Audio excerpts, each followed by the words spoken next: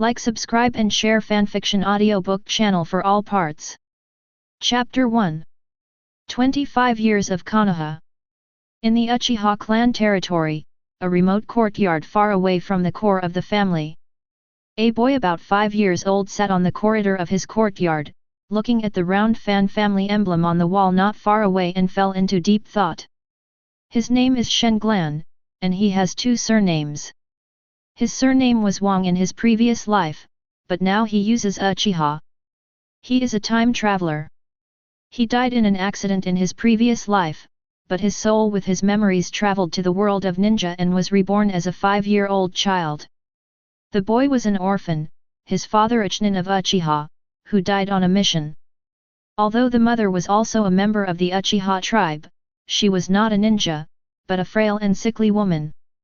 When she heard the bad news about her husband, she was so sad and the tremendous pressure of raising a child alone that she collapsed and unfortunately passed away not long ago.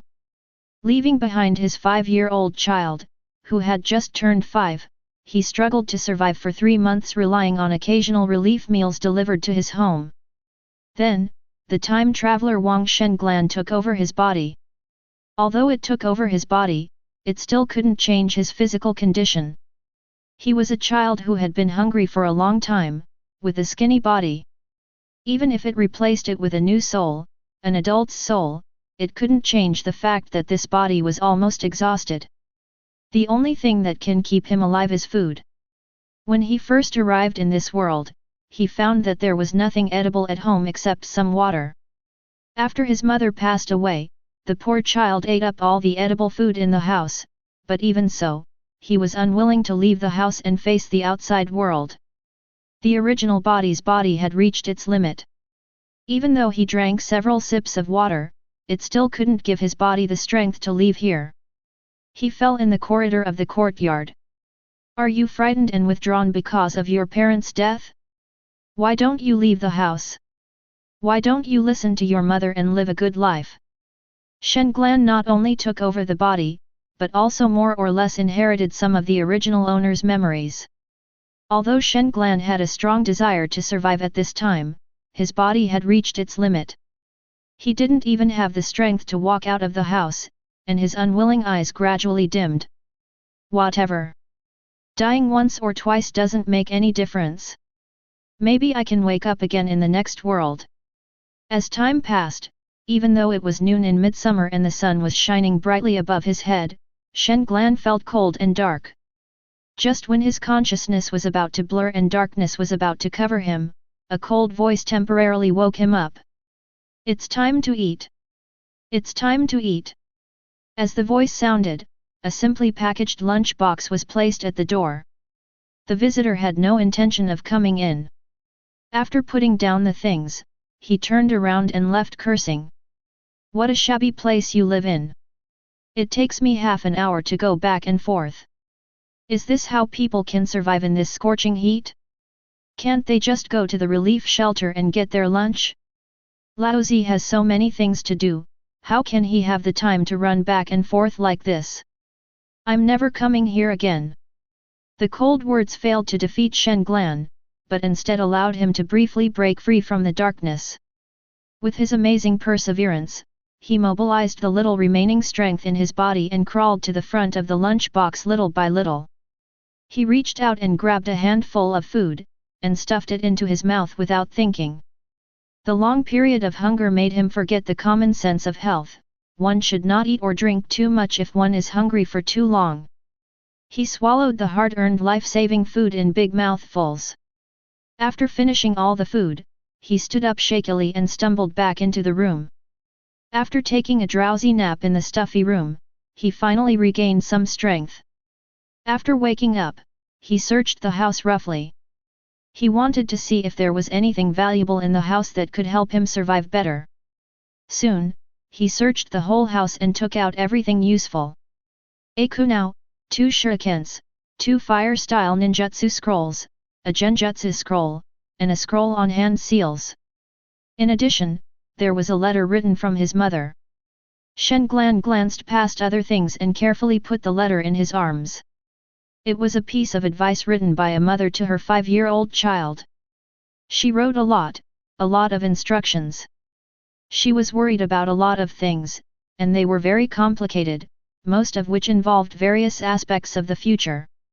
The most frequently mentioned thing in the letter was that Shen Glan must live on bravely, no matter how hard or difficult it was, he must live on bravely. As she had been ill for a long time, her handwriting was light and faint, but the love she expressed deeply shocked Shen Glan. When Shen Glan saw the letter, he thought of his parents. How painful must they have been after learning the news of my death. They are no longer young, how will they live in the future? Shen Glan felt uncomfortable when he thought of these things. Since I can come here, there must be a way to go back. With the power of this world, I can still go home. Having established the goal and direction, Shen Glan's eyes burst into a strong light, a light called hope. He felt a faint itch in his eyes. After rubbing them vigorously, they inexplicably returned to normal. These should be my father's legacy, right? 1 Great Fireball Technique, 1 Impatience Technique, and 1 Narakumi Technique.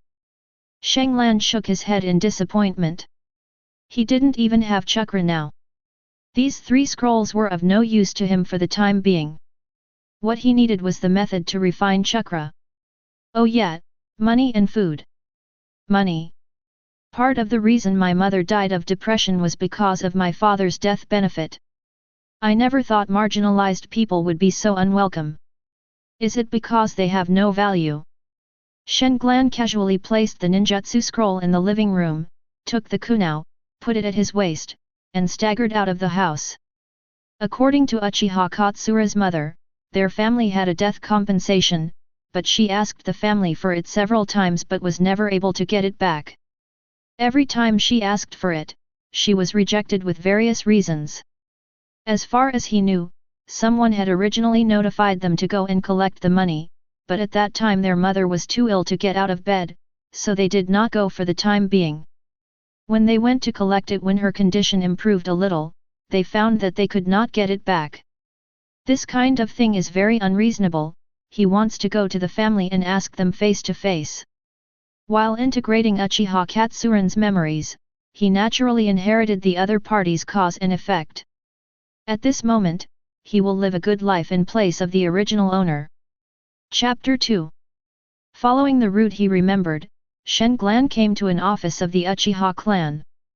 This is the place responsible for household registration and distribution of compensation. It is considered an important large institution in the Uchiha family.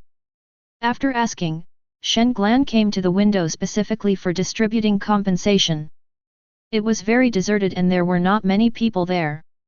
Excuse me, has Uchiha's compensation arrived? I'm his son, and I'd like to claim compensation for his sacrifice. As his voice rang out, there was a brief silence, and then a man walked out. His name is Uchiha Kari. He first looked around, and after making sure that there was no one around, he smiled gently. Little brother, where are your parents? They are all dead, and I am the only one left at home. Shen Glan answered calmly, as if he was telling a normal story. Oh, how pitiful. Such a young child. Uchiha Kari said as if sighing. Shen Glan stared at his face closely and slowly repeated the purpose of his visit. Uchiha? His compensation? I need to check if I've found it. Come back in a few days. It arrived 4 months ago, but my mother was too ill to come and claim it. I came here today to collect it. I figured that even if it's been sitting there for a long time, the families of those who sacrificed their lives on the mission should still be able to claim it, right? Shen Glan said lightly, and his calm and composed appearance made Uchiha Shao feel inexplicably wary, but he recovered in just a moment. Are you kidding me? I can't handle a brat who hasn't been weaned yet. Thinking of this, Uchiha frowned slightly and said coldly, I said I want to check it out, come back another day. Then you check it out now. I'll be waiting here for you. I'll leave when you find out. Shen Glan's voice was cold, and he didn't indulge the other party. Are you here to cause trouble, little brat? Do you believe that Laozi will break your legs? Uchiha Kari said threateningly with a gloomy face. He seemed to have no intention of taking the money. Come on, when I came in, so many eyes in the tribe saw me. If you have the guts, break my arms and legs right now, and I'll crawl out right away. Shen Glan stretched out his hands directly. Haha, you have guts. Even if I give you the money, do you dare to take it? Do you have the life to spend it? After hearing this, Shen Glan faced Uchiha Kari's too cold Mangekyō Sharingan, and said word by word with inexplicable palpitations and fear. Right now, immediately, return the compensation to my family. Otherwise, even if my limbs are broken, I will crawl to the elders to seek justice. Uchiha Kari's face changed drastically when he heard this. He was not only surprised by Shenglan's words, but also surprised that this kid could withstand the mental oppression exerted by the two Mangekyō Sharingan. This can already be called a small illusion. As for performing a bigger illusion, he didn't dare. After all, looking at the skinny appearance of this little ghost, he might even cause a death. This was not what he wanted to see. He could only use soft tactics and intimidation to deal with Shen Glan. However, he now finally understood that this kid was serious. If he didn't return the compensation to him, he would probably dare to report it to the higher UPS. After weighing the pros and cons, Uchiha Kari then changed his expression and said with a smile. You're so brave. You're worthy of being Ji's son. Your father and I are very good friends. How could I not return the compensation to your family? Wait a moment, I'll go get it for you. After Uchiha Kari finished speaking, he turned and went into the office. He did embezzle the compensation money. After all, the family sent someone to inform Shenglan's mother, but his mother failed to collect it in time twice, which gave him the opportunity to manipulate it behind the scenes. At the time, he was being chased for gambling debts, so in a hurry, he used someone else's pension to pay off the debt first. After all, no one came to claim it, so he figured he could just pay it back when he had some free money. He would delay this matter as much as possible, but if he couldn't, he would have to confess it. After all, this matter could not be exposed to the public. Once it got out of hand, he would be the sinner of Uchiha, and he would have embezzled the compensation for the sacrifice of ninjas. This crime was the most despicable. Here, this is your family's compensation, a total of 12,000 taels. When Uchiha handed over the money, he noticed that Shenglan's eyes were slightly red and staring at him intently. He thought that the kid didn't believe that the compensation was this amount, so he hurriedly explained. According to Konoha's rules, compensation for ninjas who died on missions is paid according to their ninja rank. Genin receives 1,000 ryo, 1,000 ryo, Chunin receives 10,000 ryo, Special Jainin receives 100,000 ryo, Jainin receives 1 million ryo, and Elite Jainin receives 5 million ryo. This rank is considered enough to be the cage of a village. As the largest clan in Konoha, we, the Uchiha, will receive a 20% increase on top of the original amount. Your father was a Chunin, so that's 12,000 ryo. After listening to Uchiha Kari's words, Shen Glan remained unmoved. After taking the money, he calmed down and said calmly. You know what? This little money may not mean much to you, but it was earned with my father's life. It also concerns the lives of 2 other people in our family. After Shen Glan finished speaking, he turned around and left. Uchiha Kari stared at his receding figure and said in a low voice. Why isn't this brat dead yet? I heard he never even leaves his house. Why is the delivery guy willing to run so far to deliver food? Not only did he dare to go out, he even dared to come here to collect the debt. It's really unexpected. But you're wrong. You're still alive for now, so how can that be considered 2 lives? Haha. Shenglan could not hear what Uchiha Kari said. He had not left the agency yet, but turned around and came to a service window. There are quite a lot of people here. He is queuing now. Most of the people in front of him are children, and occasionally there are some adults bringing their children here. Shen Glan stood out in the crowd because he was so special that people couldn't help but take a few more glances at him. He was the smallest and thinnest among them, but he looked the calmest. He was very quiet and well-behaved, unlike other children who were restless and noisy. The skinny body, dirty clothes, dry and messy hair due to long-term lack of nutrition, but the pair of bright and mysterious black eyes can shock people. Soon Shen Glan came to the front of the line and told the girl his purpose without waiting for her to ask. "I want to go to ninja school. Please help me apply." "Little brother, where is your family? How old are you?" The staff member in front of him was named Uchiha Josie. She looked at Shen Glan's pitiful appearance with skin and bones and asked softly. "At the age of 5, I was the only one left in my family." "Ah, I'm sorry." Uchiha Chives sincerely apologized and said. "Little brother, you have to be at least 6 years old to attend ninja school. Are your parents ninjas? If so, then family members can attend ninja school for free. If not, you have to pay a fee. However, we Uchiha civilians only have to pay 50% of the fee." Although she knew that Shen Glan was only 5 years old, Uchiha still patiently explained it to him. Chapter 3. Shen Glan fell silent after hearing this. He remembered that Kakashi graduated when he was 5 or 6 years old.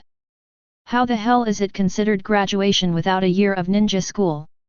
If Uchiha is right, does that mean the original novel can't be trusted?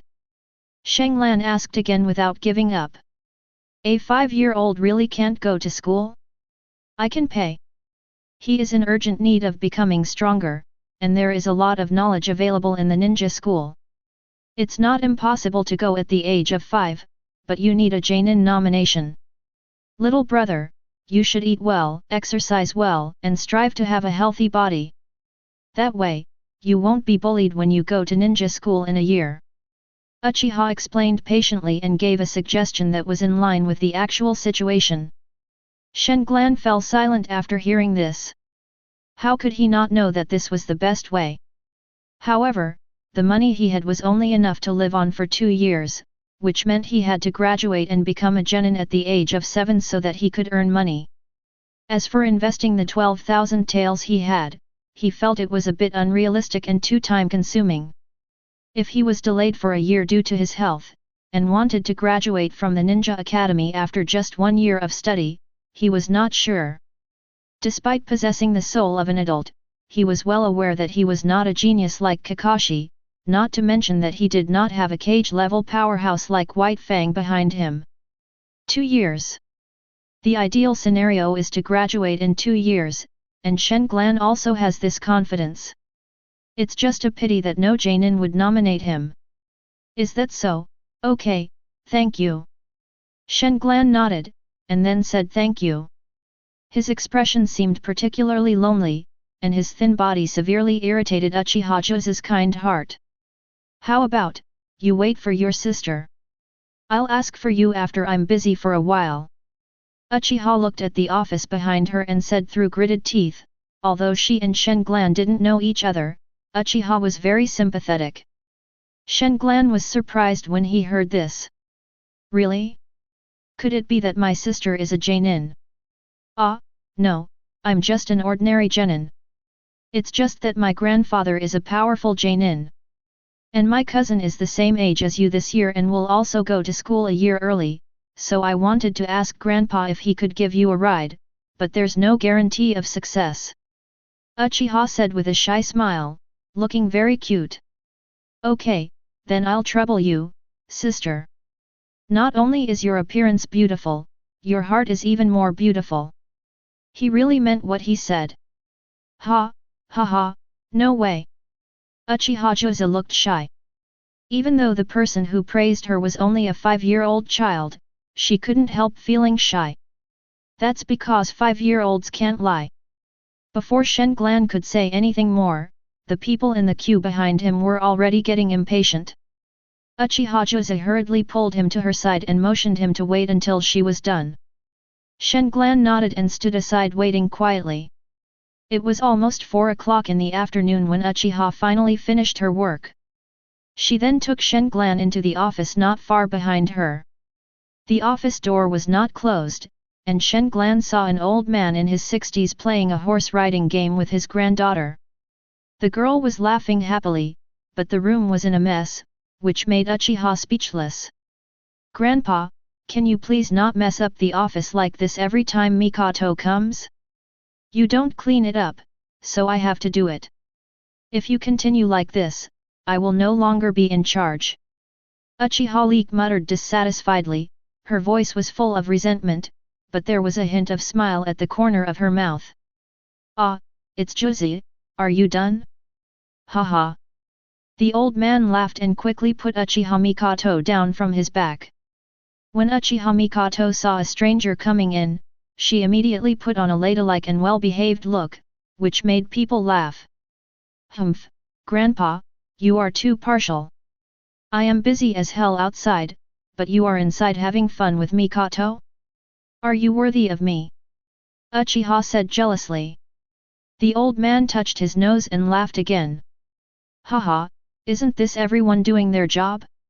Grandpa is also very busy, but he's just had a break now and is playing with Mikoto.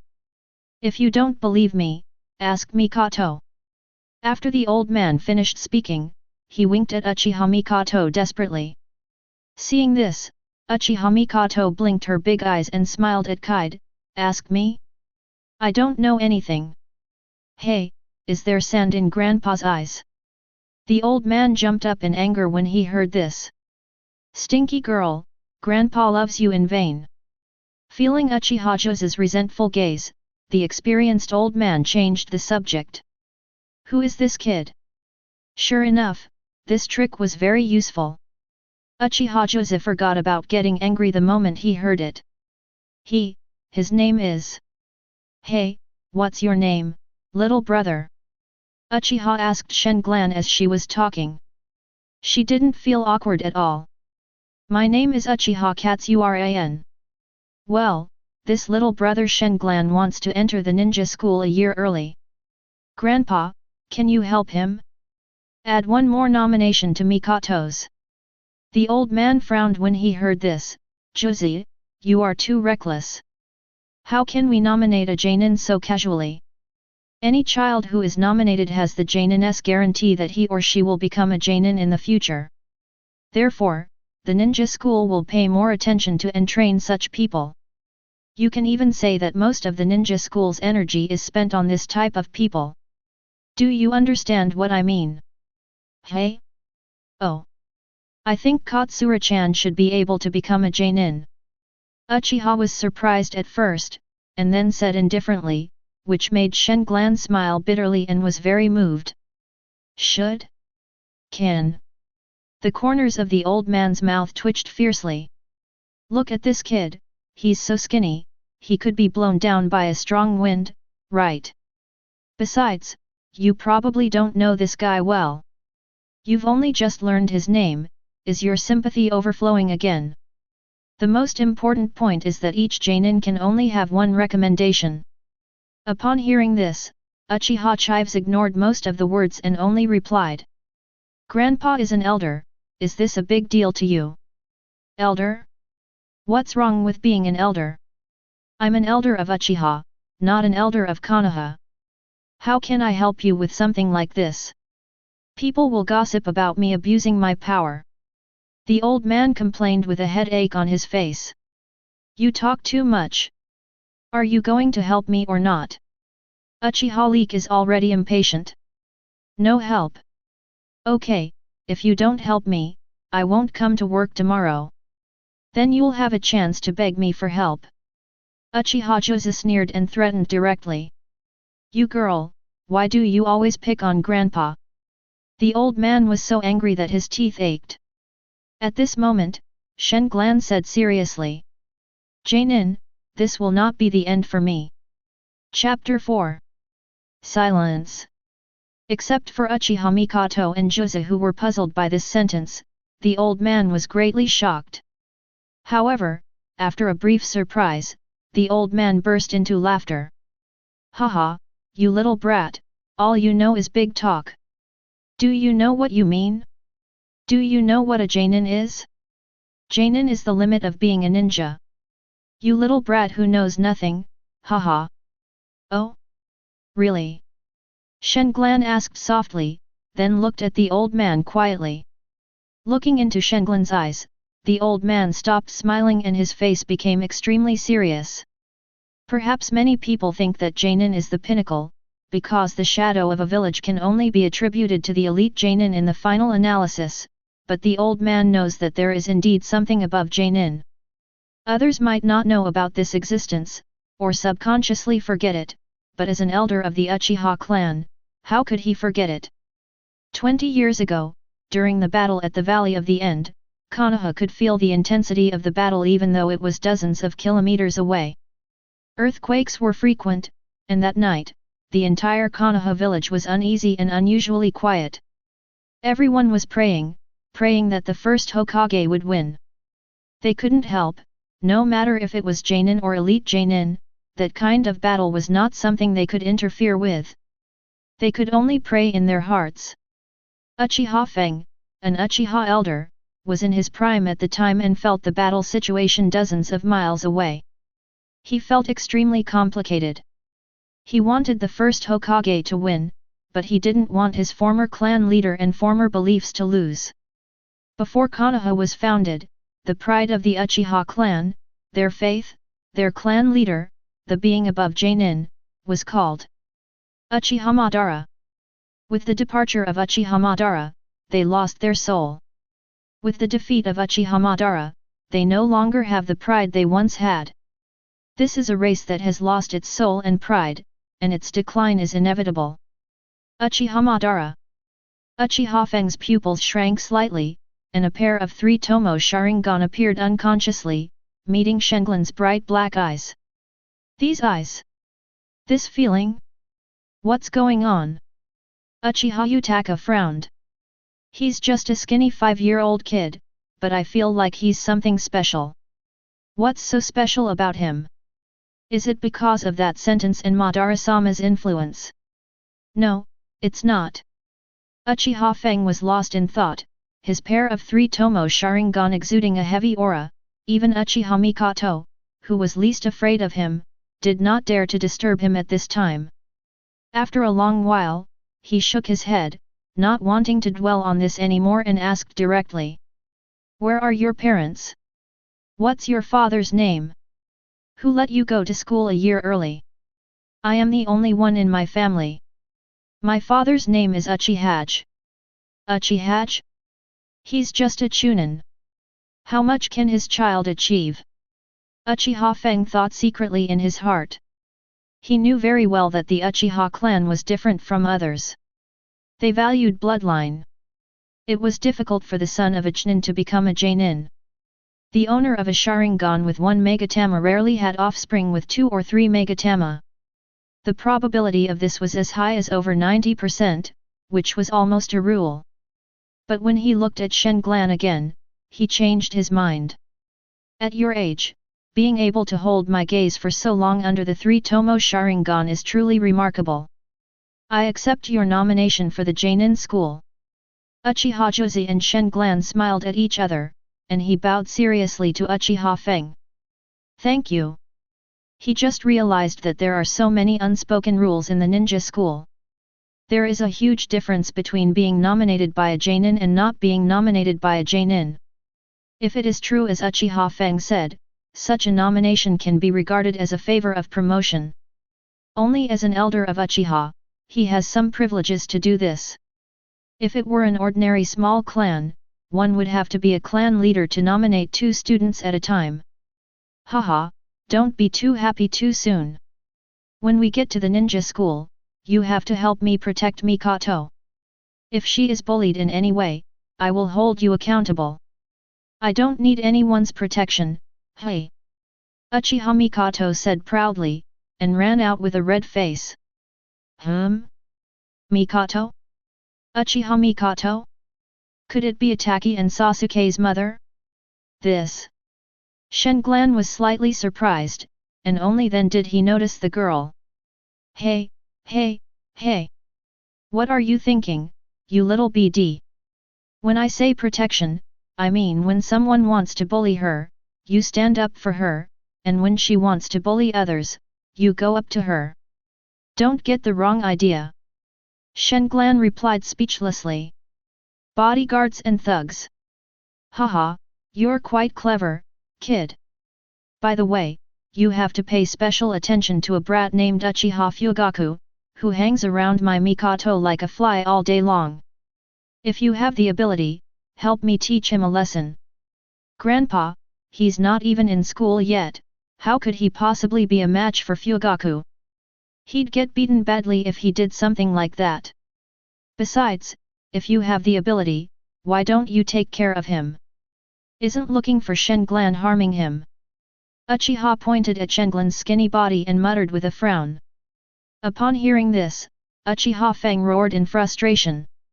If he wasn't the grandson of the great elder, I would have killed him long ago. Shenglan scratched his head awkwardly. It was the first time he heard someone yell the word coward so confidently. After leaving the office, Shenglan immediately found a noodle shop, ordered a big bowl of noodles, and started eating it with slurps. He was so skinny that he was extremely hungry. Even though he only felt 50% full after eating a large bowl of noodles, he still resisted the urge to have another bowl. It's mainly due to physical reasons. What he needs now is nourishment, not filling. As for how to maintain it? Of course, eat small meals frequently and maintain a balanced diet. After dinner, Shenglan bought a bunch of bananas and a few apples from a fruit stall, and bought 2 bottles of milk and a few pieces of bread from a small shop, then headed straight home. Along the way, he kept paying attention to his surroundings, guarding against being followed, until he saw his own courtyard. The first thing he did when he got home was to take a few small scrolls with him, then he closed the doors and windows and walked out of the house. He climbed a big tree hundreds of meters away from his home. This was a big tree that Uchiha Katsulan had climbed before. From here he could see his own yard, but it was difficult to see this place from home. He sat on the tree trunk and read the scroll of seal power. Occasionally he would practice hand seals by learning the hand seals on the scrolls. He knew that hand seals were a compulsory lesson for ninjas. The speed of forming hand seals is also extremely important. You know, Uchiha Attack's pervert's hand seal forming speed is as high as 6 seals per second, which scared Kakashi, who has more than 10 years of experience. Chapter 5. Summer nights are destined to be restless. The singing of insects, the cries of night owls, and the rustling of small animals are heard one after another. These Shenglans not only heard clearly, but could also see a thing or two. He found that his 5 senses were extremely sharp, and he could even feel the moisture in the air increasing as the night progressed. At first Katsura thought it was because of the difference in his body. After all, he was from the Uchiha clan, and he was just an ordinary person in his previous life. But after looking at his own thin body, he denied this guess. He even felt that his current body was far worse than his body at this age. If it's not a physical reason, then it must be a mental one. Thinking about it, he inherited the memories of Uchiha Katsuran, and the spiritual energy of 2 human lives was concentrated in this thin body. It was normal for him to have supernatural 5 senses. He guessed correctly, but there was more to it. Not only does he have the spiritual power of 2 lives, he has also experienced 2 unique death experiences. One is the death of his previous life, and the other is the memory of Uchiha Katsuran's death. These 2 unique experiences of life and death have caused his spiritual power to increase exponentially. If converted based on the standards of his peers, his current mental energy is at least dozens of times that of an ordinary person of the same age, a 5-year-old child. Although this multiple will be narrowed as he and his peers grow older, in the future ninja world, it is destined that no one of his age will be able to compete with him in mental strength. Of course, the premise is that he can live to that time. It is precisely because of the powerful spiritual power and the weakness of the physical body, and the uniqueness formed after the fusion of the 2, that Shenglan makes Uchiha Feng feel special and very unusual. This feeling becomes more obvious after Uchiha Feng opens the three Megatama. After all, the Sharingan is a manifestation of Yindun, and it can indeed sense invisible spiritual energy to a certain extent. There are indeed good people in the world who are willing to help others even though they have no relatives or friends, such as Josie and Obito when he was a child. But Uchiha Feng is definitely not such a person, otherwise, he would not be able to be one of the elders of the Uchiha clan. As an elder of the Uchiha clan, nominations were a piece of cake for him. Although it was late at night, Shenglan did not feel sleepy and did not feel tired at all. This was a manifestation of his strong spirit. The second manifestation is his amazing learning ability. In the darkness, Shenglan put most of his energy into the hand seals. The 12 seals were very simple for him, and he could even make them completely after just looking at them once. However, as for the speed of forming seals, you need to practice more often. Suddenly, he stopped practicing, and then without any warning, he took out a banana and started eating it, but his eyes were fixed on his own yard a few hundred meters away. Just now, a dark shadow seemed to flash across the courtyard of his house. Although it moved very quickly, it was captured by Shenglan. Because he always kept a small part of his attention there. The biggest reason why he couldn't go home and had to feed mosquitoes in the summer night was to be wary of the black shadow just now. Ever since he went to collect the debt, he has been thinking about whether his existence has any meaning to the Uchiha family or whether anyone remembers him. After thinking for a long time, I can only say with regret that no. In other words, it doesn't matter if he's in the Uchiha family or not, and no one will know if he's not there. In other words, his family lives in such a remote place and has such a low sense of existence that even if he died at home now, no one would know. This is also the biggest reason why Shenglan was able to get the compensation so easily, just as Uchiha Kari asked. If you dare to take it, aren't you afraid of losing your life to spend it? He was not joking, he was determined to get the compensation from the Shenglan family. 12,000 taels is not too much, but not too little either. It is the money for a sea-level mission. You can earn the money for a sea-level mission by killing a 5-year-old kid that no one cares about. I believe many ninjas will choose to do it. In this world, darkness far outweighs light. Especially in the profession of ninja, who hasn't taken lives. How could Shenglan dare to be careless after being exposed to the darkness of this world? At present, his life is as light as a feather to others. All he could do was to keep adding weight to the feather, making it so heavy that no one could control it, so heavy that no one could shake it. Just wait, I'm going to take your life. Greedy Chunin. Shenglan threw the banana peel away, leaned into a more comfortable position and fell asleep. The morning mist was hazy and the dew wet his fur, waking him up. 6 hours of sleep made him energetic. If he hadn't slept uncomfortably, 5 hours would have been enough. If he were a few years older, 4 hours of sleep might have been enough. Shenglan took a look at his yard, climbed down the tree and left. He did not go home. There was basically nothing at home, so it didn't matter whether he went back or not. After a little exercise, he found a river section to take a cold shower, changed into clean clothes, and walked towards the market area of the tribe.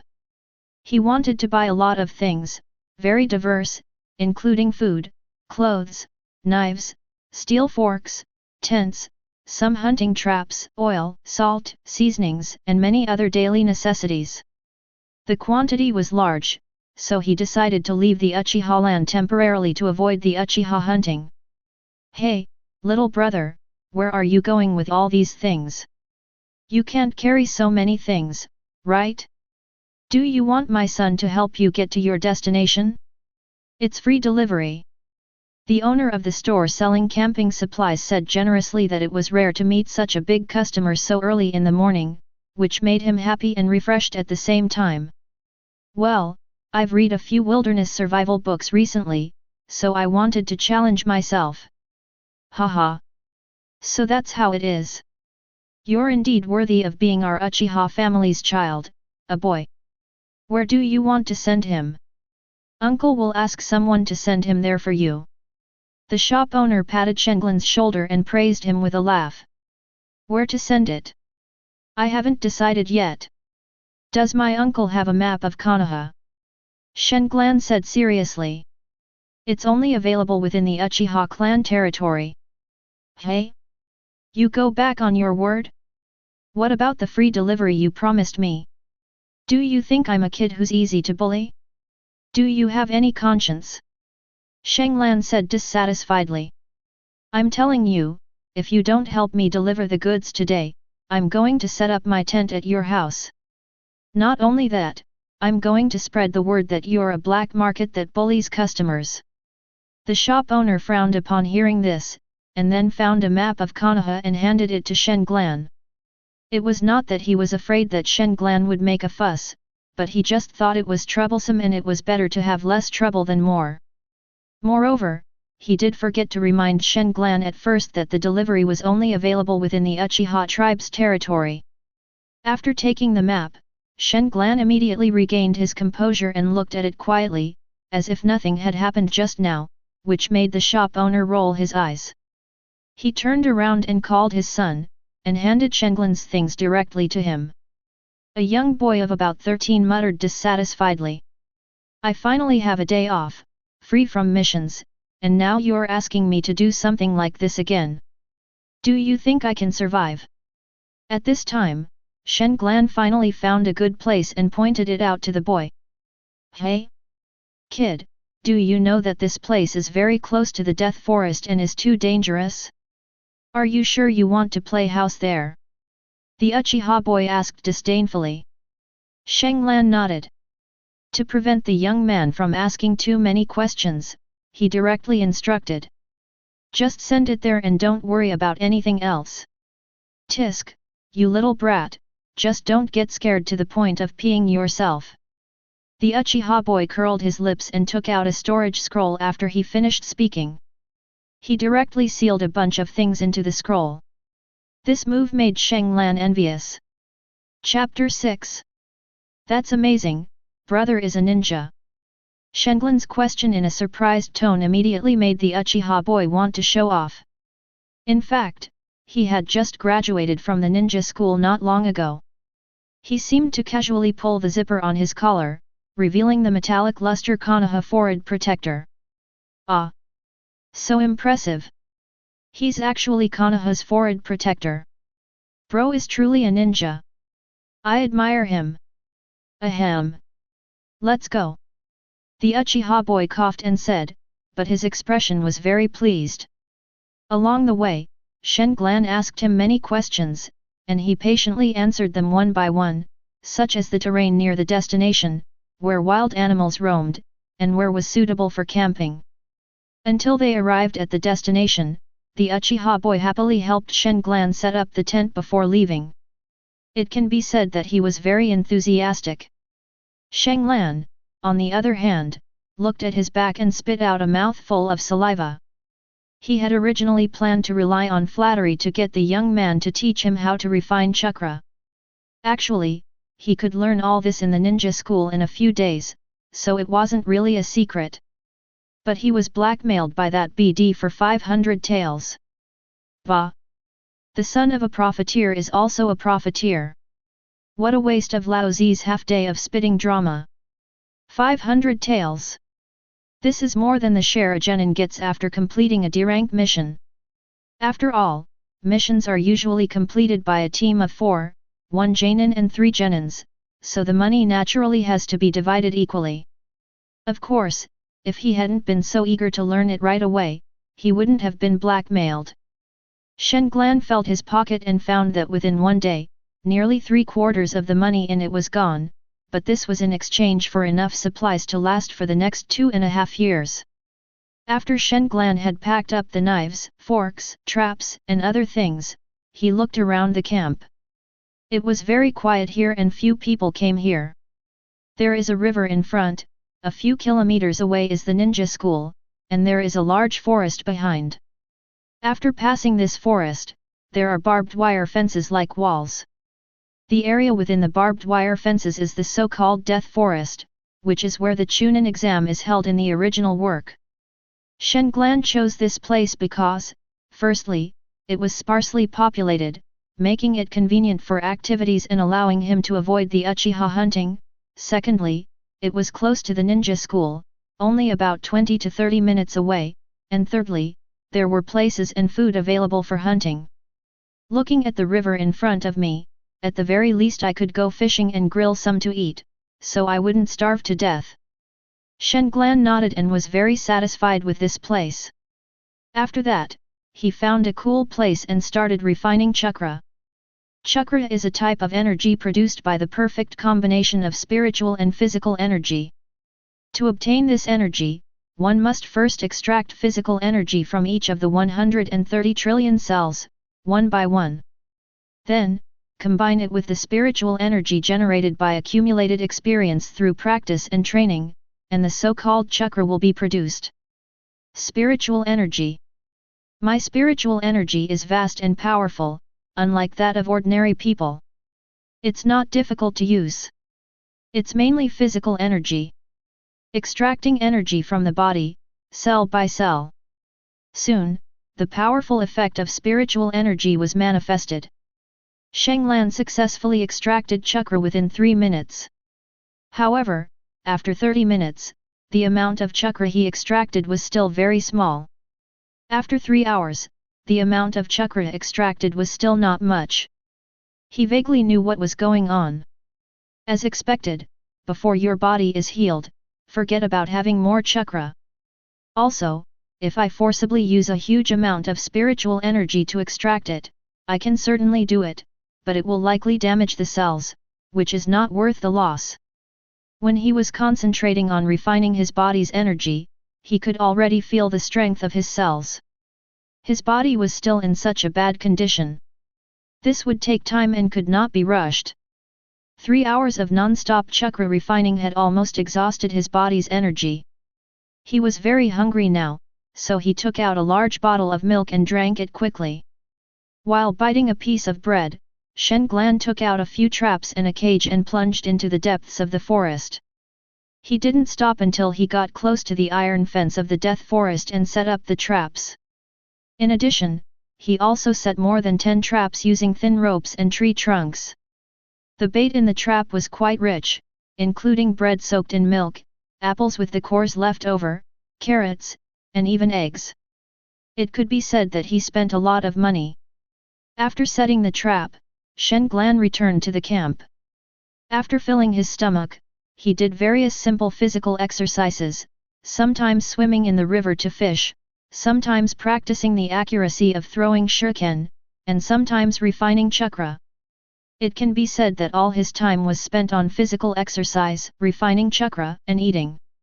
Life is hard enough, wanting to become stronger? It's even harder. All he can do is work hard, and work harder.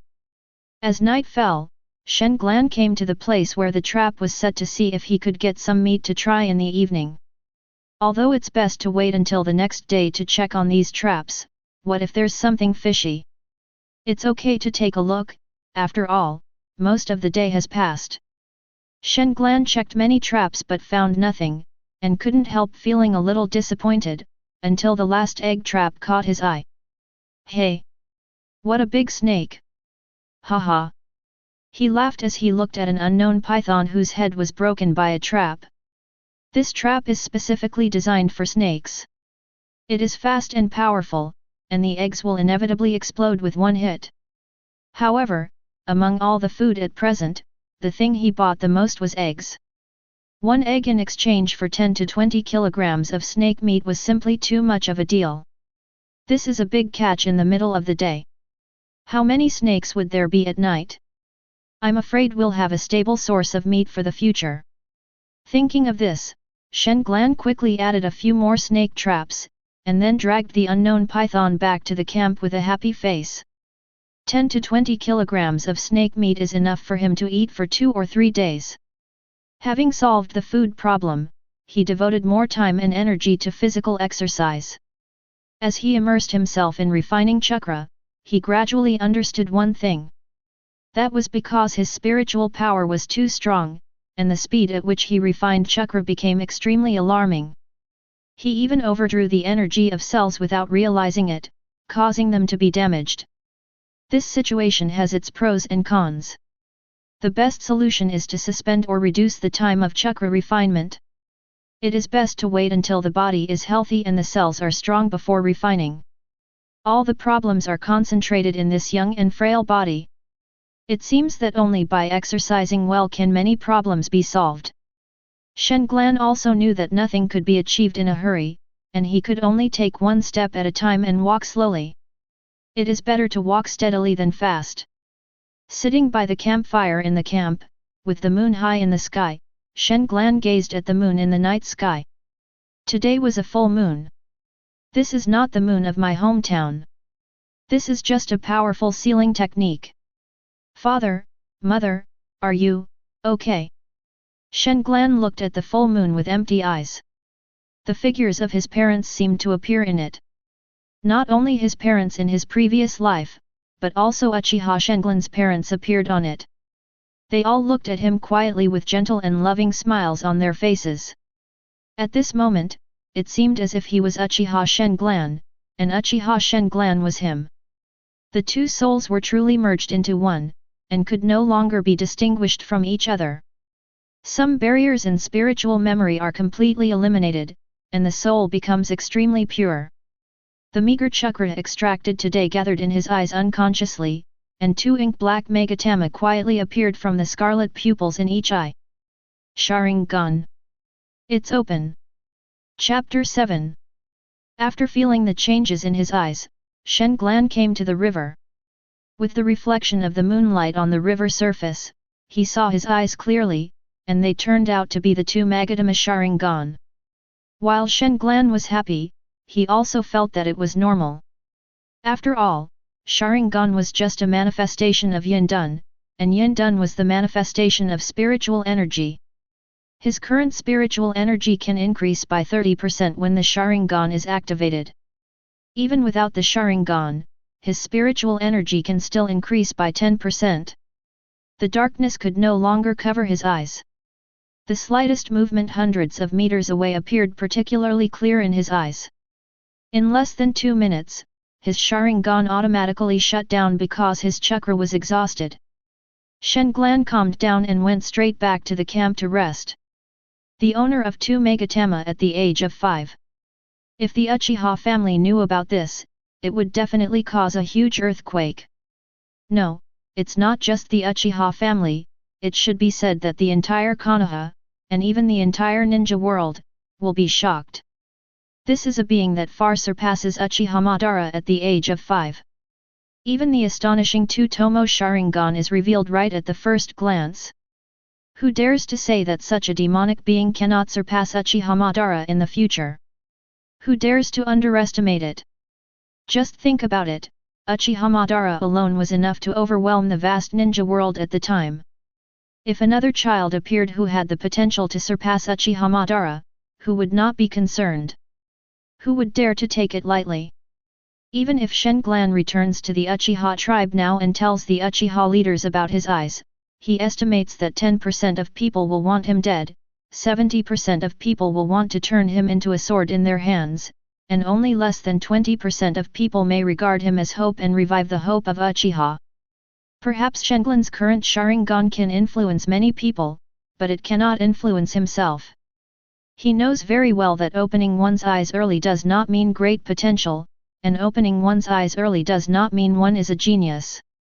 Madara is awesome, right? He didn't open his eyes until he was 15. Uchiha Madara is a stunner in the ninja world. Who dares to say he's not a genius?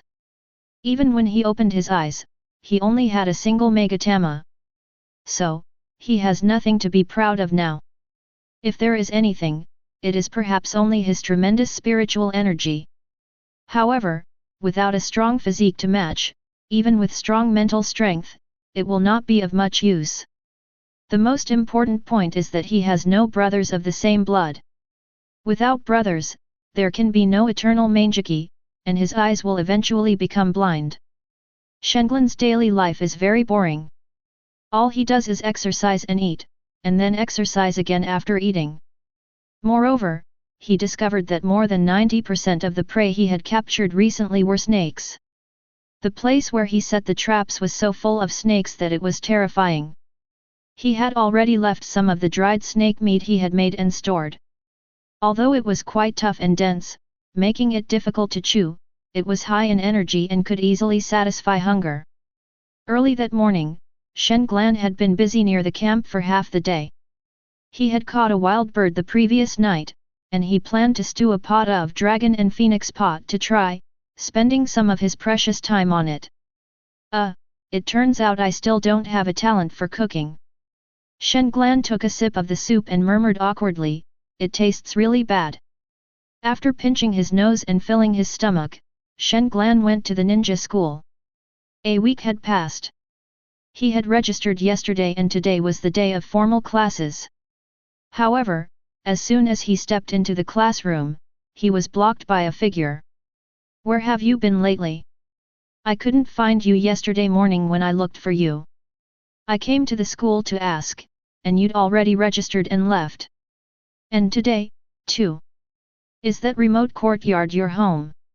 A girl with black hair, black eyes, and very fair complexion was pouting in dissatisfaction.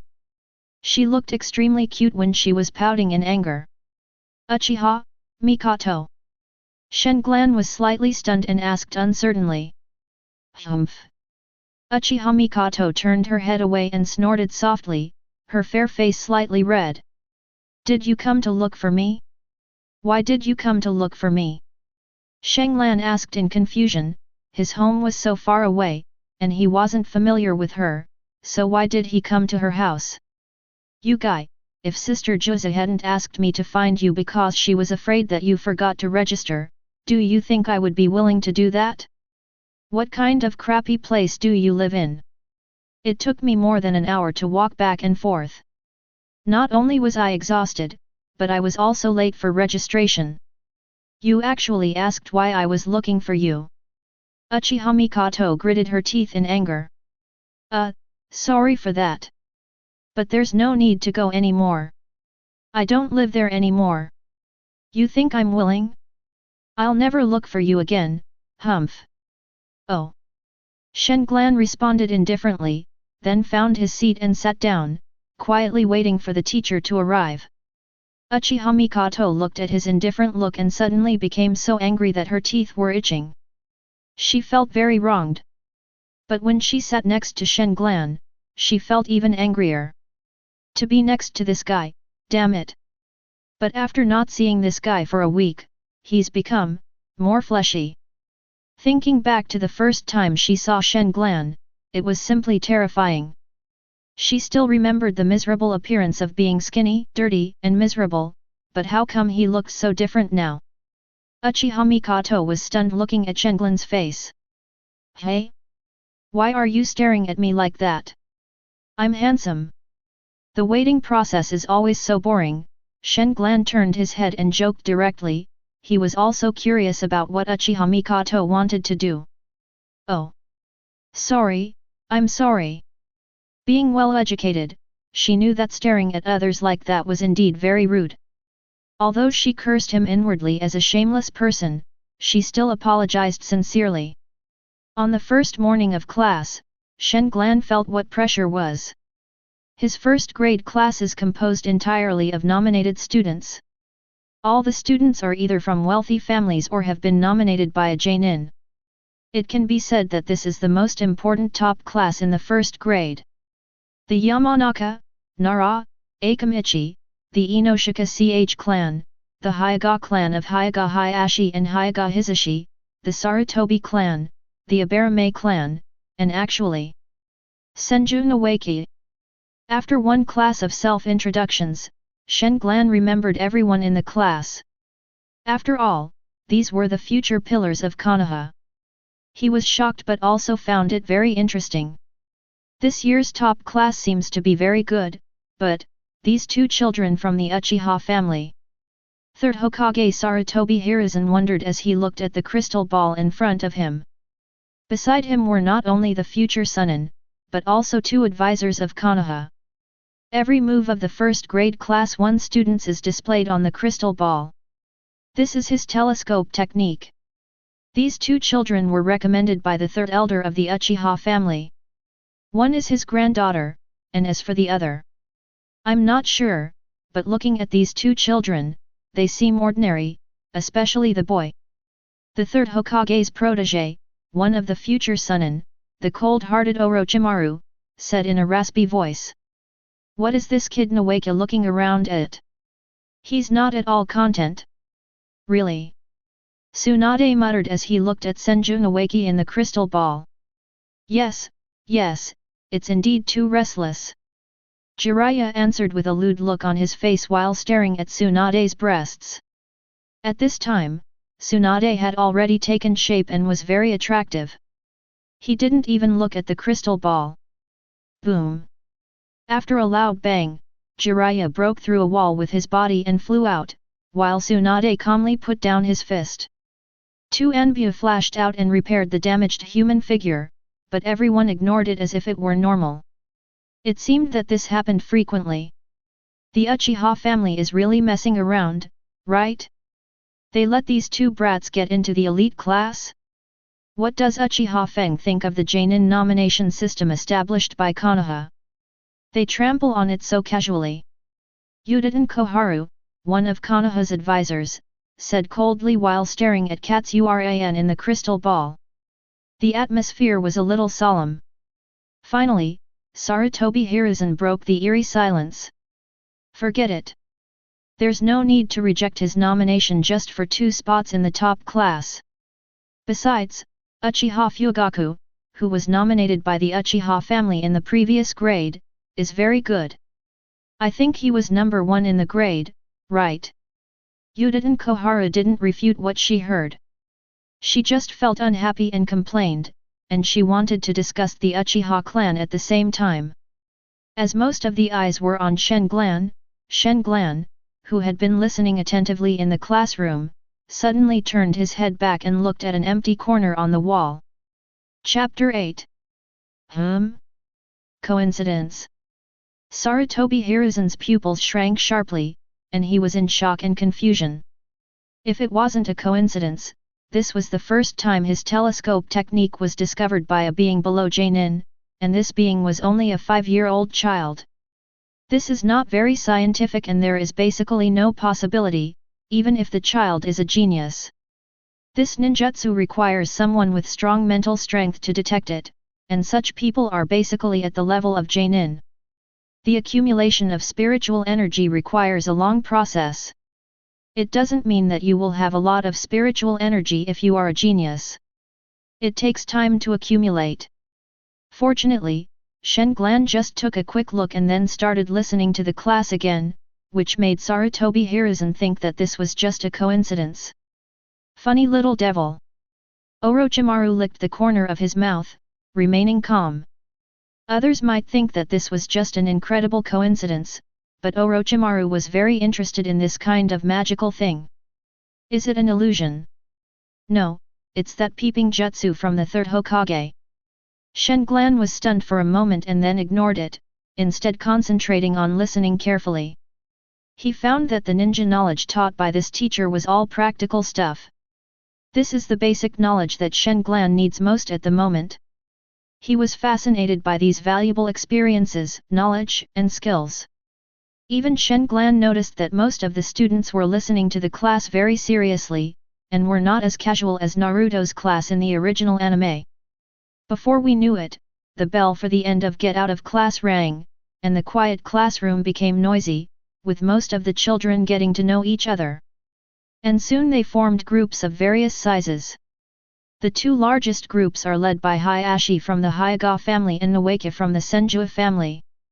Especially Senju Nawaki, he has recruited several younger brothers from class 1 alone, not to mention that there are many followers from other classes. This makes him look like a big boss, overshadowing the prince of the Hyuga family, Hyuga Hayashi. In this class, there were also a few children from small families who were on good terms with the Uchiha family and came to make friends with Shen Glan, but they were directly angered by his words. Go play in the sand. Are you kidding me? How can a grown man in his 20s or 30s hold a conversation with a group of 5 or 6-year-old kids like you? Can you get along? Uchiha Mikoto looked at him curiously when he saw this scene. Kei Shenglan took out the dried snake meat, took a bite and chewed it hard. He had no intention of paying any attention to her at all. Uchiha Mikoto, who had asked for trouble, took out his lunch box, and the sumptuous lunch immediately attracted Shenglan's attention. Although he didn't stare at her enviously, he would sneak a glance at her from the corner of his eyes from time to time. It's so FG rich. The smell of this fragrance made Shenglan, who had been biting the stiff dried snake meat for a week, cry inside. Hey, this one is for you. Uchiha Mikoto said with a smile after handing over a bento. Mine. Shenglan was surprised and puzzled. Just as I was about to refuse, I heard Uchiha Mikoto blushing softly and saying. I heard from Sister Jutsu that the adults in your family are no longer around. I don't know where they went, but there shouldn't be anyone to cook for you, so I asked the servants to prepare an extra lunch box. Shenglan was silent, looking into her bright black eyes without saying a word. Uchiha Mikoto's cheeks turned red when he looked at her, and she quickly turned her head away. Thanks. But don't bother me next time, I've brought my own food. It's not a bother, it's not a bother. Grandpa said you're my bodyguard, so how can it be a bother for me to bring a lunch box for him? Besides, I didn't make the lunch box. Uchiha Mikoto said with a smile, then wiped her chopsticks and prepared to eat. After hearing this, Shenglan pretended to be fierce and snatched her chopsticks, glared at her, and then started eating voraciously. Mikoto once asked her sister Jutsu why Shenglan looked like that. She was just skin and bones a week ago. Her sister Jutsu told her that she was starving, and the kind-hearted Mikoto remembered it. Mikoto squinted his eyes and chuckled as he started eating his bento. Shenglan's mouth corners slightly raised after swallowing a piece of braised pork. As expected, she is the most perfect wife and mother among the Hokage ninjas. She is truly a gentle and kind person. Before they had even finished their lunchboxes, a large group of elementary school students rushed into the classroom, led by a man named Uchiha Fugaku. Seeing that they were coming with such a fierce momentum, Shenglan quickly picked up his lunchbox and ran away. Mikoto was stunned when he saw this scene. Her grandfather had instructed him to help him hold back Uchiha Fugaku, so that the Fugaku wouldn't harass him all the time. It would be fine if he couldn't handle it, but he actually left so abruptly. It would be fine if he just left so abruptly, but he even had the nerve to take away the lunchbox? He just ran away like that? He just ate my lunchbox. How could he be so shameless? Mikoto muttered and stood there in a daze, ignoring Uchiha Fugaku's flattering questions. Are you kidding me? I can't resist. What can I do? I've only been training for a week and you want me to do a bunch of elementary school students? Second graders at that. Shenglan squatted in a corner and ate his lunchbox, thinking speechlessly. After finishing his lunch, Shenglan burped and walked towards his camp. He had been attending classes all morning, and he wanted to continue exercising during the 2 or 3 hours of break at noon. While others are resting, he cannot rest, while others are playing, he is exercising. Since he has made up his mind to return to Earth, he needs the strength to go back. He understood that in this ninja world, the dead could be resurrected, the moon was created, and nothing was impossible. Although returning home was harder than climbing to heaven, Shenglan would not give up. In the days that followed, Mikoto never said a word to Shenglan. Every time he saw him, he would pout, look angry, and turn his head away, which made Shenglan scratch his head and smile bitterly. What made Shenglan laugh and cry even more was that she still prepared lunch boxes for herself every day. Even if I didn't fulfill my bodyguard duties. While eating the lunch box she prepared, Shenglan looked at the back of her head and smiled. Give me another 20 days and I'll help you get rid of that fly Fugaku. Mikoto shuddered at the words and finally looked at Shen Glan. She rolled her eyes and glared. Forget it. I can't save you if you get beaten. It's better not to do it. After hearing Shen Glan's words, she forgave him. After all, she was still a simple and kind child, otherwise she would not be angry and would still prepare lunch box for Shen Glan. What? Don't you believe me? Shen Glan laughed again. Real. 20 days was enough for him. Just rely on his perverted chakra refining speed, precise kunao throwing accuracy, extraordinary reaction ability, all of this comes from his powerful mental power. 20 days is just for him to exercise his body well, at least, to be on par with his peers. Chapter 9. 5 days after Shen Glan made his promise, he walked up a towering tree with his feet attached to chakra. 6 days later, he stood on the water, and his powerful spiritual power gave him extraordinary chakra manipulation ability. 10 days later, while watching a mouse being frightened to death in front of him, he mastered the first illusion since he had chakra. It took him less than 2 hours to learn this illusion. Possessing powerful spiritual energy, he has an unparalleled advantage in chakra control and illusion. 15 days later, he stood on the grass, looking at the dense clusters of fire in front of him. His chakra was exhausted and he nodded with satisfaction. He had mastered the first ninjutsu since he had chakra. These 2 techniques were the legacy left by his father, and were 2 of the only 3 ninjutsu that Uchiha knew. The scroll left by his father not only recorded the hand seal method, but also his own understanding and experience. It is not difficult for Shen Glan to learn, but he does not have that much chakra for him to learn. This is why it takes several days to fully master a C-level ninjutsu. On the 20th day, Shen Glan still had no intention of learning the 3rd ninjutsu.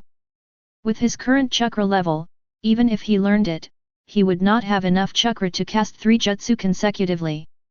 Especially the 3rd ninjutsu, although it is very powerful, it consumes a lot of chakra and is not very useful in actual combat. After 20 days, he finally made up for the nutrition he had lost before, and his health improved greatly. At least, he could be said to be no weaker than his peers. With several pounds of tight muscles on his body, he is no longer that weak skeleton kid. He showed off his eye-catching arm chicken in front of Mikoto, making her blush and almost unable to eat due to embarrassment.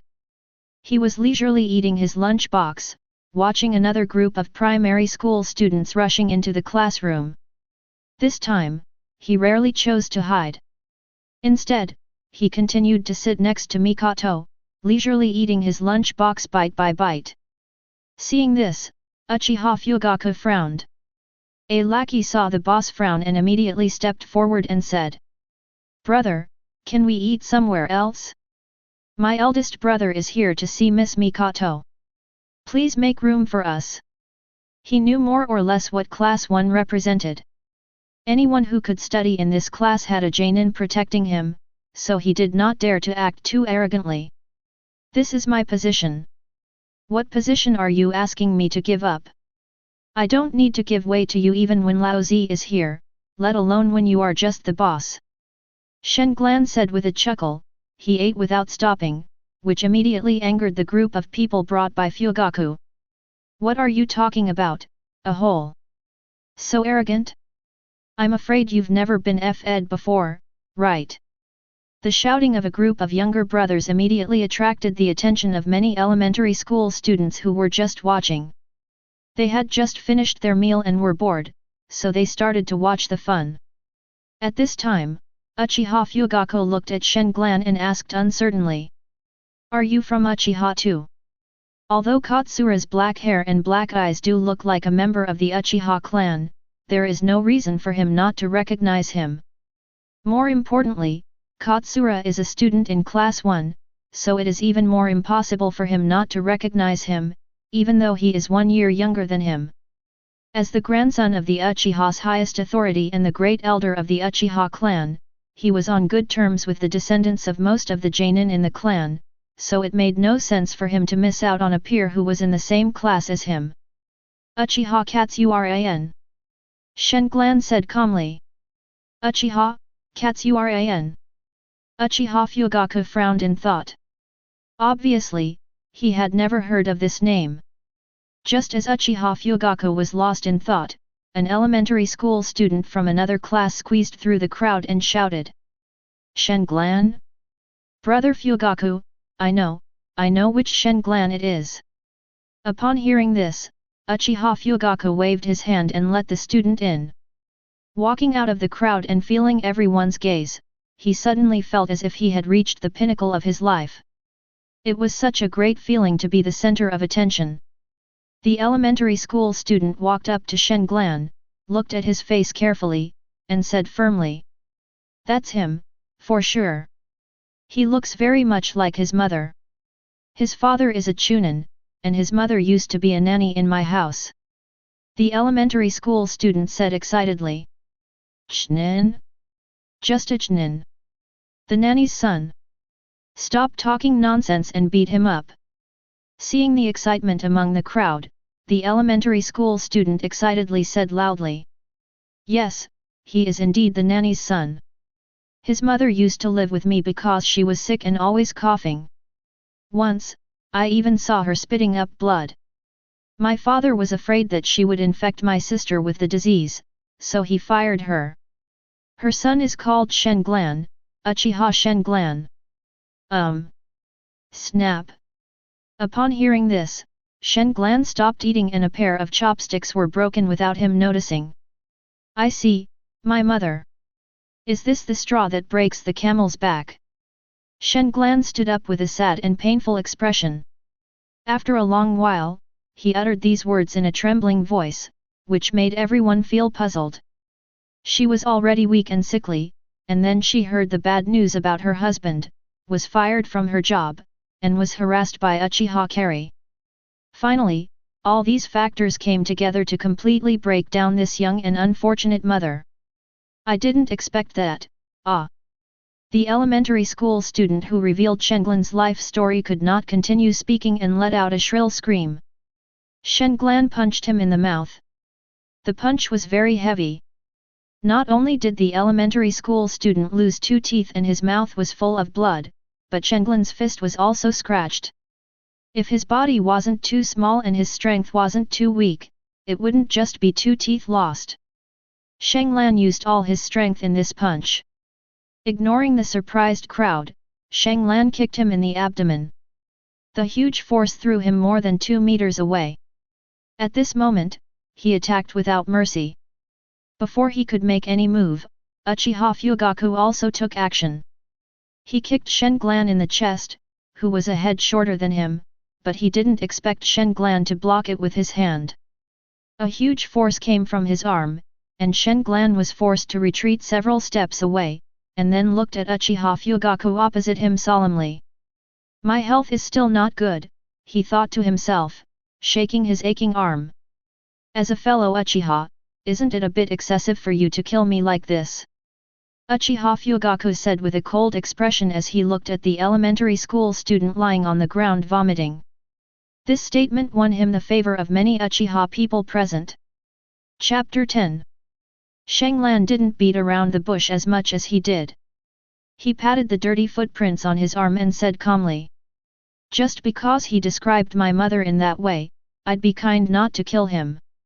The calm and indifferent words made the large group of people on the opposite side dare not act rashly. It was the first time for them to see someone of their age attack so ferociously.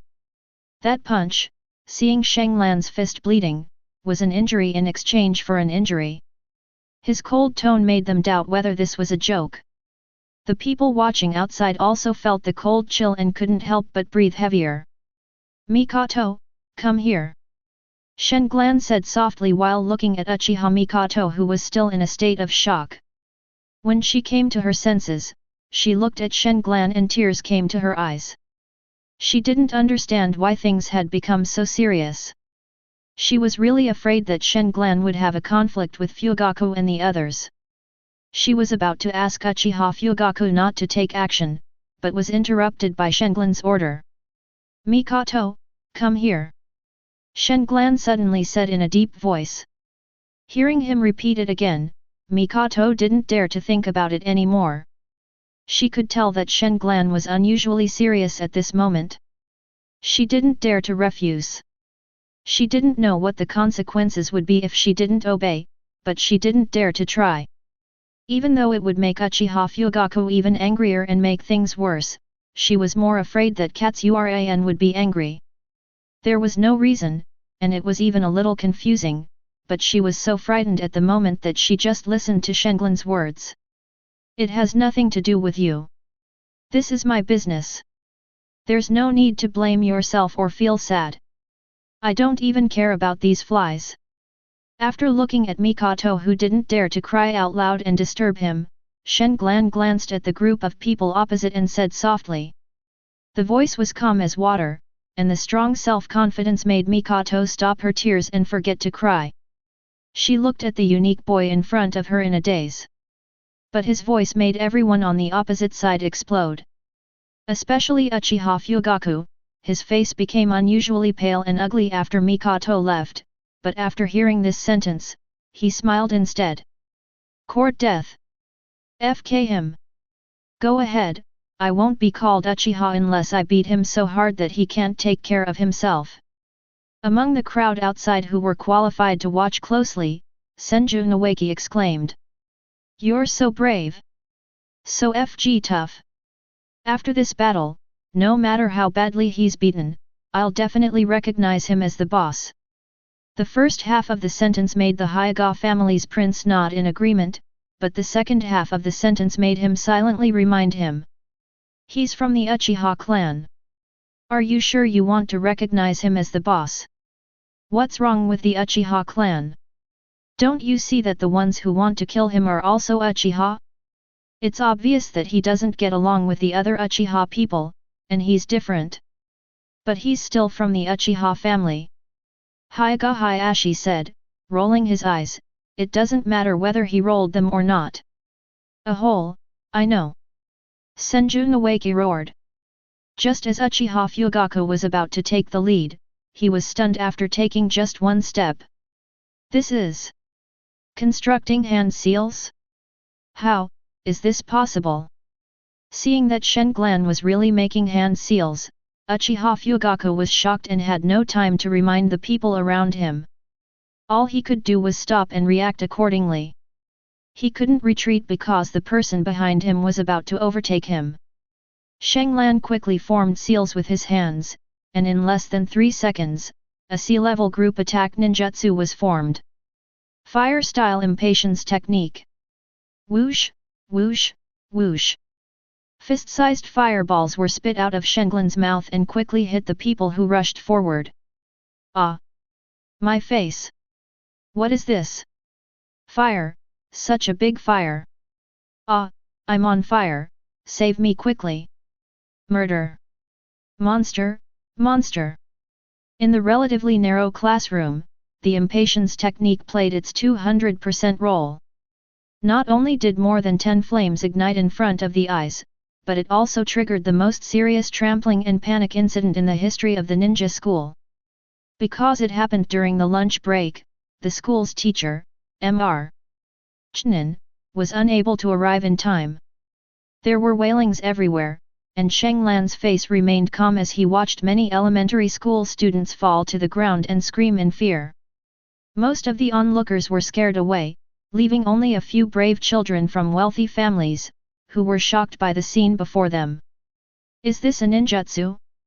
So powerful! Senju Nawaki said with envy, his eyes wide open. Hyoga Hayashi was surprised, but he quickly reacted and shouted to Senju Nawaki. Don't just stand there, save people! Shenglan looked at Uchiha Fugaku, the only one standing in the crowd, and walked towards him step by step. At this time, Uchiha Fugaku was trembling all over. Although his hair was only slightly burned, he lost his courage in the face of this vicious incident that he had never seen before.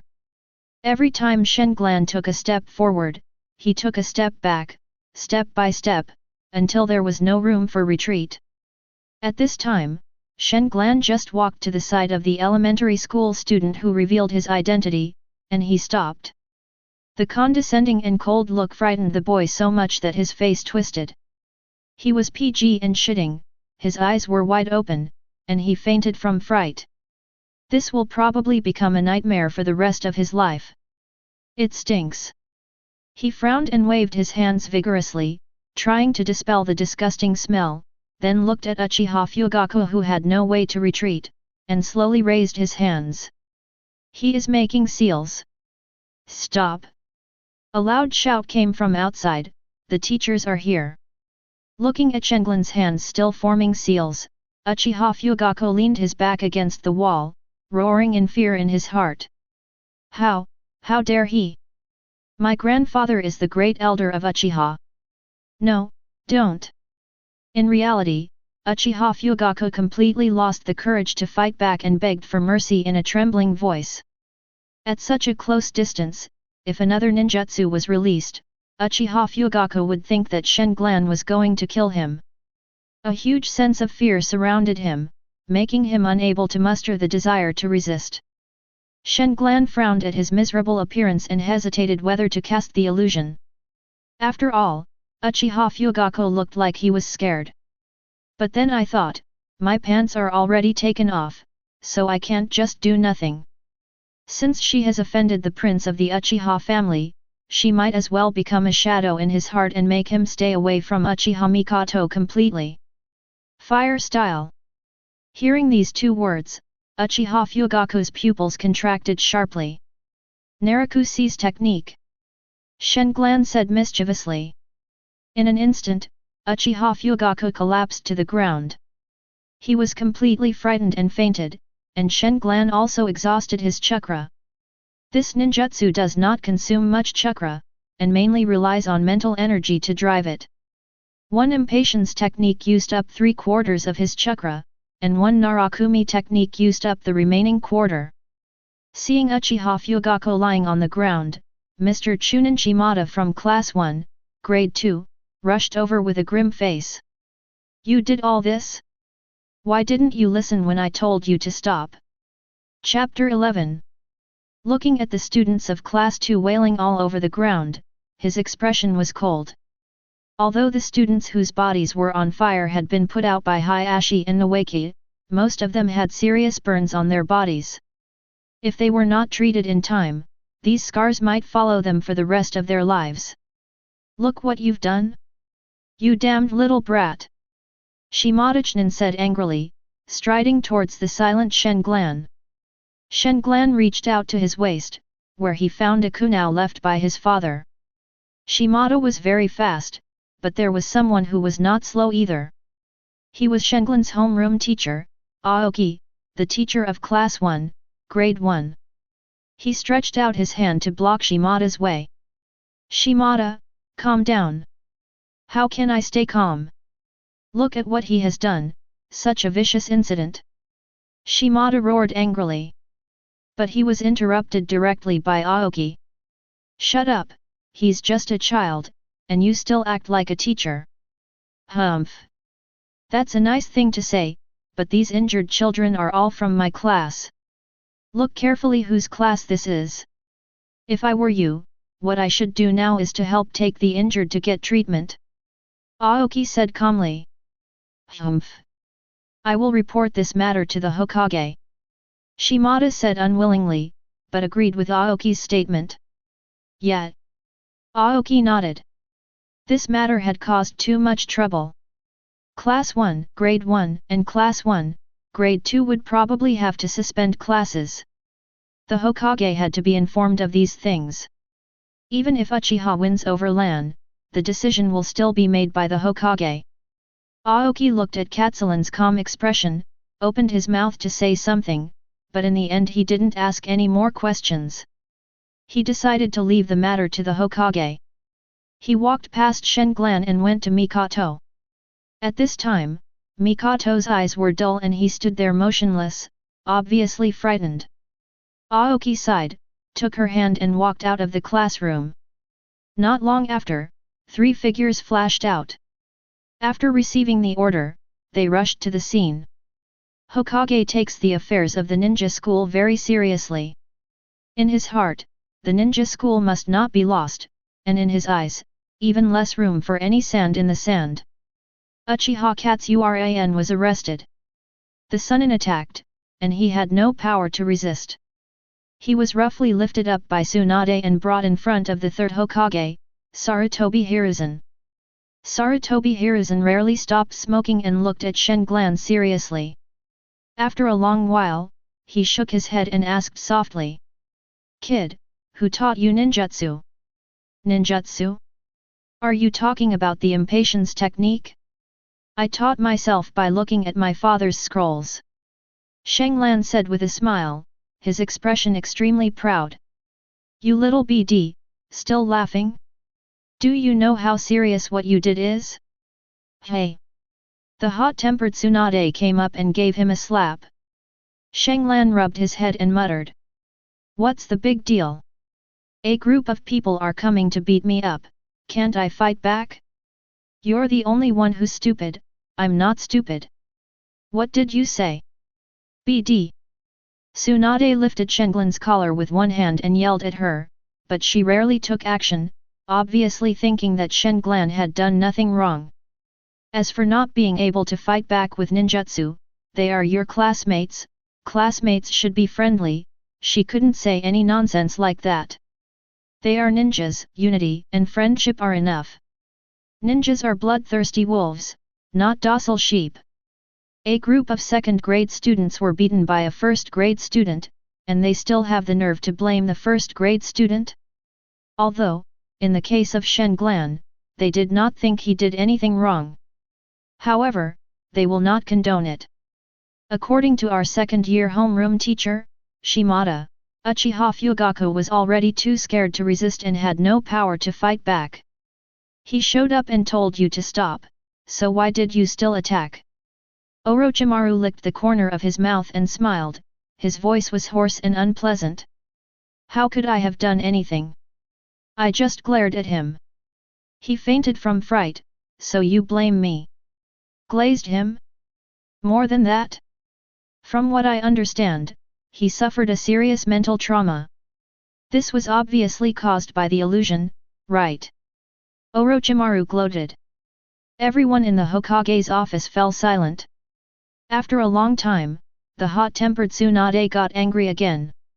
"You liar, you little brat, why don't you tell me the truth? If you resist, I will punish you severely.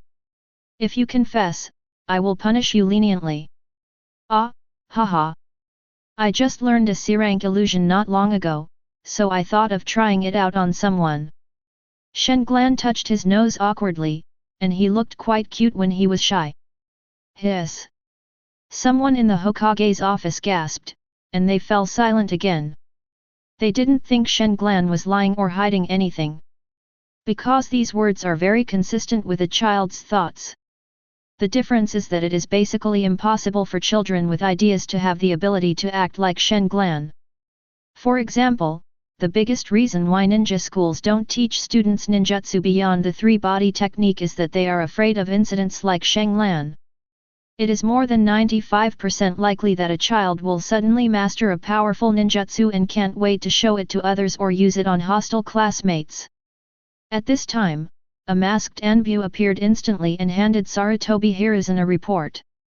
This was Shenglan's personal information, including his parents' information, clearly written on it. Sarutobi Hiruzen took a look at it before casually handing it to Orochimaru and lighting up the cigarette. Orochimaru narrowed his eyes slightly, he knew that his teacher had relaxed and probably would not do anything to Uchiha Katsuran, he knew his teacher very well. After Chunin finished reading it, the report was sent to the two consultants at the back and the man in the shadows. Sure enough, it was just as Orochimaru expected. The third generation first severely criticized Shenglan, and then promoted the Will of Fire. Recalling his father, Uchiha Osamu, the third generation praised him as a great ninja who inherited the Will of Fire, was selfless and unafraid of sacrifice. He also claimed that his father named him Uchiha Katsuran in the hope that he would surpass his father, inherit his unfinished career, and become an outstanding ninja. Third generation also stated that since Katsura's parents are no longer with us, he intends to pay out of his own pocket to compensate the students injured in the incident for their medical expenses, commensurate with the selfless spirit of Uchiha Osamu's death in the line of duty. Moreover, he also claimed that he would apologize to the injured students and their families on behalf of Shen-glan.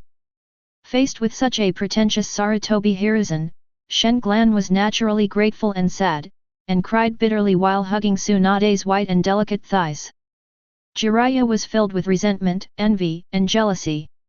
Seeing Shen-glan crying bitterly, Tsunade couldn't help feeling sad, but didn't push away his arms. After all, he was just a poor child who lost his parents and blamed himself for doing something wrong. He is only 5 years old.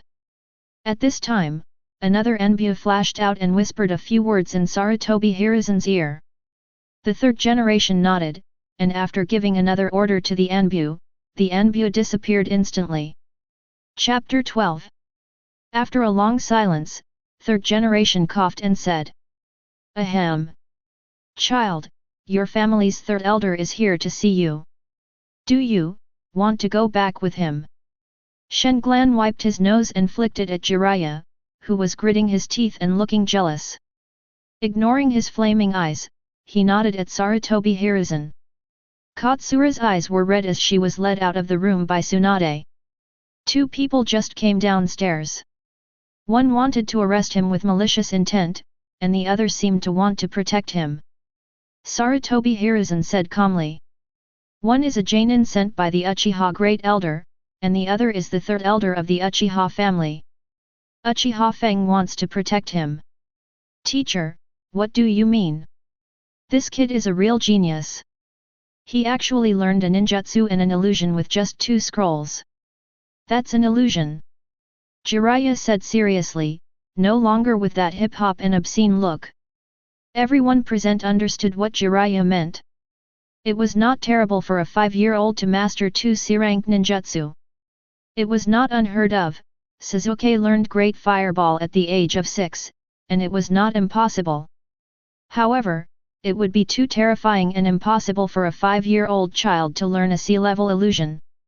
Imagine how much experience, knowledge, and spiritual energy a 5-year-old child could have to use illusions. Is spiritual energy so easy to generate? In short, in their understanding, a 5-year-old child can have the chakra to release C-level ninjutsu, but will definitely not have the mental energy to cast C-level illusion. Shen-glan is an incredible miracle. A true genius? No, anything that goes against common sense is a demon. Sarutobi Hiruzen exhaled a puff of smoke and said solemnly. Monster? Even more evil than Orochimaru.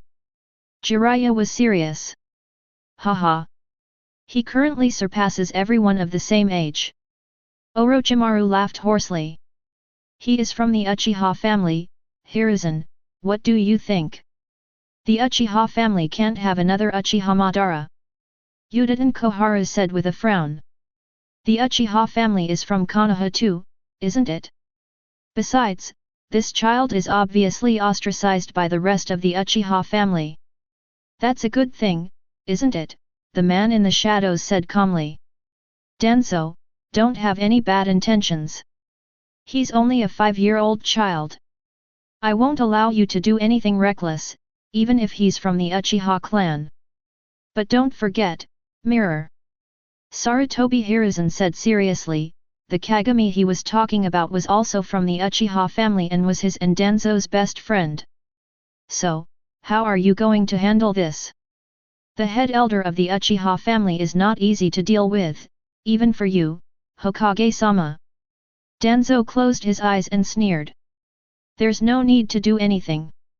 Although Uchiha Feng doesn't have much influence in the Uchiha clan, he can still save a child who has done something wrong, especially since he comes here in person. Sarutobi Hiruzen took a long puff of his cigarette. You're really insidious, Hiruzen. You take care of the good guys, and let Uchiha Feng do the hard work. Shut up. Danzo. Sarutobi Hiruzen was furious, terrifying chakra surged out, and the entire Hokage building shook slightly as his voice fell. At this time, he was in his prime. Not the old third-generation guy in the future.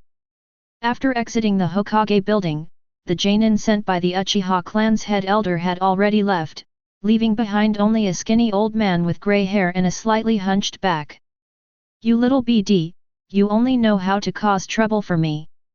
Uchiha Feng glared at Shen Glan and left immediately. Shen Glan bowed to Tsunade and quickly followed.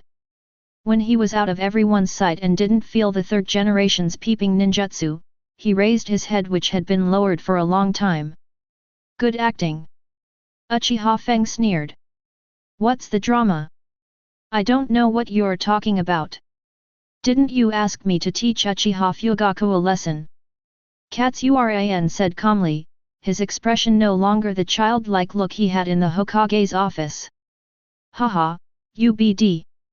I told you to teach me a lesson, but I didn't ask you to use such harsh blows." Uchiha Fugaku's spirit has been severely traumatized. He's still lying in bed and can't wake up. In the original novel, the teenage Sakura was stunned for a long time by the Narukumi technique. At that time, her mental strength was much stronger than that of the 6-year-old Fugaku now, and she could withstand it. There are 6 or 7 other Uchiha with minor or moderate burns, and 3 or 4 injured in the trampling. Your actions are far too cruel. If we don't use force, how can we make them afraid? If we don't use force, how can we keep them away from Mikoto? As for those losers, aren't they ashamed?" Uchiha Feng stopped and said seriously. "I know everything about what happened at school. Mikoto wasn't a big part of it. The biggest reason is still your mother, right? Your case is very serious. More than a dozen members of the Uchiha family have reported it to the Great Elder, asking him to severely punish you."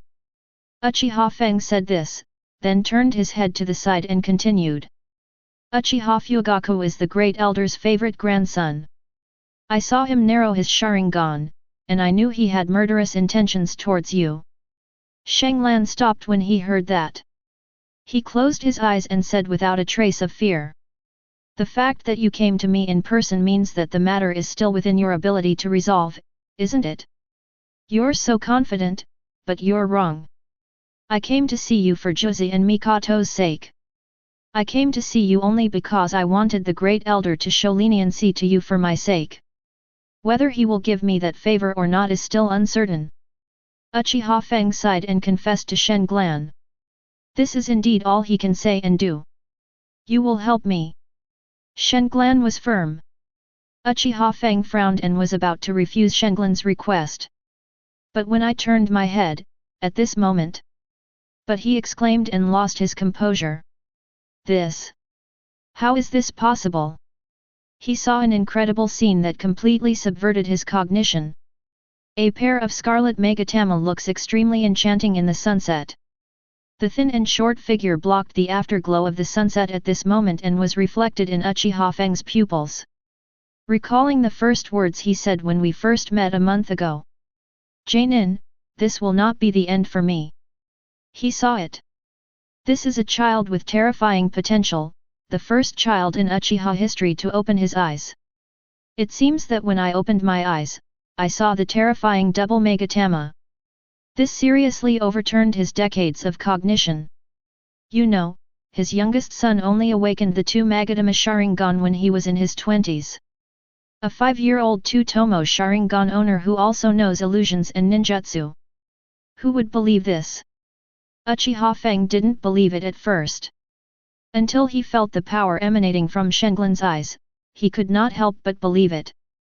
"You're scary," Uchiha Feng said fearfully, and a pair of 3 Tomo Sharingan opened unknowingly. "Among the Uchiha I've met, you are the one most likely to become the second Madara. No, maybe I can surpass him. I'll help you with the Great Elder's matter." Chapter 13. Shen Glan is so stunning and far surpasses his peers. Whether it was talent or mentality, this kind of existence made Uchiha Feng make the second big bet in his life. In the first round, he had made a choice between the clan leader, Uchiha Madara, and the Great Elder, Uchiha Zong 20 years ago. That time, he gave up his faith and pride and chose stability and wealth. At that time, Uchiha Madara was too extreme and conceited, and attempted to break away from the fire country, Konoha village, and become independent from the 5 great nations.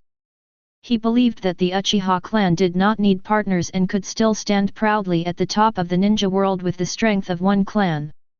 He wanted to take his people and leave Konoha, but was stopped by the Great Elder with a few questions.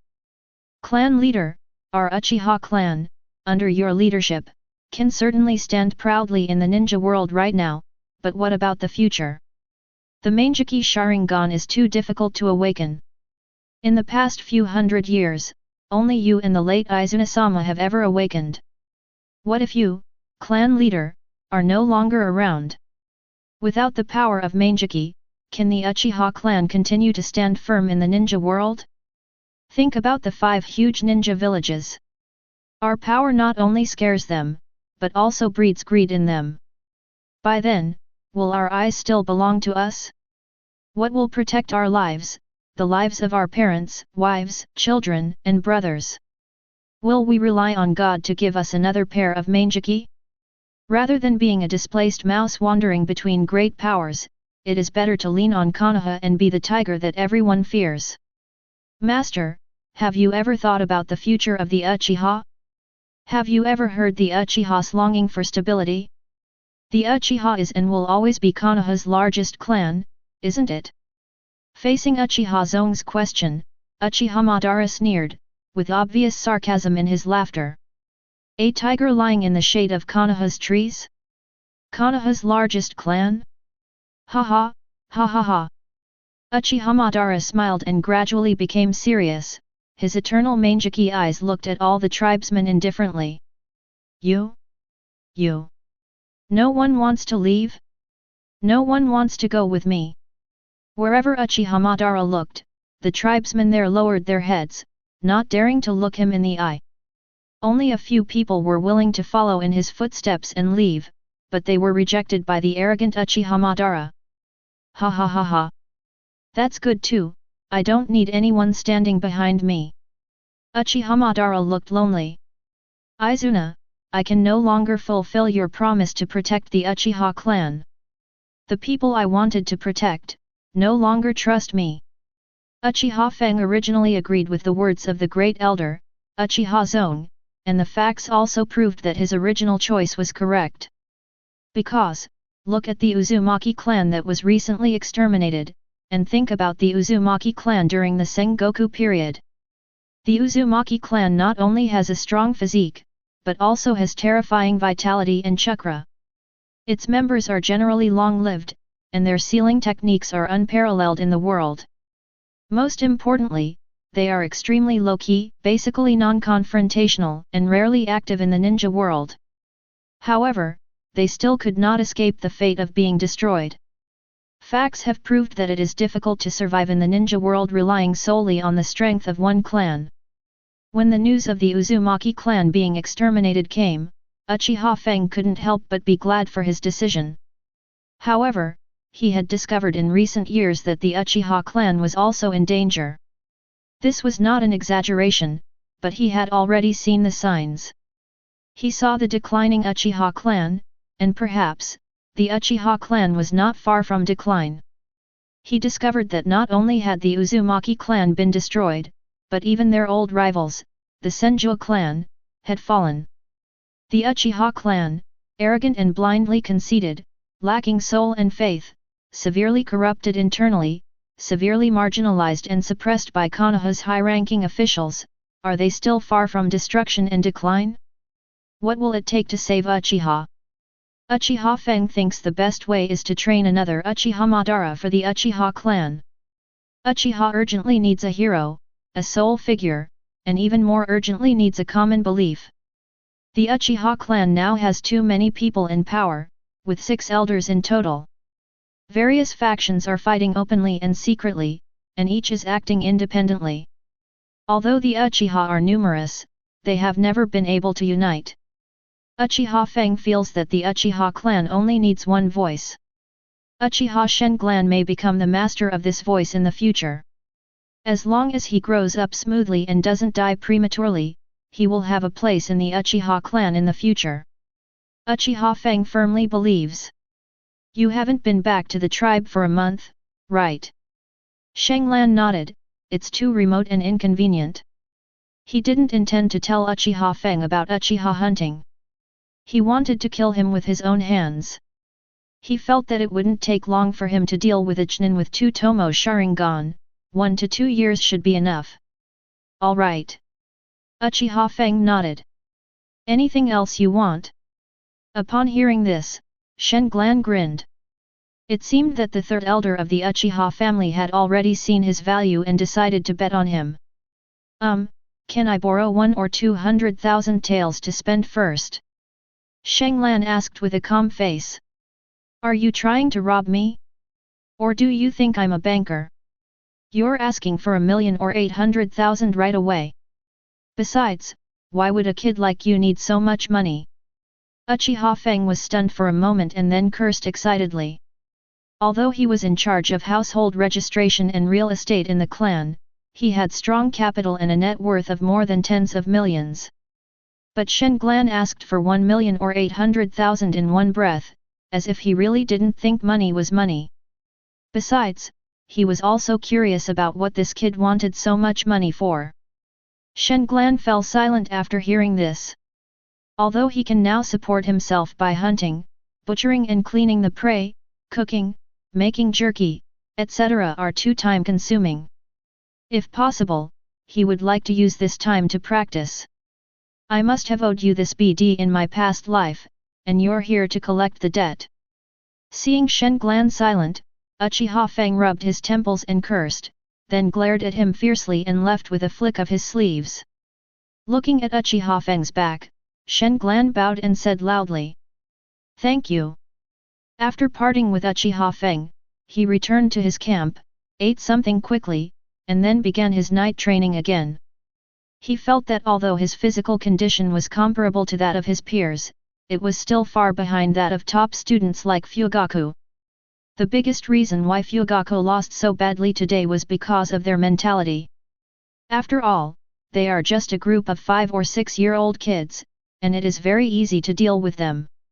Of course, if he hadn't learned the impatience technique, he would have died miserably if he had relied solely on hand-to-hand combat. Even one Uchiha Fugaku is enough to beat the shit out of him. He doesn't know any so-called physical skills now, and what he practices is just to strengthen his body. When fighting in close combat, all you can rely on is the sharp reaction brought about by the powerful mental strength. Physical skills need to be taught by someone and are learned through repeated battles. As far as Katsura knew in his previous life, the 2 most representative physical techniques of Konoha were Gentle Fist and Guken.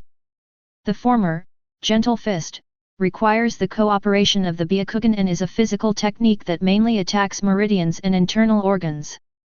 The most representative of these is naturally the Hyuga clan. The latter's hard punch is mainly used to cause fractures or surface injuries. Currently, the most representative figure is Tsunade. As for Emperor Guy, he hasn't been born yet. I don't know if old Dai has finished building the 8 inner gates in this period.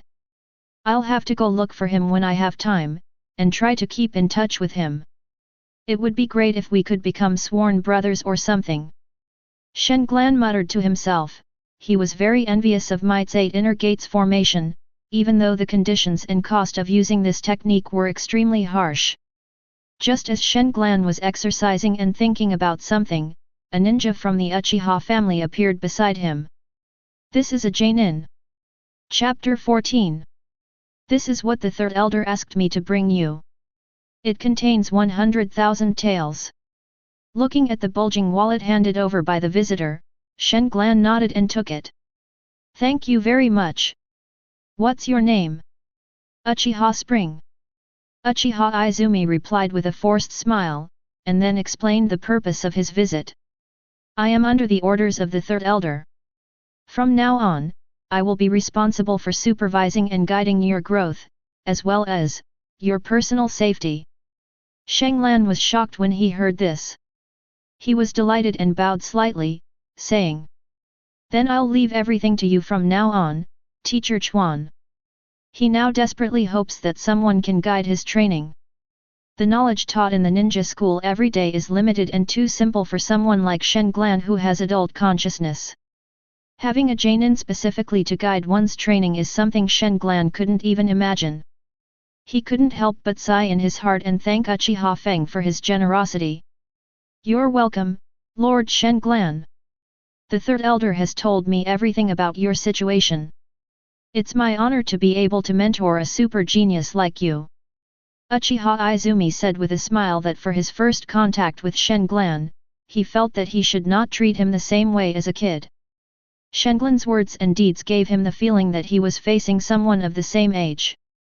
This surprised Uchiha Chuan, and at the same time, his doubts about the third elder completely disappeared. After all, according to the description of the third elder, Shang Lan was stunningly stunning, with great talents in ninjutsu, illusion, and physical arts. At the age of 5, he could pin a group of 6 or 7-year-old Uchiha top students to the ground.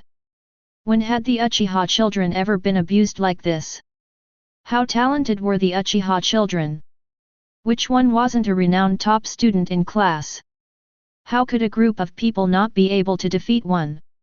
If the other party was not also a child of the same clan, these children would never be able to hold their heads up in the Uchiha family again. The Uchiha clan will become the laughing stock of the entire Konoha, and the pride and dignity of the Uchiha family will be gone. This kind of thing made those far-sighted senior executives break out in a cold sweat. They were even feeling lucky that Katsura was born in the Uchiha family. Even if he beat his fellow tribesmen to death, he was still a member of the Uchiha family and his surname was still Uchiha. So, in the eyes of many people, although Shen Glan made a serious mistake, he was only a 5-year-old child. Although there are many tribesmen who value talent, there are very few who actually stand up and speak for him.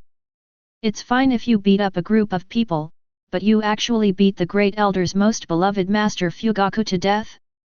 He's still lying in bed unable to wake up? The great elder is the actual ruler of the Uchiha family. The power he possesses is enough to compete with the other 5 elders alone. It can be said that he holds more than half of the power of the Uchiha family. This is a major factor that leads to no one being willing to speak up for this super genius. But in this atmosphere where everyone was silent, the third elder of the Uchiha family, Uchiha Feng, stood up despite the gloomy face of the first elder and spoke a fair word for Shang Lan. He flatly rejected the decision that the great elder had just made regarding the punishment for Shang Lan. Originally, the great elder had charged Shang Lan with the crime of disregarding the feelings of his own people and maliciously harming his own people. But considering that Shen Glan was only 5 years old, the elder surprisingly forgave Shen Glan and did not intend to pursue his fault. But the 6th elder, who was on good terms with the first elder, suddenly proposed. At such a young age, he's already killing his own people. There's no guarantee he won't do more harm to his people when he grows up. I'm afraid he won't be able to get along with them anymore. Instead of leaving this unstable being alone, why not destroy his chakra meridians?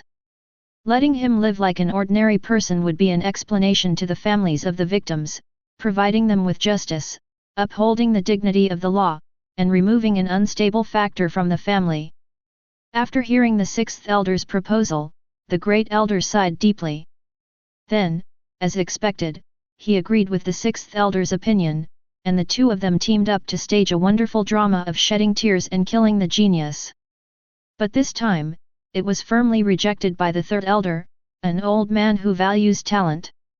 By the way, he criticized the proposer of the 6th elder harshly and even called him a beast worse than pigs and dogs. Many people in the family knew that Shen Glan did not belong to the 3rd elder's lineage, and no one had ever heard of any interaction between the 3rd elder and him.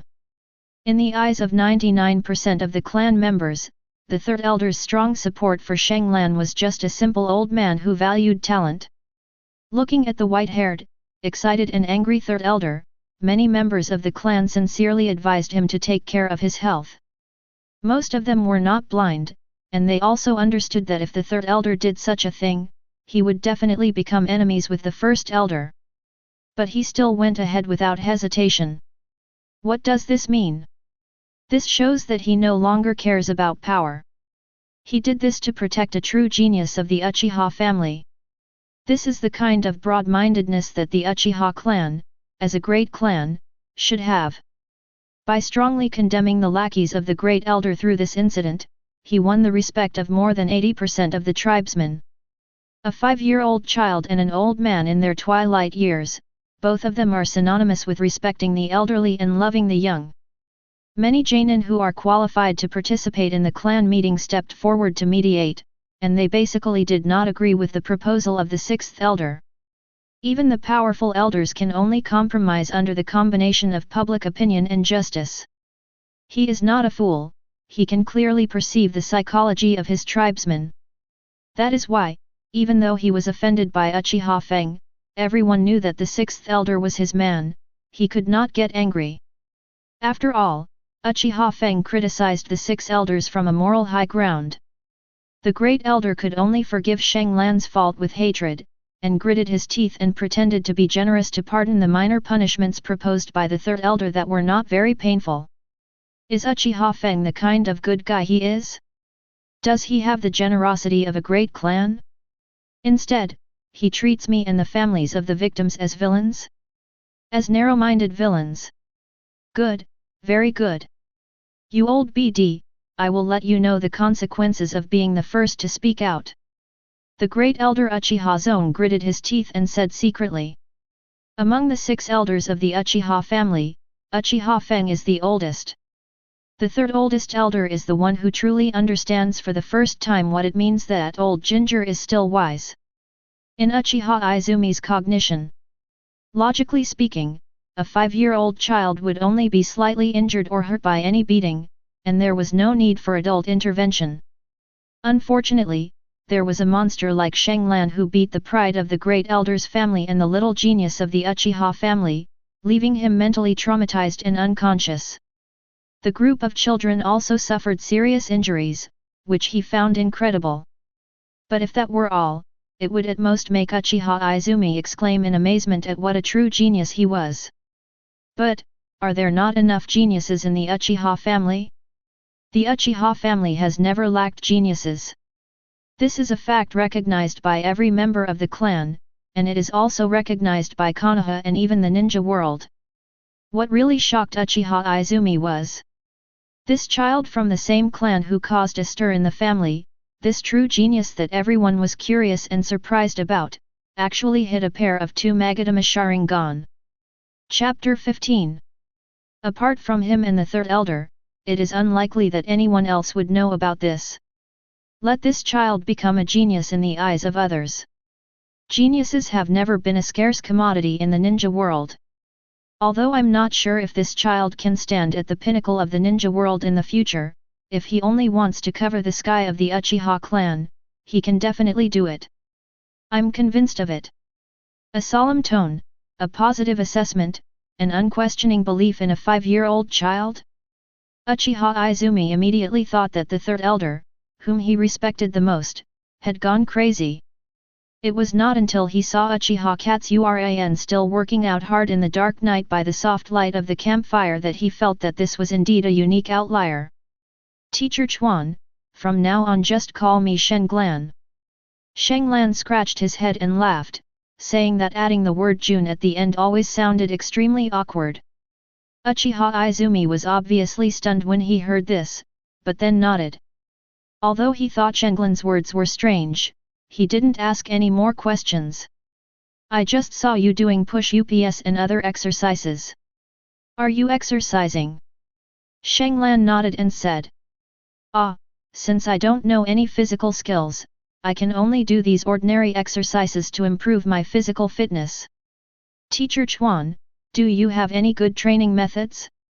The kind that are effective and have quick results. A cultivation method that's effective and quick to show results. Uchiha Izumi shook his head. I don't have this method. The path of cultivation should be gradual, one step at a time. Don't dream of reaching the sky overnight. Otherwise, you will destroy your foundation, leaving behind hidden injuries and inability to continue in the future, and regret it too late. Uchiha Izumi gave a serious warning at first, then asked curiously. How much time do you spend practicing every day? He needs to understand Shenglan's training mode first. Shenglan thought for a while and then replied. After deducting the 7 hours of school, 4 hours of cooking and other trivial matters, and 5 hours of sleep, there are only 8 hours left for cultivation. In just 8 hours. Uchiha Izumi was shocked. What on earth was this guy thinking? He was only 5 years old. At least he could have some time to play house. According to Shenglan's calculations, Uchiha Izumi's remaining time for cultivation is less than an hour a day, apart from eating, sleeping, and completing tasks. He couldn't help asking. What are you trying so hard for? You're only 5 years old. Uchiha Izumi doesn't understand why Shenglan is working so hard, what he is pursuing, and what is the reason that causes him to work so hard. He couldn't believe that a 5-year-old child would practice so hard for no reason. Relying on maturity and understanding? Then, am I mature enough now, even though I'm in my 20s? I still only practice for an hour a day, and oftentimes, I'm so exhausted from completing tasks that I have no intention of practicing anymore. Shenglan fell silent after hearing this. He shifted his gaze from Uchiha Izumi, looked up at the starry sky and whispered softly. What I want to do is difficult. Even if I obtain the ultimate power in this world, I may not be able to do it. But I will definitely do it. I must do it. No matter how difficult it is. Shenglan looked back at Uchiha Izumi. Teacher Chuan, I need your help. Uchiha Izumi still has many questions to ask, such as what exactly does Shenglan want to do? What is the ultimate power he is talking about? But all the questions, when they came to my lips, turned into 4 words. At your service. Putting his curiosity aside, Uchiha Izumi asked seriously. You spend so much time practicing and exercising every day, and so little time sleeping. Do you wake up feeling tired and stiff every day? Although Uchiha Chuan was asking a question, his tone was very certain. He was an experienced person and knew that Shenglan's desperate practice had great disadvantages and risks. However, Shenglan's answer embarrassed him. No, I don't feel anything unusual when I wake up every day, as Teacher Chuan said. I feel pretty good, except that I'm hungry. I feel super hungry every morning when I wake up. Hungry? Are you sure this little sleep is enough to cope with such intense daily exertion? You won't feel tired. Uchiha Izumi felt Shenglan was just being bravado. How could such a life not be tiring? It was easy to accumulate hidden injuries and illnesses. Fatigue and exhaustion could accumulate, and over time, it would form a terrible hidden illness, thus affecting future strength and achievements. Shenglan was obviously stunned when he heard this, and then explained with a smile. I understand what Teacher Chuan means, but I really don't feel tired. My daily exercise is divided into 3 time points. One is morning exercise when I wake up, one is training during lunch break, and one is exercise after dinner at night. These 3 time periods, 8 hours, are not accumulated together, so I don't feel that tired. So you're just using class time to rest and sleep? That would be a waste of time and effort.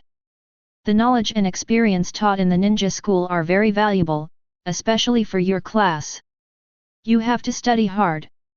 Uchiha Izumi said this seriously, but Shenglan's next words once again broke his cognition. How could I possibly fall asleep during class? The stuff taught in school is indeed very important, but the amount of knowledge learned each day is too limited, and there's too much water. Moisture? What moisture? Uchiha Izumi asked in confusion. There's just too much nonsense. The whole course is about teaching harmony between companions and partners, teaching the will of fire, teaching teacher-student interaction, and teaching the principles of being a human being. Shenglan frowned and complained that the education in the ninja school was almost brainwashing. More than 90% of the teaching every day was about loyalty to Konoha and emotional bonds, but there was very little real dry goods. For this less than 10% of the dry stuff, Shenglan could only listen patiently. Forehead. Is this the moisture you mentioned? After Uchiha Izumi understood Shenglan's meaning, he did not blame Shenglan for not agreeing with these teachings. Instead, he laughed and praised Shenglan for being different, saying that the word water was an apt description. Compared to the ninja knowledge and experience taught in school, these emotional brainwashings are indeed some useless water education for Shenglan, a mature and eccentric person. But as he was laughing, Uchiha Izumi was stunned. He realized, he had gone off topic again. Is that what I meant? I want to ask you, even if your exercise time is not stacked together, the physical aspect can indeed be digested, but what about the spirit? How can you be in such good spirits after only 5 hours of sleep? It's enough for you to study, practice, and spend 19 hours a day? Especially at your age, how is this possible? Uchiha Izumi asked out his doubts in one breath. He would not allow the knowledge he had acquired over the past 20 years to be shattered so easily. Is it impossible? Shenglan asked back with a smile. Uchiha Izumi was about to yell absolutely not when the third elder's introduction of Shenglan emerged in his mind. A 5-year-old child with 2 megatama, who can perform ninjutsu and genjutsu. Double megatama, can perform illusion. Uchiha Izumi murmured. Sharingan represents Yindun, which is the embodiment of spiritual power. Illusion is a mental attack launched with chakra. All signs indicate that Shenglan indeed possesses spiritual strength far beyond his peers. Okay, I got it. Uchiha Izumi took a deep breath and said, giving up the idea of reminding Shenglan to combine work and rest. I'll teach you for an hour every day. You can set a stable time. Shenglan thought for a moment and said, let's do it at the time we meet. Uchiha Izumi nodded. I will be teaching you how to exercise in the near future. Your current physical condition is too poor. Shenglan nodded when he heard this. He agreed with Uchiha Quan's idea. Uchiha Chuan was secretly surprised. Shenglan was surprisingly easy to get along with. He didn't have any weird ideas, nor did he have the childishness and arrogance of a child. If it were any other kid of his age, with Uchiha Izumi as his mentor, he was sure that most of them would clamor to learn powerful ninjutsu, or at the very least, the so-called taijutsu. It is impossible to be like Shenglan, who patiently polishes the basics and knows what is the foundation. The body is the foundation. Taijutsu, the body is the foundation, only with a good body can you perform the technique. Actually, to put it nicely, it's called taijutsu, but in reality, it's just a combination of physical strength, speed, and reaction, plus some special techniques. That's the essence of taijutsu. At the beginning of Uchiha Izumi's teaching, he directly stated the key points of taijutsu. He also wanted to use this to tell Shenglan that a strong body is the essence, and one should not be obsessed with technique. Shenglan was like a sponge, absorbing the knowledge quickly. He was fascinated by what he heard, and his meticulous and serious attitude made Uchiha Chuan secretly praise him. A night of pleasant communication ended. Uchiha Izumi stayed in the tent for much longer than an hour. Shenglan lay in the tent with his eyes wide open. He was savoring the knowledge taught by Uchiha Izumi, and a satisfied smile appeared on the corner of his mouth. The road ahead has a direction. Chapter 16. Early in the morning, before the sun rose, Shenglan finished washing up, stretched, did some simple warm-up exercises, and then clenched his fists and started running. Run around Konoha 100 times first. He roared and set a small goal for himself of 100 million. However, at his current speed, he might not be able to complete 100 laps even if he ran for 10 days. The cool breeze in the early morning was very comfortable. Katsuragi observed the buildings in Konoha while running. Some of them were unfamiliar, but some made him feel very familiar, especially the Hokage building and the mountain wall with the portraits of successive Hokage carved on it, Hokage Cliff. As he observed his surroundings, his ears moved slightly and he slowed down his pace. He heard footsteps behind him, and judging by the sound, it was someone jogging in the morning, so he turned around curiously. When he turned around, his whole body stiffened, and his ecstatic expression made the middle-aged man who was running happily stop. Since Shanglan crossed over, the man he had been thinking about day and night, the man he often thought about, the man he wanted to contact the most, now appeared in front of him. Wearing a green leather tights, with extremely thick eyebrows, sexy beard and a handsome face that looks a little weathered and sloppy, Shanglan immediately identified the other party's identity even though it was the first time they met. He is the guy Emperor Laozi Might Do. The man who has mastered the 8 inner gates formation is also the only man who has learned this technique so far. In the later stages of Hokage life, in battles with cage-level warriors, ordinary ninjutsu and genjutsu are completely incapable of inflicting any damage. Even the mighty-tailed beast bomb is merely a larger firecracker, a useless skill that can do absolutely no harm. Except for 10 tails. Looking at the entire Hokage, it is basically a history of the struggle of the Tsutsuki family. Without the blood and eyes of the Tsutsuki family, it is basically difficult to get ahead. Apart from the Tsutsuki family, is there any other powerful force worth mentioning? I'm afraid that only the 8 inner gates formation, which is known as the strongest physical skill, is inferior to even the immortal skills of the 3 major training holy places. In the later battle against Uchiha Madara, except for Sasuke and Naruto who have obtained yin-yang release and can fight Madara together, the only one is Might Dai after opening the 8 inner gates death gate.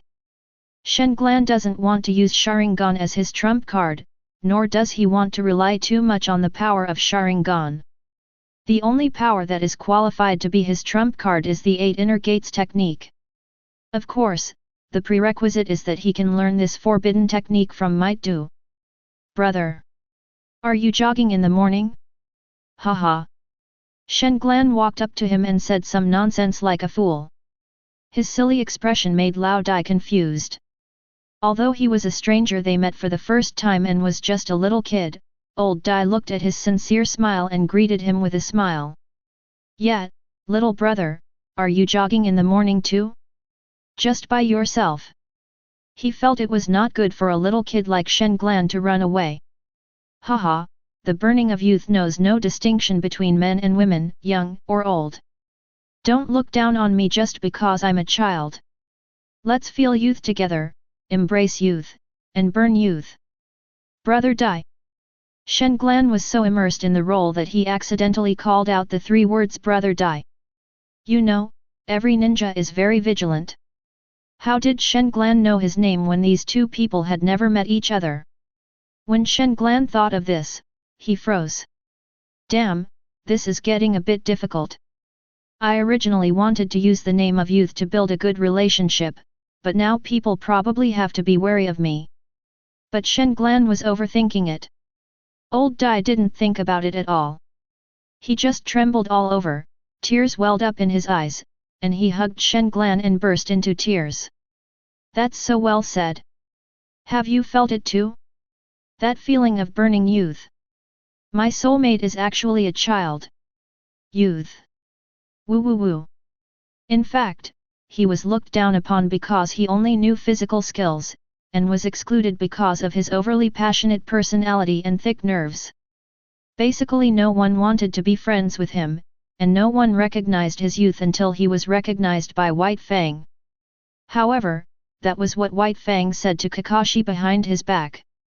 On the surface, no one recognized his so-called youth until now when he met Shanglan. Bro, put me down quickly. Watch out for your snot. It's about to rub against me. After struggling to get off old Dai, he couldn't pat his shoulder because of his height, so he patted old Dai's thigh and said.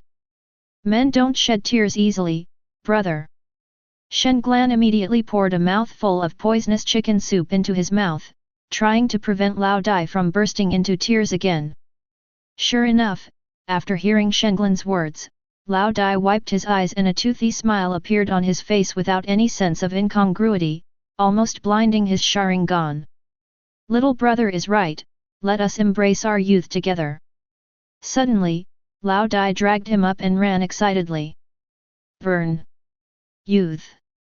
Regardless of Shen Glan's corpse-like expression, his body was dragged off the ground and flew, and Shen Glan was completely stunned.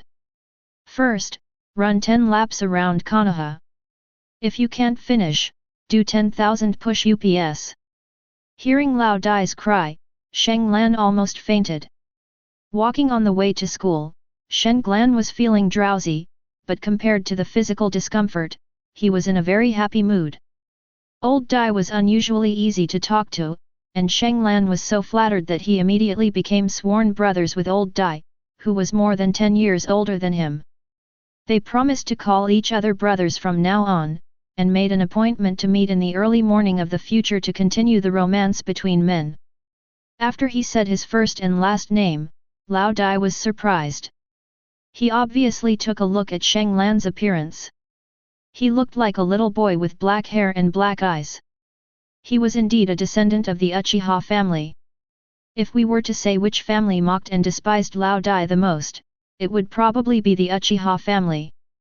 After all, most of the men in the Uchiha family have a high opinion of themselves and look down on others. They like to attack the weak to show off themselves. In the final analysis, most of the male members of the clan have a very strong sense of inferiority.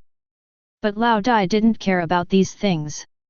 Shen Glan left a good and deep impression on him. He was a warm and cheerful man and didn't care about Shen Glan's identity. Haha, first I'll build a good relationship with Brother Dai, and then I'll find an opportunity to trick him into teaching me 8 inner gates. Haha. Shen Glan was laughing like a pig, but he found that as soon as he stepped into the school, most of the students on campus focused their attention on him. What's going on? Shen Glan was confused, when suddenly, a loud voice rang out. Boss! Senju Nawaka came running over happily, shouting boss, which made Shen Glan feel even more powerful.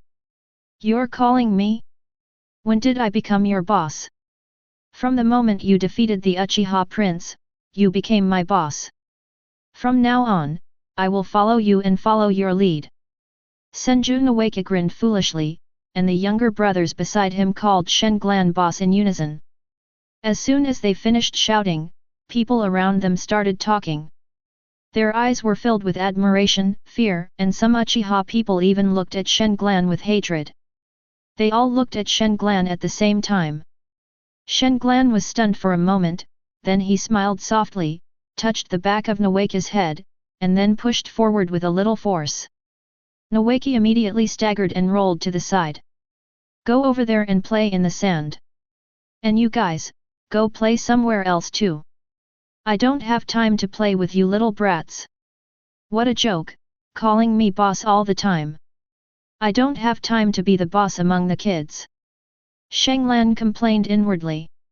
Waving his hand as if waving away a fly, Shen Glan entered the classroom and walked straight to his seat. After glancing briefly at Uchiha Mikoto, who was lowering her head beside her, Katsuran sat down next to her. Chapter 17. Sorry.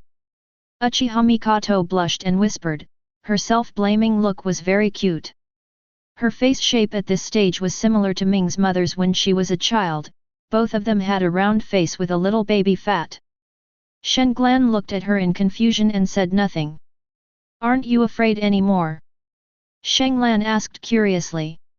He saw that Uchiha Mikoto looked like he was scared silly. I'm afraid you'll get beaten, there are so many of them. But I didn't expect you to be so powerful. No wonder Grandpa asked you to be my bodyguard. Looking at Uchiha Mikoto's expression of sudden realization, Shen Glan stretched out his sinful hands without saying a word. He stretched out his hands and pinched Mikoto's fair face, pulling it left and right, then put his face in front of Mikoto and said. Haha, you really think of me as your bodyguard? Shenglan's actions at this time seemed very intimate, and he didn't use any force on his hands. Mikoto blushed and struggled.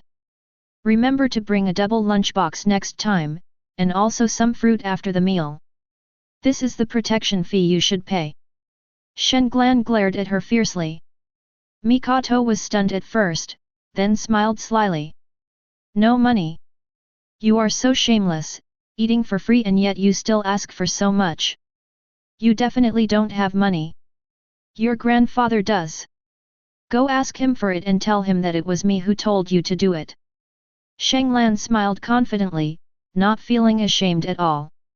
I don't believe you.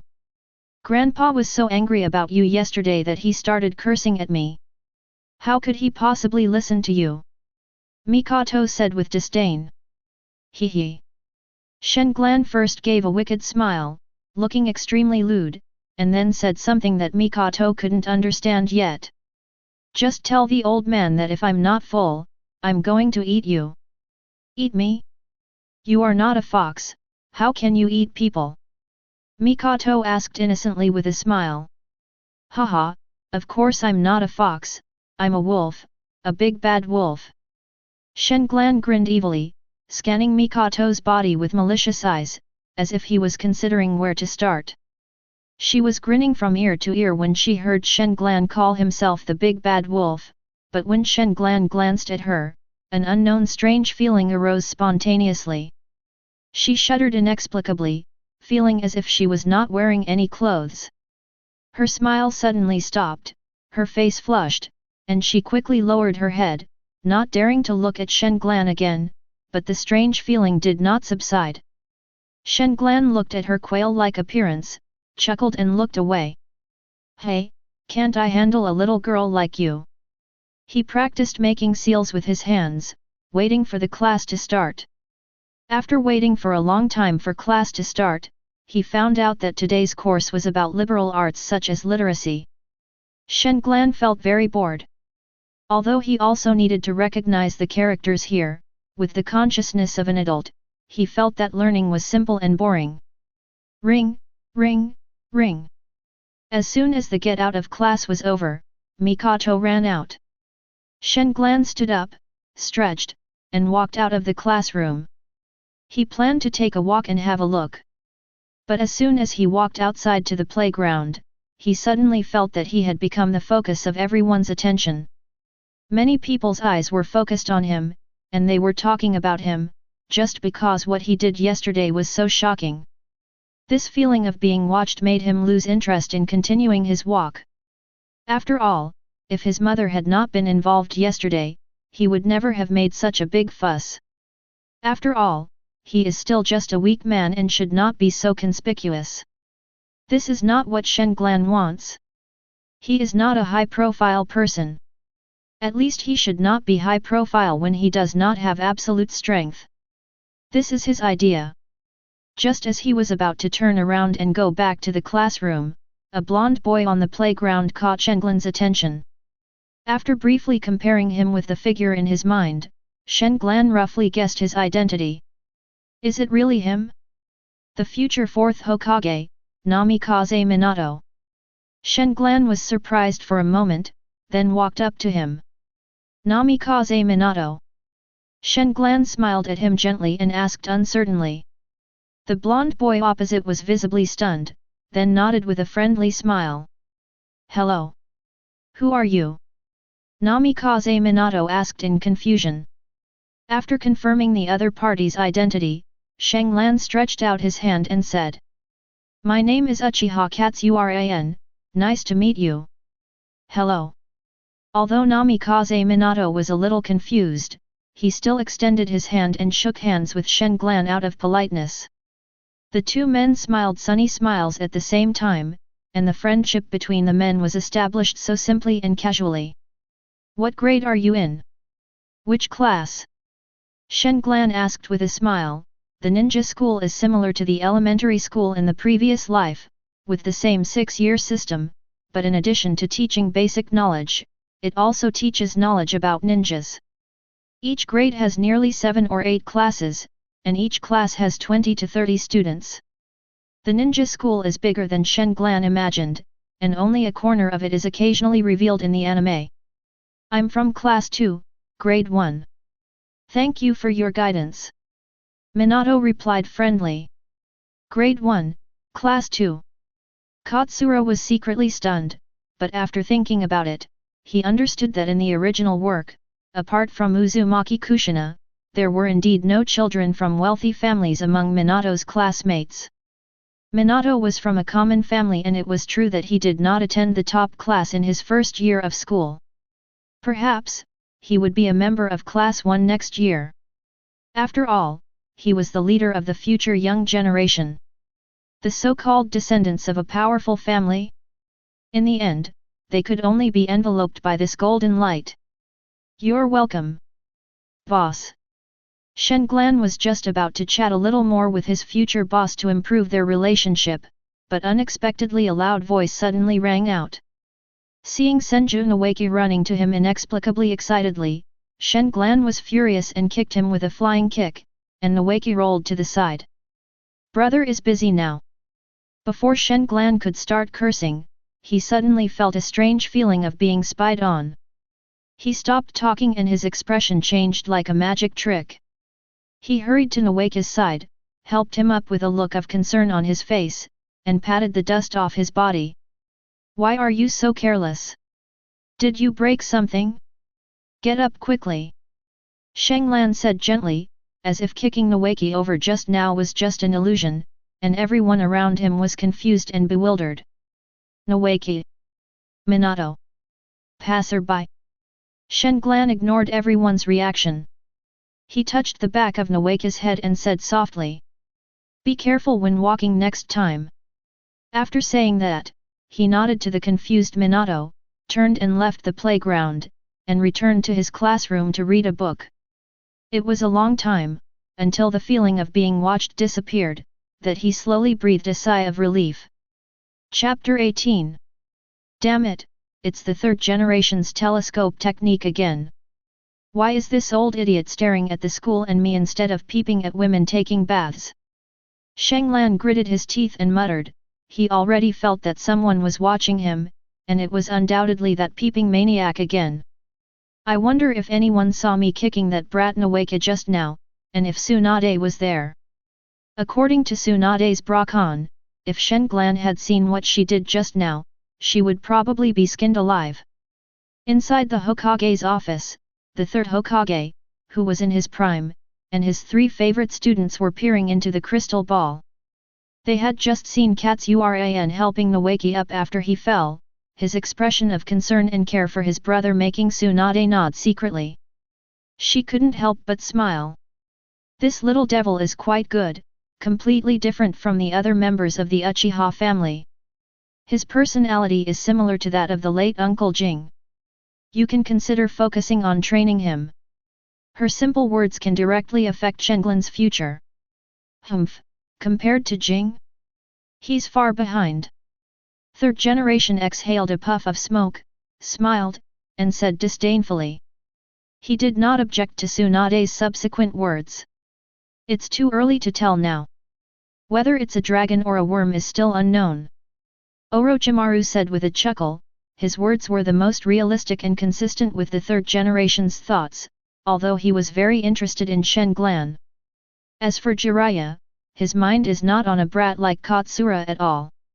Apart from Tsunade, the people he pays attention to are always other women. Whether you're a genius or a loser, just don't cause me any trouble. In the ninja school, even if you're a dragon, you have to coil around me. The third Hokage said confidently. He was confident in his own strength. He was currently at his peak, and his strength had almost reached the peak of cage level. How's Kushina's resettlement going? She's been properly settled in now. She lives with Grandma. We're both from the Uzumaki clan, and we get along very well. Will we arrange for her to attend ninja school? Tsunade responded to the third generation's inquiry. The third generation was silent for a while and then said. Wait a minute. She's come to such a strange place alone. Let her feel at home first. I'll leave this aspect of the work to Master Mito. Tsunade curled her lips and said coldly. Grandma knows without you telling her, they are my grandma's people, and they are also my people. After saying this, Tsunade turned and left. As soon as she left, Jiraiya followed suit, mocking third generation before leaving. Who are you showing off to, old man? The third generation stared at the two men's backs, stunned for a moment before erupting in curses. You two bastards, why am I so arrogant? You two bastards who don't know how to respect your teachers. Orochimaru shook his head and chuckled, turning away without paying any attention to the angry third generation, who looked at Orochimaru's back with a dark expression on his face. Orochimaru, even you.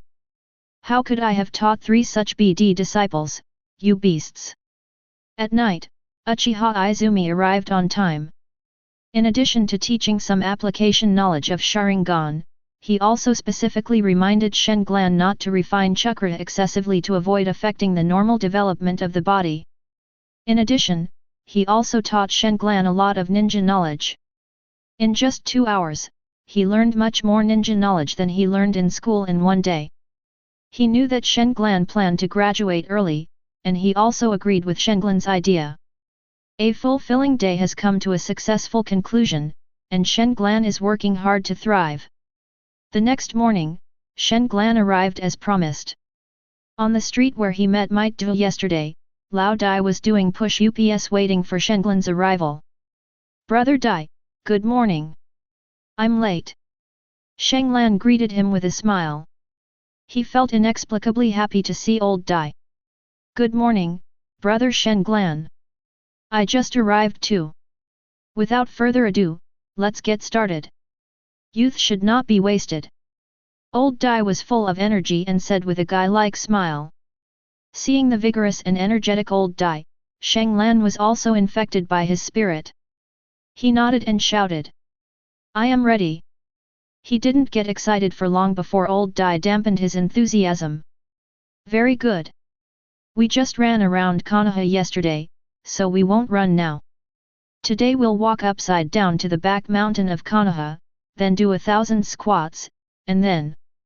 Old Dai stood upside down without saying a word, and what he said made Shen-Glan sweat profusely.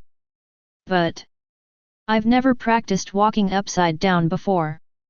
I'm afraid I'll fall after just a few steps. Besides, the distance to the back mountain is half the length of Konoha.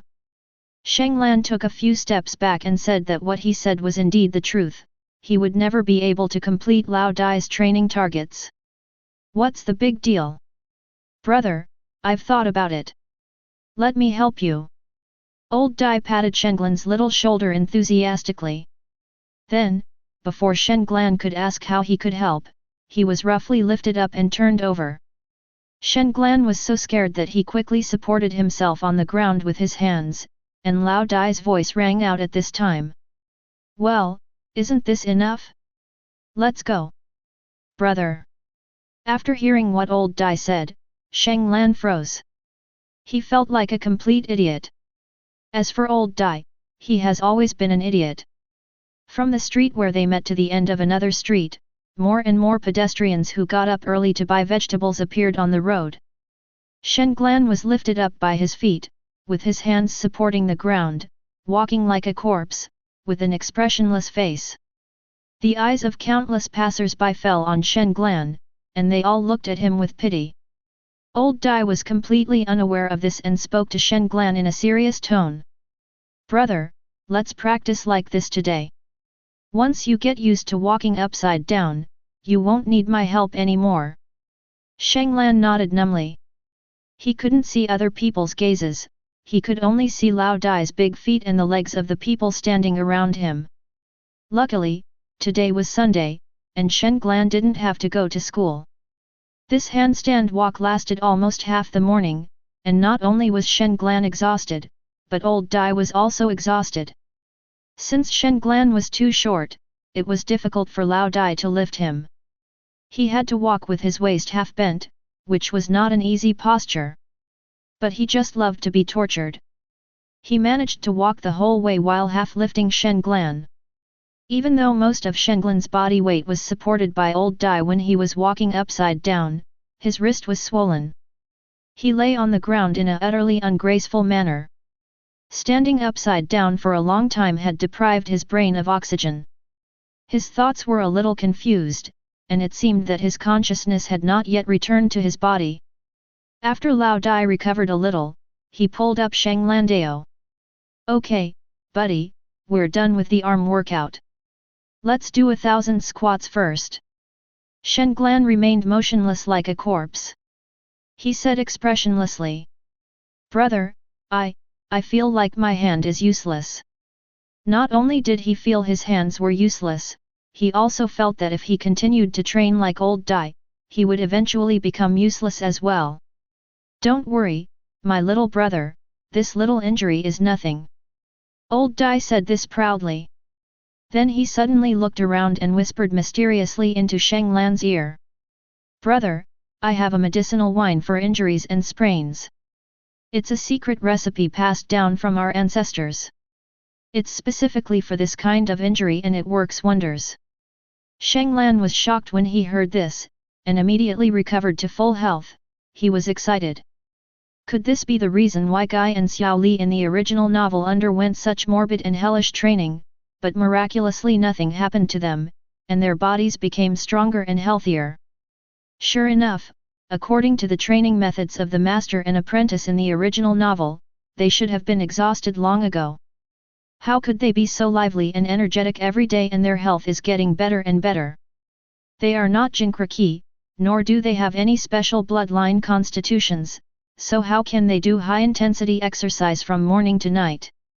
Thinking of this, Shenglan jumped up, tugged at Lao Dai's clothes, motioned him to squat down, he was too short now, and whispered mysteriously. "Brother, tell me quickly, besides the ancestral bone-setting wine, does your family have any other secret bodybuilding methods passed down from generation to generation? For example, medicinal baths or something like that?" Shenglan asked anxiously. He had read many fantasy novels in his previous life and knew that there were such things. He didn't know if the Dai family had them. Suddenly, Old Dai looked at Shenglan in shock and said incoherently, "How did you know there was something like that in my house?" "Sure enough. It really exists." Shenglan exclaimed in surprise, his voice raised a lot. Old Dai quickly covered his mouth and spoke in a low voice. "Come to my house in 3 days. I'll prepare a medicinal bath for you. But this is just between you and me, don't let anyone else know." "Okay, okay. Well, let's continue practicing. Youth cannot be wasted, and the goals we set for practice cannot be easily given up." "Yes." Shenglan roared after a brief silence, in order not to disappoint Might Dai's expectations, for that unknown medicinal bath, and to become stronger. He tried his best. As he squatted and stood up, he kept muttering about getting stronger. He didn't care about the stinging and soreness in his wrists. He repeated the same movements mechanically. Before he had done 300 strokes, he was almost exhausted. He lay on the grass, gasping for breath, his hands and feet trembling slightly. He was almost at his limit. He had even used up all the strength to stand. "Is this your full strength? Too weak." Old Dai shook his head and said that he felt Shenglan was too newbie. He was too thick-skinned to notice Shenglan's age. "I feel like I've reached my limit," Shenglan said while panting. At this moment, he couldn't feel his hands and feet because they were numb. "No you don't, youth has no limits," Old Dai suddenly said seriously. "After training our arms and legs, let's train our waists. 500 sit ups." After Old Dai finished speaking, he reached out and pressed Shenglan's calf. After hearing what Lao Dai said, Shenglan's eyes turned black. Chapter 19. Just when Shenglan wanted to give up and take a breath, he looked up and saw Lao Dai's serious expression and attitude. He suddenly understood. Isn't it all about gaining power? The power of transcendence, the power to break free from this world, the power to return home. You're giving up now, even before you've gained power? You can't even endure this little hardship, and yet you still want to be a strong person? You're coveting the 8 inner gates formation, but are you qualified to control it? He recently played Uchiha Fugaku and activated the 2 Tomo Sharingan, and knowing that he has powerful psychic powers, he felt a little inflated. I am just a weakling after all. Shenglan understood in his heart. At this moment, he saw himself clearly and couldn't help feeling extremely panicked. It is not scary to be weak, just work hard to become stronger. The scariest thing is spiritual weakness. Recently, all my cultivation problems have been focused on my body. Now I have finally met a master of body training and a master of physical techniques. It's always right to listen to him. I must keep doing it even if I die. If I don't die, I will always succeed. At this moment, Shenglan looked at Lao Dai seriously and said, I'm sorry, Brother Dai, I shouldn't have gotten so lazy. You're right, youth shouldn't have limits. Limits are meant to be broken through. After he finished speaking, he began to do sit-ups with all his might, one after another, each time slower and more difficult than the last, but he gritted his teeth and persevered. Old Dai remained silent, looked at Shenglan and nodded. At this moment, he suddenly had the urge to accept him as a disciple. He saw a certain quality in Shenglan. A familiar trait, a trait of the strong, a trait shared by all who have mastered the 8 inner gates. That is a trait that requires madness and inability to survive. Just like the characteristics of the forbidden technique of 8 inner gates, even though it is known that the body will be damaged or even die if opened, everyone who practices this forbidden technique will not be afraid of the side effects of this technique, nor will they regard this technique as a forbidden technique. This is a divine technique that only the strong can control and master. The prerequisite for learning this forbidden technique is not physical strength, but the courage to open the door, tenacious perseverance, and unwavering will. Shenglan has this trait and is qualified to learn 8 inner gates. Lao Dai secretly thought that this was a test for Shenglan, and also a test for him to consider whether to continue playing around with this little boy. Don't think that just the word youth will make Lao Dai open his heart, and that just calling him brother means we are really sworn brothers. You have to know how long they've known each other. Even though Shenglan is still young, and people wouldn't be wary of him and wouldn't think of any ulterior motive, that doesn't mean old Dai has to play with him or guide him through training. It was not until this moment that old Dai realized that this little guy was serious. Why would a 5-year-old child practice so hard? Seeing Shenglan gritting his teeth and perspiring profusely, old Dai asked seriously. Why do you want to become stronger? I see eagerness and desire in your eyes. You are longing for power. Shenglan stopped when he heard that. For the first time, he felt that he had underestimated Might Dai. It turns out that the man in front of him is not only powerful in physical skills, but also has the ability to see through people's hearts. Shenglan approached Lao Dai with a purpose, but it turned out that Lao Dai had been on guard and just didn't want to ask. Although Shenglan did have an unknown purpose, Lao Dai did not sense any malice from him. Instead, he felt a little close to him because he saw full respect and an indescribable admiration in Shenglan's eyes. That is worship of oneself. From childhood to adulthood, when had he ever seen anyone look at him like this? This was a silent recognition of him, the highest recognition. Ah! I just want to go home. Muttering softly, his eyes went dark and he passed out. Old Dai was visibly stunned at first, then he chuckled softly. Although he didn't understand Shenglan's words, he thought Shenglan just wanted to go back home. Reaching into the ninja tool bag, Lao Dai took out a bottle of yellow-brown potion, poured out a little and rubbed it in the palm of his hand, then applied it evenly to Shenglan's swollen wrist, smoothed it with a little force, and Shenglan immediately woke up from the pain. Ah! Shenglan cried out in pain, then looked at his wrist and asked. What is this? This is my family's ancestral medicine wine. How do you feel about it, little brother? Old Dai asked. It feels prickly and cool, very comfortable. Shanglan said in surprise. Old Dai really didn't lie to him. Handing the remaining half bottle of medicinal wine to Shanglan, Old Dai said proudly. It's for you. Ah, thank you. Shanglan was overjoyed.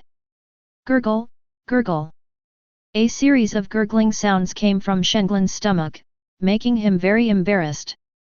Ha ha ha, come on, brother will take you to dinner. Old Dai laughed and patted Shanglan on the back, then pulled Shanglan up. Looking at Shanglan's wobbly walking posture, he leaned down and motioned Shanglan to get on his back. Shanglan quickly refused.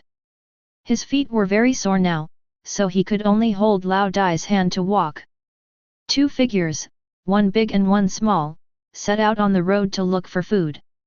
The reason why Shanglan didn't want Lao Dai to carry him was because the age difference and body size difference always made Shanglan feel like he was Lao Dai's son.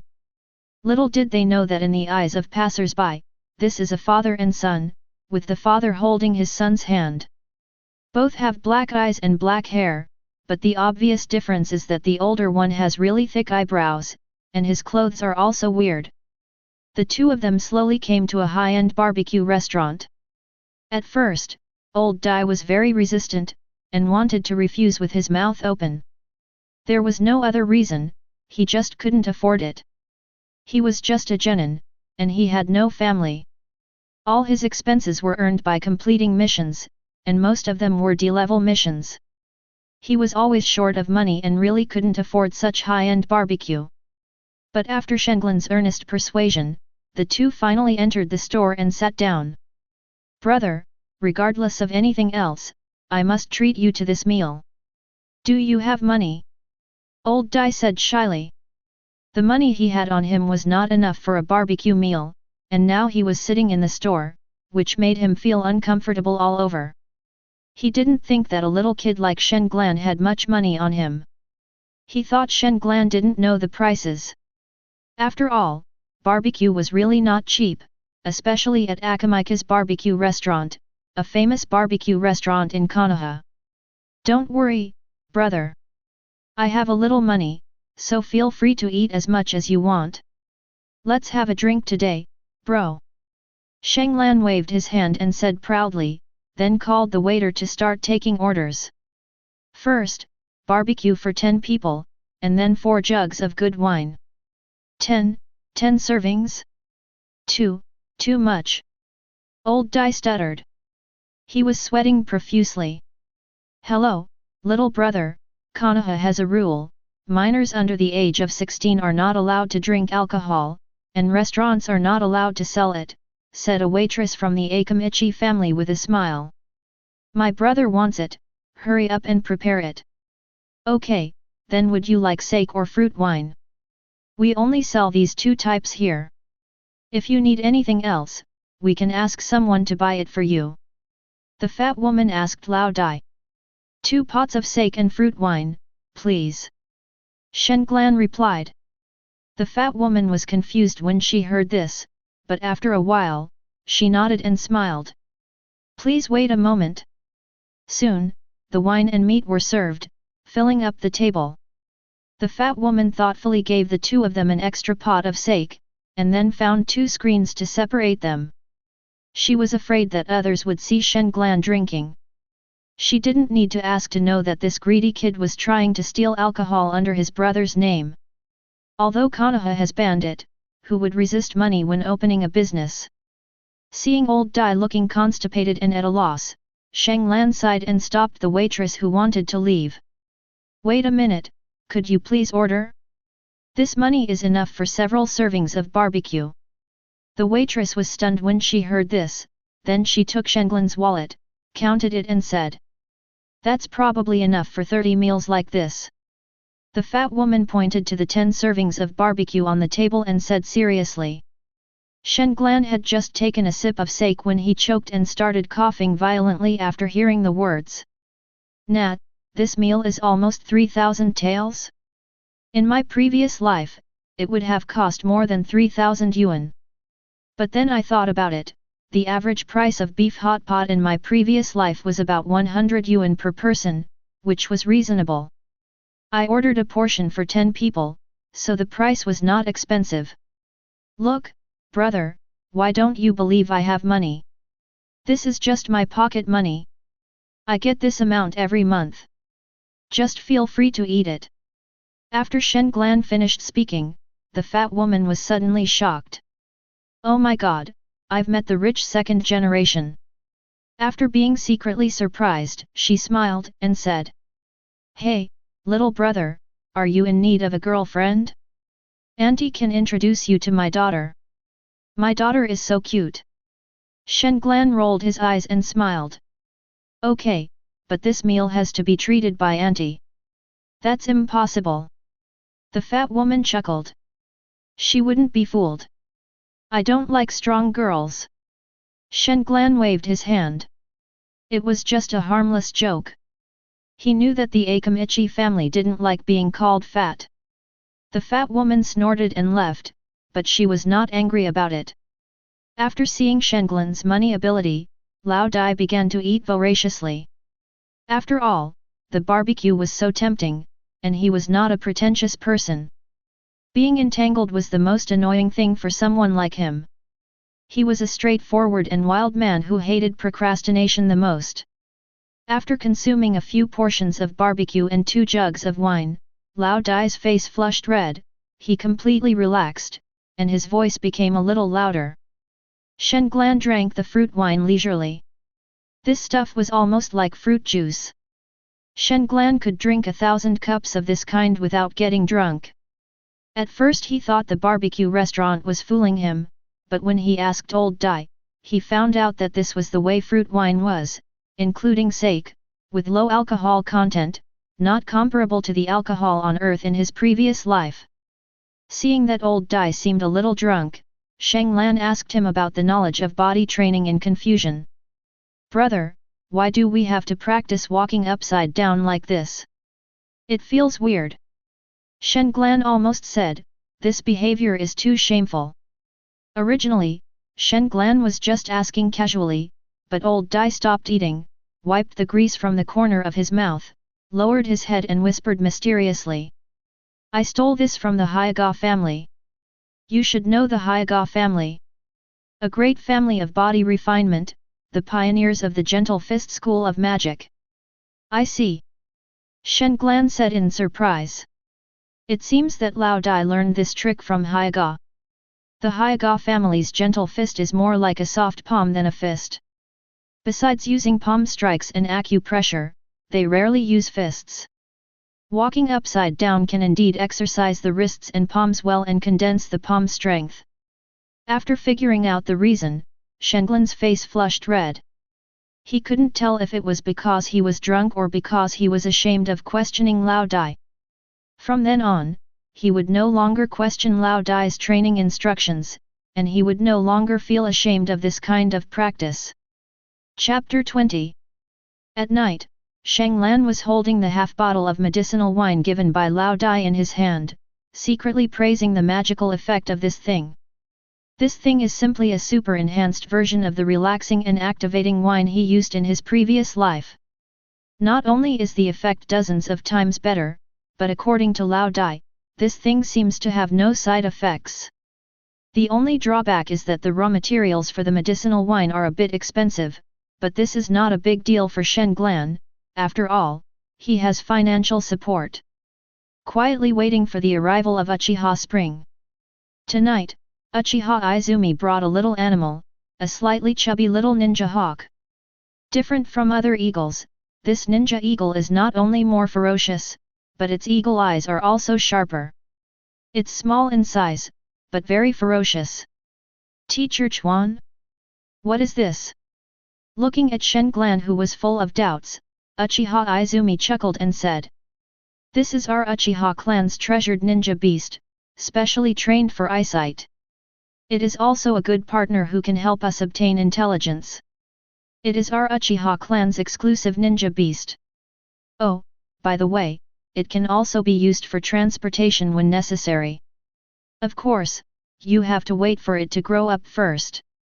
Recalling that Sasuke in the original work did summon a ninja eagle, or eagle, Katsura was wondering at the time, isn't this guy's summoning beast the giant snake in Rika Cave?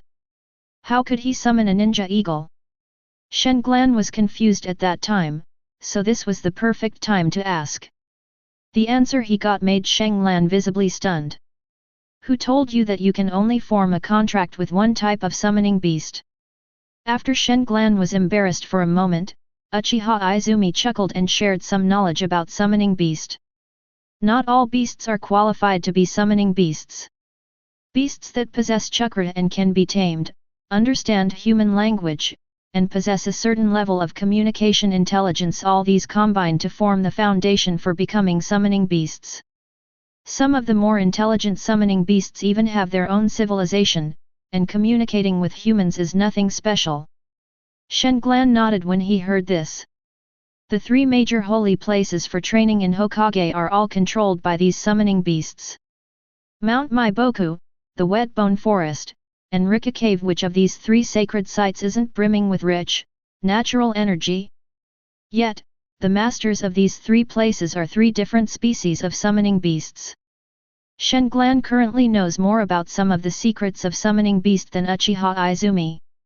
For example, the immortal arts controlled by the three sacred places, and the incident 1,000 years ago when the summoning beast Gamamaru instigated a feud between the mother and son of the Sage of Six Paths. Although he knew more than Uchiha Izumi, he was unaware of the specific details, so he silently memorized the knowledge taught by Uchiha Izumi.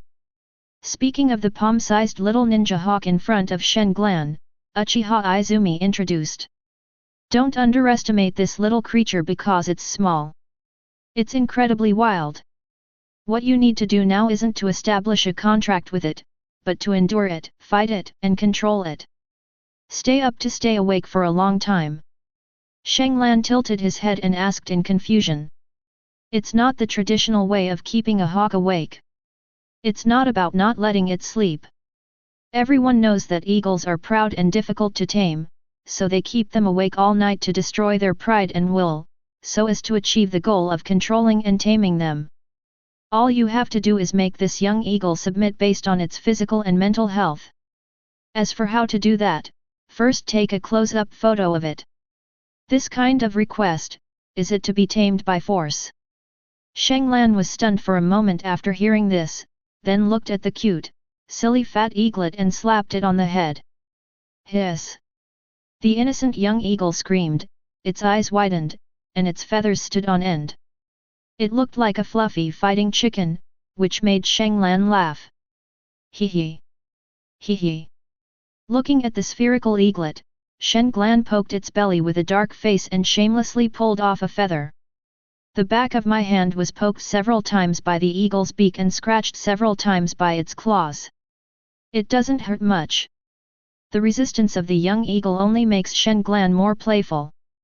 Holding the young eagle's head down, no matter how it struggled, Shenglan wanted to let it feel the darkness of the world and teach it what it meant to cover the sky with one hand. This kind of ninja hawk is very vengeful. Uchiha Izumi grinned. Hee hee. Shenglan chuckled, as if asking. So what? Just this little thing? Can't you see that I've already pinned it to the ground, just about to rub against the ground? The little thing was struggling desperately, trying to pull back its controlled head. Shenglan chuckled and let it go. Shenglan didn't use much force, but gentle force. He was afraid of pressing the little thing to death, so he let it go. Pulling the head back, the little guy rolled twice on the ground because he used too much force. His angry look made Shenglan laugh evilly. Is it fun? Uchiha Izumi asked with a malicious look on his face. Unfortunately, Shenglan didn't look at his expression. He teased the little guy without turning his head and answered directly. Fun. It's fun. It will follow you from now on. For the next period of time, it will help you train your eyesight. When Shenglan reacted, his face was full of question marks. He even suspected that he had heard it wrong. You heard right. Your training for the next period of time will be supervised by it. Without waiting for Shen Glan to ask again, Uchiha Izumi continued. Like I said, this is our Uchiha clan's exclusive ninja beast. It has some amazing abilities. It holds grudges. It will remember every person or animal that has bullied it. It will stare at you with sharp eyes and hate you. If you retreat, it will advance. If you are timid, it will attack. What you have to do is look it in the eye at close range, use your eyesight to coerce it into submission, and use your will to make it yield.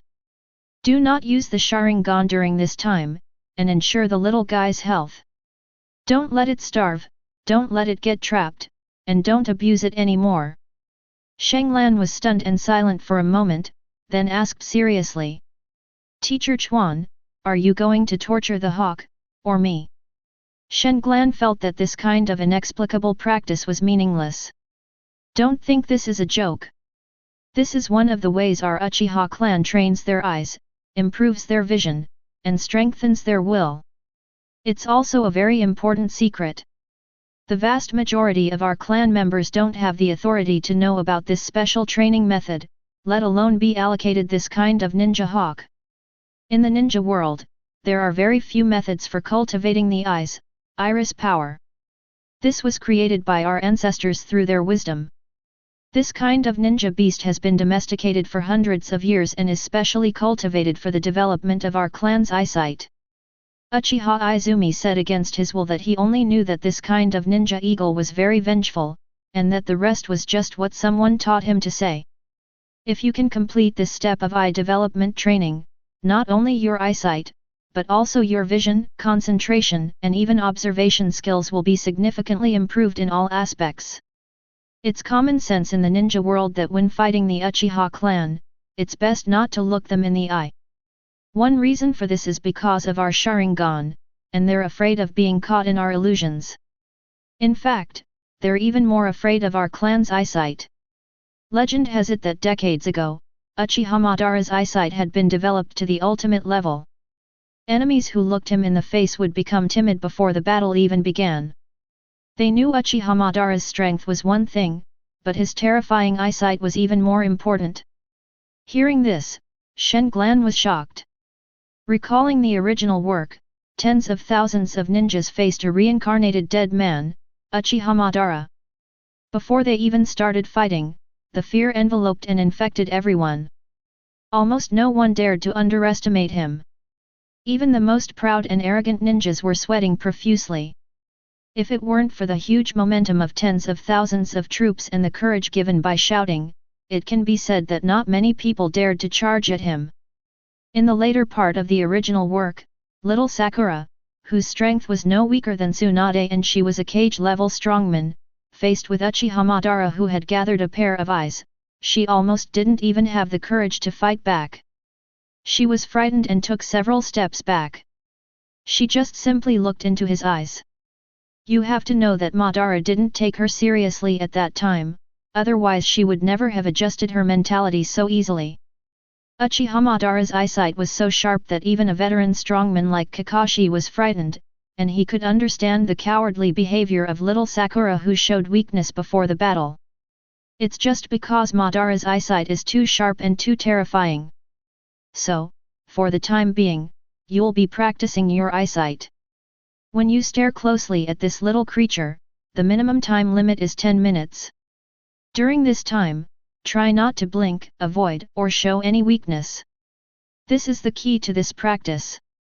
Just like when someone comes towards you, you will instinctively avoid them and close your eyes. You have to overcome this instinct and, more importantly, overcome your fear. Fear? Would I be afraid of it? Shenglan chuckled in disdain. But next, he will pay the price for his arrogance. In that case, let's begin. You must show your strength and focus on it, treating it as an enemy. And remember, you cannot cheat and activate the Sharingan. How disrespectful! Do you need to use a Sharingan to treat this little thing? Do you think I'm going to cheat? Shenglan sneered again, and went straight to the little eagle, staring at it with a sharp and ferocious look. Uchiha Izumi suddenly pressed the back of Shenglun's head and instructed again. Remember, you can't dodge. If you do, you won't get hurt, but you'll lose the fight. If you keep doing this, you'll never become a strong person. A person who harbors fear is doomed to fail and is destined to be a weakling. Cut. Shenglun became serious. He felt that Uchiha Chuan underestimated him too much. Did he really treat him like a child? His face was fierce, and he tried to scare the little eagle away by intimidating it. However, the little eagle still looked like a fighting chicken, not afraid of Shenglun's feigned ferocity at all. A minute passed and nothing happened. The little eagle's eyes were as sharp as ever, staring at Shenglun with the ferocity of a wild beast. It stared intently at the human who bullied and ravaged it without blinking. 3 minutes passed, Shenglun's eyes began to feel sore, and he could no longer maintain his fierce expression, but he still stared at it. 5 minutes later, Shenglun began to cry and his eyes began to tremble. He could hardly keep his eyes open. Seeing this, the little eagle actually made an attacking posture. Shenglun clearly saw its black pupils sway slightly, and then slowly shrank a little, because it was looking at it closely, and Shenglun watched carefully. People may be able to go for a long time without blinking. Shenglun remembers that there was a Huxia girl who could do it for 2 hours without blinking. She even applied for the Guinness World Record for this. But Shenglun believes that it is absolutely impossible for her to stare at someone intently for more than 5 minutes. Because he felt so uncomfortable even though he had the blessing of Sharingan, even if he didn't activate Sharingan, the condition of his eyes would still be far better than that of ordinary people. The eyes of the Uchiha clan are their greatest innate gift. 7 minutes passed, Shenglun felt extremely uncomfortable, his eyeballs were covered with bloodshot, Shenglun felt as if his eyeballs were going to bulge out, stinging pain began to occur, and gradually became like burning fire. Since I can't stare continuously, I'll just stare without blinking. Just as he had this thought, he suddenly discovered that the eaglet extremely retracted its head and raised its head slightly backward. Oh no! If I get pecked at this close, my eyes might be completely destroyed. Shenglun was shocked and was about to step back to avoid it, but he found that Uchiha Chuan was holding the back of his head tightly. In Shenglun's eyes at this moment, this little eagle was no longer so weak and could be bullied. At this moment, he even had an illusion. He felt like a prey with nowhere to hide under the circling giant eagle, or a desperate insect under the beak of a rooster. Instinctive fear arises. Bang! A slight pecking sound was heard. Ah! A heart-wrenching howl suddenly rang out, and Shenglun covered his eyes and sat down on the ground. How rampant he was at first, how miserable he is now. Chapter 21. A long time. Uchiha Izumi's eyes showed some pity, but her voice was cold and reached Shenglun's ears. Get up! Our Uchiha clan's eyes are not as fragile as you think. We can't go blind. Enduring the immense pain, Shenglun struggled to get up, covering his left eye with one hand. He looked miserable, with snot and tears streaming down his face. It wasn't that he was crying, but it was the side effect of the continuous stimulation of his eyeballs. Are you scared? Uchiha Izumi asked with a serious expression and a cold voice. No, no. Look at it and say that. Uchiha Izumi said coldly, pointing at the little eagle. No. Open your eyes and speak. Uchiha Izumi showed no mercy. Shenglun put down the hand that was covering his eyes. With a firm will, he ignored the eyeball that was red and painful from being pecked, opened his eyes wide and looked at the little eagle and said loudly. No. In the days that follow, you must keep repeating this practice until it surrenders. Don't worry, our eyes are very powerful. If your left eye is pecked today, your right eye will be pecked tomorrow. Repeat this process until you complete the training mission. Of course, you don't have much time left. It's still a young bird, so it will naturally grow day by day, and at a very fast pace. This means that if you fail to complete the task, the pecks you receive will become increasingly severe. Also, the third elder has issued an order. If you fail to complete this training mission, he will abandon you. Because within our clan, if one cannot complete this training, they are not qualified to become a Chunin. Their lifetime achievements will not be great, so naturally they are not worth cultivating. Shenglan was shocked when he heard this, and then he was silent for a moment and asked. Teacher Chuan has also received this eye training. Uchiha Izumi answered without hesitation. Nature. Shenglan lowered his head and remained silent for a long time. Looking at Shenglan who showed no reaction, Uchiha Izumi suddenly snorted coldly. You don't want to continue? Are you scared? Shenglan didn't answer, he shook his head in denial. Weaklings, waste. Those who start but never finish will never achieve anything, let alone possess power. Uchiha Izumi directly trampled on Shenglan's ambitions and goals.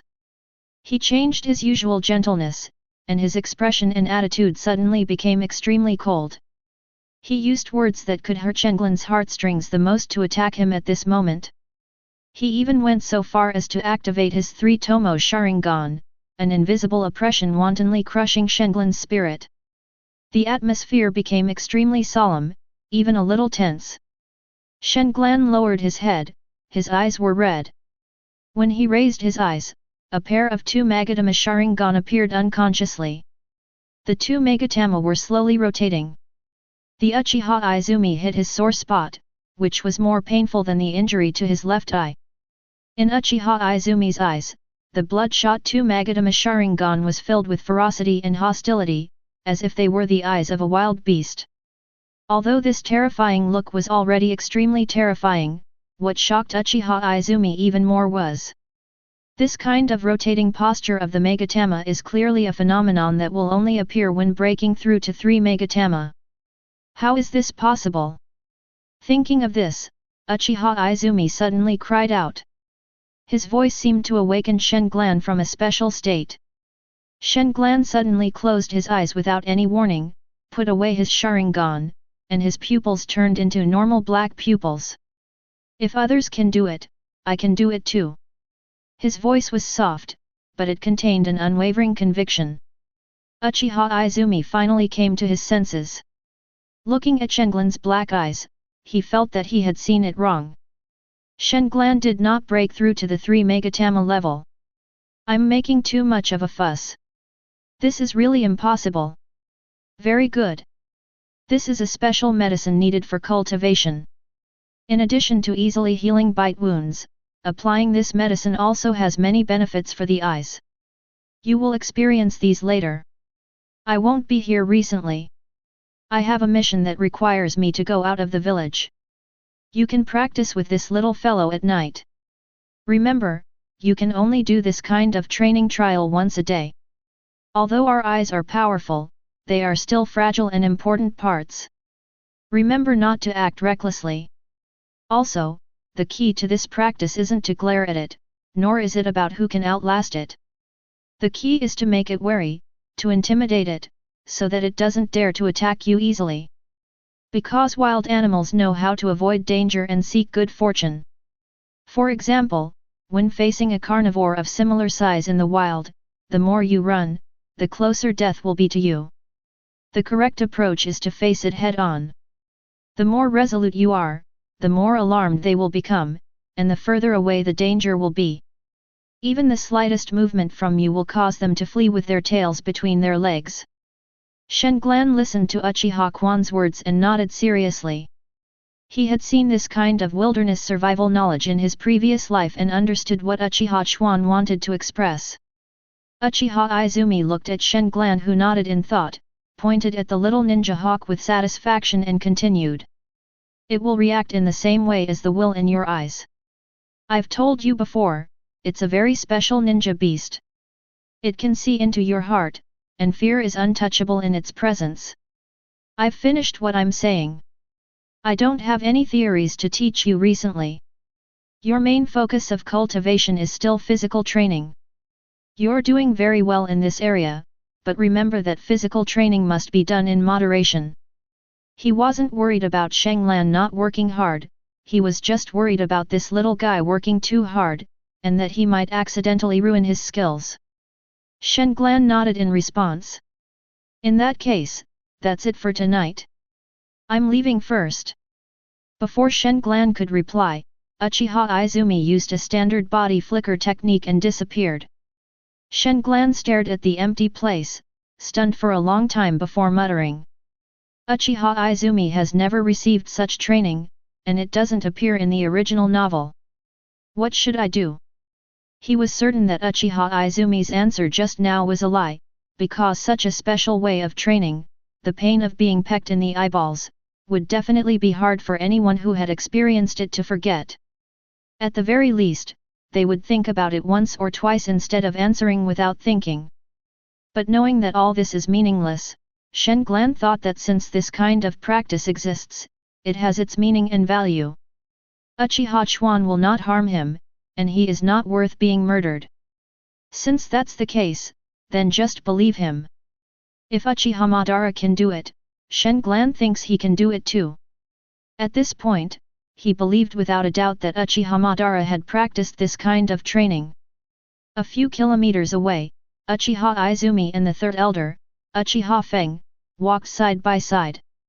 Uchiha Izumi asked. Third elder, does this kind of practice really exist? How come I don't know about it? Uchiha Izumi feels that Shanglan was badly betrayed and is competing with a beast. Does this make sense? It does exist, and it was indeed discovered step by our ancestors of the Uchiha clan. However, it is normal that you don't know it.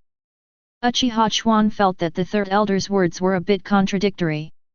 If this kind of practice really existed, there was no way she didn't know about it. Could it be that my authority is really too low?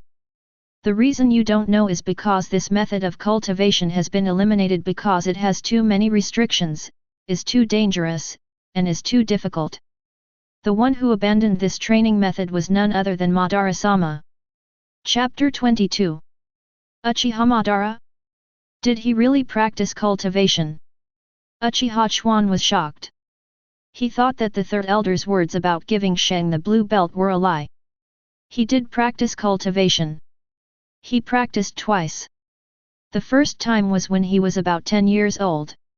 He was pecked so hard that he started to doubt his life. After several pecks, his eyes were almost pecked off. I heard that his eyes were full of blood, and the old patriarch stewed the ninja eagle directly. The second time was when he first became the clan leader. He faced his own summoning beast Ninja Hawk, adult stage.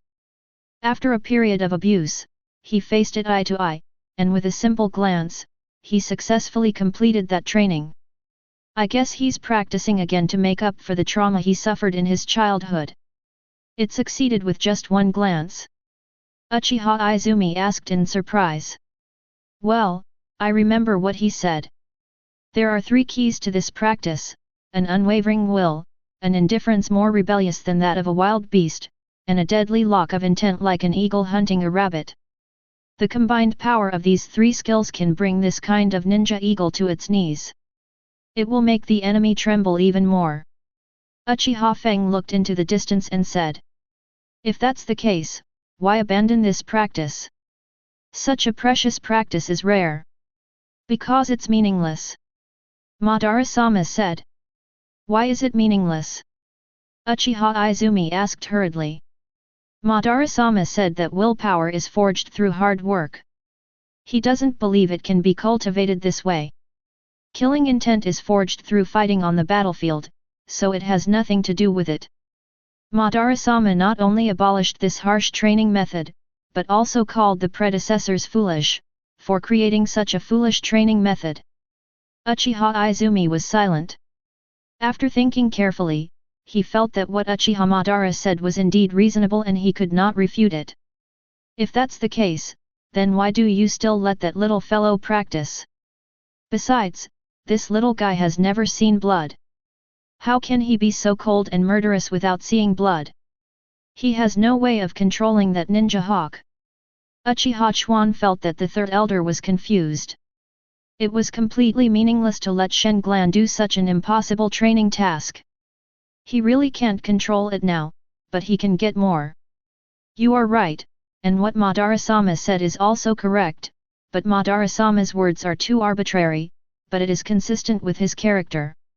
Why do you say that? Uchiha Izumi found it increasingly difficult to understand what the third elder said. Because I have also practiced that method. Ignoring Uchiha Izumi, who stopped in surprise, he continued. That training method is useful and progressive. It would be foolish to simply use that special ninja hawk with the summoning beast. Madara-sama's words are correct, but I cannot fully agree with them because he does not understand the true meaning and value of the ninja hawk and the training methods left by our ancestors. He is always so arrogant. This practice does have 3 steps. The first step is, as Madara-sama said, an unwavering will. If you can complete the first step, Ninja Eagle will never hurt anyone again. However, that's all. If your willpower slackens, then I'm sorry, but punishment will come. I see. So this is how the 10-minute time limit you mentioned is used. Why don't you explain it more clearly so I can tell that little guy, so that he won't suffer less? Uchiha Izumi first pounded his palms with a look of understanding on his face, and then rolled his eyes. There's no need to explain it so clearly. He's smarter than we thought. Uchiha Feng said with certainty. Recalling the resolute willpower shown by Shenglan when he opened the Two-Tomo Sharingan, Uchiha Izumi seriously affirmed. The first step wasn't difficult for him. Because he had clearly felt Shenglan's will just now. However, that kind of shock was not as great as the Sharingan's breakthrough to 3 Megatama. Uchiha Izumi thought that the 2 Megatama spinning phenomenon of Shenglan just now was just his own illusion, so he didn't intend to say anything. I know this. This is the key to the first step, but it is not the reward of the first step. You, like Madara-sama, have been trapped in a misunderstanding, which is. This is a training for the eyes. It's not a training for the will. The purpose of this training is to place the will in the eyes. When the eyes are open, every glance is a manifestation of the will. Looking at Uchiha Izumi, who was speechless with shock, Uchiha Feng continued. Although this practice completely prohibits the use of the Sharingan, its true manifestation and effect will be exerted on the Sharingan. This is the most brilliant aspect of this practice. You may not know that the most suitable time period for this practice is actually when Shenglan is at his age. Take Madara-sama and us for example. At the age of 20, there is no point in him practicing this method anymore. But for Shenglan, a firm will is the foundation of his strength. Although he is different, he is still too young. Children are arrogant and lack restraint. Over time, their will inevitably wear down and become slack. Therefore, it is very necessary for him to practice like this at this time. After all, he still underestimated Shenglan.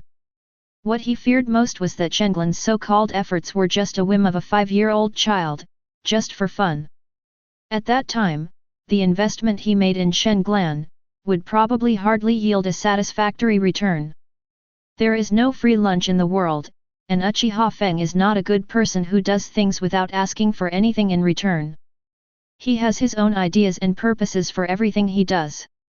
Uchiha Feng explained the significance of this practice, and Uchiha Chuan nodded repeatedly, secretly sighing that the third elder was indeed very far-sighted and had a much longer-term vision than his own. Also, you should know that a lot of ninja knowledge must be memorized through action. No matter how much theory you learn, you may not be able to apply even a little bit. What he needs to focus on most right now is still physical training. In a word, Uchiha Feng hit the point, and he agreed with Uchiha Izumi's opinion. There's nothing much to teach right now. You can't bite off more than you can chew. Just play the staring game with that little chick for a while. Shenglan, in the camp, was doing push-ups with his eyes closed. His eyeballs were still burning with pain from the peck he'd just received, but he didn't immediately seek revenge on the young eagle. Instead, he focused on exercising. He didn't look at the little creature, fearing he'd crush it to death out of anger. Shen Glan didn't look at it, but that didn't mean the little guy would just let it go. The little creature's eyes were still fixed on Shen Glan, and its head even swayed up and down with Shen Glan's ups and downs, push ups, looking extremely funny. Before they knew it, Uchiha Feng and Uchiha Chuan had returned to the clan territory. Uchiha Feng drove him away and came to the compound where the Great Elder lived alone. After being informed by the guard at the door, Uchiha Feng successfully entered the compound and met the Great Elder, Uchiha Zong, who was waiting for him in the room. Chapter 23. Uchiha Zong was kneeling on the ground with a serious expression. He exuded the aura of a person who had been in a superior position for a long time. His posture of closing his eyes and resting carried the majesty of a superior. Sit. Uchiha Feng was calm and leisurely knelt down opposite him. His movements were slow and cautious, and at this moment he seemed like an old man in his twilight years. Tea. The maid entered with tea and carefully placed it on the low table between them. Uchiha Feng was silent for a moment, picked up the tea and took a sip, then looked at Uchiha Zong's serious and indifferent expression and asked softly. Does the Great Elder think that what I did was inappropriate? His inquiries were direct and pointed directly to the incident that had gone against him last time, without even dragging his feet. He. Seeing Uchiha Feng being so direct, Uchiha Zong sneered directly, but still did not immediately turn hostile, because he was a little confused about the purpose of this old man coming here tonight.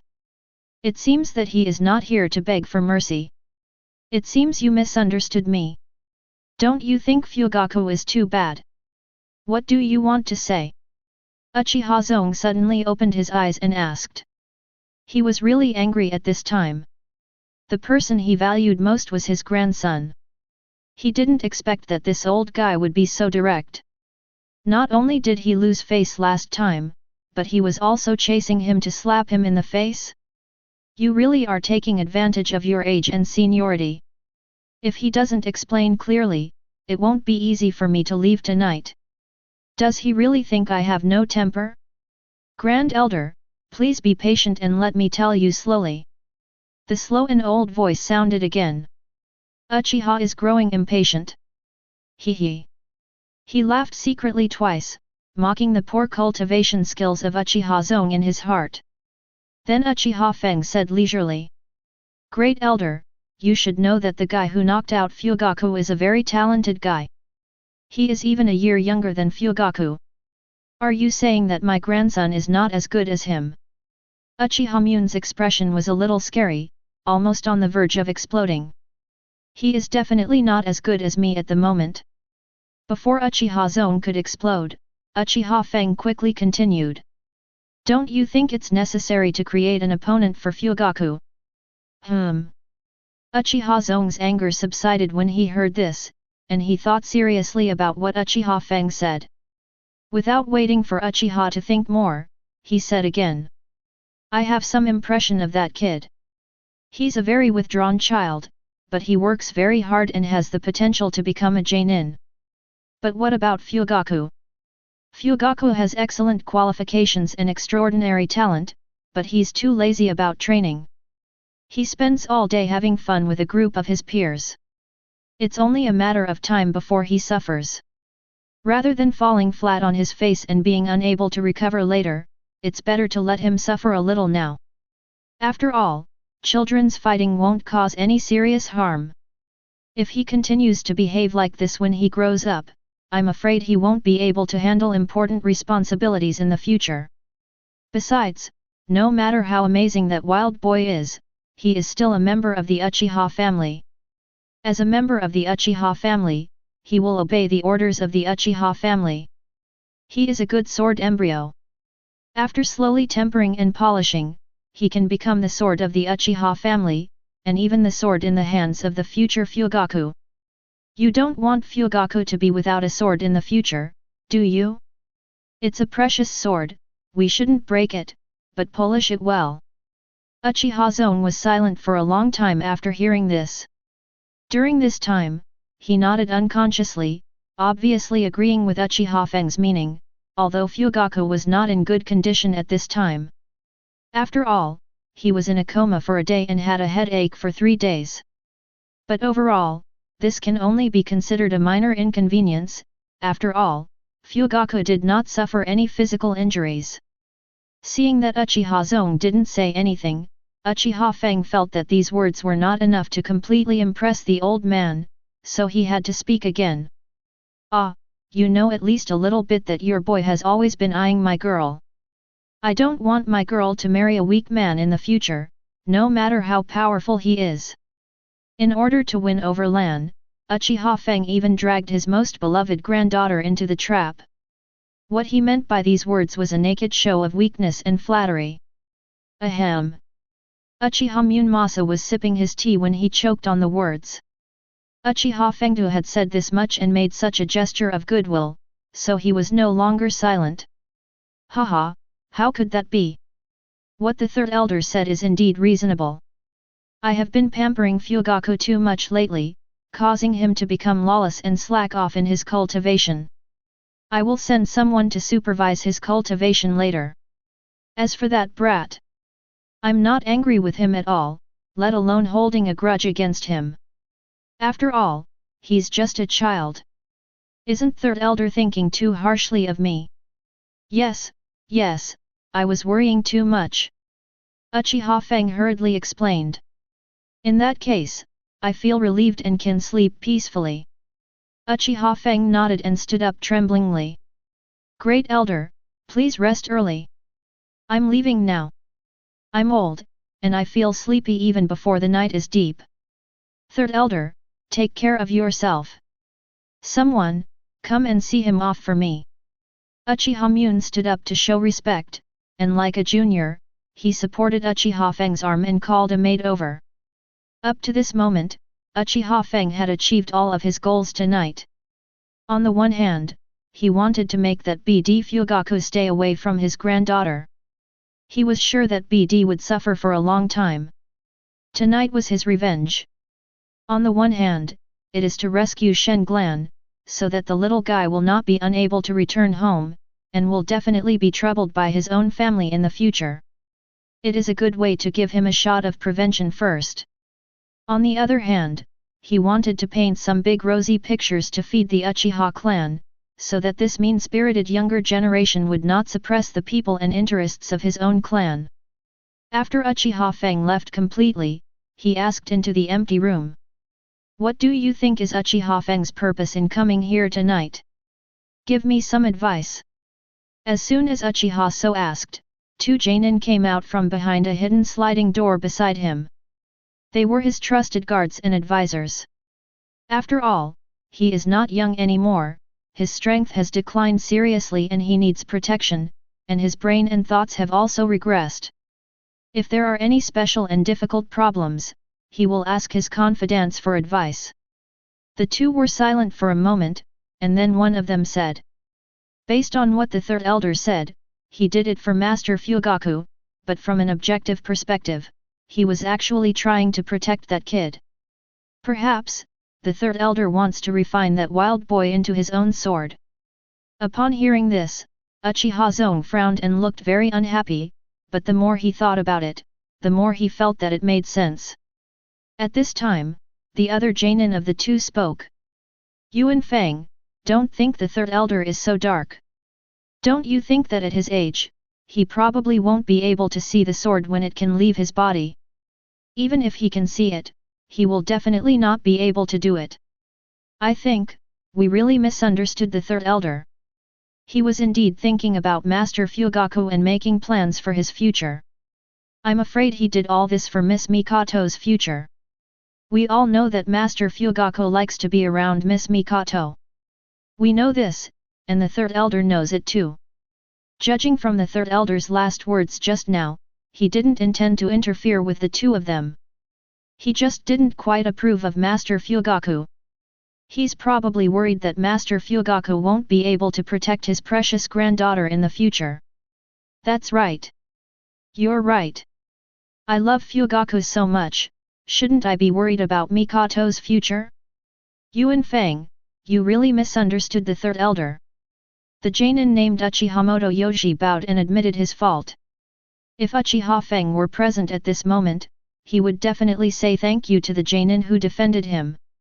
Little did he know that he even sold out his most beloved granddaughter tonight, just to buy time for Shen Glan to rise and grow. In his heart, Shen Glan at this moment is countless times better than Fugaku, and all his bets have been placed on him. Chapter 24.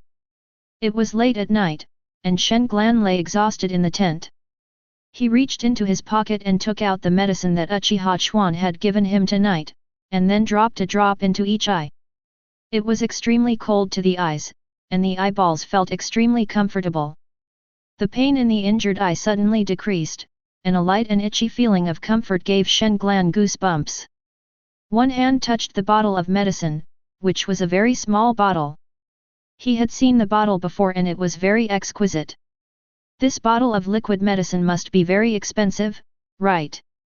No wonder the Sharingan in the original story was so easy to dig up and even passed around. With this magical potion, no wonder the Sharingan is so durable. Shen Glan was lost in thought. This kind of eye drops is indeed very precious. A small bottle is worth no less than 10,000 taels. Moreover, this thing is not available on the market. It was specially developed by the Uchiha family and is specifically developed for blind eyes.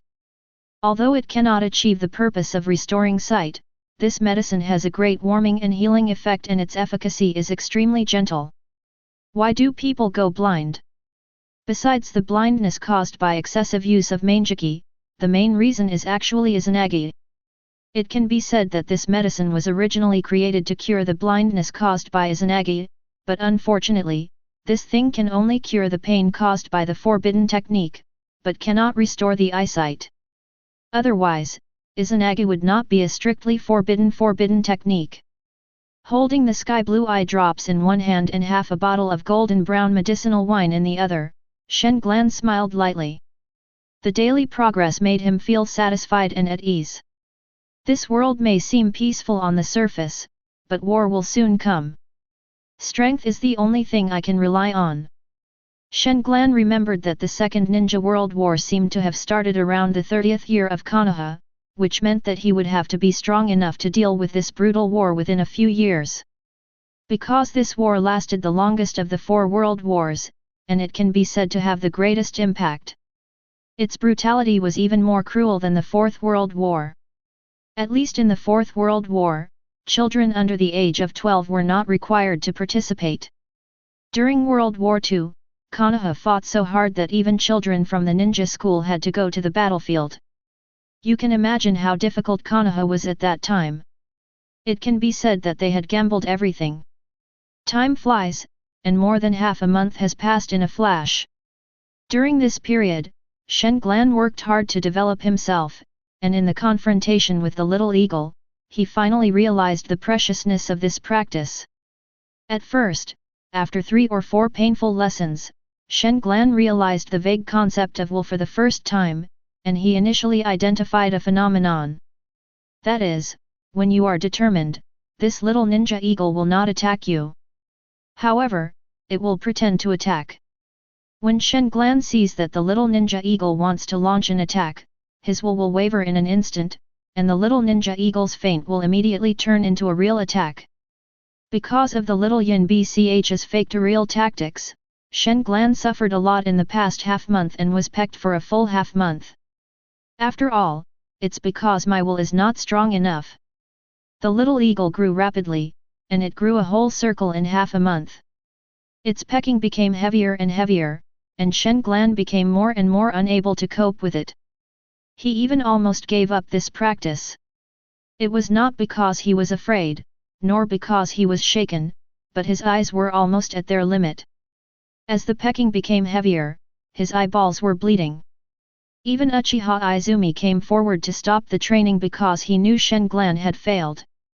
After the 15th peck, Shen Glan covered his bloody left eye with one hand, his face ferocious. A right eye full of violence once again stared at the ninja eagle. He chose to fight it again. He couldn't wait until the next day. After a long confrontation, Shen Glan's right eye was covered with bloodshot, and combined with his hideous face, it looked like a devil's eye.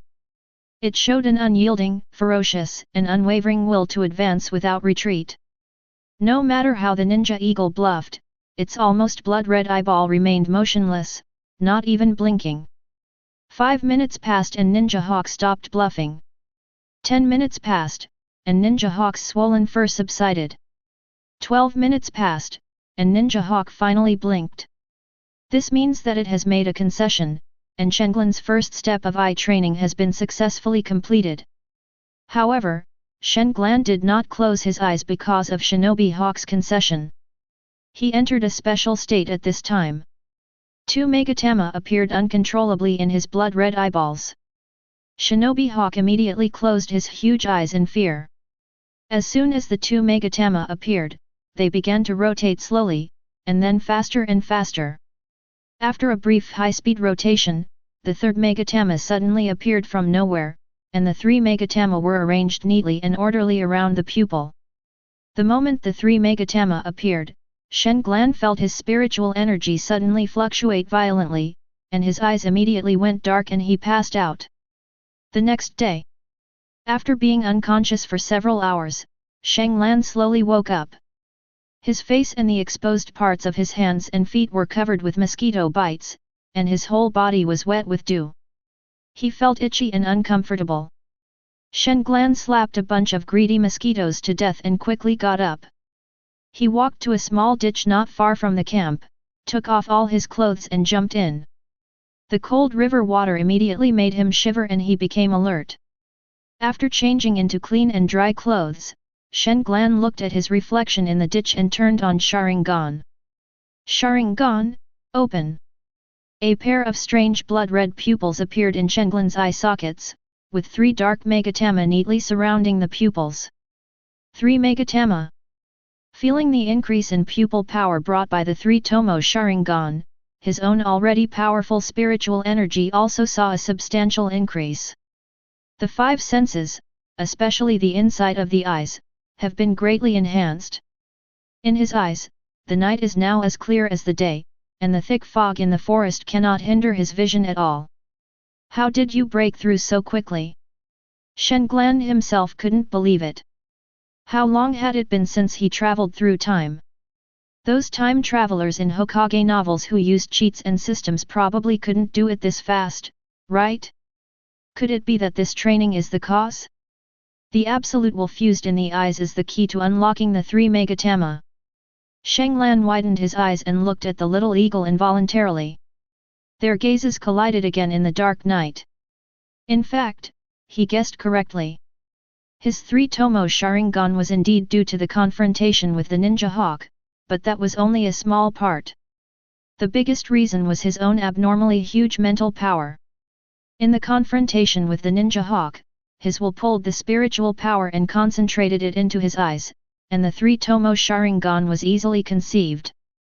This little guy is such a thief, doesn't he need to sleep? Looking at those bright eagle eyes, Shenglan smiled slightly. What he didn't know was that the little eagle had woken up because of Shenglan's awakening. Shenglan had been furious about his training failures recently and had beaten it frequently, so it was already a frightened bird. After twisting his waist and doing some simple exercises for a while, Shenglan entered the dense forest, harvested a few small snakes from the trap, crushed the snake heads and threw them at the little eagle. Not caring about the little BD who was frightened and turned into a fighting chicken, he trotted out of the camp and started a new day of training.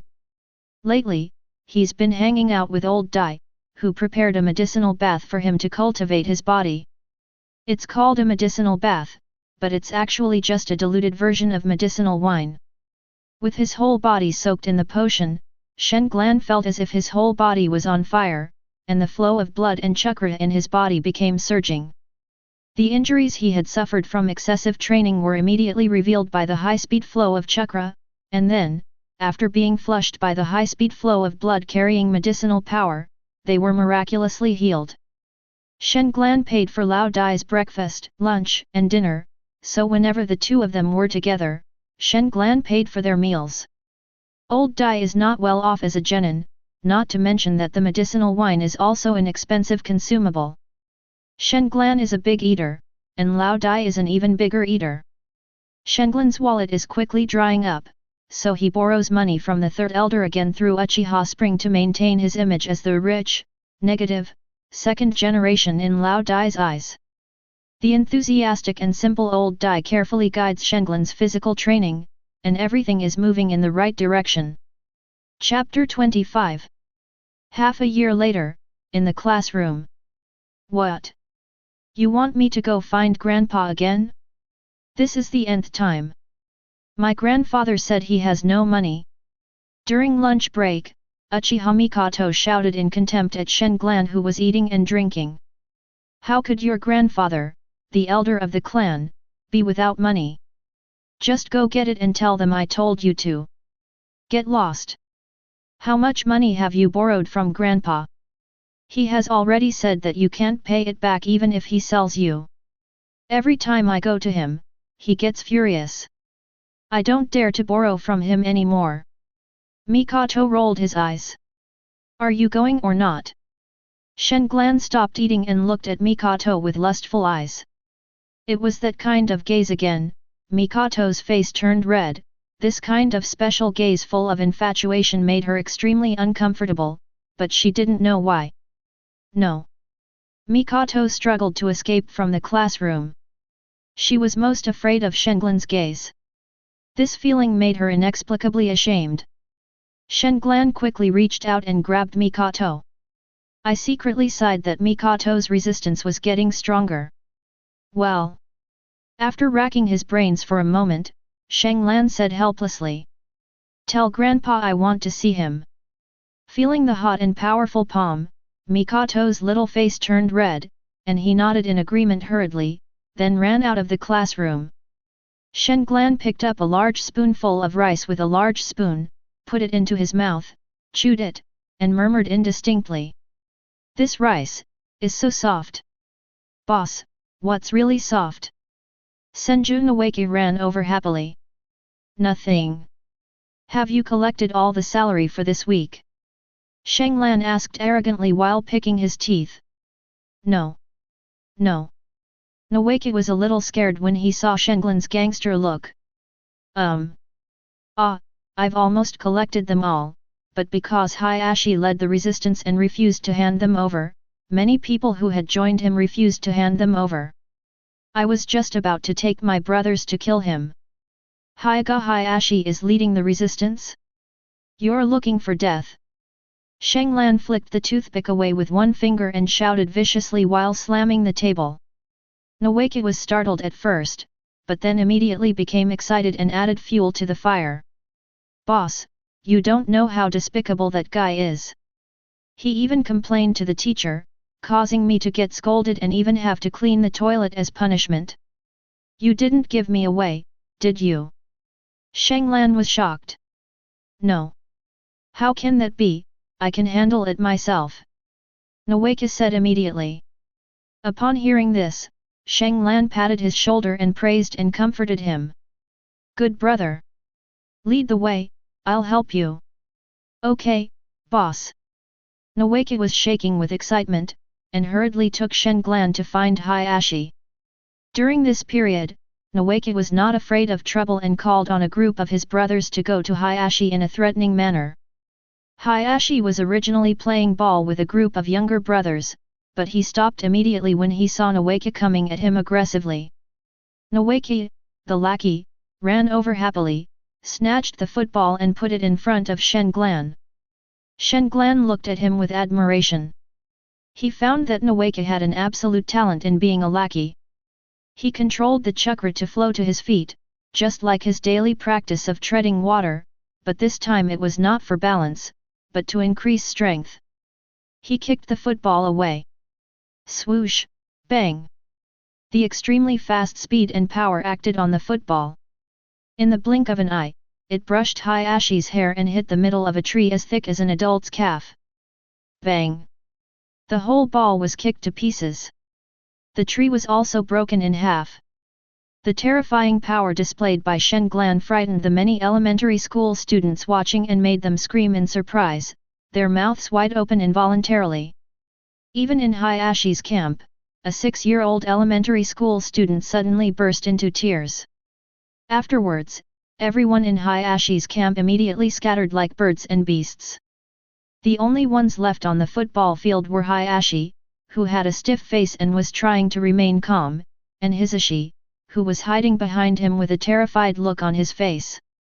Tap. Tat. Tat. Shenglan slowly walked towards the two brothers. Every step he took seemed to step on Hayashi's heart, and with every step he took, Hayashi's face became paler. When they stopped in front of Hayashi, their faces were less than 20 centimeters apart. I asked Nawaka to collect the money. Anyone who dares not to pay it is making things difficult for me. Shenglan said softly with a calm expression. Nawaka's face flushed red as he heard this, his brain congested. Looking at the growing number of elementary school students gathered around him, he shouted out as if possessed by a ghost. You're also making things difficult for me. Hayashi's face froze at first, then turned red. Why? He tried hard to overcome his fear and roared with all his might. Just me, Uchiha Katsuran. Shenglan's voice was not loud, but everyone present widened their eyes in shock. His eyes opened slightly, and the power of his will was concentrated in his eyes. Looking at those unblinking, calm eyes, Hayashi felt the real brutality and indifference in them. He felt like he was being stared at by a ferocious beast. Fear surged from his heart like a tide, and his legs trembled as he stepped back unconsciously. There is no way he can win by fighting. Hayashi will never take the initiative to attack unless Shenglan makes the first move. However, Shenglan's use of this kind of pressure makes him more uncomfortable than beating him up directly. Hayashi retreated again and again, instinctively wanting to stay away from Shenglan. However, those eyes were still staring at him, with such unblinking silence that it was like a precursor to a ferocious beast's attack. Moreover, this feeling became even more obvious after Hayashi took the first step back. Okay, we'll give it to you. We'll give you as much as you want. At this time, it was Hisashi who withstood the pressure, holding up the retreating Hayashi with one hand and shouting loudly. Hearing this, Shenglan nodded, looked at the pale Hayashi, and said softly with a meaningful tone. You have a good brother who is more courageous and responsible than you. Shenglan said, ignoring Hayashi's changing expression, and turned to walk towards his classroom. But just when he was halfway there, Shenglan's voice rang out again. The Hyuga family, 2 people, have to pay for 4 people. The Hyuga brothers collapsed to the ground upon hearing this. If for no other reason, this brother's family is rich, even richer than the Hokage's family. How many branch houses in Hyuga are serving the main family? The main family directly controls everything in the branch houses. Not to mention money. Even the lives of the branch houses are in the hands of the main family. As the crown prince of the main family of Hyuga, how could his monthly allowance be small? He, Hyuga Hayashi, is the real rich second generation. So handsome, a girl among the elementary school students murmured. All the onlookers present, regardless of gender, suddenly nodded in unison as if possessed by some mysterious force. Such a domineering aura is overwhelming. Hayashi-kun can't resist it at all. Namikaze Minato sighed. He and Katsura had a good relationship and rarely spoke out loud. Who is this? So arrogant? A round-faced girl with long blood-red hair shouted. Although her tone seemed disdainful, her eyes were full of admiration for Shenglan. When people nearby heard her question, they all moved away from her, fearing that they would be implicated. His name is Uchiha Katsuran, a classmate in Class 1. He's a very nice person and also my friend. Namikaze Minato shyly introduced him to the girl. You? How could such a hacky guy be friends with a sissy like you? The girl scoffed in disbelief. Minato looked embarrassed, but he wasn't angry either, because he had been hit and teased by this girl so often recently that he was almost used to it. I don't know how I offended her. He's still hacky. He's a gangster, a scoundrel. Yes, a scoundrel, said Uchiha Mikoto next to the girl. She was also deeply immersed in her admiration for Shenglan and couldn't extricate herself. Only then did she come to her senses and cursed with a smile. Her voice was loud and many people heard it, even Nowaiki. Nowaiki was just getting angry, but when he looked closely and saw that it was Mikoto, his face changed and his anger immediately subsided. He nodded and greeted Miss Mikoto and ran to blow t-shirt. Ah! Rogue? Mikoto, do you know him? The girl said in surprise. Namikaze Minato said with a frown on his face. They're both from the Uchiha clan, and they're in the same class and sit at the same table. Even though Shenglan had introduced himself just now, the girl was still unable to react.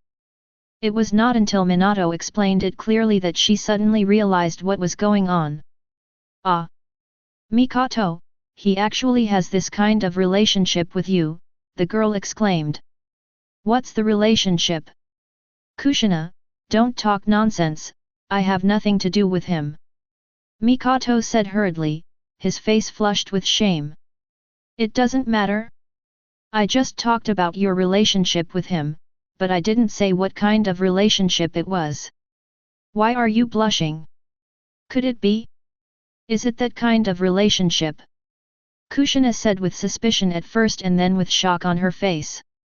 Ah! Are you looking for a fight?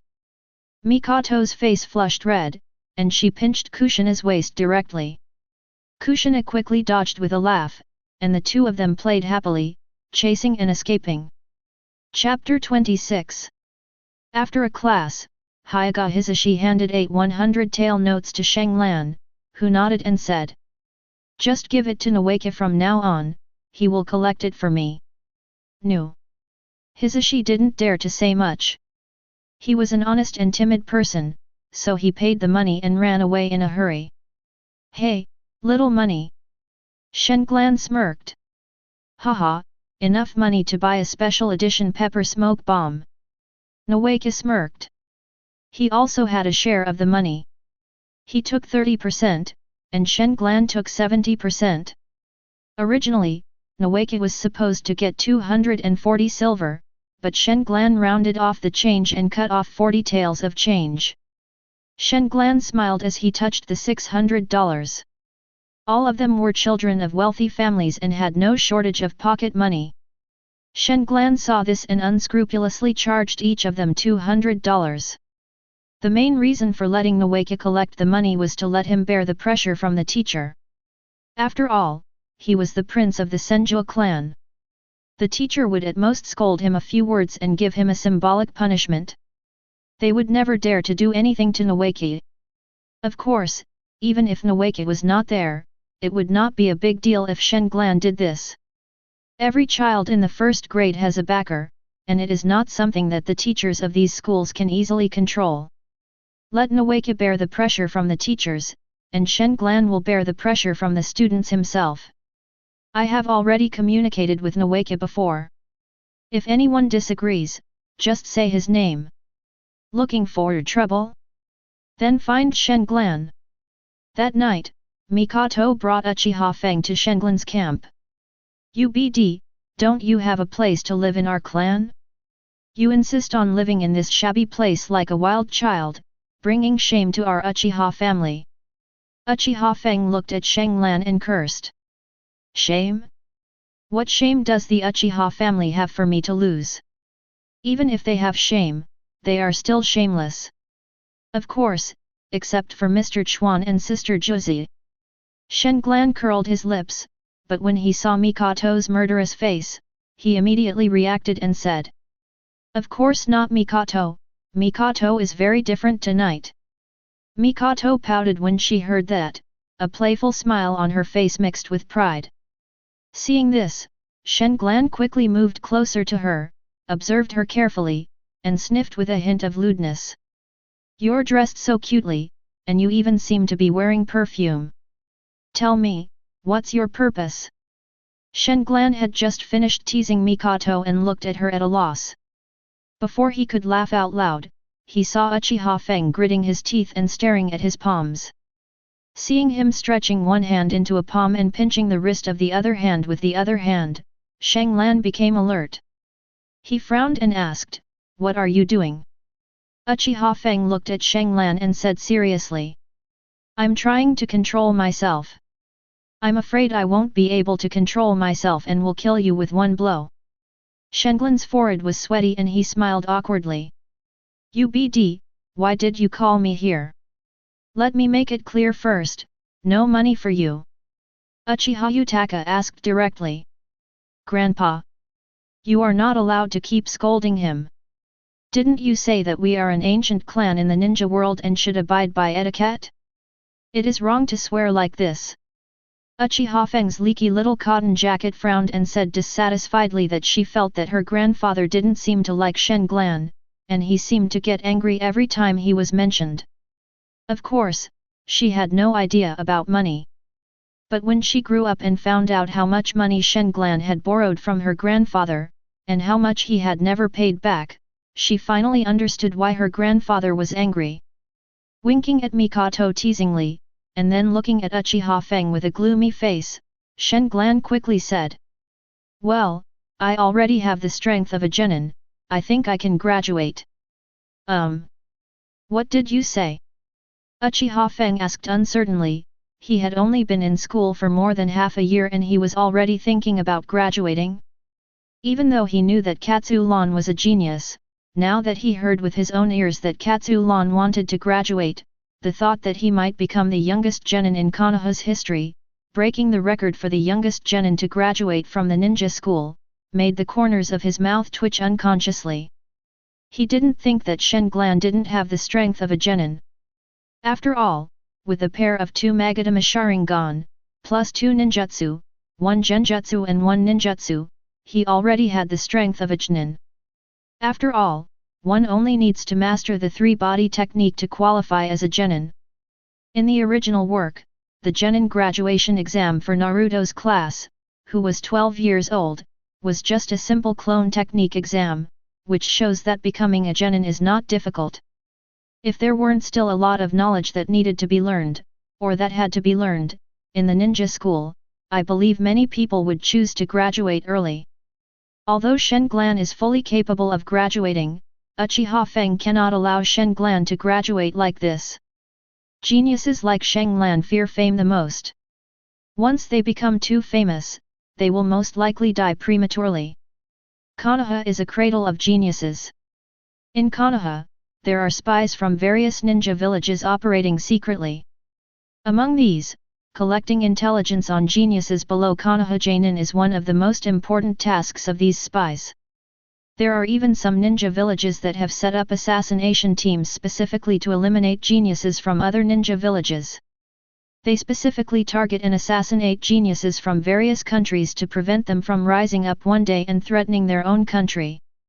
For someone like Shang Lan, if he were to reveal his strength, Uchiha Feng was sure that there would be no need for ninjas from other villages to take action. There would probably be many people in his own village who would not be able to tolerate him. No, as long as Shang Lan reveals his Sharingan, it will be difficult for him to grow further. No one among the older generation in Konoha would like to see another Uchiha Madara emerge from the Uchiha family.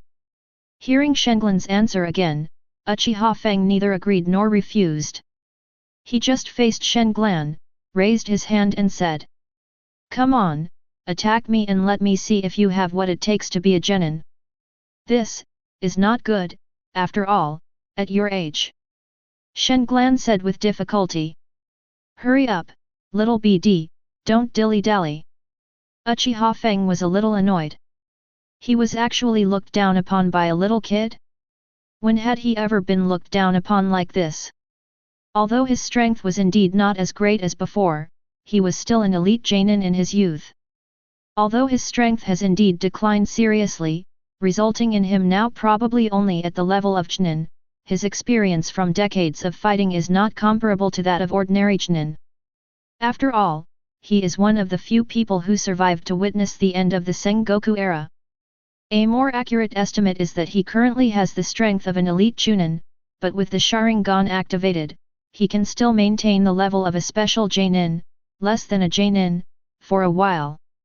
At his age, his eyes have actually been cloudy for a long time, and the 3 Megatama can only bring him minimal strength.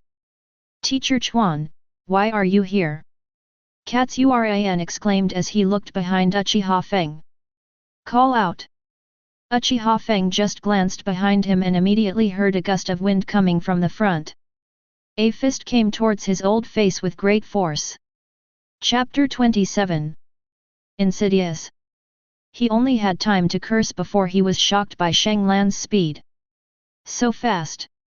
The fist just grazed Uchiha Feng's old face, and he grabbed Uchiha Feng's wrist with his backhand, used the force to pull Shang Lan over, and threw him to the open space on the side.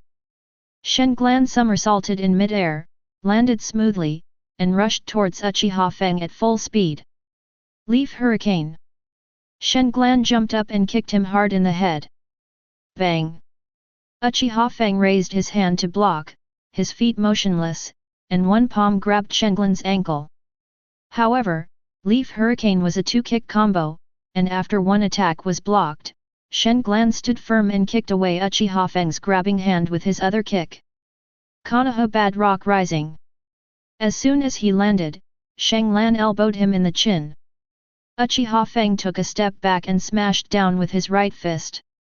Shenglan groaned and quickly stepped back, his face turning red from the severe pain. Seizing the opportunity when Shenglan revealed a flaw, Uchiha Feng launched a series of attacks. In an instant, Shenglan fell into a disadvantage and was kicked far away by him. Fortunately, he reacted quickly and was a bit faster than the elderly Uchiha Feng, so he blocked the kick and only suffered minor injuries. No big problem. You're still a little naive, kid. Uchiha Utaka scoffed. Shenglan remained silent. He knew what the old man meant. His strength was indeed too weak. Due to his physical and age limitations, Shenglan was currently unable to do anything. How shameless! Shenglan suddenly smiled and tapped his right cheek with his finger, mocking directly. Feeling a burning scratch on his right cheek, Uchiha Feng said gloomily. Mikoto, stay away. Looking at Mikoto who was stunned by the shock, Shenglan chuckled. Mikoto, stay away. Don't worry, I'm just sparring with your grandfather. I won't actually hurt him. Hearing this, Uchiha Feng's face twitched.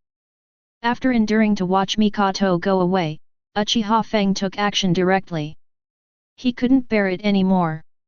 Fire-style Great Fireball Technique.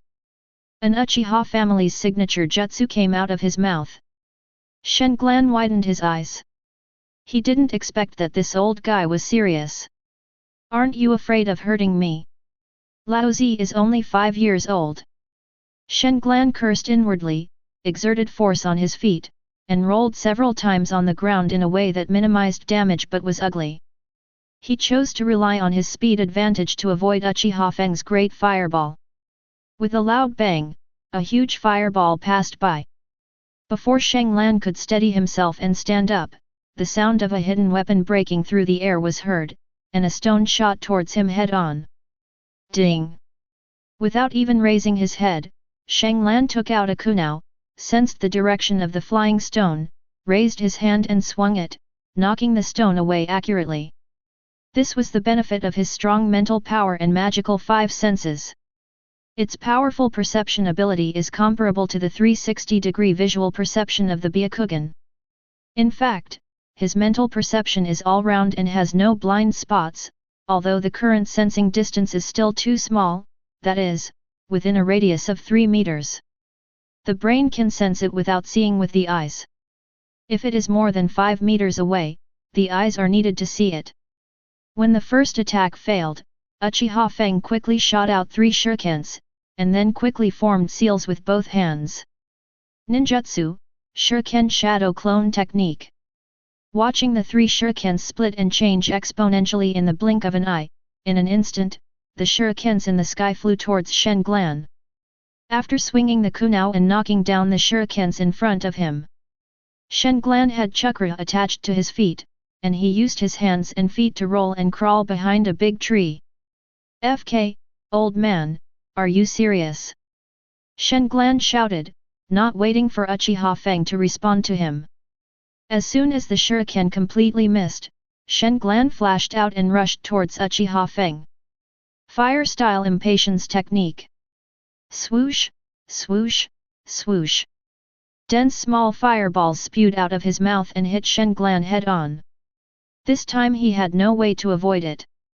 As Uchiha Feng showed his joy, he found that Shen Glan, who was hit, turned into a piece of wood with a bang. Body replacement technique. When Uchiha Feng was surprised, but in a flash, he knew that Shen Glan was still behind the tree. He cast the spell first, but delayed the activation. This is a common method used by those who are proficient in the body replacement technique. Fire-style Great Fireball technique. A great fireball, one size smaller than the previous Uchiha Feng, came towards him head-on, and Shen Glan began to exert his strength. After the fireball was thrown quickly, Shen Glan followed closely, raised his hands and shot 2 kunao to the left and right, and turned his hands and 2 shurikens appeared in his hands. He was ready to block Uchiha Feng's escape route. Uchiha Feng frowned at the precise kunao throwing technique. His chakra was depleted too much. Although he sensed Shen Glan's intention to consume him, he continued to form seals quickly with his hands. Water-style water barrier. It is recognized by the ninja world that every owner of the 3 Tomo Sharingan is a master of ninjutsu, and copying ninjutsu is the unique ability of the 3 Tomo Sharingan. Although there is no water attribute chakra, it does not mean that you cannot cast water-style ninjutsu, although the consequence of doing so is that the power of the jutsu is small and the damage caused will be greater.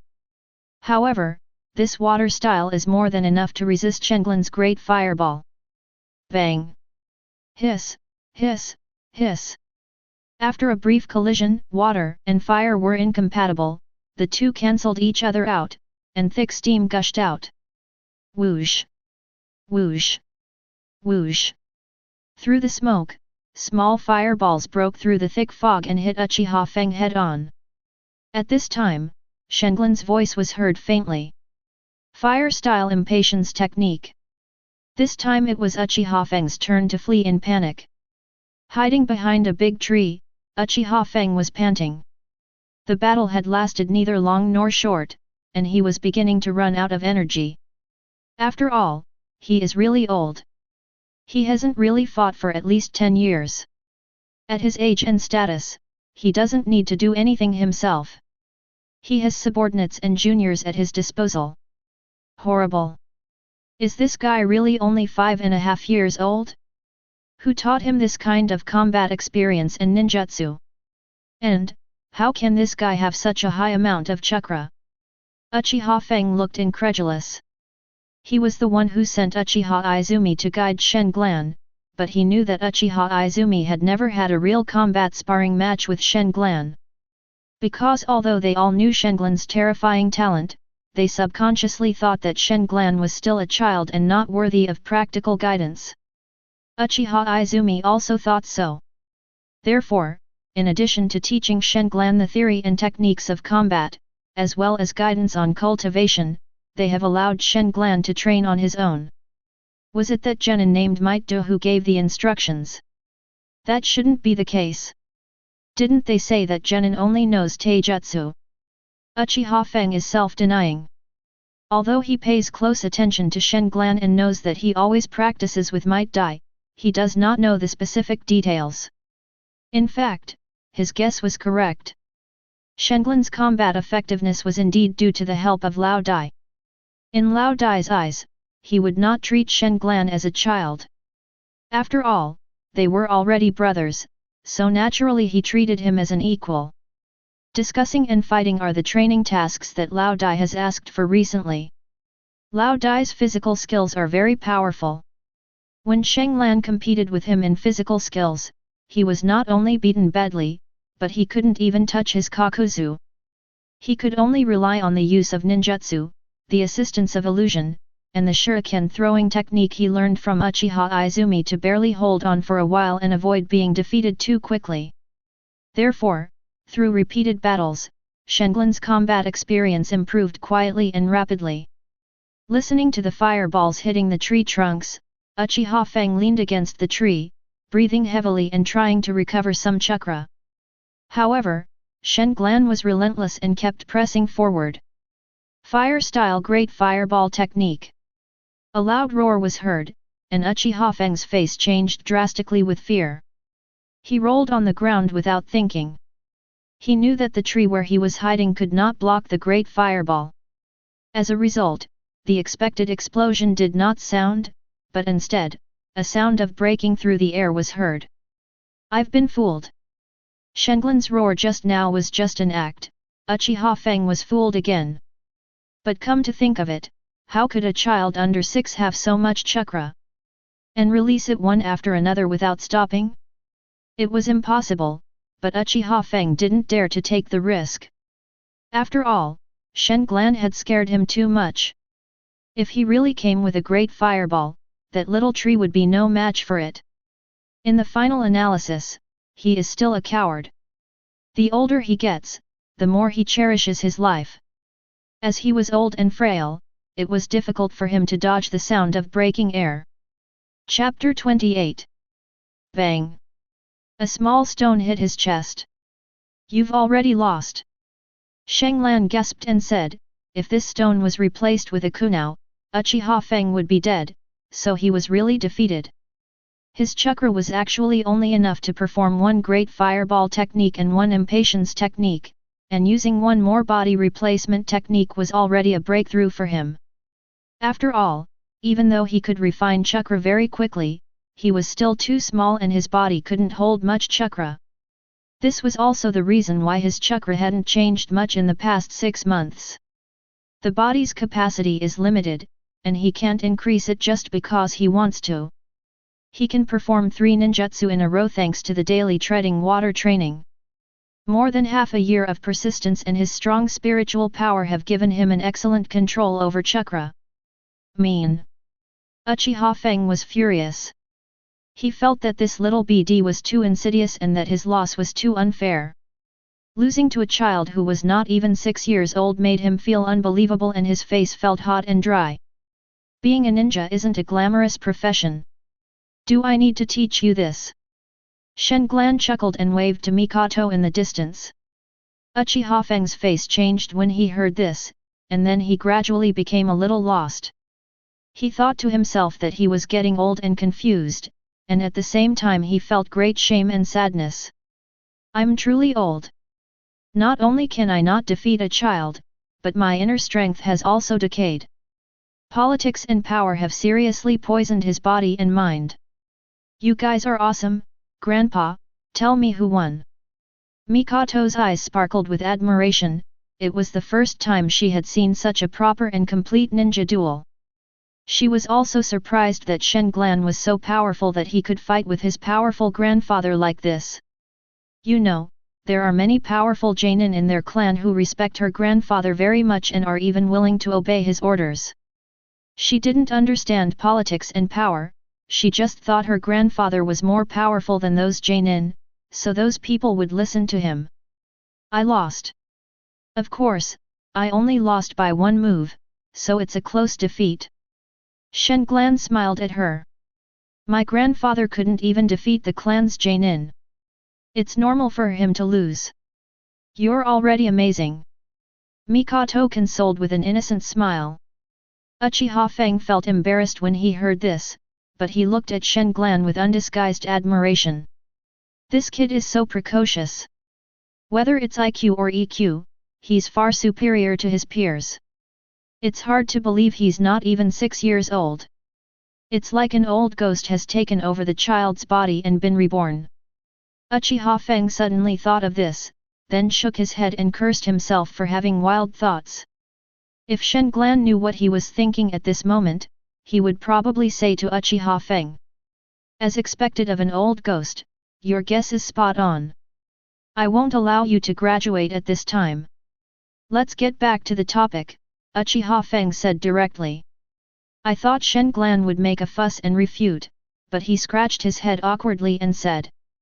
Well, actually, I don't want to graduate early, but if I don't graduate, I won't be able to make money, and without money, I won't be able to survive. After all the fuss tonight, Shenglan's real motive is still money.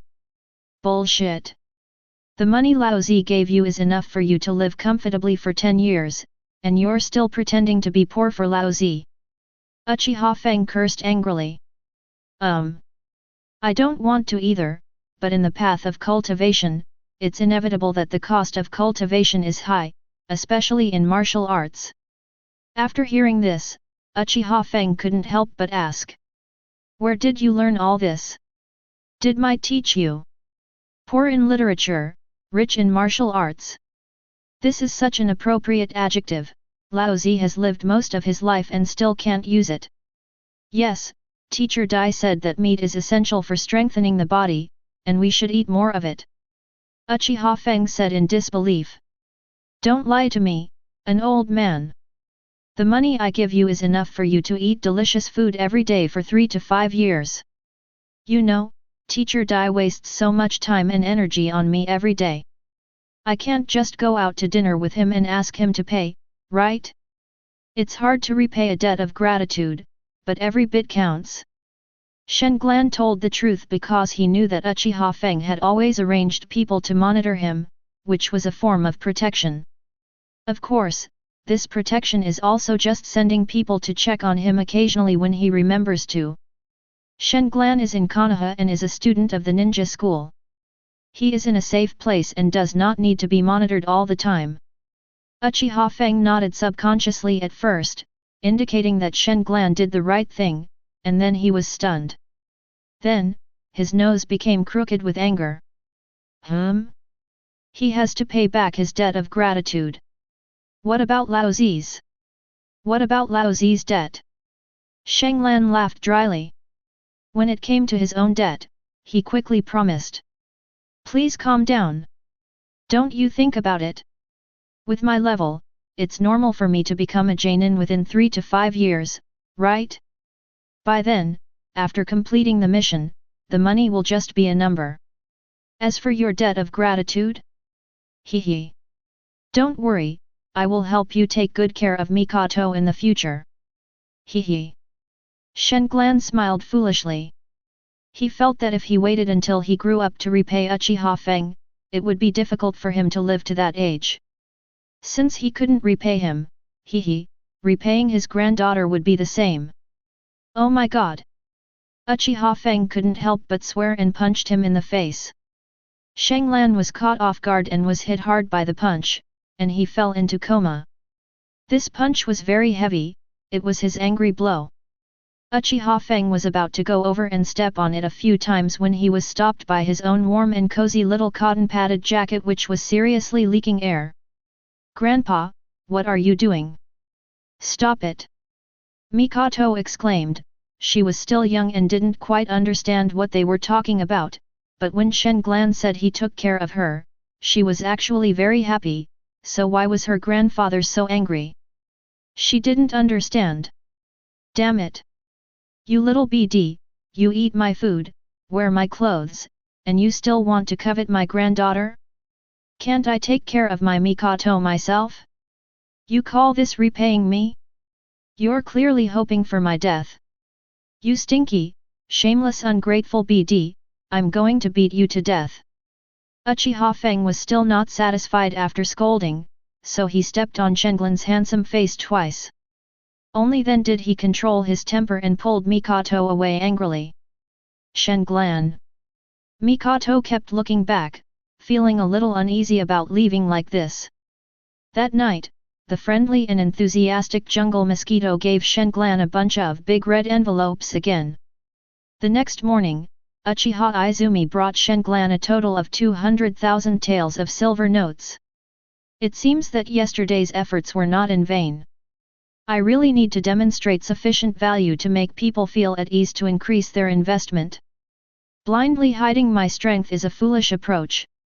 There's nothing wrong with developing slowly, but if I do it too slowly, I'm afraid I'll be stunted. Shenglan murmured after sending Uchiha Izumi away. Chapter 29. Shenglan's recent high expenses are actually related to his cultivation.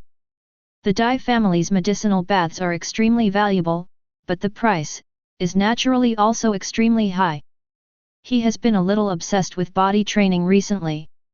He drags his exhausted body home every day. Since he traveled through time, he has almost never stopped exercising.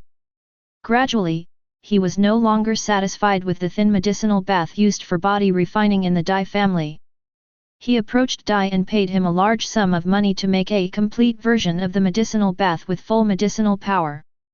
Then he immersed himself in it to repair and temper his scarred body.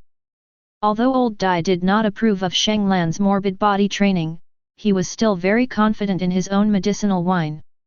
After all, this thing was their family's ancestral secret recipe, which he had verified over many years and was indeed a miraculous body training medicine. Every time after Shenglan was soaked, Lao Dai would add some clean water and then soak himself in it, because Shenglan's young body could not absorb too much medicinal power, and these expensive medicinal liquids could not be wasted. Of course, even if it was the medicinal wine used by Shenglan, after being diluted by Lao Dai with water, its medicinal strength would be 2 or 3 times higher than that of his usual preparation. As a result, the vast majority of Shenglan's money was spent on their cultivation. After witnessing Shenglan's money power, old Dai had always been convinced of his second-generation status. After all, no child could be so lavish. Apart from being second-generation rich, the only other option was to be third-generation rich. The Uchiha were a wealthy family, the second generation of a wealthy family. Old Dai found this kind of spending power normal. Shenglan was also extremely generous and magnanimous. Meat? We'll eat the best. Medicine? We'll use the best too. Of course, if Lao Dai hadn't kept emphasizing that the effect of soaking himself in the medicinal bath would be minimal, Shenglan wouldn't have let him soak in his second-hand medicinal bath. The daily practice hardly makes old Dai feel tired, which is why he insists on not taking a full medicinal bath. Overall, Shenglan is worth the money. Over the past 6 months, his physical fitness has far surpassed that of most of his peers. If his age had not restricted his growth, his progress would have been much more than this. This is the reward for his daily hard work and practice. On the way to school, Shenglan was thinking about his next course of action. Since he wants to show his own value, Shenglan will naturally not only show it to Uchiha Feng. His current ambitions and goals are all focused on a peeping Tom. The campus riot he had created before was just a bait he had put out. He was waiting for the children of the big families to rise up in resistance, and also waiting for the real big fish to take the bait. Of course, part of the reason was that he wanted to make some spare change so as to maintain his image as a wealthy man who was averse to second generation in front of old Dai. One day at school, right after class, an unexpected person came up to him. Uchiha Fugaku. What's he doing here? Looking at Fugaku who came looking for him, Shenglan scratched his head. After being taught a lesson by him using magic, this guy was in a coma for a day and rested for 3 days. As a result, not only did he not cause trouble for him or seek revenge on him, he even smiled at him every time he met him, which made Shenglan confused. He even wondered if the illusion at that time had caused him too much harm, causing Fugaku to suffer too severe a mental trauma and damage his brain? That shouldn't be the case. Naraku's technique is only a C-rank illusion. Even though my mental power is incredibly strong, it shouldn't be like this. Shenglan thought to himself that he didn't understand Fugaku's behavior. If he knew that Uchiha Feng visited his grandfather and what he said to his grandfather, Shenglan would not be surprised. Fugaku followed his grandfather's teachings and regarded winning the blue as his goal. In his heart, he agreed with his grandfather's advice. No matter how powerful he is, he will eventually become nothing more than a sword in his own hand, because his last name is Uchiha. I will definitely become the future head of the Uchiha family. I should have a longer-term vision and a broader mind. Fugaku warned himself secretly. At this time, Fugaku directly stated his purpose.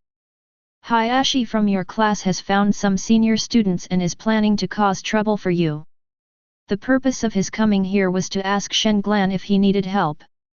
He planned to lend a helping hand to Shenglan in order to win people's hearts. Oh? How many people did he find? Shenglan asked casually. He became interested. Hayashi is the head of the Hokage family, so almost all the branch houses on campus obey his orders. There are probably about 20 Hokage from first year onwards. Add in some of the smaller clans that are vassal Hokage, and some civilians. I estimate there are no less than 50 people in total. Fugaku trembled slightly when he said this, his tone was excited.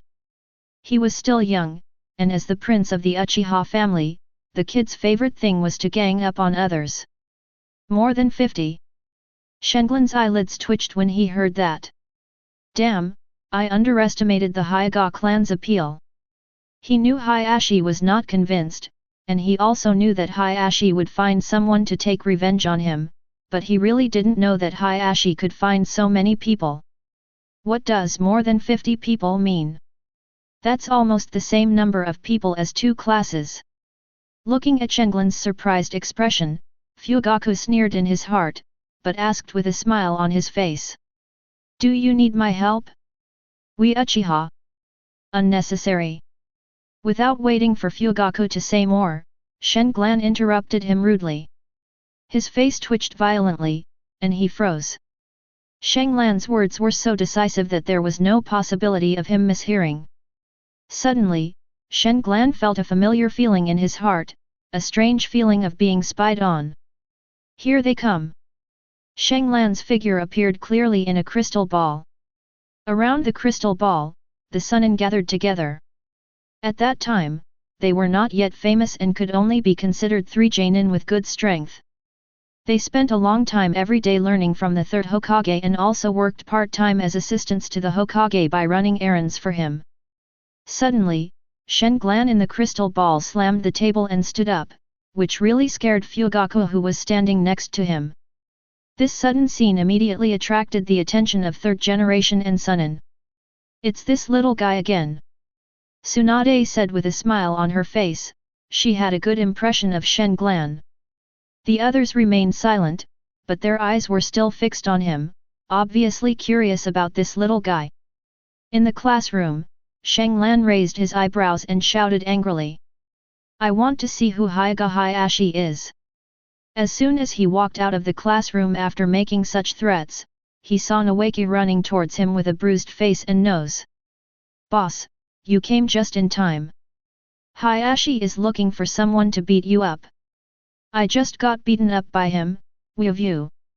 Boss, you have to stand up for me. Looking at Mangekyō's bruised and battered face, Shenglan secretly sighed that it was absolutely right to recruit this little brother.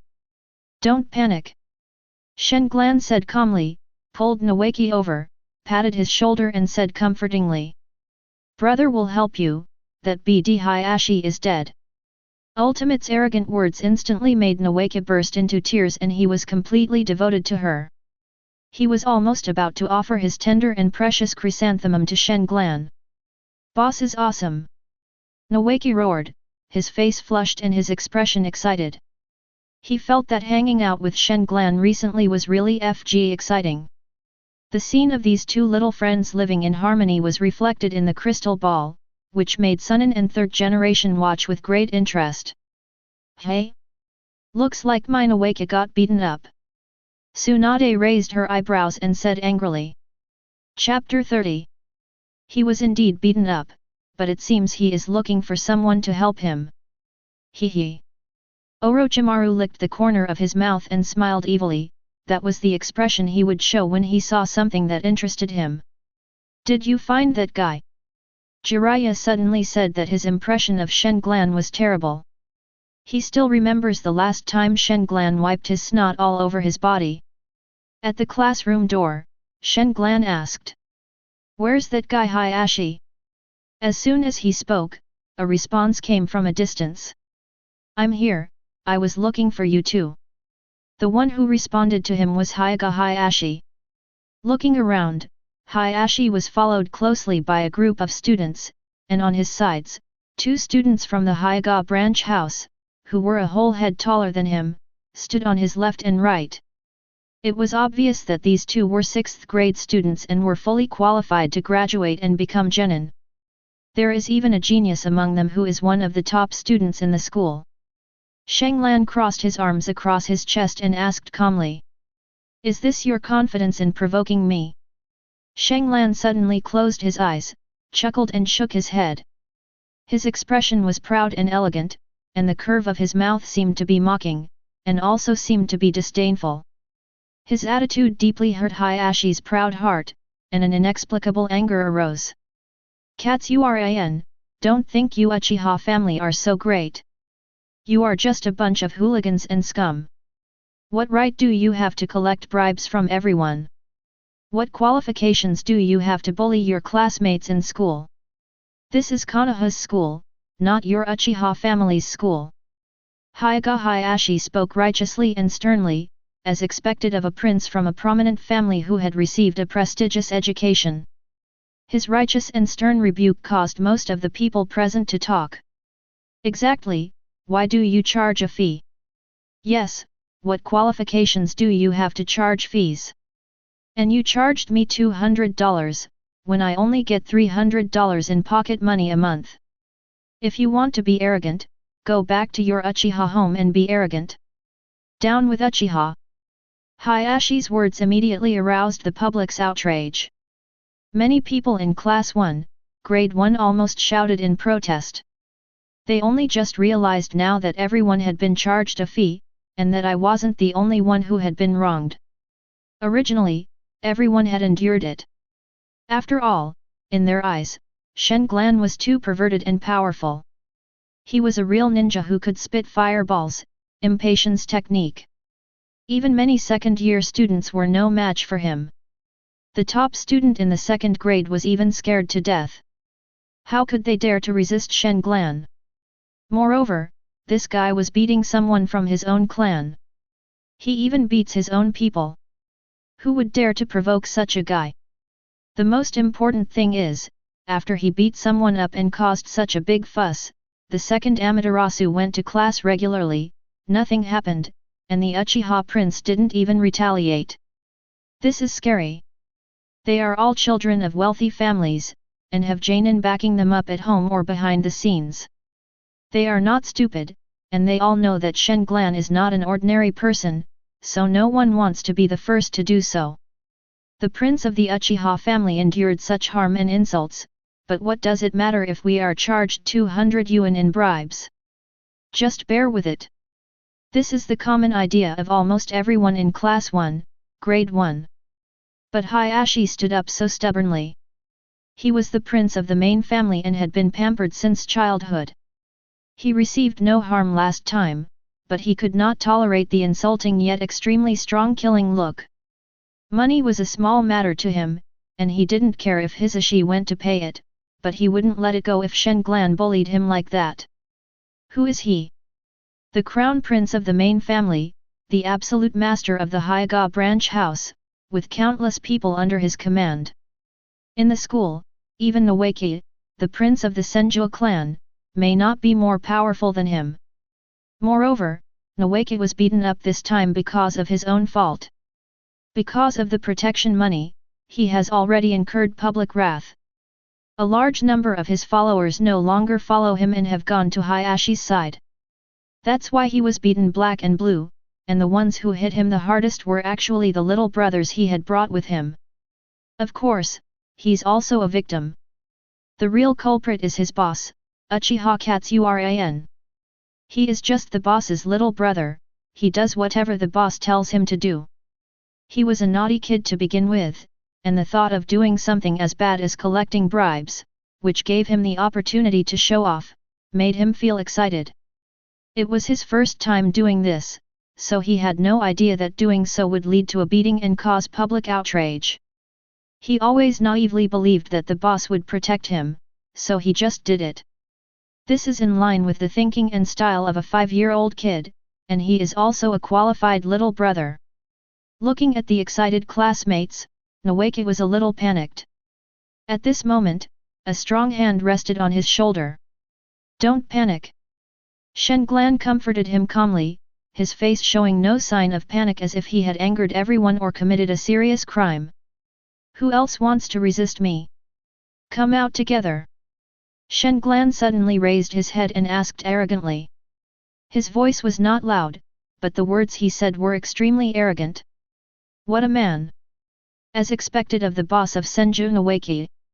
Looking at Shenglan, who remained calm despite the collapse of Mount Tai, and listening to his arrogant words that he was ready to fight to the end, Mangekyō suddenly thought of this sentence. At this moment, he suddenly felt that he had followed the right person. At this moment, even if he would be beaten again, he felt it was worth it. "It's no big deal." Mangekyō roared inwardly. Shenglan's words caused the whole audience to go wild. Too damn arrogant. Beat him. Yes, everyone come together and beat him up. Go. FK him. There are so many of us, are we still afraid of him? Go. Many people were shouting, but no one dared to actually rush forward.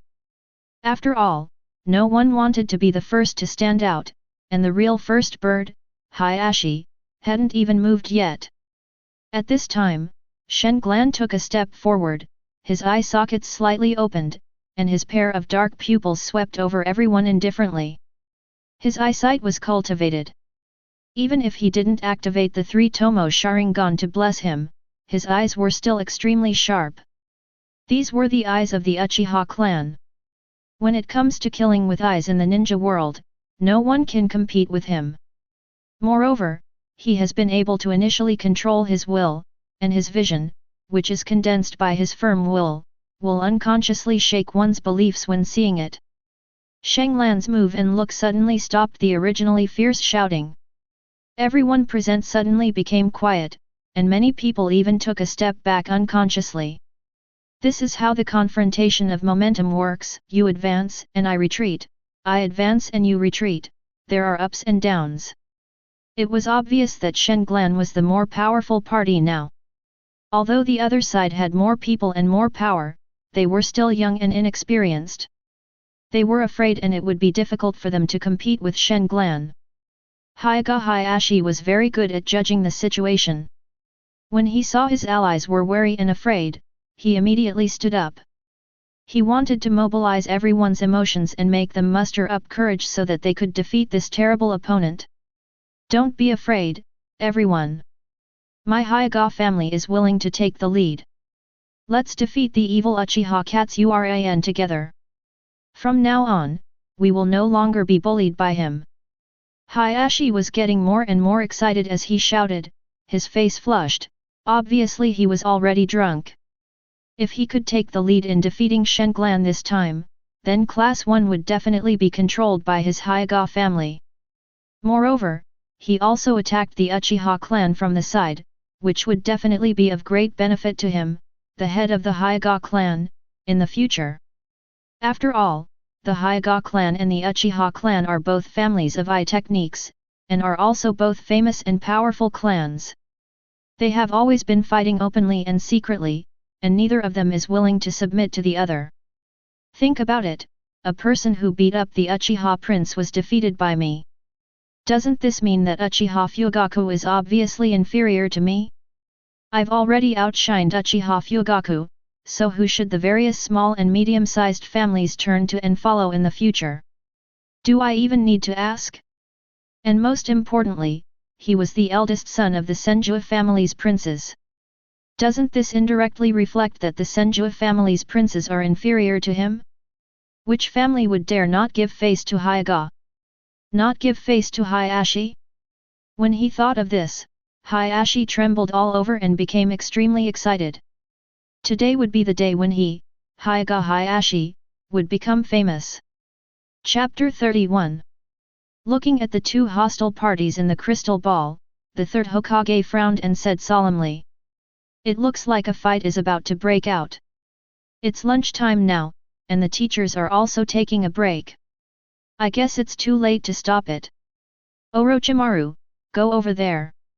That Uchiha brat is really rough, Don't let anything serious happen and let the children get hurt.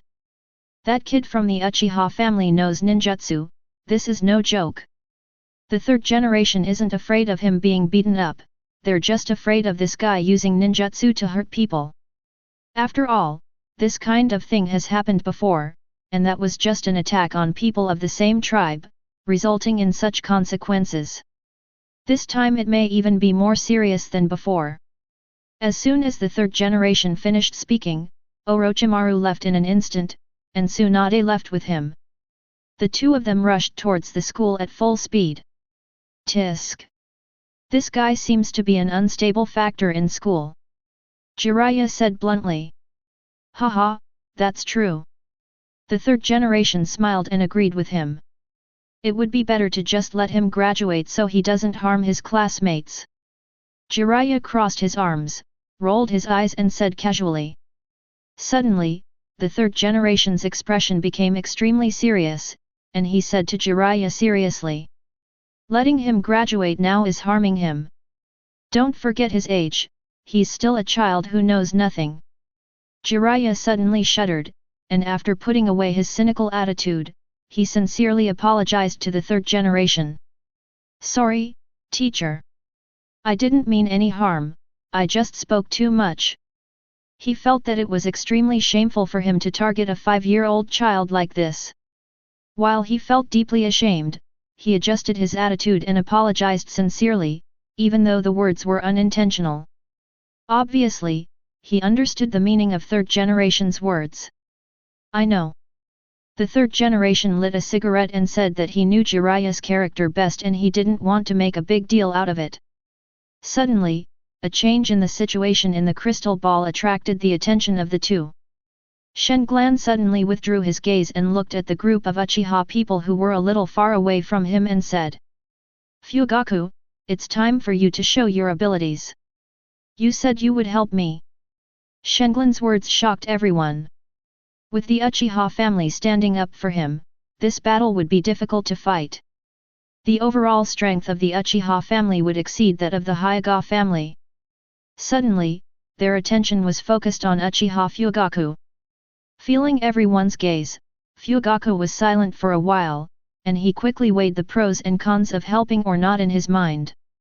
Originally, he was planning to help Shenglan. After all, in order to win people's hearts, one must first make some sacrifices. However, Shenglan's decisive rejection and his current self-righteous attitude immediately made him feel dissatisfied. Aren't you very capable? Damn, in the end you still have to ask Laozi for help. Fugaku thought with disdain, looking down on Shenglan in his heart but secretly feeling proud of himself at the same time. He was about to agree, but Hayashi's voice sounded first. You're going to stand up for him, right? Very good. The Uchiha are indeed birds of a feather. They're a group of evil people who only know how to bully the weak. During the days you were in school, you've all been bullied by them, right? To be honest, in school, the Uchiha family is the most arrogant, xenophobic, and extreme. This kind of personality is prevalent in the Uchiha clan. The boys in the Uchiha family are very popular with girls because, apart from their personalities, they are actually very outstanding, handsome, and cool. Most girls like them, but boys will hate them. Seeing the many students whose emotions were stirred up again and who were accusing the Uchiha family of their evil, Hayashi continued excitedly. Today, everyone gathers together, led by my Hyuga family. Together we will defeat this evil clan and beat Uchiha Katsuran hard. Let them know that this is Konoha's school, everyone's school, not his Uchiha family's school. Looking at Hayashi who ignited the rebellious emotions of many students, Shenglan sneered in his heart. As expected of the future head of the Hyuga family, a renowned politician. At such a young age, he's already mastered his art of persuasion to such a high degree. No wonder he was able to convince his nephew to let go of his deep hatred for his father's death and swear allegiance to his family until his death. So? What will Fugaku choose? In fact, he didn't expect Fugaku to stand up for him. He said that just to see the attitude of these Uchiha people. This would also affect his attitude towards the Uchiha clan in the future. Although Shen Glan didn't care, this simple test was very necessary. Uchiha Fugaku's expression changed as he looked at the surging crowd. Hayashi is trying to isolate our Uchiha clan. Thinking of this, he immediately broke out in a sweat. If he helped Shen Glan this time, he would probably be known as an evil clan from now on. It is inevitable that the Uchiha family will be ostracized and isolated in the future, and it is even possible that they will be suppressed. Although his Uchiha clan was strong and it wasn't difficult for them to fight against one Hyuga, they definitely couldn't fight against everyone. It was a close call. I almost fell into his trap. Hayashi is such a treacherous guy. That's fine. I hate that arrogant guy anyway. He made me so miserable and embarrassed last time. This time I can get revenge. Let's see how he dies. Uchiha Fugaku's mind raced like lightning, weighing the pros and cons in an instant. He suddenly stopped his own people from stirring up trouble, then raised his hands high and shouted to the enraged crowd. Everyone, Katsura-san's matter has nothing to do with my Uchiha family. My Uchiha family is not an evil clan. We all detest such vile behavior as accepting bribes. Please don't let Hyuga Hayashi use you and let him stir up emotions and misunderstand my Uchiha family. Fugaku directly named Hayashi and bluntly called him a villain. Without waiting for Hayashi to say anything, he led many Uchiha people and walked towards the crowd of onlookers. After all, he still has the temperament of a child, lacks patience, and did not choose to reconcile with Shen Glan. It is obvious that the Uchiha clan has no intention of getting involved in this vicious fight, and he did not listen to his grandfather's advice to ease the relationship with Shen Glan. Such a scene made Hayashi's face turn pale. Fugaku's action had already made his position clear. He couldn't bring up the Uchiha family anymore, otherwise he would become the villain that Fugaku pointed out, who used Shen Glan to suppress Uchiha. Humph! This brat is unworthy and not worth associating with. A cold snort full of disdain was heard, leaving all the students present confused. They don't have Shen Glan's knowledge and obviously can't understand the meaning of this sentence. Of course, Shen Glan doesn't expect these people to understand. Shen Glan was the only one in the field who still maintained his proud attitude, while Nawaka behind him was becoming more and more panicked and uneasy. At this time, Uchiha Mikoto ran over. Her eyes were full of anger when she looked at Uchiha Fugaku, and then she stood beside Shen Glan without saying a word. Shen Glan rolled his eyes and just wanted to ask Mikoto to stay away from him, when he saw a yellow-haired civilian student walking towards him with a bit of timidity. Need help? The student asked with an awkward smile. He felt that the matter had gotten too big and Shen Glan would most likely be beaten badly. He couldn't just do nothing. After all, they had agreed to be friends. When his friend was in trouble, he stood up without hesitation, even though he might be implicated by Shen Glan and beaten. Seeing that Namikaze Minato actually stood up to support him, Shen Glan was obviously stunned and then smiled. He could understand Mikoto standing up, but he was very surprised when Minato stood up. The fourth Hokage should still be a younger brother at this age. Shen Glan thought to himself. Minato is only 6 years old at the time. He is still in the stage of being soft-spoken, flexible, and easy to push down. Wouldn't it be like asking for trouble if he stood up now? However, the fact that he has this intention proves that Shen Glan's friendship with him is not in vain. Fourth generation is indeed a very charming man who is worthy of deep friendship and trust. When Shen Glan smiled helplessly, a voice suddenly sounded, which froze his smile and made his face look shocked. He saw a girl with long fiery red hair walking towards him with her head in her hands. So many of you are bullying one person, how shameless. If you have the guts, challenge him one-on-one. The girl has a delicate face, a fair and tender round face, and thick long fiery red hair, which makes her very eye-catching. Although she looks very cute, the words she says are extremely social. Chapter 32. The girl walked over with a swagger, and then stood beside Mikoto. Her big eyes carried an inexplicable charm, and she observed Shen Glan without any hesitation. This sudden appearance made Shen Glan feel very familiar, but for a moment he couldn't remember the girl's identity. Not long after she joined Shen Glan's camp, a student who had joined Hayashi immediately shouted at her. "It's not your place as an outsider to dictate what happens in Konoha." "That's right, transfer student, outsider, get out of Konoha." Apparently someone recognized the girl, and what they said was very unpleasant. The girl's face turned red and she looked very angry. A big part of the reason she stood up was to help Mikoto, her only good friend since she came to Konoha. Because she was a transfer student with eye-catching blood-red hair and a carefree personality, not only did the boys bully her, but even the girls in the class disliked her. Because even the female classmates were afraid of this girl's violent temper. In their eyes, this red-haired girl was a special alien. Only the kind-hearted and friendly classmate Mikoto, unafraid of worldly opinions, saved the girl from being bullied by several boys, and the two became best friends. It is for this reason that she chose to stand up and support Mikoto at this time. Of course, this is also an indirect support for Shen Glan. "Are you, Uzumaki Kushina?" Shen Glan's doubtful voice temporarily dispelled Kushina's anger. She tilted her head to look at Shen Glan again, and then nodded heavily. "Hee." Shen Glan chuckled inexplicably, then he looked in Hayashi's direction and said. "Thank you for your support, but please step aside. I can handle this rabble by myself." Shen Glan's words once again aroused public anger and uproar. But after hearing this, Hayashi had a bad premonition. "But. No buts. Listen to me, or I'll get angry." Shen Glan interrupted Mikoto's worries first. Hearing his frivolous yet serious words, Mikoto's head was suddenly filled with black lines.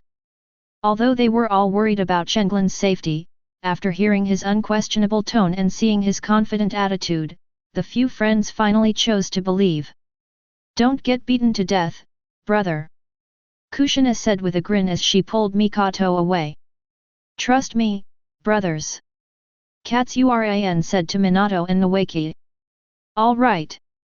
Come on, boss. Beat them up. I support you mentally and will stand by you." Seeing the two people compromise, Shen Glan smiled with satisfaction. This was originally a plan he had set up for show, but he didn't expect the situation to develop beyond his expectations and turn out like this. "The situation is a bit serious, but it's still within my capabilities. It's time to put an end to this farce." In the Hokage's office, Jiraiya looked at Namikaze Minato and asked curiously. "What's the name of this blonde boy?" "My name seems to be Namikaze Minato." Third Generation exhaled a puff of smoke and gave a brief introduction. He actually didn't know much about this child, but he could accurately say the child's name. "That's great. You dared to stand up and face so many people, including those two girls, in such a situation. Hey, isn't that the little girl from the Uzumaki clan?" Jiraiya said as he finally realized what was happening. The third Hokage did not answer his doubts, but instead leaned closer to the crystal ball and said in a deep voice. "The fight has begun. That guy started it first." Outside the classroom, Shen Glan threw 3 purple smoke bombs into the crowd opposite. Bang! Bang! Bang! 3 explosions similar to firecrackers were heard, and the purple smoke produced by the smoke bombs instantly enveloped Hayashi's team.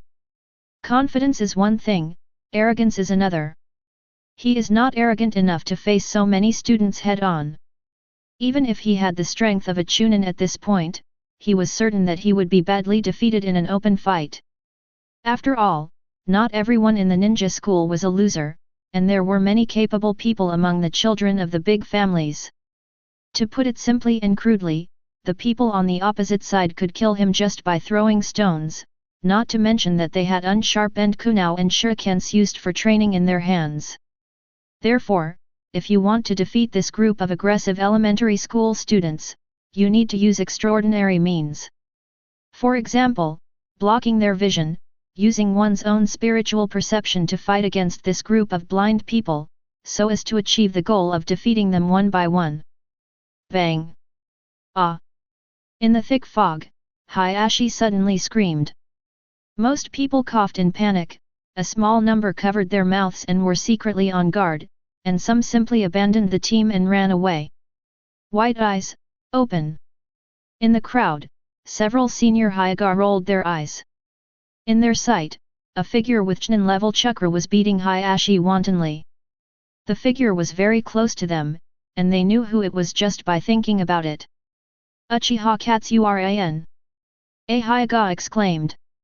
Their young master was being brutally abused, so they had no time to marvel at Shenglan's chakra capacity, nor did they have time to think too much. The three strongest Hyuga instantly stopped the violent Uchiha Shenglan. The three of them were the elites of the Hyuga family in the school. The strongest Hyuga took the lead in attacking. Hyuga Kaiyufeng slapped Shenglan on the head with a palm. He was ruthless and this palm was attached with chakra. If this blow hit him, he would at least vomit blood, and there would be absolutely no possibility of a comeback. Gentle Fist has the ability to block the enemy's chakra. If hit head-on, Uchiha Shenglan will definitely be defeated. However, the result before them shocked the three of them again. Shenglan just dodged it easily by turning his head, as if he had seen Hyuga Kaiyufeng's attack. You know, he doesn't have the white eyes of the Hyuga family. There is no reason for him to be able to see in such thick smoke. Even if he had a Sharingan, he wouldn't be able to see my attack in this smoke. Hyuga Kaiyufeng was shocked. But the next scene made him believe that Shenglan could really see through everyone's every move through the smoke. After dodging Hyuga Kaiyufeng's punch, Shenglan elbowed him in the chest with astonishing speed.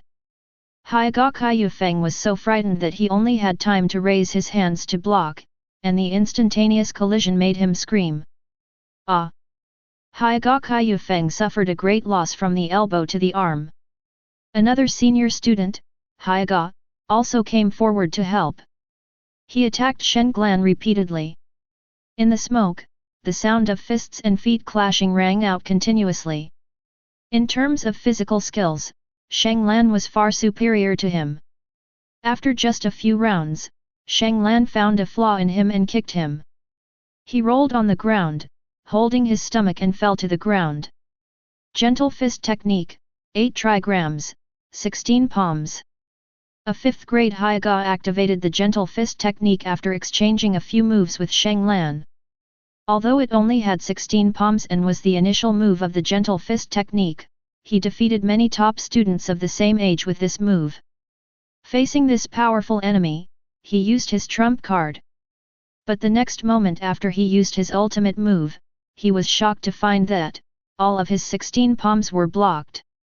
But it would have been fine if he had just blocked it, but the enemy's next move left him completely stunned. Gentle Fist Technique, 8 trigrams, 16 palms. Shenglan roared and actually started the Gentle Fist move. Chapter 33. The 5th year Hyuga was stunned and received 16 blows in a very short period of time. Palm to the flesh, palm to the face. In the blink of an eye, he was beaten unconscious. In the last moments of his coma, he heard his opponent's complaints. How dare you show off your skills in front of an expert with such a fast punch? His Hyuga-style 8 trigrams palms was indeed fine, but it was too immature and he had not yet mastered it. When he met Shenglan, a speed-type opponent who had learned the Might-style Goken and had unique insight, the opponent's loopholes were directly magnified several times. The so-called 8 trigrams 16 palms looked just like a child waving his hands in Shenglan's eyes. Shenglan could see it clearly and copy it. Of course, his 16 palms were physical but soulless, and were merely imitations, unable to achieve the purpose of acupoint blocking and chakra blocking. Another one was dealt with. Shenglan kept moving, beating up anyone he met along the way. He was truly unstoppable. Most people were knocked down with one blow. Only the people from the Hokage family could see him and fight off a few moves with him. The screams in his hands spread out from the area shrouded in thick fog, shocking the onlookers outside who could not see the battle situation. White eyes, open. Hayashi was beaten black and blue, but he recovered a little at this time, and quickly opened his eyes while roaring. He wanted to see the situation clearly. But to his despair, as soon as he rolled his eyes, he was hit hard in the eye. The severe pain in his eye socket made him scream like a pig being slaughtered. But just as he screamed, he was punched again and his front teeth were knocked out. The man's attack was extremely cruel and severe. He only had time to groan before fainting miserably. Hokage Yufeng gritted his teeth and rushed to support, and the sound of the physical duel between Gentle Fist and Guken suddenly rang out. Leaf Hurricane. Shenglan jumped up and kicked Hokage Yufeng with a Konoha-style double kick. Unfortunately, this move was directly blocked. Hokage Yufeng's physical skills were not weak, and his speed was much faster than the previous two Hokage, almost catching up with Shenglan's speed. Gentle Fist. With punches and palms, the two fought hard and it was hard to tell who was the winner. Shenglan even felt indescribable frustration. Even though I was a bit faster than him, I didn't dare to fight him head-on, and I had to be very careful not to get hit by the Gentle Fist. Because once he is hit by Gentle Fist, he will be defeated immediately. Gentle Fist's chakra blockade is not something he can remove at his current level. Gentle Fist 8 trigrams 32 palms. Hokage Yufeng took the 8 trigrams fist starting stance and locked his Byakugan on Shenglan. Retreat. Shenglan suddenly retreated violently. He used all his strength to escape from Hokage Yufeng's attack range as quickly as possible. This move, 8 trigrams 32 palms, was performed with Hokage Yufeng's strength, and Shenglan would definitely not be able to withstand it. Of course, he had no intention of accepting the attack, because after the previous hard and soft battle, he had already roughly figured out Hokage Yufeng's speed and strength. He was very good at it. As soon as Hokage Yufeng took the starting stance, he retreated with all his strength and instantly put a safe distance between them. As he backed away, Shenglan noticed that the Hokage autumn wind was blowing rapidly. While retreating quickly, Shenglan quickly formed seals with his hands and left the area covered by thick fog. His feet rubbed against the ground as he stopped suddenly. In the horrified gaze of the onlookers, he opened his eyes, formed seals with his hands quickly, and covered the corners of his mouth. Balls of intense and hot fireballs were spit out of his mouth. Fire-style impatience technique. This time, the fireballs he spit out were large and numerous, several times more powerful than when he attacked Fugaku and the others before. He deliberately increased the amount of chakra he used. He wants to take down all the hostile personnel in the smoke in one fell swoop. Water-style water barrier. A wall of water appeared out of nowhere, and all the fireballs were blocked. Orochimaru makes a timely appearance. As the sound of task was heard, Hokage Yufeng's white eyes could be seen clearly. He breathed a sigh of relief and stopped.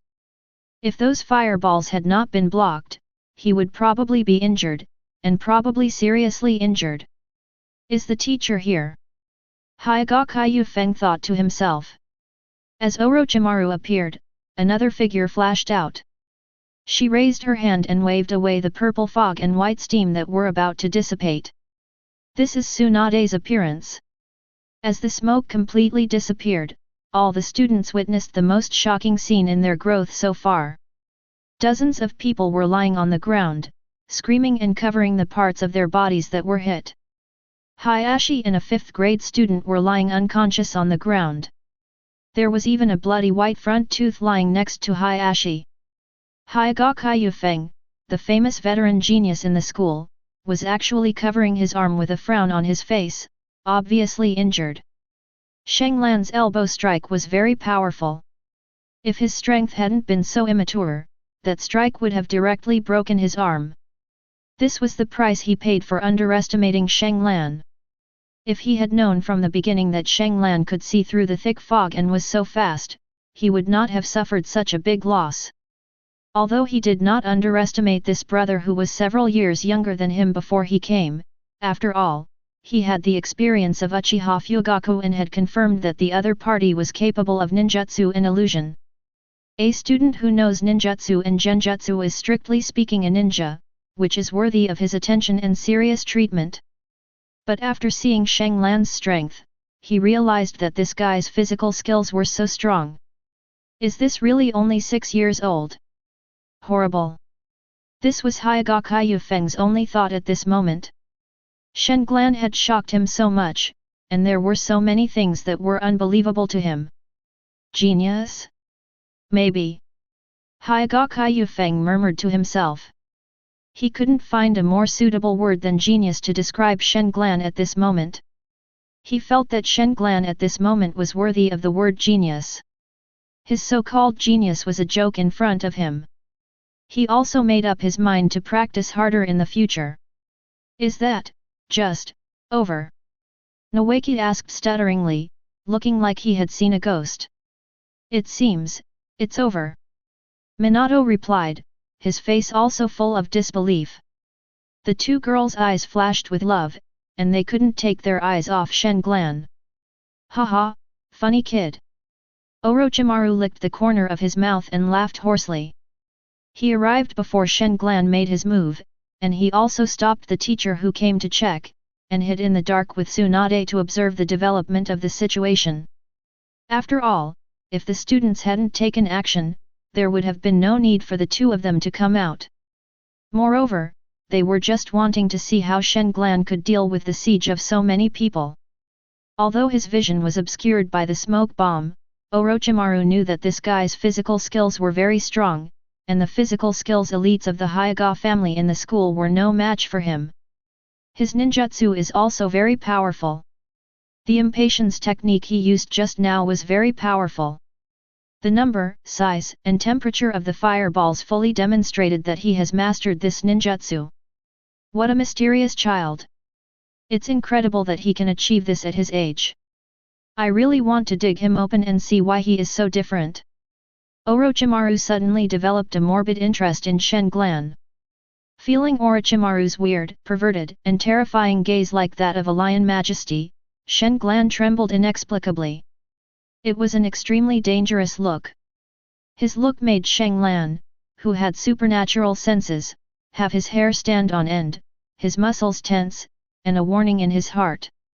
He took out a sharpened kunai with his backhand, his pupils shrank slightly, and he stared at Orochimaru with extreme concentration. That look! It's so similar to the giant eagle hunting the giant snake outside Rika Cave. Orochimaru, whose body has already had some snake structure, felt uneasy as if he had seen a natural enemy when facing Shanglan. Orochimaru's smile froze on his face. His brows furrowed, his pupils shrank, and murderous intent unconsciously emerged. Shanglan stared at his every move, his pupils seemed to have eliminated all colors, eliminated the onlookers, and even eliminated the world. At this moment, the only figure left in his eyes was Orochimaru. As time went by, his 3 Tomo Sharingan were about to open subconsciously. Chapter 34. A hole. You've caused so much trouble again.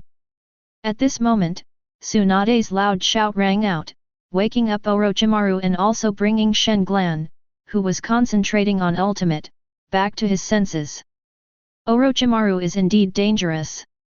Shanglan had an inexplicable thought in his mind, and the sense of crisis was very clear. Although he didn't know why he had that feeling, he believed in this feeling. I'm talking to you. Tsunade stepped forward and gave Shanglan a hard slap, causing him to cry in pain. Ah! What did you say? Shanglan asked hurriedly, covering his head. His attention was on Orochimaru just now, and he didn't pay attention to what Tsunade said, which made this violent cow angry. I say, you're in big trouble this time. Ah? Oh.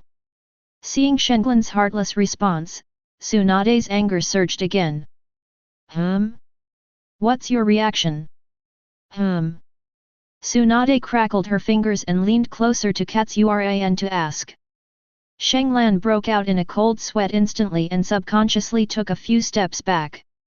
He really didn't dare to provoke this violent man who would attack people at the slightest disagreement and would hit them hard without realizing it.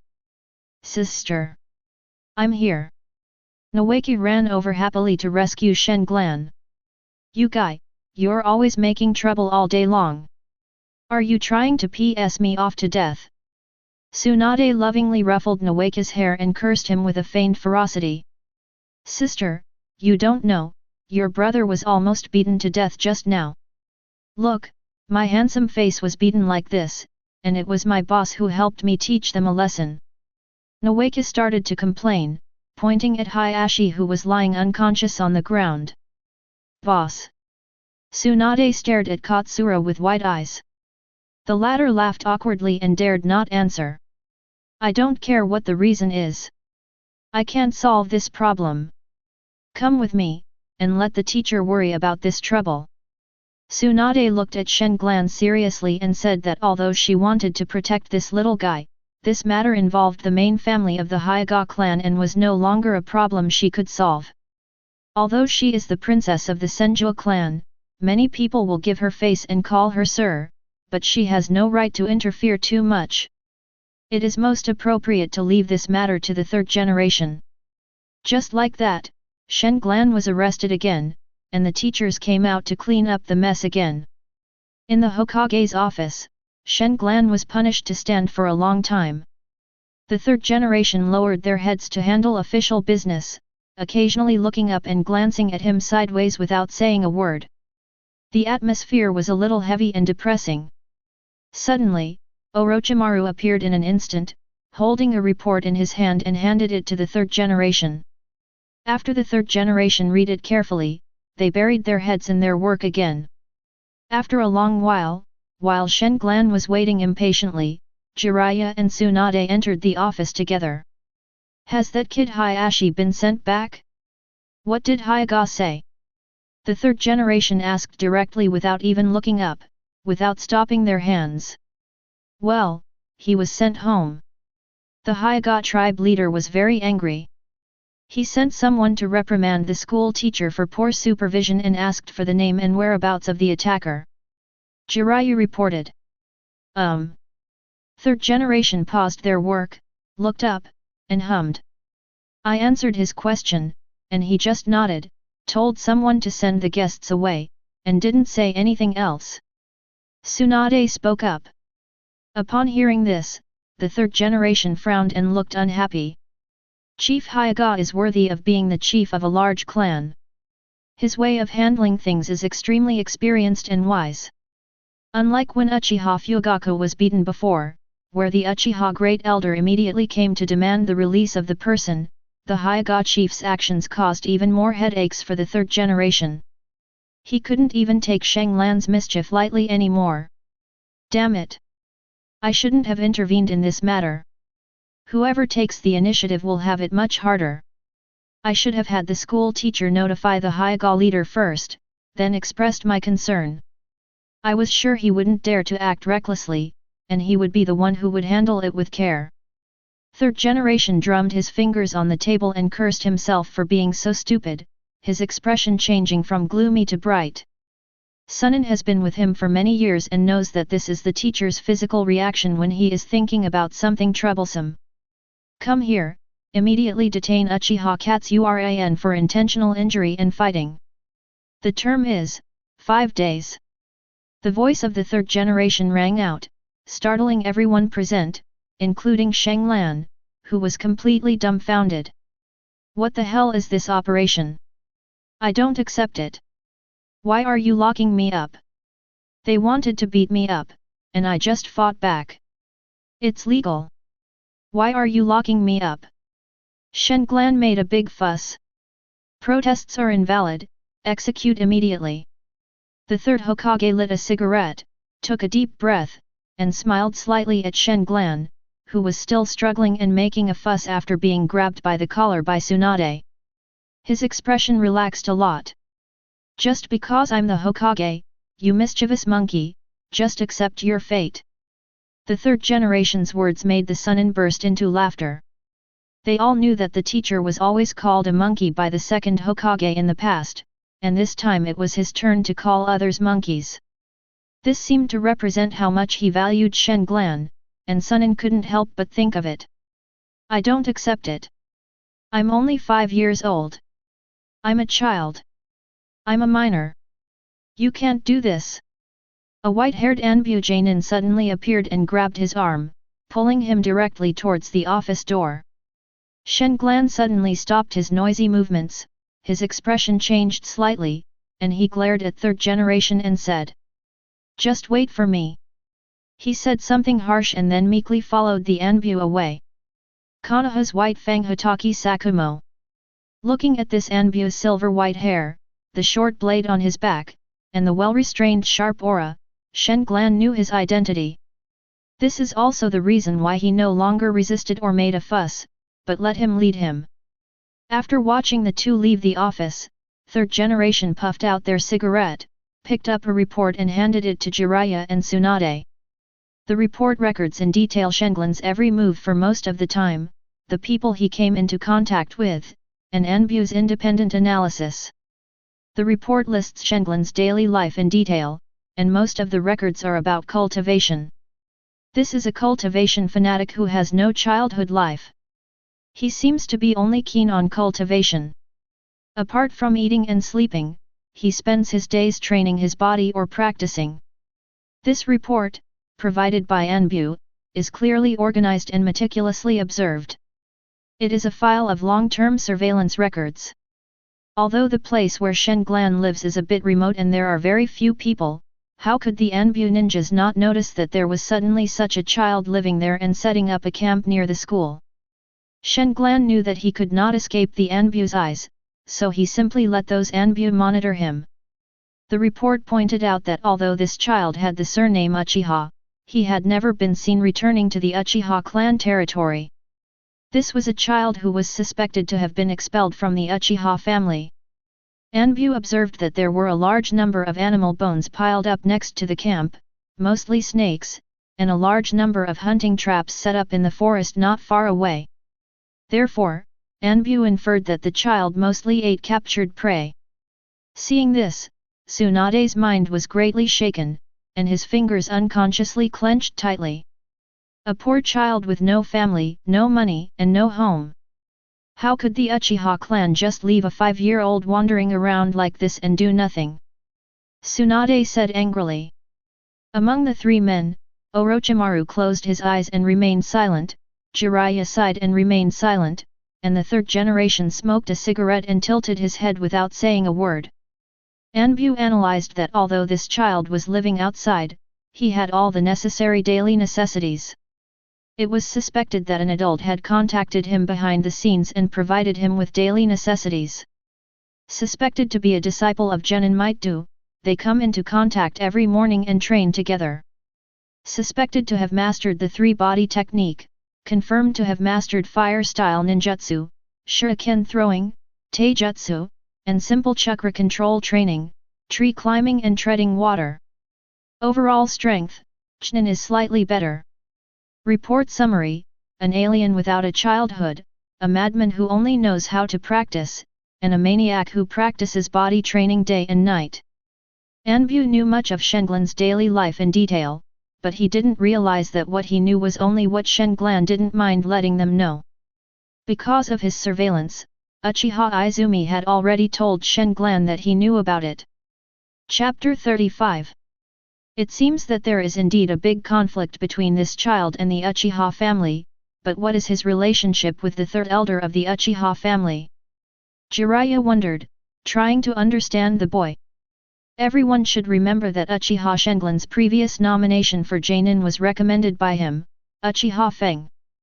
So his relationship with Uchiha Sharingan is very clear. What kind of person is Uchiha Yutaka? Tsunade suddenly asked the third Hokage. She wanted to know what the attitude of the third elder of the Uchiha family was towards Konoha. The third generation was about to reply when an Anbu appeared before them. He whispered something, and the third generation nodded before smiling at Tsunade. The person you're asking about is here. After a while, an old man entered the Hokage's office. The third generation exchanged a nod and a smile with him, and then instructed Jiraiya. Bring a chair for the third elder. Uchiha Feng took his seat calmly, his movements slow and careful. Thank you, third Hokage. Uchiha Feng thanked him with a smile, and then observed the young Chunin openly. This should be Hashirama-sama's granddaughter, Princess Tsunade, right? He simply ignored the two Chunin and asked with a smile while looking at Tsunade. Tsunade nodded and smiled in greeting, only to hear Uchiha Feng sigh. You're already so old, time flies. Did the third elder come here for that little fellow? The third generation asked directly. Ah, I did come here for that bad boy. I wonder if third generation can give me some face. The third generation nodded slightly and did not refuse. Third elder, you are too serious. It's just a fight between children. If you want to take him away, you can do so at any time. When the third generation said this, the Chunin all glanced at him sideways, but then the third generation added. But third elder, you have to teach this bad boy a lesson for me. The key is that this BD was too cruel. The eldest son of the Hyuga clan leader was beaten black and blue, and a front tooth was knocked out. He is still unconscious. The third elder's face changed when he heard this, and he cursed inwardly that his leaky little cotton-padded jacket dared to lie with its eyes open and deceive him. Mikoto told him that Katsuran was arrested. He asked why. Mikoto just said that Katsuran had a fight with Hayashi from the Hyuga family, and Katsuran won, and then he was arrested. Uchiha Feng initially thought it was just a small matter. He had nothing to do, and with Mikoto crying and making a fuss, he simply went to the Hokage building. He also wondered if the third Hokage had too much free time lately. Why did he have to interfere with children's fights? Only now did he know what little thing Shenglan had done. This FG school is almost destroyed. Is this going to make him the enemy of the whole school? Or the whole village? Even the Hokage wouldn't dare do this. And this BD is so cruel and ruthless. Uchiha Feng's face turned pale. He was silent for a long moment and then asked. Where is he now? Konoha Detention Center. The third Hokage stated bluntly. This shameless BD, saying it was just a fight between children, nothing more than a minor matter, yet he detained him. Although Uchiha Utaka despised the third Hokage's hypocrisy, he did not accuse the third generation of overdoing it. I could take that bad boy away, and the third generation wouldn't object, but wouldn't I have to bear the Hyuga family's hatred? No, no, no, my old bones can't bear the vengeance of this bully. This BD has been jumping around a lot lately, and his temper is too impatient. He really needs to be tempered. Well, I respect third generation's decision. I'll let him sit in the detention room facing the wall and reflect on his mistakes. Uchiha Feng sighed, then shakily stood up and prepared to leave. At this moment, the third generation spoke up. Wait a minute, third elder, I have something I want to ask you. Uchiha Feng sat back in his chair after hearing this. Shenglan has been living near the Forest of Death for a long time recently. You know this, right? I want to know the reason. As the shadow of the village, he has direct access to most matters in the village. Since Shenglan set up a camp in that place, he needs to investigate the reason. Why? Uchiha Feng sighed first, then answered seriously. I know about this. I also tried to persuade him to return to his hometown, but he felt it was too far away and insisted on living there, saying it was closer to school. I couldn't persuade him, so I just let him go. What's the relationship between the third elder and him? Tsunade suddenly asked at this time, and the third generation gave her a subtle look of admiration. There's no connection. If there is any connection, it's just that we're both Uchiha. Although he's also an Uchiha, he's not from the same lineage as me. That. Tsunade was puzzled. Uchiha Feng shook his head, sighed again and said to himself. This is a pitiful child. He lost his parents at an age when he needed them most. He is left alone in the tribe, with no relatives or friends. Perhaps this is why he doesn't want to go home. When I first met him, he was emaciated and in extremely poor health. I had no idea what kind of suffering he had endured. Yet, this orphan came to me and asked me to provide him with the opportunity to start school early. He even set a lofty ambition for me. At first I dismissed it as a farce, until I saw his eyes. His bright eyes sparkled with a shocking glint. Pupil light. Orochimaru asked curiously, this was a word rarely mentioned in relation to eyes. As an elder of the Uchiha clan, I have seen countless pairs of Sharingan. I can tell whether a child in the clan can awaken Sharingan by just spending some time with him and observing his pupils. The pupils of that child are extremely bright. I can be 100% sure that his eyes can evolve to 3 Megatama. The third generation and the Chunin were shocked at the same time. 3 Megatama was the standard equipment for Chunin in the Uchiha clan, and it was also the standard equipment for strength recognized within Konoha and even in the ninja world.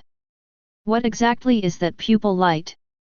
Orochimaru became more and more curious. He was very interested in the Sharingan of the Uchiha clan. You're interested? Then I can teach you. Uchiha Feng suddenly looked at Orochimaru, and then said seriously. Don't ask too many questions that you shouldn't ask. The third generation said in a deep voice, knowing that Orochimaru's question touched upon the secret of the Uchiha family's eyes. There are many families in Konoha, and each family has more or less inheritance and secret techniques. These secrets are not something that outsiders, not even the Hokage, can inquire about. To pay these secret attention is tantamount to declaring war on them, which is something that no family will tolerate. Orochimaru was stunned when he heard this, and realized that his question involved the Sharingan, but despite this, he did not apologize at all. He glanced to the side and said no more. Is that why you nominated him for a place in the school? The third generation nodded and spoke again to ease the atmosphere. I'm old, and my sympathy is overflowing. I can't bear to see the genius of my family buried. That's all. After Uchiha Feng finished speaking, he stood up shakily and left the Hokage's office. His relationship with Uchiha Katsuran is obviously more than that. Jiraiya spoke up. I know, but you have to understand, we're not interrogating him. He's already very cooperative by telling us this, so there's no need to make everything clear. Third generation picked up his pipe and said. Do you believe him? Jiraiya asked again. A simple search of his connections with Uchiha Katsuran reveals his lack of need to deceive us. It's pointless and untenable, so his words are trustworthy. Orochimaru answered for the third generation. This old man thinks highly of that child. He is the one behind that child. Tsunade said affirmatively. Jiraiya and Orochimaru rolled their eyes at the same time. Isn't it obvious? Do you even need to explain it? You also value that child. The third generation suddenly exhaled a puff of smoke and smiled at Tsunade. Are you really going to lock him up? Tsunade asked, glancing at the third generation. Let's lock him up for 2 days and let him reflect on his actions. This guy is too lawless. Oh yeah, and you're Naoki. The third generation reminded him maliciously that he had thoroughly investigated the matter and that Naoki was also involved. Naoki. This guy is so crazy that he's going to tear down the roof if he's not disciplined for 3 days. I'll give him a good beating when I get back. Tsunade's fingers were crackling, and the other 3 had sweat on their foreheads. While they were gloating in their hearts, they also silently prayed for Naoki. Chapter 36. Bang! The heavy door closed and Shen Glan stood alone in the detention room. I didn't expect to be detained. I've never received such a punishment in my previous life. Shen Glan said lightly to himself. He sat on the only iron bed in the detention room, closed his eyes and remained silent, thinking about what to do next. He has already demonstrated his value, and now it depends on how Konoha will treat this genius. The reason why he didn't get along well with his classmates from the Uchiha clan, except Mikoto, and was cold towards them was that he wanted to integrate into the Hokage clan, or the Senju clan. His current situation is a bit like that of Uchiha Itachi when he was young. Itachi is valued by both the Uchiha clan and the Hokage clan, but he doesn't know how to choose. He wants to get close to and integrate into the Hokage clan, and he also wants to keep and persuade the Uchiha clan. This situation left him caught between a rock and a hard place. The Hokage didn't dare fully trust him, while his own clan misunderstood him. He gained nothing from either faction, yet endured pressure from both. Finally, unable to bear the burden, he murdered his father, his mother, and his entire clan to protect his young brother, ultimately meeting a tragic end. I have to say he is a tragedy. Itachi's tragedy will not be repeated in Katsuran. He does not have Itachi's compassionate heart, nor is he as naive as Uchiha Shisui. Between Uchiha and Konoha, he chose Konoha without thinking. The strong Konoha can provide Katsura with much more nutrients to absorb than the weak Uchiha clan. Of course, having to try to have it both ways was a helpless move. After all, he was still too weak, so he temporarily needed the protection of a mask. Shenglun's current policy is to integrate into the Hokage family as much as possible. 2 days later, the third generation brought Sunin to the outside of the detention room. The four of them looked at Shenglan, who was exercising and sweating profusely, with extremely complicated expressions. It was obvious that this child was just as described in the report, an absolute cultivation madman who had not neglected his cultivation even during his time in prison. Such efforts put Sunin to shame. Can you tell me? Why are you working so hard? The third generation asked in a gentle tone with a serious expression. This is the third person who asked him this question. Shenglan was silent for a moment, then sat cross-legged on the ground, slowly adjusting his breathing and state. I need strength. The four of them were shocked when they heard this. The third generation suddenly squatted down, disregarding their appearance, and asked again as an equal. Can you tell me what you need the strength for? The question he asked will affect Shenglan's future and even determine Shenglan's fate within a certain period of time. I don't know what the power I need can do, but someone once told me that power can change everything. The four of them were silent. They felt that this child was like a pure blank sheet of paper. My father died in the war. If I had enough power at that time, I could have changed everything, and my mother wouldn't have been bedridden. I need the power to end the war, I need the power to protect my loved ones, but it's too late. Bang! Shenglan slammed his fist into the ground. Although his fingers were bleeding, his expression remained calm. His voice was filled with deep pain and emptiness as he murmured. It's too late. I can't go back. Even if I get the power, I can't go back to that time. I can't protect them. What's lost can never be recovered. So what can I do with the power I worked so hard to get? Shenglan looked at his calloused hands with a confused and desperate expression. The four of them looked at this pair of rough hands that were completely different from those of their peers, and they were shocked beyond words. Tsunade turned his head away from the poor child, and Jiraiya lowered his head and said nothing, feeling deep sympathy for him. Orochimaru was in a trance, with Shenglan's words echoing in his mind. Yes, what is lost can never be brought back, it can never be brought back. Apparently, Katsuran's words resonated strongly with Orochimaru. His parents were also killed in the war. Shenglan's confusion at this moment is also the confusion of Orochimaru's life. No. Your efforts are not in vain. The third generation said firmly. You are still young. In the days to come, you will have many friends and companions. You will have your own family. You will have your own wife, your own children, and your own relatives. You need enough strength to protect them. You must prevent them from being persecuted by war. You must shelter them from the wind and rain. You cannot let your tragedy happen to them again. Your efforts will become an important component of the force that guarantees their safety. Your father sacrificed his life to protect Konoha. You must inherit his will and protect your family, your companions, and Konoha in the days to come. Your father's will, the guardian's will, is Konoha's will of fire. Will of fire. Shenglan looked into third generation's eyes in surprise. Yes, where the leaves dance, the fire will also be ignited.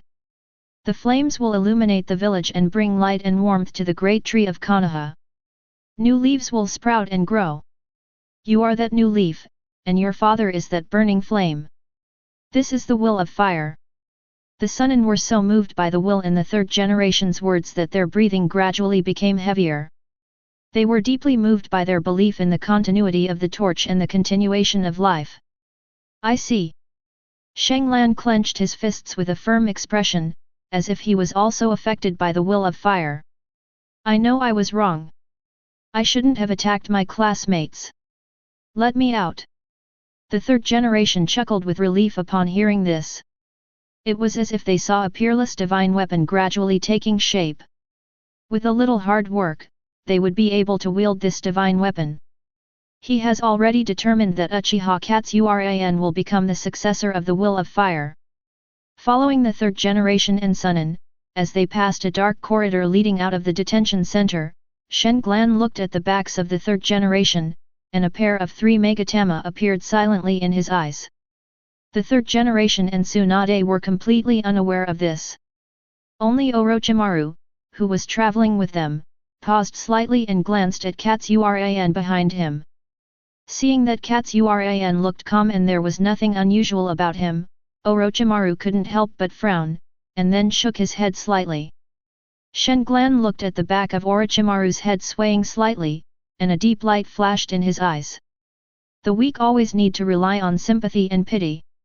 I swear here that from now on, I will never use such means again. Chapter 37. 3 years later. Night, in the land of fire. Dark clouds covered the moon, the wind was strong and the forest was dense. The bleak autumn wind whistled, covering up the noisy chirping of birds, animals, and insects in the mountains and forests. Outside a bandit's den, Uchiha Izumi watched Shenglan slowly approaching her with a baby in her arms. The den of thieves behind him was dead silent. There was no other sound except the whistling autumn wind. The strong smell of blood dissipated the next moment he stepped out of the den and entered Uchiha Kwan's nose. There are many bandit dens like this one in the land of fire. This kind of bandit den has another nickname, called the Genin Trial Field. Uchiha Chuan has been taking him to clean out bandit dens like this recently. He wants Shenglan to see blood and adapt to the profession of ninja in advance. This one tonight is the 5th bandit den he has destroyed, and no less than 100 bandits have died at his hands. Although these people deserved to die, there were still about 100 lives lost. Shenglan was filled with guilt and felt like an executioner.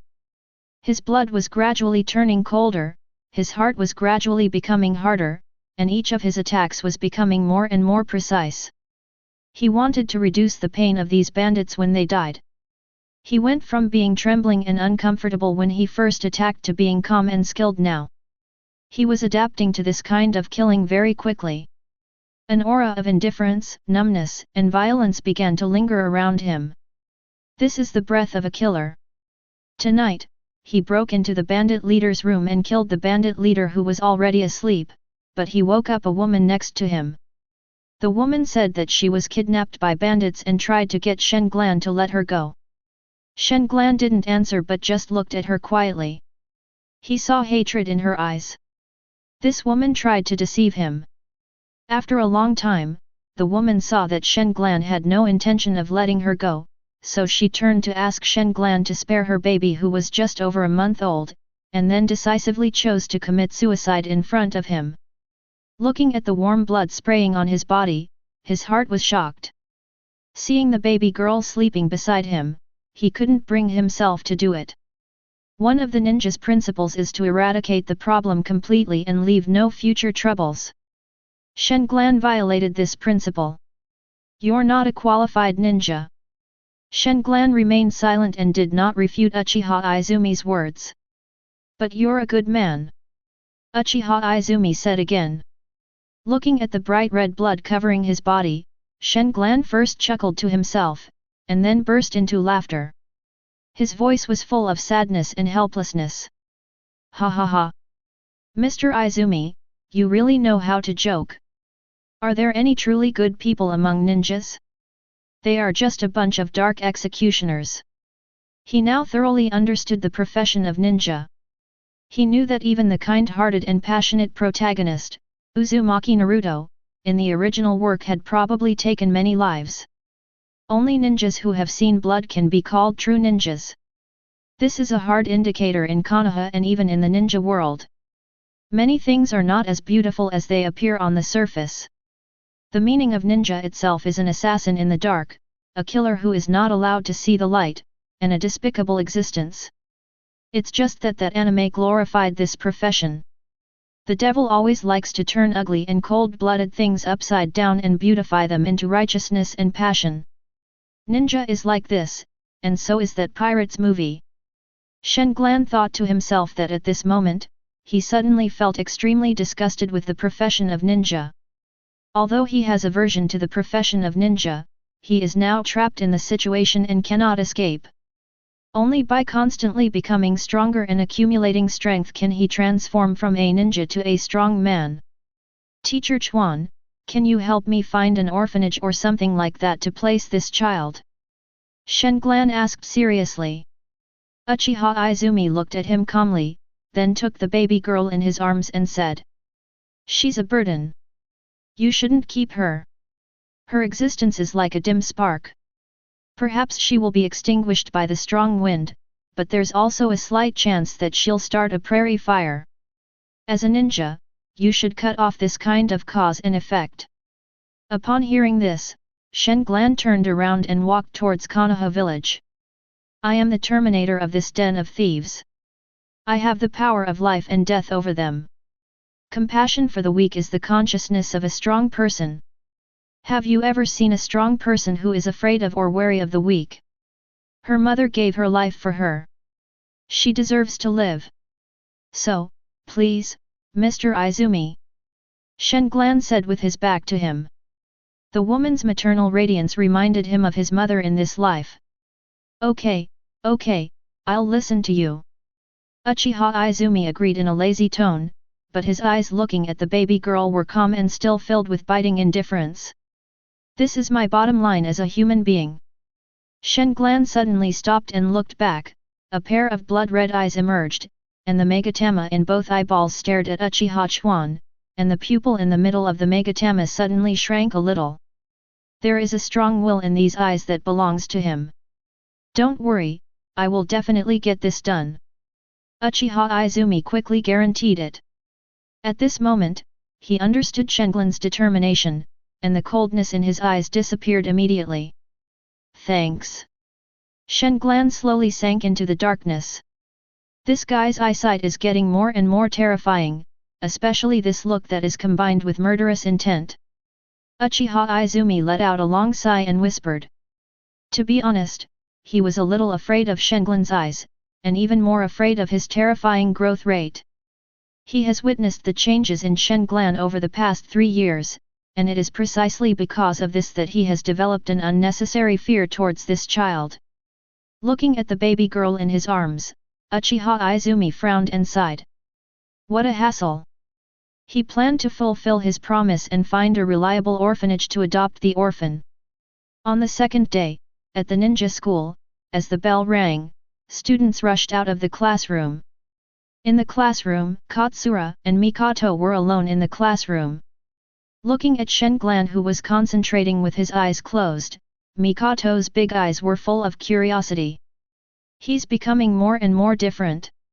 Why does he always have a scary aura about him recently? What does he do when he gets home? Mikoto thought to himself. Hey? Why are you staring at me? Shenglan opened his eyes and glanced sideways. Nothing. Can't I watch you? You eat my food, spend my grandfather's money, and you can't let others see it. Mikoto asked with a smile. Shenglan felt a little embarrassed to keep his face cold after hearing this.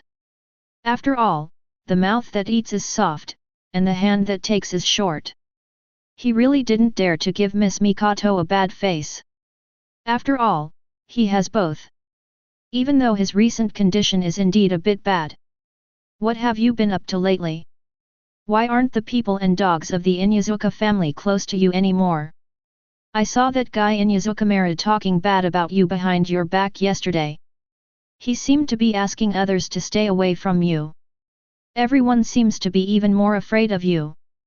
Mikoto lowered his voice. Shenglan didn't care at all. He leaned close to Mikoto's round face and asked curiously. Then why aren't you afraid of me and stay away from me?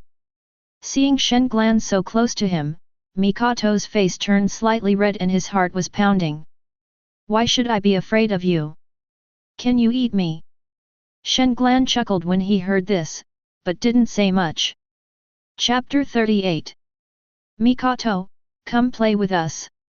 Why are you always staying in class? At this time, a loud-voiced, red-haired, round-faced man appeared at the classroom door. Ah, Kushina, okay, wait for me, I'll be right there. Kushina's appearance made Mikoto a little flustered. You, come here. At this time, Shenglan suddenly hooked his finger at her and said. What? Kushina blushed and looked a little overwhelmed, but she still walked over obediently. Shenglan remained silent and the atmosphere was very strange. Kushina lowered her head nervously, fiddling with the corner of her clothes with her fingers, waiting for Shenglan's next words. Why do you keep peeking at me? The two women were stunned at the same time when they heard this. What did you say? Kushina asked uncertainly. Tell me, why have you been staring at me lately? Shenglan looked at her and asked again. What nonsense are you talking about? Kushina said nervously with a red face. Answer me.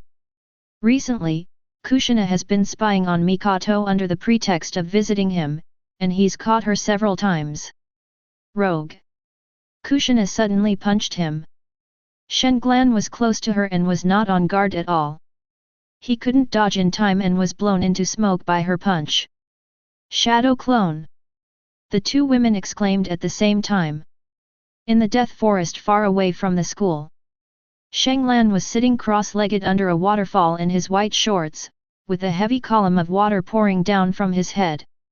A nearly transparent chakra energy shield enveloped his body, and the thin outer coat was helping him to resist the water falling on him. This is a full-body advanced version of the treading water chakra control method, a chakra manipulation training method originally created by Shenglan. The training of treading water is to control the stable output of chakra under the feet so as to achieve the purpose of standing on the water. This training has a very significant effect on improving the ability to control chakra. The advanced version that Shenglan has recently developed increases the difficulty by m times on the original basis. He plans to release chakra stably throughout his body to resist the turbulent waterfall and further exercise his chakra control ability. And this can also achieve the effect of tempering the body. The impact force of the waterfall is very strong. The chakra coat will be washed away after a while. At this time, the heavy waterfall will evenly impact his body. Shenglan can achieve the purpose of tempering the body in this way. It's a shame that my chakra is of fire and earth attributes, not the lightning attribute of other clan members.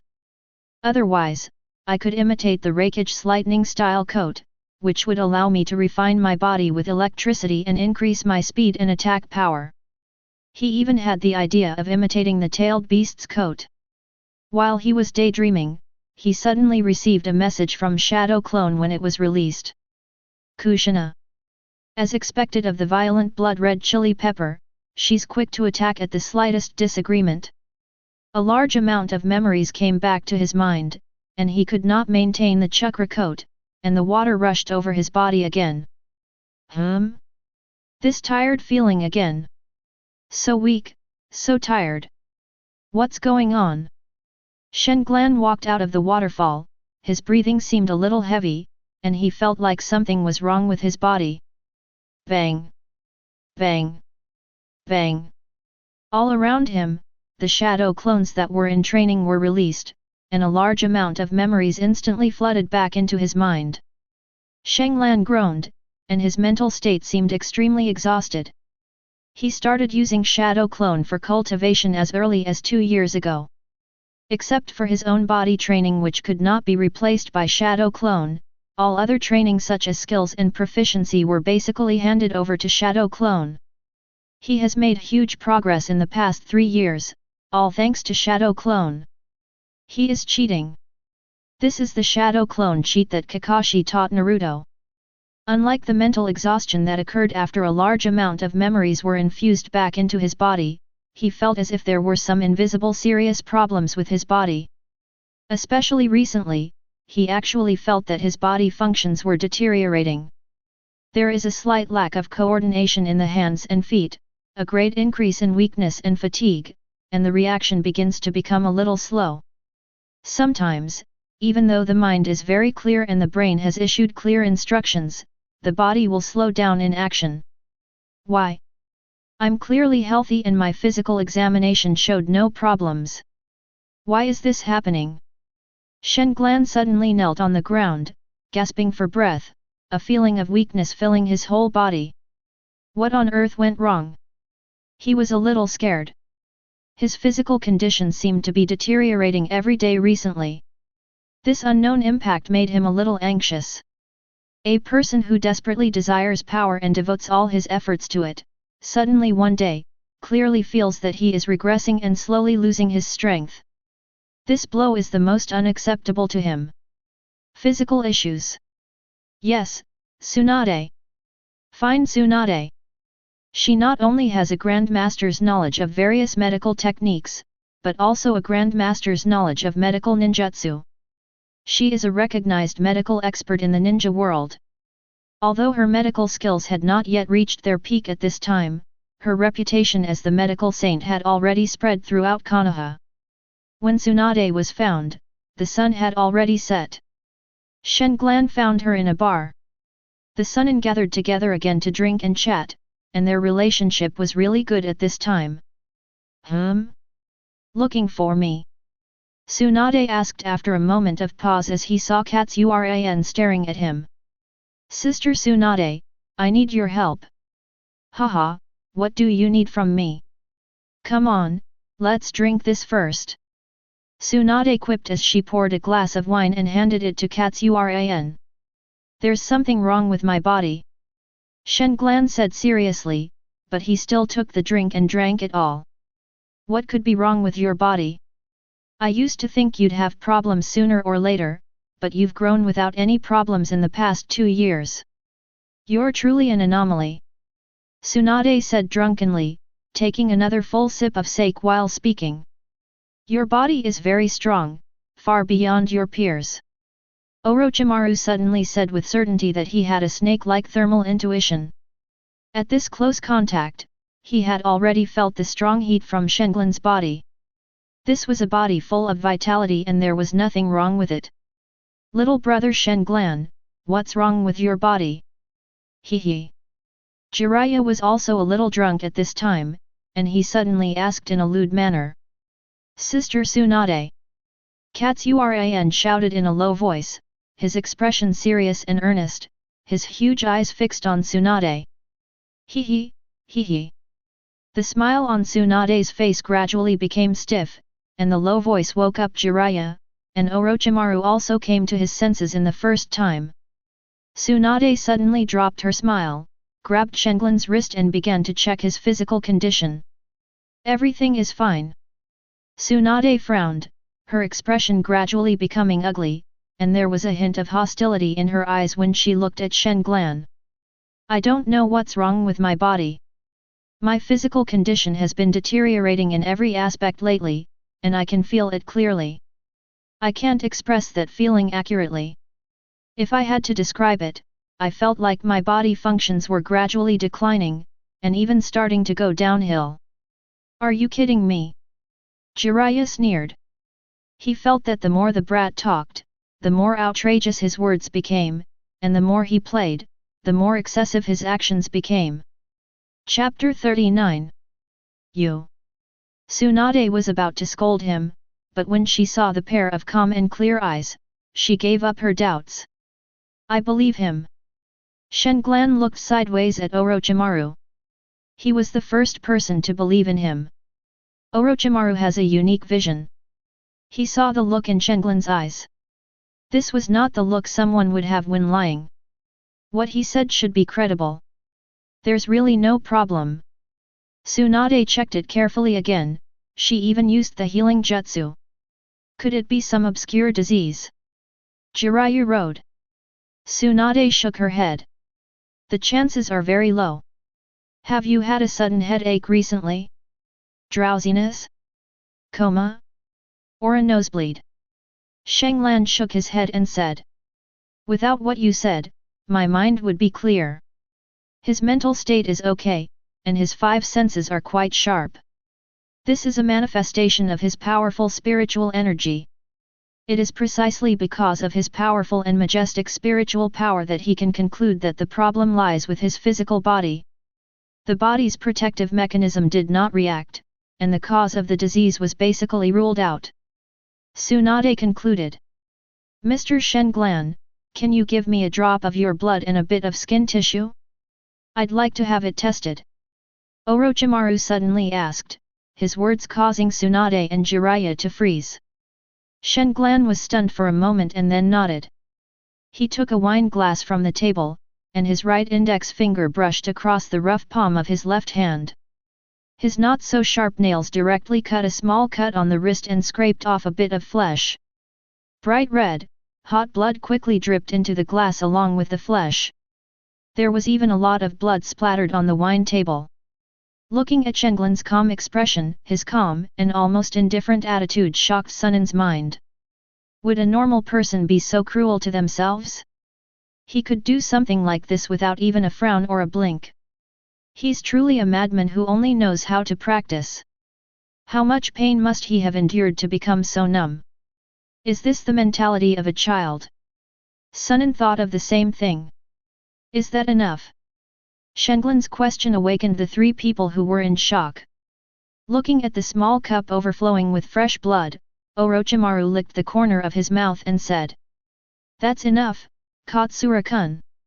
Shenglan looked at him deeply, then stretched out his wrist and looked at Tsunade and said. I'm counting on you, Sister Tsunade. Ah. Okay, okay. Tsunade was a beat slow to react, and then quickly used the healing jutsu to heal Shenglan's wound. After a while, his wound healed miraculously without even a scar. Looking at this miraculous medical ninjutsu, Shenglan's eyes sparkled. Sister Tsunade, can you teach me this medical ninjutsu? Shenglan asked a little embarrassedly. It was not until this moment that Tsunade realized that this was still a child. He still has a childlike demeanor. Tsunade relaxed inexplicably, she didn't even realize that her body and mind were tense. Humph, you still want to learn medical ninjutsu? You're still far from it. Wait until you graduate. Okay, when I graduate, you have to keep your word. Shenglan nodded quickly and agreed that the importance of medical ninjutsu is self-evident. It is a means to save lives at critical moments. Cut. Tsunade snorted in disdain and was about to pour another glass of wine, but when she saw the blood overflowing from the glass, she instantly lost her appetite. Please, Uncle Snake. Tsunade can't find the problem, so he can only hope for Orochimaru. Orochimaru is probably still a good snake at the moment, probably not yet venomous. After leaving the tavern, Shenglan returned to the camp. No matter how tired or weak his body is, he will grit his teeth and insist on exercising. He is afraid that his body functions will decline again and again, and he is afraid of this feeling of weakness. He felt as if he had returned to the weak and powerless state he felt when he traveled through time. He was afraid that all his 3 years of hard work had been in vain. 10. 100. 491, 492. Bang! After finishing 500 push UPS, he fell to the ground, gasping for breath. His powerful willpower tried to control his arms.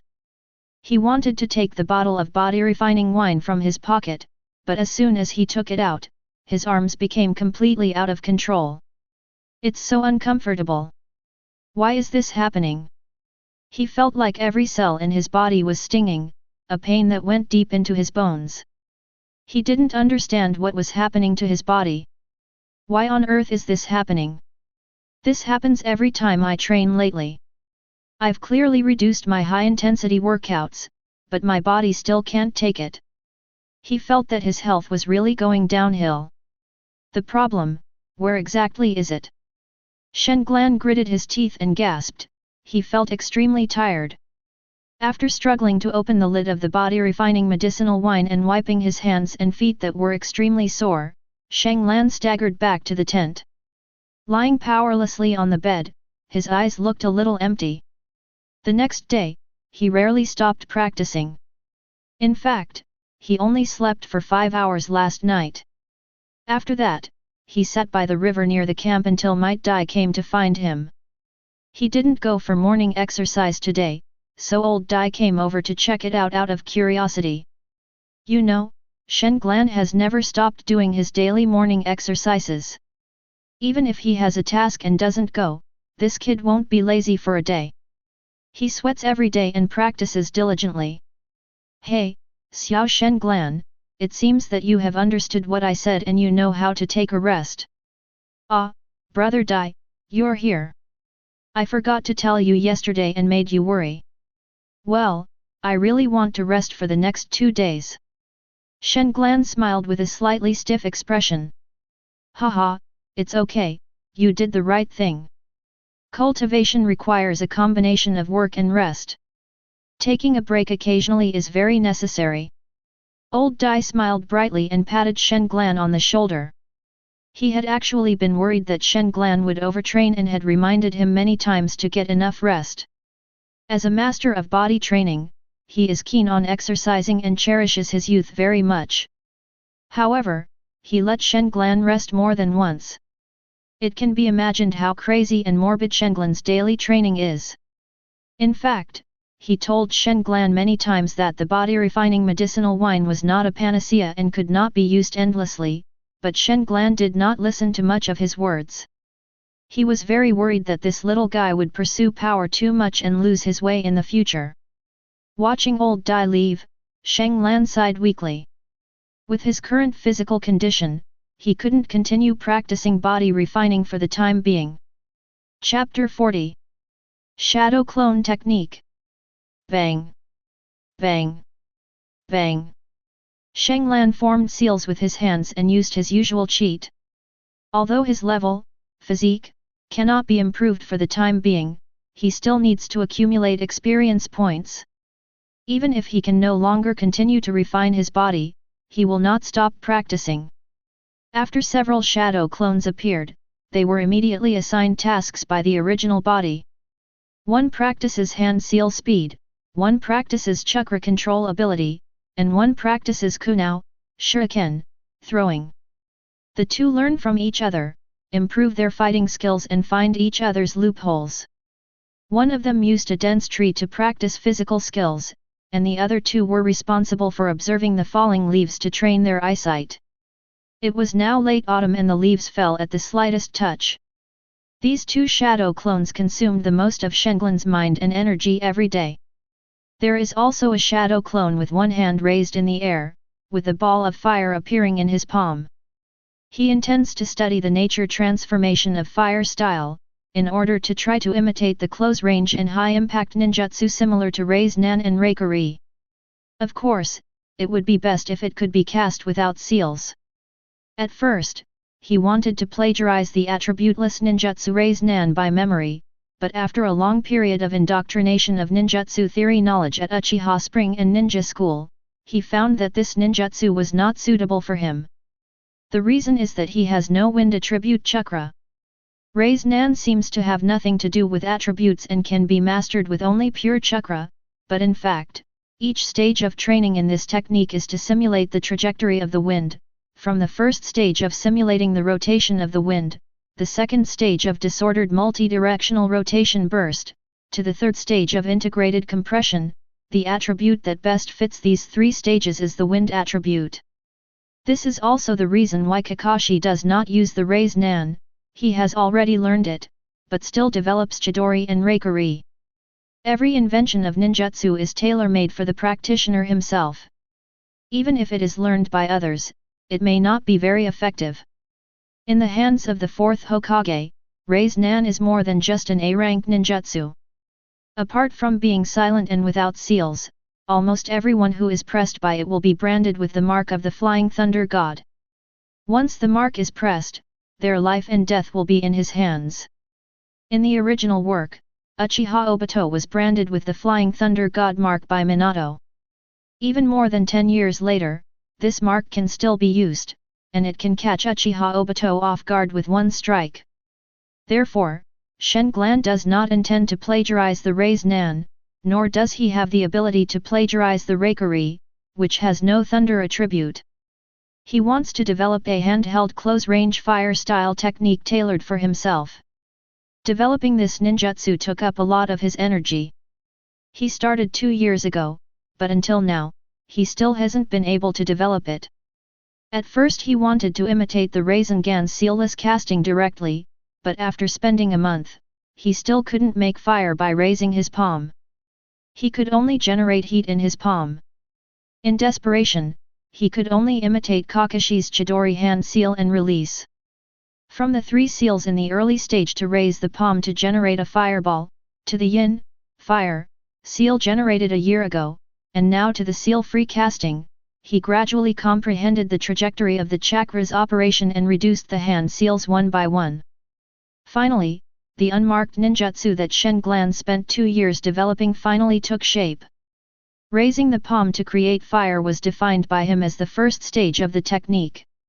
How to prevent the flames from burning your palms is the second difficulty that needs to be overcome in this technique. Chidori is the most valuable ninjutsu to refer to. Rinnegan relies on spinning to avoid damage, which is not of much value to my current training. So the question is, how did Kakashi manage to hold a lightning ball in his hand and remain unharmed? The shadow clone playing with fire stroked his chin and thought seriously.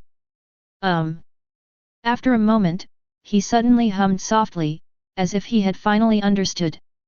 I remember that when Kakashi activated Chidori, his speed suddenly increased dramatically. Without the support of Sharingan's dynamic vision, he would not be able to control this sudden burst of speed. I see.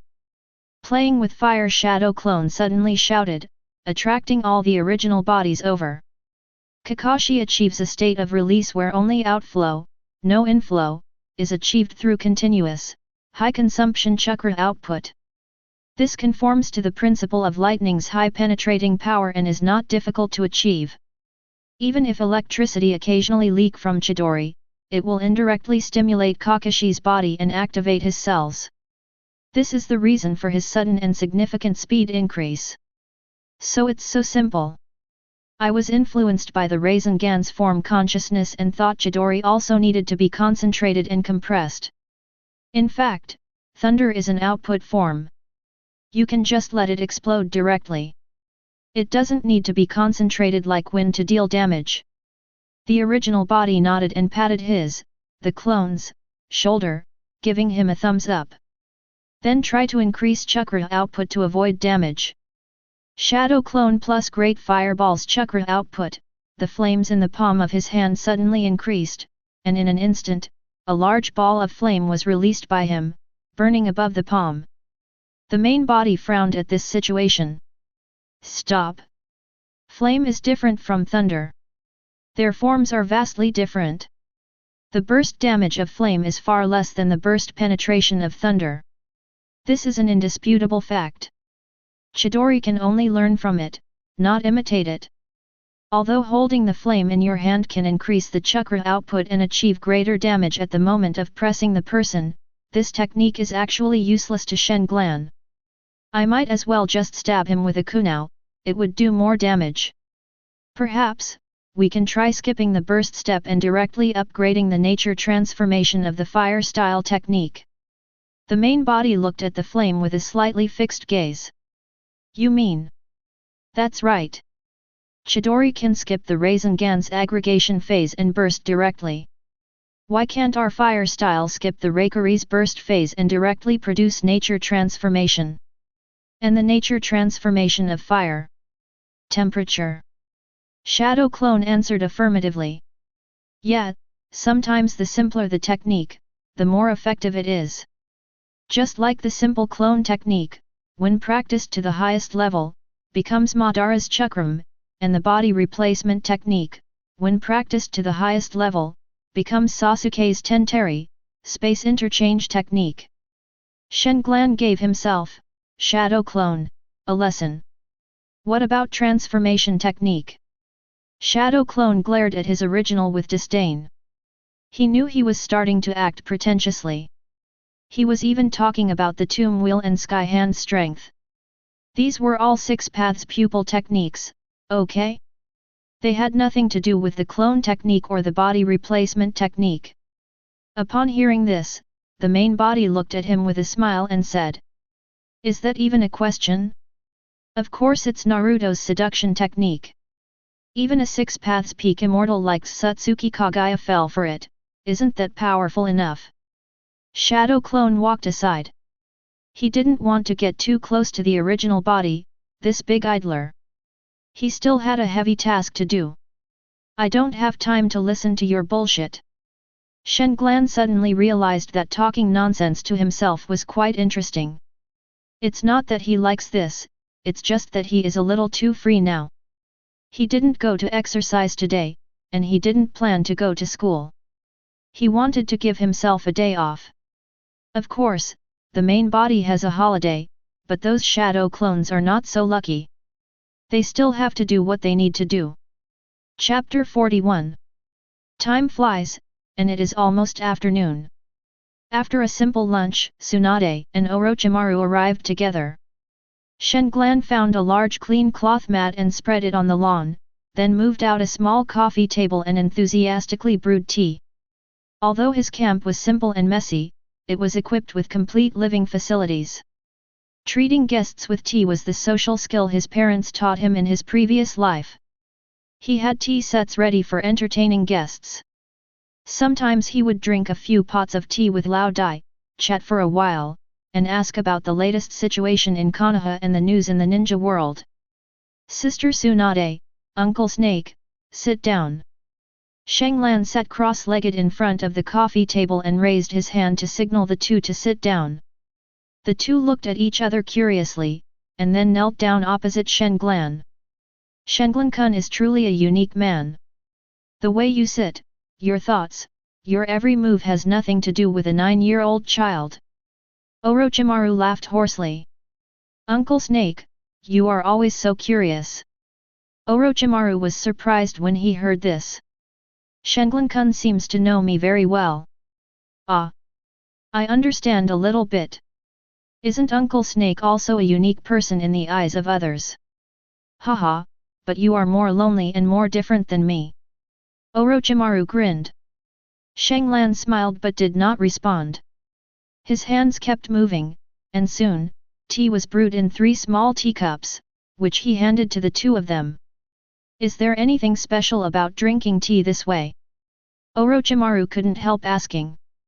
As he watched Shenglan making tea, he felt an indescribable sense of profoundness in his heart. Certainly. This is a tea ceremony, which is said to have been created by ancient immortals. Mortals only understand the form, but not the spirit. The immortals call this the tea ceremony, but mortals can only pour tea. I am, after all, only a mortal. Orochimaru was confused. Although he didn't understand what Shenglan was talking about, he felt that it seemed very awesome. Shenglan Jun has seen an immortal. After Orochimaru sighed, he suddenly asked as if possessed by a strange force. Haha, hasn't Uncle Snake seen it? Shenglan smiled pretentiously and said that he felt that he should act mysterious when dealing with Orochimaru, so that he could take the initiative in many things. Orochimaru restrained his smile, his pupils contracted like snakes and stared at him. Orochimaru had indeed seen it. He had been to Rika Cave and had seen the snake immortal, but how did Katsuran know such a thing? Ignoring Orochimaru's strange expression, Shenglan looked at Tsunade who had been distracted. "Sister Tsunade, the tea is getting cold." Tsunade came to his senses after hearing that, picked up the teacup and drank it all, then looked at Shenglan with a complicated expression. Shenglan looked at her, then took the boiling water and made 3 more cups of tea. "Sister Tsunade and Uncle Snake came here. I guess they found out what's wrong with me." Orochimaru leisurely picked up the teacup, and Tsunade remained silent after hearing this. "You can say what you mean." Shenglan thought something was wrong and started to panic, but he still gritted his teeth and pretended to be calm. "Let me tell you," Orochimaru said. Tsunade tilted her head at that. "I'm afraid Shenglan-kun will never be able to do high-intensity exercise again." Shenglan's eyelids twitched and he stopped drinking tea. "I've discovered from your skin and blood cells that your cells divide at a much faster rate than normal. In other words, the faster your cells divide, the shorter your potential and lifespan." Click! The teacup in Shenglan's hand broke into several pieces with a snap. He was shocked by Orochimaru's words. "Your body is very special. On the surface, it appears healthy and strong, but in fact, it has begun to decline internally. Considering your current age, this is a very incredible and unusual thing. As for why there has been such a change, considering the special smell on Shenglan-kun, I guess you must have overdosed on some kind of drug, causing your body to overdraw." Shenglan was shocked when he heard this, and immediately recalled Lao Dai's instructions. Body-refining medicinal wine is not a panacea. Don't rely on it too much, and don't use it without limit. Just do your best in body refining. It's good to push your limits occasionally, but you can't do it all the time, day and night. Remember, a combination of work and rest is the most suitable way to practice at your age. Shenglan's face turned pale as he pulled out a small half-bottle of body-refining medicinal wine from his pocket and handed it to Orochimaru.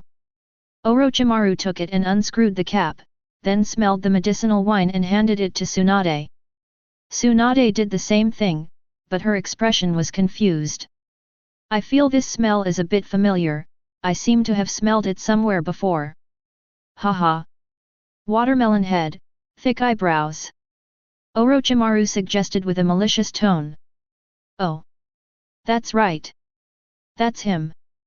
His name is Might Dai, right?" Tsunade said in surprise. "Did he give you this medicinal wine? It's for body training, right?" "Katsuran-kun?" Orochimaru asked. Shenglan nodded silently. "No wonder. I was wondering how you could exercise like this every day without getting into trouble. It turns out you're using this medicinal wine." Tsunade couldn't help but sigh. It seemed that both she and Orochimaru knew the existence of this medicinal wine. "Do you know this medicinal wine?" "I know a little bit. This is the exclusive secret recipe of the Might Dai family. I have studied and analyzed this medicinal wine before, but unfortunately, I only know the approximate ingredients, let alone the specific dosage," Orochimaru said with a smile. "Kana has documented this type of body-refining medicinal wine. It has excellent blood-activating effects and a powerful recovery effect. However, its only side effect is that it's too potent, it can easily lead to hematopoietic cell overdrafts. While it's excellent for short-term body refining or healing injuries, long-term use can accelerate aging and significantly increase the frequency of cell division. Human cells have a limited number of divisions. If they divide at an accelerated rate for a long time, their lifespan will naturally be significantly shortened. This practice is equivalent to preempting their potential. You should see Might wearing this every day, but you should also know that he is only 20 years old." Tsunade said, holding her forehead. Might Dai is now 20 years old, but he looks like he is in his 30s. This is caused by the long-term use of this body-refining medicinal wine. Shen Glan was shocked when he heard this. I forgot to ask that. I swear to God, Lao Zi only just found out how old Lao Dai is. Sheng Lan practiced like crazy every day. Not only did he not know Lao Dai's age, he even forgot his own age. He couldn't even remember whether he was 8, 9, or 10 years old. Moreover, the way he looks at old Dai always carries traces of his past life. In his past life memories, Might Dai looked very old, but he didn't think there was anything unusual. Now that he thinks about it carefully, it seems that Might Dai hasn't been born yet, and he already looks like a young middle-aged man. I guess old Dai must have made that medicinal wine a lot. Because of the funding provided by Shen Glan, he looks older than in the original novel. Of course, he is also more powerful than in the original novel. Brother Dai can no longer use this kind of drug that prematurely overdrafts his potential. Shen Glan thought to himself. Things have already happened, and Shen Glan did not blame Might Dai for his idea. He just regretted not listening to Might Dai's advice. Sheng Lan gritted his teeth and asked. Is there any way to cure it? Orochimaru and Tsunade were silent for a moment, then shook their heads at the same time. Shen Glan closed his eyes in despair. You must stop high-intensity training immediately and stop using this medicinal wine. Tsunade made the decision. Don't be too discouraged, Shenglan-kun. The human body has a very powerful self-healing ability. Although you have overdrawn your potential and shortened your lifespan, you are still young and have the potential to grow. As long as you stop engaging in high-intensity training and combat that exceeds your limits, your physical condition will still improve, and there's even the possibility of a slight increase. What you mean is that my physical fitness can't improve anymore, right? Sheng Lan asked with an ugly expression and unwillingly. I see. Seeing Orochimaru nod, Katsuran smiled sadly. No matter in which world, the body is the most essential source of power. Without a good body, it is equivalent to not having a container that can bear strength. His current body is like a water tank full of holes, which can't hold much water at all. I'm afraid I'll never be able to go back in this life. Thinking of this, he felt hopeless, and then he lay down on the ground numbly. He didn't care about the two people present. His decadent appearance made Tsunade and Orochimaru feel regretful and sigh. During this time, he seemed to hear Tsunade talking to him and comforting him a lot, but Shenglan's head was dizzy and his ears were buzzing, so he couldn't hear clearly what she was saying. Orochimaru stopped the slightly angry Tsunade and said, "Leave him alone." After he finished speaking, he stood up and left. Tsunade sighed and followed him away. The only person left at the scene was a young man with empty eyes and a dead-like appearance. Chapter 42. Night. Lying on the lawn of the camp, Shen Glan stared blankly at the full moon in the sky. In fact, he had been lying there since noon, and had not moved for 7 or 8 hours. For more than 3 years, he practiced tirelessly day and night, and he never dared to slack off for even half a day. Even when he was so tired that he could not move, he could rely on his strong willpower and the body-refining medicinal wine that Might brought with him to recover. He worked madly and desperately pursued power, all just for the persistence and desire in his heart. Dad, Mom, are you all right when I'm not around? I miss you so much. In his previous life, he was the only child in his family. His parents held him in their hands for fear of dropping him, and held him in their mouths for fear of him melting. They doted on him in every way and loved him immensely. Every time he thought of those past events, his heart would be filled with longing and impatience. He longed to go back one day, even if it was just to see them again. On the other hand, the deeper his desire, the stronger his fear. He was afraid that he would not be able to find the way home, and that he would spend too much time, causing his parents' lifespan to run out and they would not be able to wait for the day when he returned. Although he knew that reanimation jutsu could bring the dead back to life, he was afraid that it would take too long and he wouldn't even have the chance to use it. What's the point of working harder and harder? In the end, isn't it all just a dream? Ha ha, ha ha ha. He covered his eyes and laughed inexplicably, but as he laughed, tears began to flow. He hated his own weakness and incompetence. The drastic changes in his body made him panic and uneasy. His long-term persistence would ultimately not be rewarded. He felt that all hope was gone and the road ahead was blocked. The emotions that had been suppressed for more than 3 years finally burst out.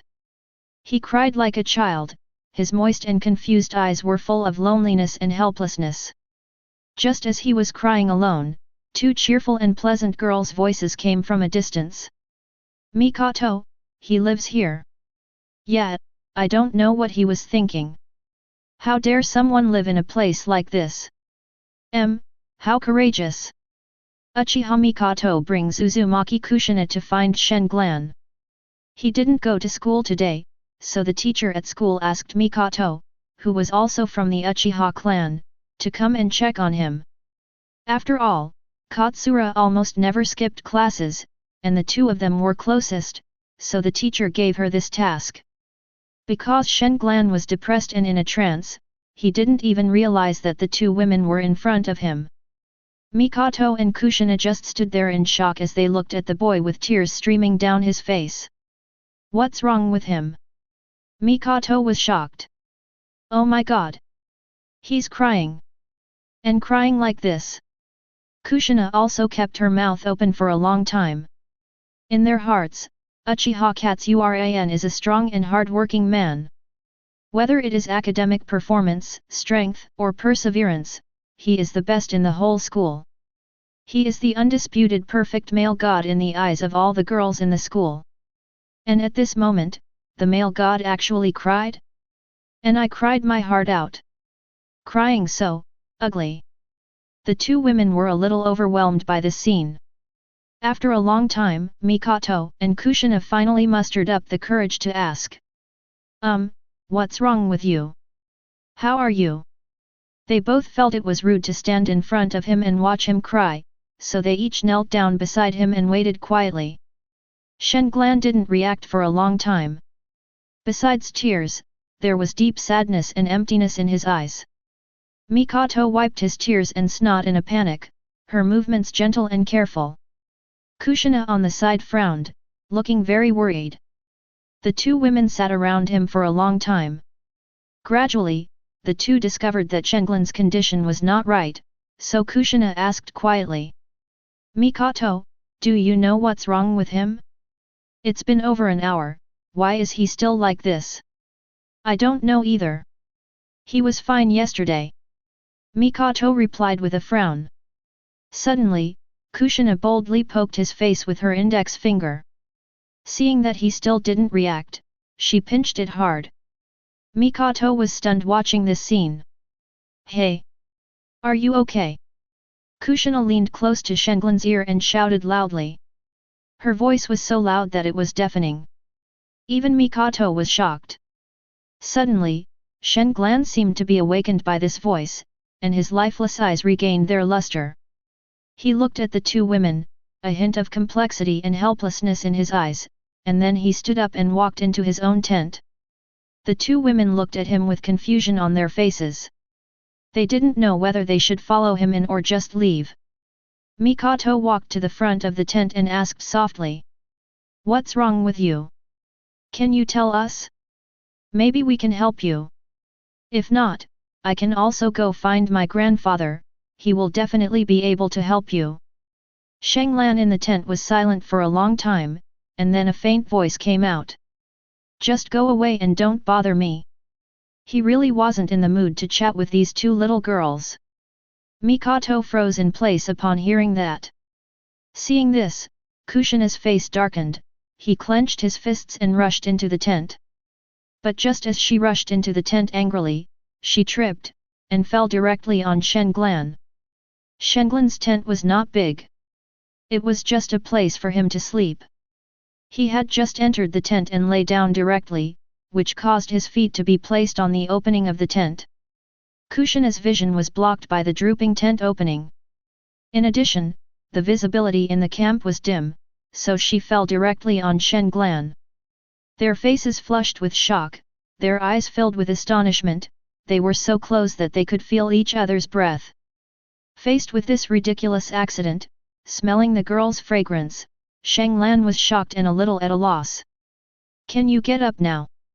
"Ah!" Kushina suddenly screamed loudly, then hurriedly got up and left the tent. After she came out, she didn't even say hello to Mikoto, but ran away with a blushing face. Mikoto stared at the scene for a moment, then hurried to catch up with Kushina. Looking at the top of the tent and feeling the silence returning to the surroundings, Shenglan's loneliness and fear once again came over him. But the next moment he suddenly clenched his fists, his fingers made a crackling sound, and 3 megatama surrounded his pupils in his eyes. An unyielding will is rising, and the fire of unwillingness is burning fiercely. "I can't just accept my fate like this, and I can't give up so easily. There must be another way." Chapter 43. The next day, Shen Glan went to school and applied directly to his tutor for early graduation. He didn't plan to waste time staying in school anymore, even though he had been using Shadow Clone to attend classes on his behalf for a long time. His mentor, Aoki Chunin, looked at him in surprise and said, "You want to graduate early? Are you sure?" Shen Glan nodded, his expression calm and determined. "I understand. The ninja school has regulations. I need to report to the Hokage-sama and have the third Hokage approve it before you can get the forehead protector and graduate successfully." Instructor Aoki first explained the procedure to him, and then explained the requirements for a ninja student to graduate early. To graduate early, you need to be in the top 5 in the grade for theoretical exams, in the top 10 for practical exams, and have a kunao throwing accuracy of over 90%. You have all of these. But you still need to master the 3-body technique. Upon hearing this, Sheng Lan immediately used the clone technique, transformation technique, and body replacement technique. Very, very good, you have passed my test. Now, as long as the Hokage nods and signs, you can become Konoha's forehead protector and officially become a ninja." Shen Glan nodded, thanked him and left. Today, he was the real person who came to school, and the shadow clone was left in the camp to work. He toured the campus carefully for the second time and then stopped at the door of his class, class 401. At this time, the class was having an ideological education class, and Shenglan's arrival attracted the attention of all the students in the class. In this class, every student is either a child of a powerful and wealthy family, or a talented and outstanding student selected from hundreds of people in the ninja school. The identities of these students are Uchiha, Hyuga, Senju, Namikaze, Pig, Deer, Joe, Inyazuka, Moonlight, Abarame and so on. At each level of promotion in their class, a certain number of inferior students would be eliminated, leaving only the top students, and then talented children from small families or common people would be included. Therefore, there will be certain changes in the personnel of Class 1 almost every time they are promoted. The best ones are kept and the weak ones are eliminated. This is a cruel system that was not revealed in the original work. These people will become the future pillars of Konoha, and Konoha has put all its efforts into their training. This is also the biggest reason why Shen Glan patiently stayed for 3 more years. During his more than 3 years of campus life, Shen Glan had a neutral relationship with most people, among whom he had 4 close friends. They are Uchiha Mikoto, Senju Nawaki, Namikaze Minato, and Uzumaki Kushina, who is in another class but often visits. Shen Glan doesn't have a very good reputation in school, and most people are more or less afraid of him. These 4 people are the few who can get along with him.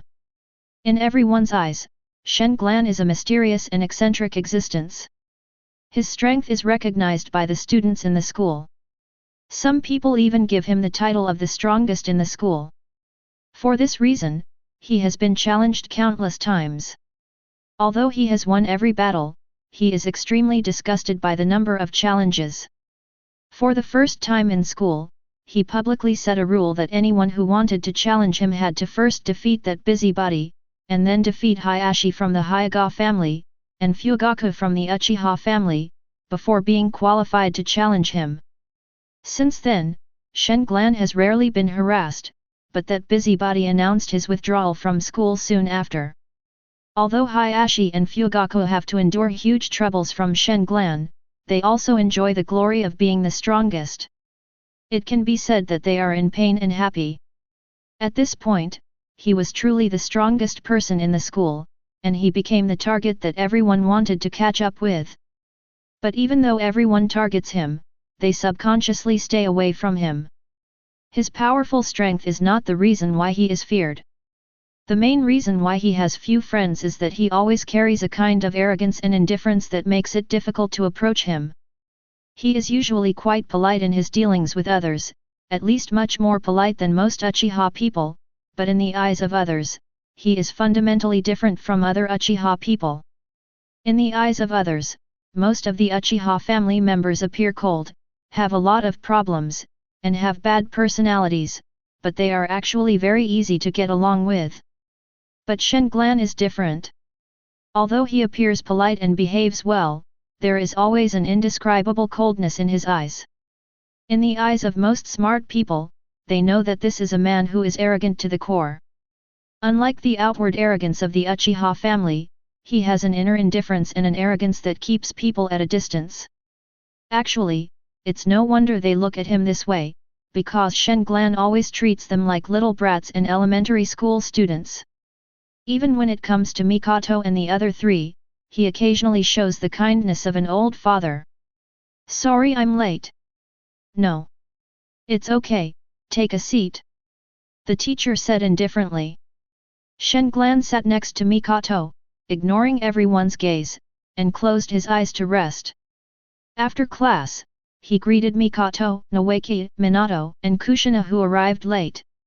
"I'm graduating early." The four of them were shocked when they heard this, and Noeki exclaimed loudly. "Boss, you are kidding me.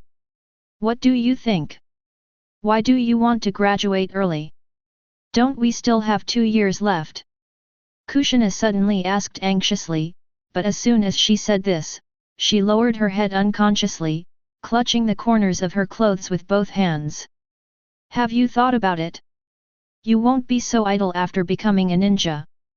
You still have to complete missions every day," Minato said softly.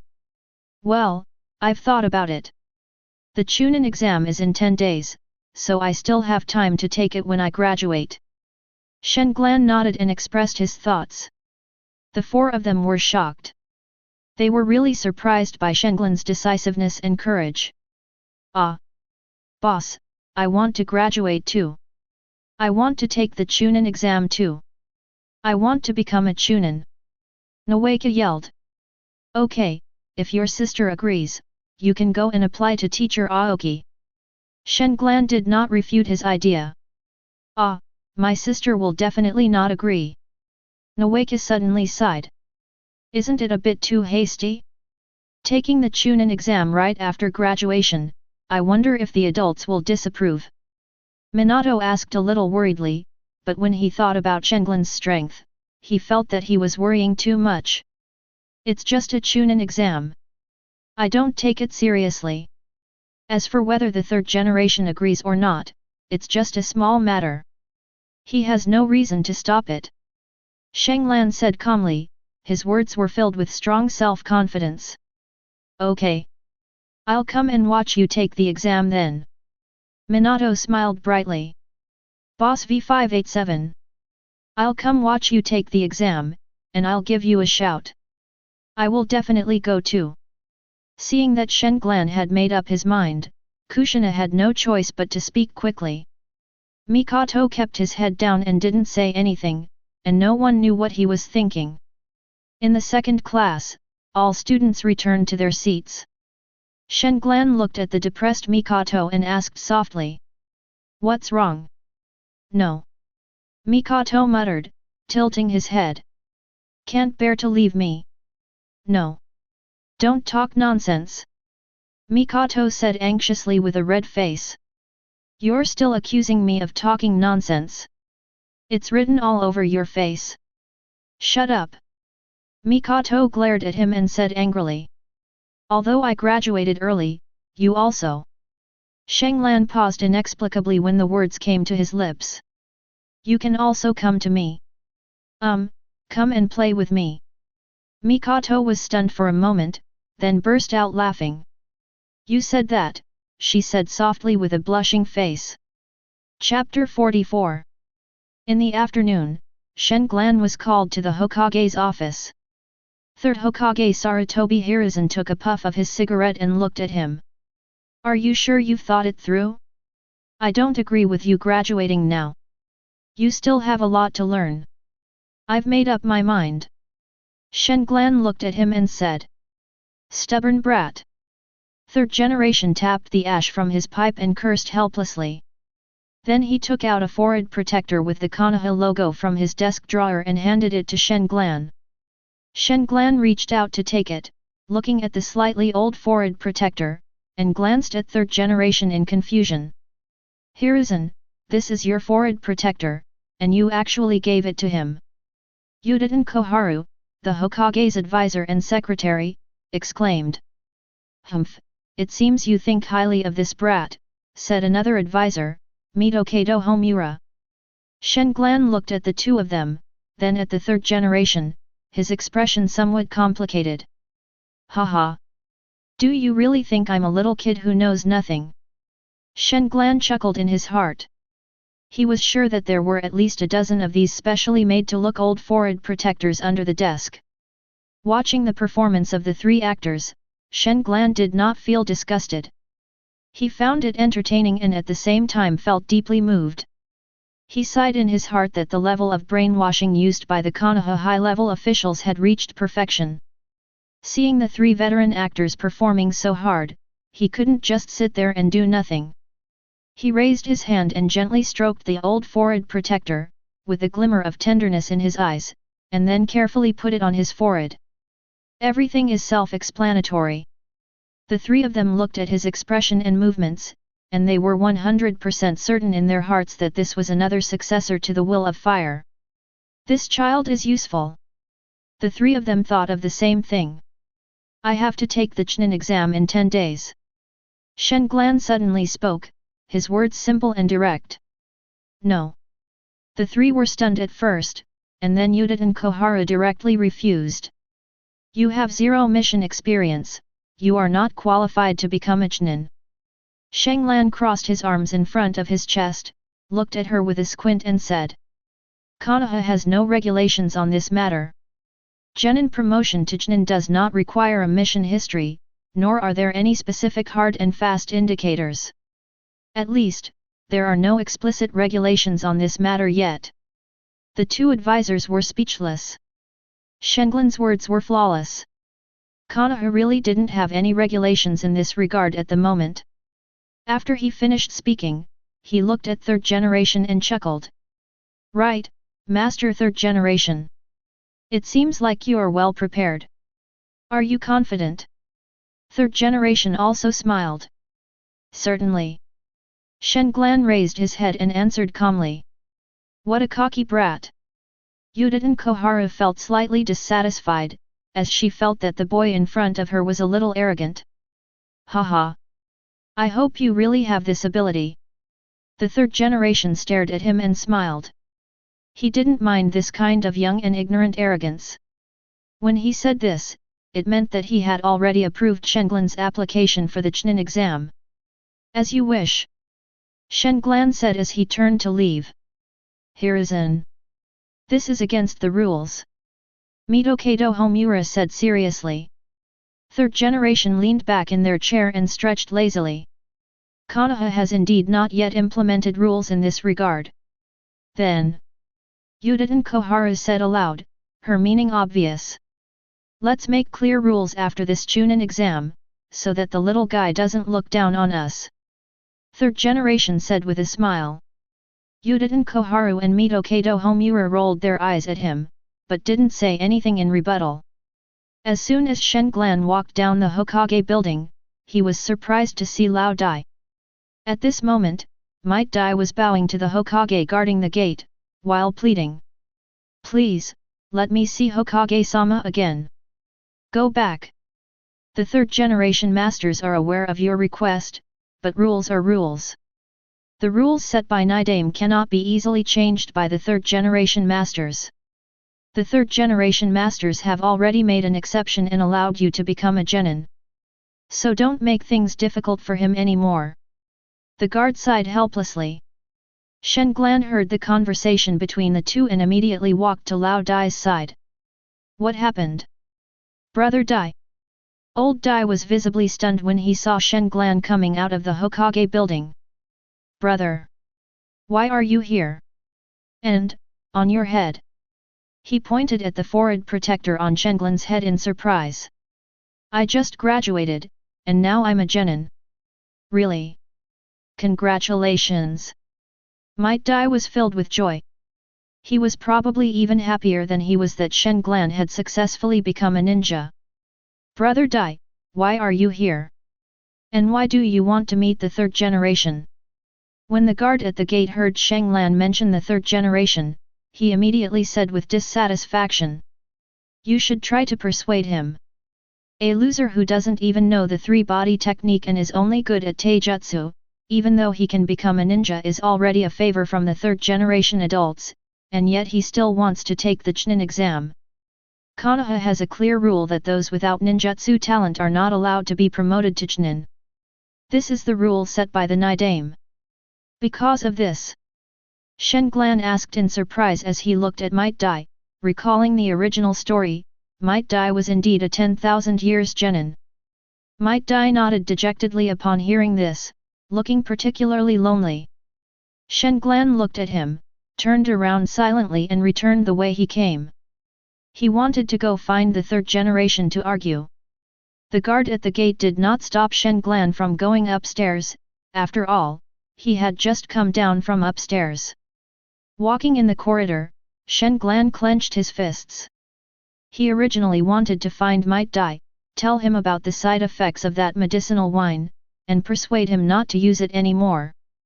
But now, he gave up this idea. Life is not easy for anyone. This is the tragedy of the little people. Shen Glan sighed in his heart. Maybe Might Dai himself knew the side effects of the medicinal wine, but he actually had no choice. If he doesn't know ninjutsu or genjutsu, and if he can't even do taijutsu, can he still be considered a ninja? The ninja world does not tolerate the weak, and the same is true for Kana. Medicinal wine and hard work are the basis of Might Dai's strength. The two are interdependent and indispensable. Arriving at the office door, Shen Glan subconsciously wanted to break in, but he stopped himself as he raised his foot. He is not qualified to score a goal now, and his strength is not enough to do such a thing. He gritted his teeth secretly, adjusted his mentality a little, and pushed the door open. Seeing Shen Glan coming back, the third generation looked puzzled. Before he could ask, he heard Shen Glan's cold question. "Why can't Might Dai be promoted to Chunin? You should know that his strength is not weak." Chapter 45. The third generation was silent for a moment, then sighed and explained. "This is the rule set by Nidaime. Every ninja must abide by it. I can't. Is this your reason? The rules set by our predecessors may be applicable to the environment and needs at the time, but they may not be applicable now, right? Third generation master is also a Hokage. Are you willing to be a mediocre successor instead of being a pioneer like your predecessors?" The third generation looked at him in amazement. It was hard to imagine that a child under 10 years old could say such words. Because these words involve a long-term perspective that looks at everything. "How dare you? What do you know, little brat? Do you think you can become a ninja just by knowing some martial arts? If that were the case, samurai wouldn't have been eliminated by ninjas. This world isn't as simple as you think. He knows almost nothing besides taijutsu, so he can barely even be called a ninja. Being a genin is his limit, and it's also his luck. The third Hokage has shown him extraordinary kindness and done his utmost. Uchiha Kohara retorted with a cold face. Konoha can be short of a few Chunin, or even Jonin, but we cannot allow Chunin or Jonin to have only one ability and be simple-minded. Chunin must not only be strong but also have a certain level of comprehensive strength. Jonin must also have command ability on this basis. Boy, just because you have enough strength doesn't qualify you to become a Chunin or Jonin. Might Dai doesn't have what it takes to be promoted to a Chunin at all. Mitokado Homura took over Uchiha Kohara's words and explained the main reason why the third generation did not allow Might Dai to be promoted. Strictly speaking, Might Dai isn't even qualified to be a ninja, because he can't even learn the three-body technique. Calling him a ninja is a bit of an exaggeration. Shanglan could no longer suppress the anger in his heart and asked in a deep voice. In your eyes, people who specialize in physical arts are so despicable? What qualifications do you have to look down on others? Or even look down on them? Based on your strength? Upon hearing this, the two men widened their eyes and slammed the table in anger. Presumptuous! Humph, at such a young age, you're actually rebelling against your superiors. You're truly unworthy of a son. When we both became famous, your father was nowhere to be found. How dare you question our abilities? When Shanglan heard the other party making personal attacks, he stopped tolerating them. How famous is he? If one person's success brings prosperity to everyone around him, then he's definitely quite famous. Shanglan's understatement made the two consultants incredulous and immediately flew into a rage. Ahole, you little freshman who doesn't know respect and inferiority, you have such a big guts. You have the guts to say that again. The atmosphere in the office was extremely tense, the chakra in the two men was circulating, and there were faint signs of them attacking him. Shanglan's words not only made the two of them look ugly, but even the third generation frowned deeply, looking displeased. You still want to attack? Do you want to kill someone in front of the Hokage? Shanglan once again stimulated their nerves, making the two of them eager to take action immediately. That's enough. Even though third generation knows that he is not a bad person at heart and that he is being rude because might is being ignored, this does not mean that third generation will remain indifferent and allow Shanglan to commit such a heinous crime. It's none of your business to interfere in Might Dai's affairs, and you don't need to worry about them. You can get out now. The third generation's expression was serious and his tone was cold. He didn't want to see this troublesome troublemaker right now. You will regret your decision today. Roll. The third generation roared, their terrifying chakra bursting out of their bodies, and the small room was filled with tremendous pressure. This is the majesty of Ying, Shanglan has learned it. It was so powerful that it was suffocating, so powerful that it made him tremble with fear. He looked up and exchanged glances with the third generation, then looked at the two consultants with sullen faces, and Shanglan turned and left silently. Hiruzen, are you just going to watch this beast commit insubordination? Behind him, the two advisors were furious with the third generation, and their vicious words made Shanglan's murderous intent surge. But even so, his pace remained unchanged and he left the office without looking back. Shanglan knew that his performance in front of third generation today would affect his future development to some extent, and he would definitely be sabotaged by the two consultants in the future, but he had no regrets. The future is certainly important, but if one can remain indifferent even when his mentor is despised, then what is the difference between him and a heartless beast? What qualifications does he have to face Might Dai in the future? FK Hokage, Lao Zi won't play along with you guys anymore. Even without the help of the Hokage, Uchiha Shanglan can still rise. If it really doesn't work out, the worst that can happen is to defect. After all, he is alone and it doesn't matter where he goes. Besides, he has the ability to protect himself, so it is not difficult for him to escape from Konoha. When a person dies, birds fly towards the sky. Why should you suffer the bird's anger if you are not dead? After saying goodbye to old Dai, Shanglan suddenly stopped on his way home. A large number of invisible memories and insights suddenly entered his mind.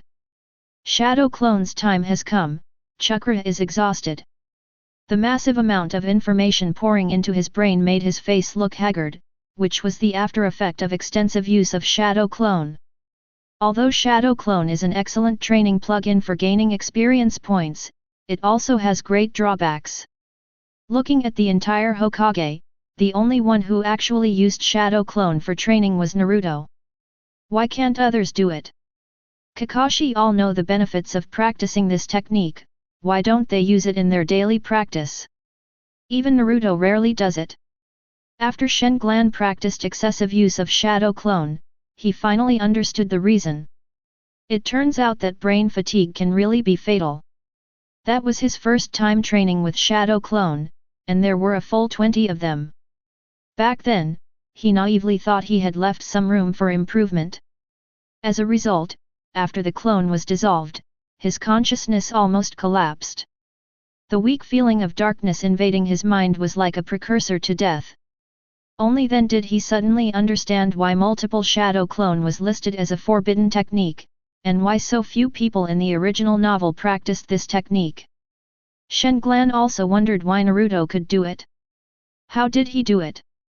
You have to know that he has lived 2 lives and his spiritual power is incredible and magnificent, but he almost couldn't bear the sequelae. How can Naruto do it? The protagonist's halo? Or is it because he's Ashura's successor? Technically, Naruto is also a being with 2 souls combined into one, so it's entirely possible he possesses spiritual power as powerful as Katsuran, even though the original Vice Admiral's soul is defined as chakra. Of course, the biggest reason should be that he has the aura of the protagonist. Chapter 46. Late at night. Shen, dressed in black, avoided the patrolling Anbu and came into a dimly lit building. It is dark and quiet here, with a damp and oppressive atmosphere. It is a 2-story building far away from the hustle and bustle, and is located very close to Konoha's cemetery. Standing in the courtyard of the building, feeling the chill blowing from the direction of the cemetery, Shen got goosebumps all over his body. Suddenly, bursts of hissing sounds came from a dark corner, followed by a lot of dragging sounds on the ground. In his perception, a large group of colorful lion majesties rushed out from the corner of the house and headed straight for him in the middle of the courtyard. Shen frowned slightly, pulled out a kunai from his ninja tool bag, and faced the group of snakes head-on. In just a few minutes, all the lion majesty groups were killed. A thin layer of light blue chakra coat on Shen's body helped him block the splattering poisonous blood. He was now unharmed and still stood there spotlessly. As he killed all the lion majesties in the courtyard, he suddenly noticed that more lion majesties had emerged from the building, densely packed and extremely numerous. At this moment, he felt like he was in a snake's den. A large group of lion majesties with vicious eyes and fangs quickly pounced on him. It seemed as if they had received some instructions and pounced on people without caring about life or death. Looking at this scene, Shen frowned deeply and sighed towards a room in the building. Is this how you treat your guests? Orochimaru. Shen's words did not receive a response. Seeing this, Shen snorted coldly and quickly formed seals with his hands. A fire-style seal was formed instantly, and just as he was about to cast it, he heard a chuckle coming from inside the building. The snakes suddenly paused and stopped, then quickly disappeared from the spot and hid back in the dark corner. Haha! Breaking into someone's house in the dead of night and even trying to set it on fire, what kind of guest is this? Someone in the dark room sneered hoarsely. For you, the snake, day is night and night is day. How can I not be considered a guest when I visit you during the day? As for setting fire to the house, it was just self-defense. Shen's voice was steady and powerful, as if he was stating the facts. His words made everyone in the room burst into laughter, and then he changed his tone to a polite invitation. Hehe, come in, Katsura-kun. Looking at the lights on and the open windows on the second floor, Shen jumped up and jumped directly into them. Orochimaru was wearing a white kimono at this time, kneeling on the futon with a smile on his face. Mr. Sharingan is really impatient. He showed up at my door after only 1 day. Orochimaru said this in a somewhat sarcastic tone, as if he had calculated that he would come to find him. I didn't realize you were so good at making sarcastic remarks. I originally thought Uncle Snake was a real guy. Without further ado, are you willing to help me solve my physical problems? Sharingan asked directly without getting straight to the point. It's not a question of whether I'm willing to help, but rather that I'm powerless. Your body is damaged from the very beginning. It's not a so-called physical illness or internal or external injury. There's no medicine that can cure it, or it's simply incurable. I've already explained this to you in detail, and I don't want to repeat myself, so I'm sorry. Orochimaru said calmly that what he said was actually the truth, and whether Sharingan believed it or not was of no concern to him. What does the life and death of a little child have to do with him? Sharingan remained expressionless upon hearing this. He looked at Orochimaru's calm expression and asked a question that made his face change drastically. Can first-generation cells heal my body? Sharingan's question made him stand up suddenly, and he subconsciously asked in a cold voice. What do you know? Haha, shouldn't you subconsciously ask what first-generation cells are? You're not even confused by such an incredible question. It seems that you really have the ability to help me recover. Sharingan said with a chuckle. Orochimaru was obviously stunned when he heard this, thinking that he was too careless and fell into a trap without knowing it. But even so, he was still shocked by Sharingan's question. How did he know about Hashirama's cells? At his age, it was impossible for him to know such things. Could it be that someone behind his back had told him? Did they know he was targeting Hashirama's cells? Did they deliberately arrange this little brat to trick him? Orochimaru racked his brains to think, but the more he thought, the more he felt something was wrong. It seemed like this, but it also seemed not to be. He had just planned to take action on the remains of the first generation, and the cells had not yet been extracted. How could anyone see through his thoughts? Unable to figure it out, unable to see through it, Orochimaru could only say coldly with a gloomy face. Why should I help you? You're planning on the first generation's corpse. I don't think you'd like to see this known to everyone, would you? Especially the third Hokage and sister Tsunade. Court death. Orochimaru snorted coldly and slapped Sharingan on the head with his palm. He was determined to kill him. Sharingan rolled backwards to avoid the palm, but the next moment he suddenly saw a blur in front of his eyes, and several slender pythons of different colors suddenly wrapped around him and strangled his body tightly. This is Orochimaru's secret technique, Shadow Snake Hand. It can be activated without any seals and is extremely fast, making it impossible to defend against. Feeling the snake's body gradually tightening around him, Sharingan's face didn't show any panic at all, as if the one in trouble at the moment wasn't him, but Orochimaru across from him. Looking at the brat who had been completely controlled, Orochimaru grinned and chuckled. I have to admire your courage. Even with your life hanging by a thread, you remain calm. I'm curious how you know what I'm thinking. I really can't imagine how you know all this. Also, your conceit will only lead to your own death. It won't pose any threat to me at all. Not to mention that Kana and Tsunade won't believe you. Do you think Kana will let you off easy if you tell them these things? Stupid brat. Orochimaru's words did not affect Sharingan. He looked at Orochimaru with a calm expression. Don't you understand? I agree with you. We are essentially the same kind of people. We can cooperate. I think you need me, but I need your help more right now. Of course, I've said everything I need to say. If you're still indifferent, you can't blame me. Orochimaru understood the previous sentence as surrender and begging for mercy, but Sharingan's next sentence was a naked threat again. Chapter 47. Sharingan's threat at this moment was so weak and ridiculous. Orochimaru even began to laugh at Sharingan's ignorance and stupidity unscrupulously. Of course, in Orochimaru's eyes, his behavior was consistent with the image of an ignorant, fearless, wild, and unruly child. The mysterious image he had given him before was completely due to his own overthinking. Even though these things were full of loopholes and untenable upon closer inspection, Orochimaru didn't have the patience to play games with him anymore. If he can't get anything out of this, Orochimaru will strangle this brat without hesitation. But before Orochimaru could ask again, he saw the young man in front of him lower his head and laugh, and that low laugh was full of mockery. Ha ha, ha ha ha ha. Orochimaru's face turned grim upon seeing this. He manipulated the snakes in his hands, increasing their strength and entwining them. He stared at his face and asked coldly. What are you laughing at? Haha, I'm laughing at your ignorance. Do you think this level of ninjutsu can defeat me? In front of my eyes, everything you do is just in vain. Shenglin's voice faintly reached Orochimaru's ears.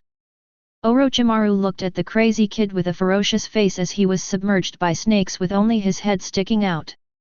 Just when he was about to kill, a terrifying scene appeared that made him lose his mind.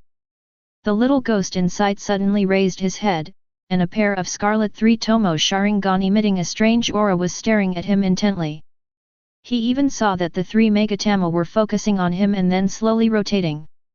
When Orochimaru saw this scene, he didn't care about being shocked. He thought it was not good and quickly looked away. Unfortunately, it's all too late. Shenglin's pupil technique has been successfully activated. The moment Orochimaru saw the pair of Sharingan, he felt a sudden shock.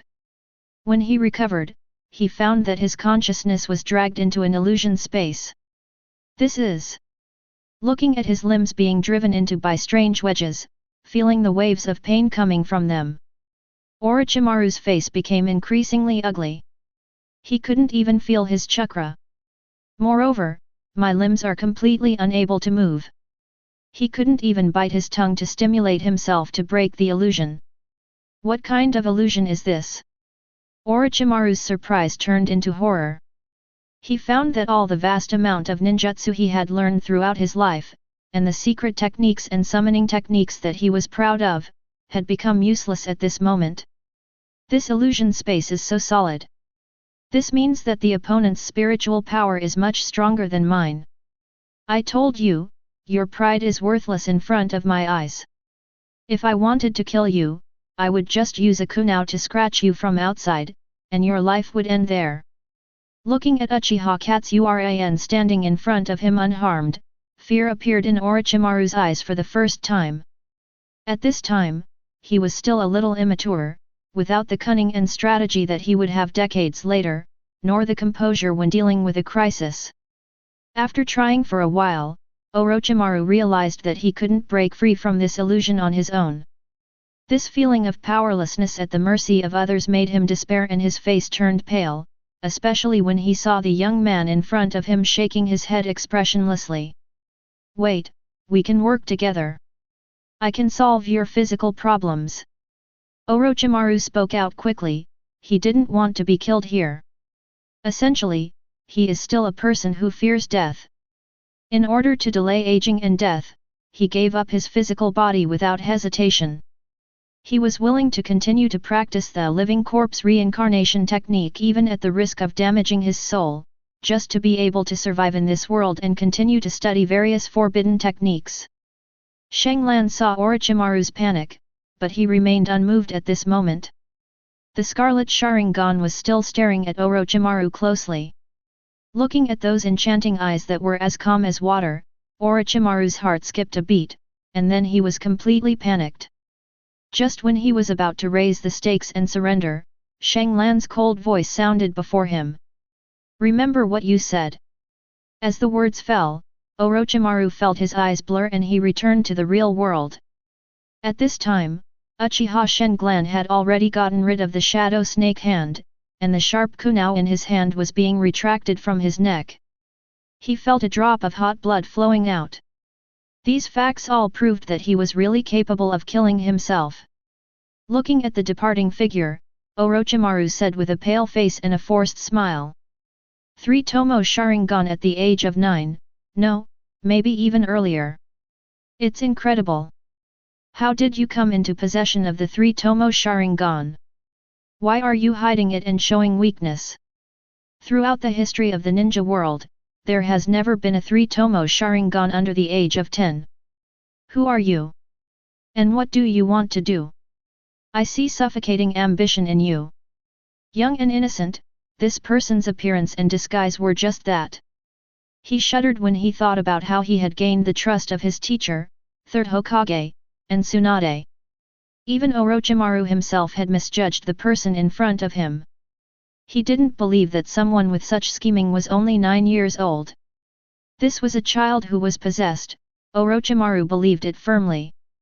After this incident, Orochimaru's true body possession technique, living corpse reincarnation, will be unveiled ahead of time because of him. Fulfill your promise, and I'll give you a pair of Sharingans as your due reward. Katsuran said in a deep voice with his back to Orochimaru.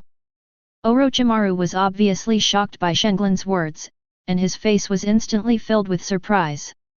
You know, Sharingan is a thing that is priceless. Every pair of Sharingan is extremely precious. It is impossible to snatch Sharingan by ordinary assassination methods. The difficulty coefficient is extremely high, and there are many troubles. If you are not careful, you may be exposed. After all, when the Uchiha family's open-eyed people go out of the village to do missions, they are accompanied and guarded by Chunin. If you want to snatch them, it means fighting with Chunin, especially in a one-on-one situation. It is difficult to stop the other party if he wants to escape. Although the Uchiha family does not have the curse mark, caged bird of the Hyuga clan, the Uchiha family has many Chunin. It is no problem for them to lead family members to complete missions. This is also one of the important reasons why it is becoming increasingly difficult for the Uchiha to integrate into Konoha. This family is very xenophobic. In the original work, Obito was able to hang out with Kakashi because he was worthless in the early stage, last in the group. As a worthless tribe member who had not opened his eyes, he was free to go wherever he wanted, but after opening his eyes, especially with double Megatama, if he wanted to leave the village, he had to report to the family and obtain their consent. Just like Konoha shinobi must report when leaving the village, Uchiha clan's open-eyed people, except Chunin, must also report to the family when leaving the village, and non-Chunin open-eyed people have the right to apply for protection when leaving the village, that is, the mission is more dangerous and requires the protection of Chunin. These measures and methods are all for protecting the safety of Sharingan. Even Konoha will not interfere with the Uchiha clan's decision, because Sharingan is the core of the Uchiha clan's power, and a certain degree of protection is the family's obligation and responsibility. I don't want anyone else to know what happened tonight. Shenglun did not explain Orochimaru's doubts. After leaving this sentence, he disappeared on the spot. Watching Shenglun leave, Orochimaru's snake-like pupils shrank again. Instant Body Technique. Chapter 48. The flickering technique is Chunin's signature ninjutsu.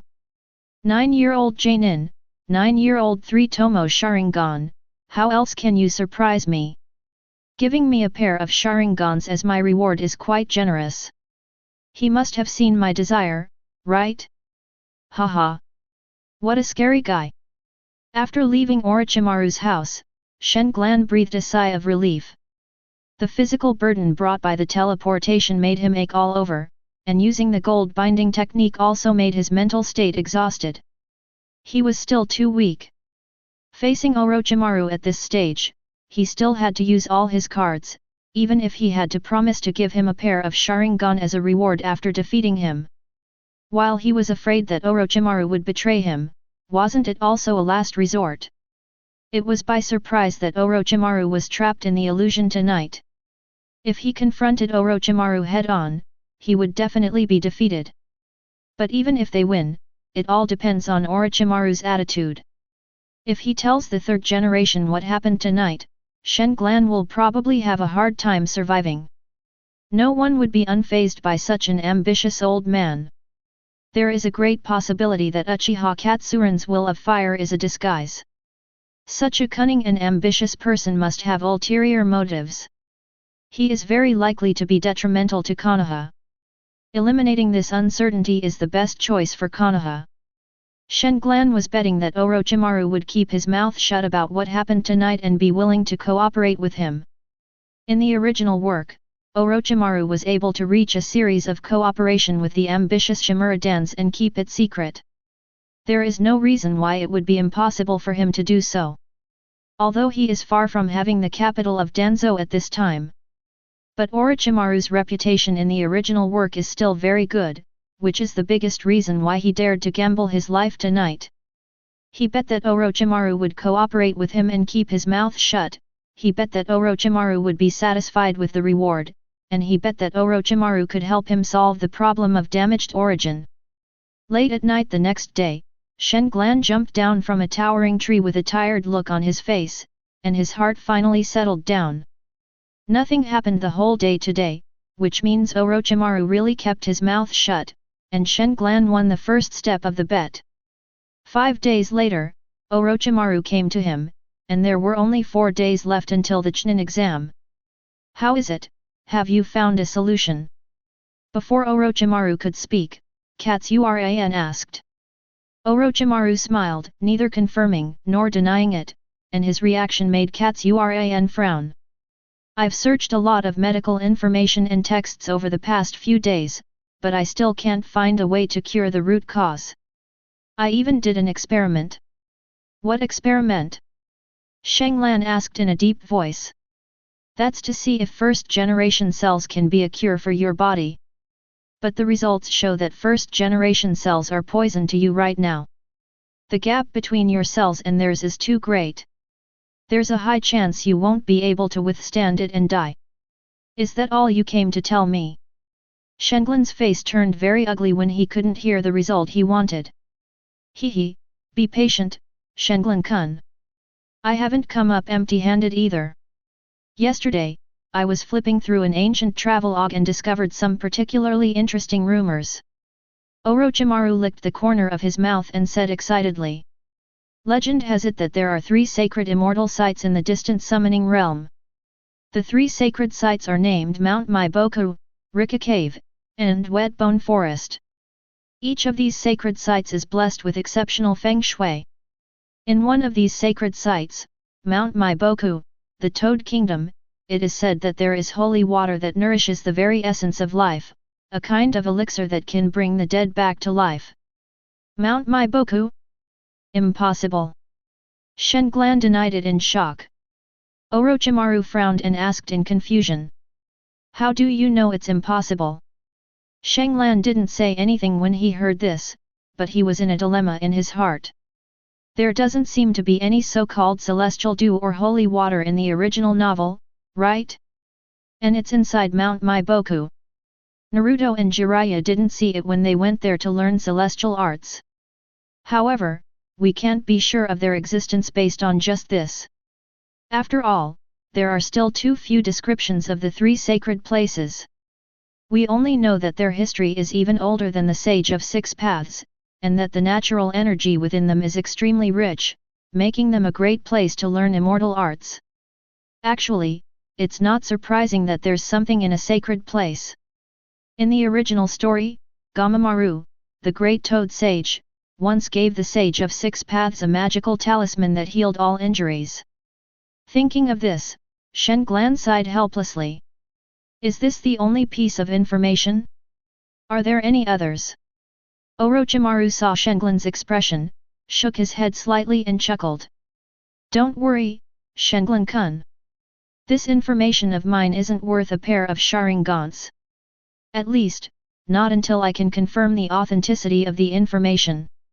Shenglan heard this and asked with a gleam in his eyes. "Can you verify it?" "Hehe. Come with me to Mount Maiboku? We'll find out if it's real or not.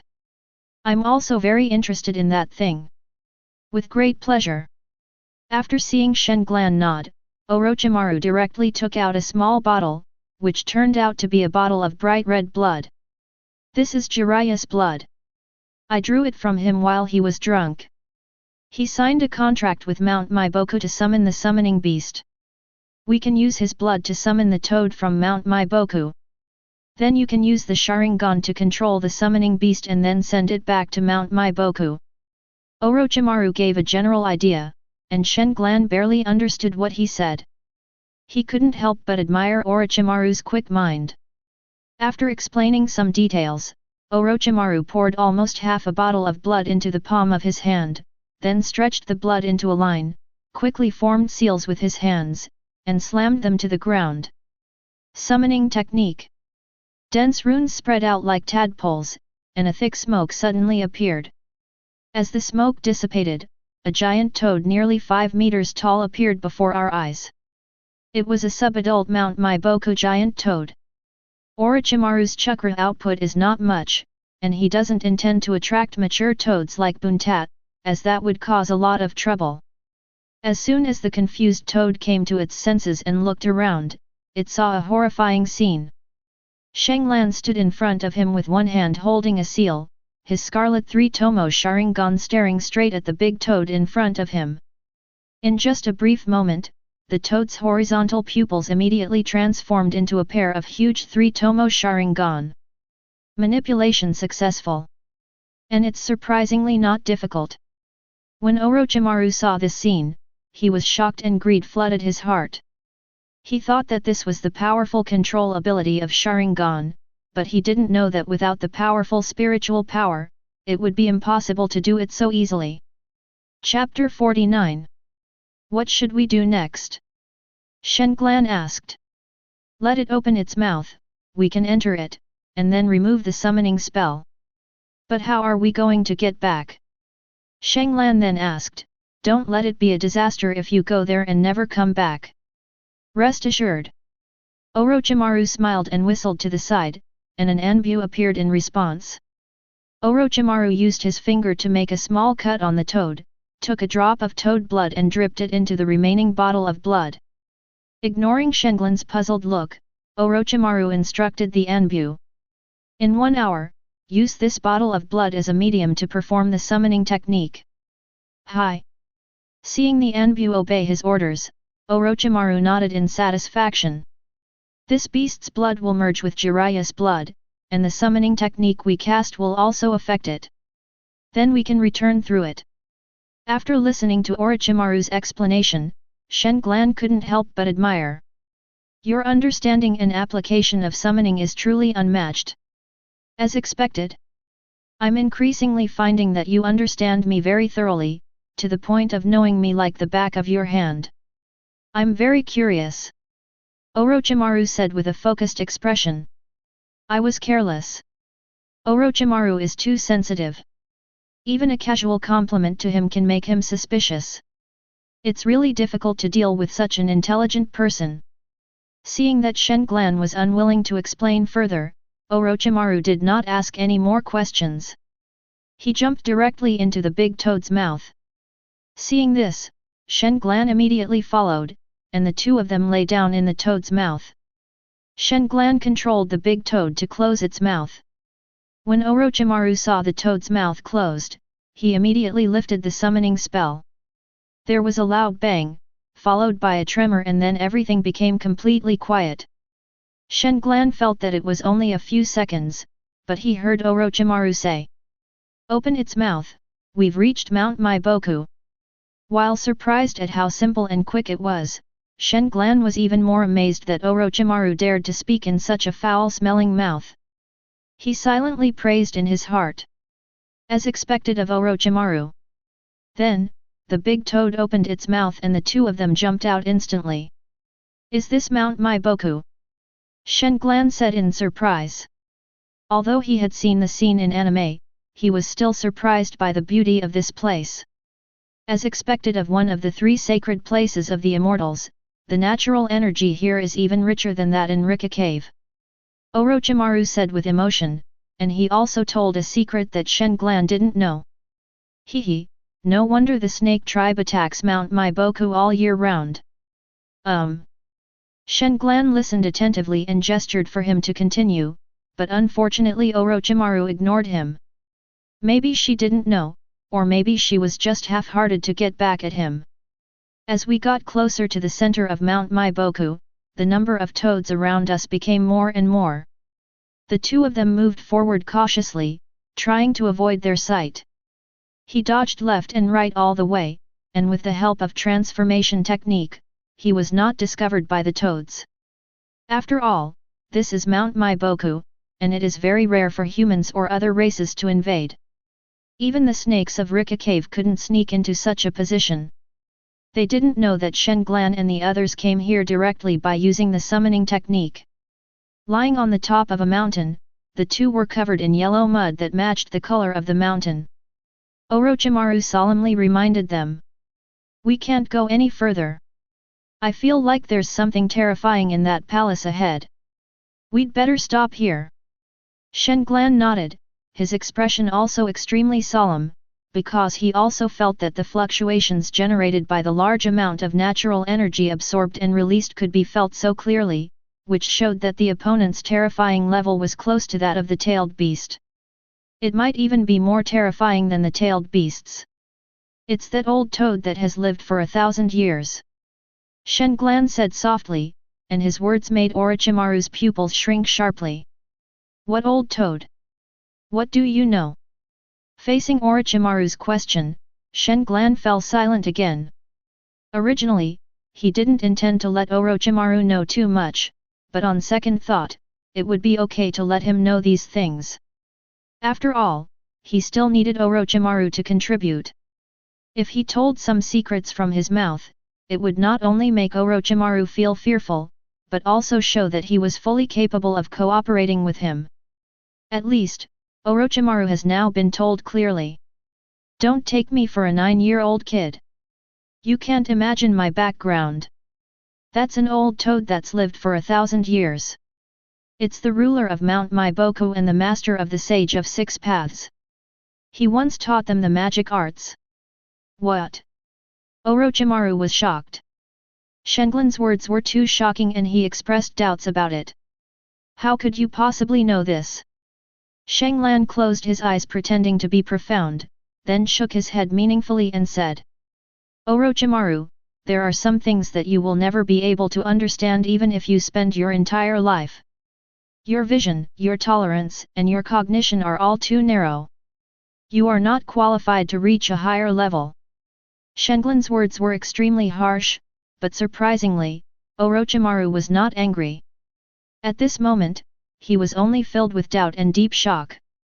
He doubted Shenglan's words, and even doubted himself. You should have seen the white snake sage in Rika Cave, right? There's a similar toad sage in Mount Maiboku, but both the white snake sage and the toad sage are just descendants of that old toad. Shen Glan originally wanted to tell Orochimaru the name of the old toad, but when he saw Orochimaru's mouth open and unable to say anything, he gave up the idea of continuing to provoke him. Orochimaru was now completely certain of a fact, that is, Uchiha Katsuran was indeed possessed by another body, and the one occupying his body was most likely an old monster who had lived for a long time. Otherwise, it would be impossible for him to know these things. If he knew these things when he was in his 40s, Orochimaru would not dare to think so, but the problem is that he is only 9 years old.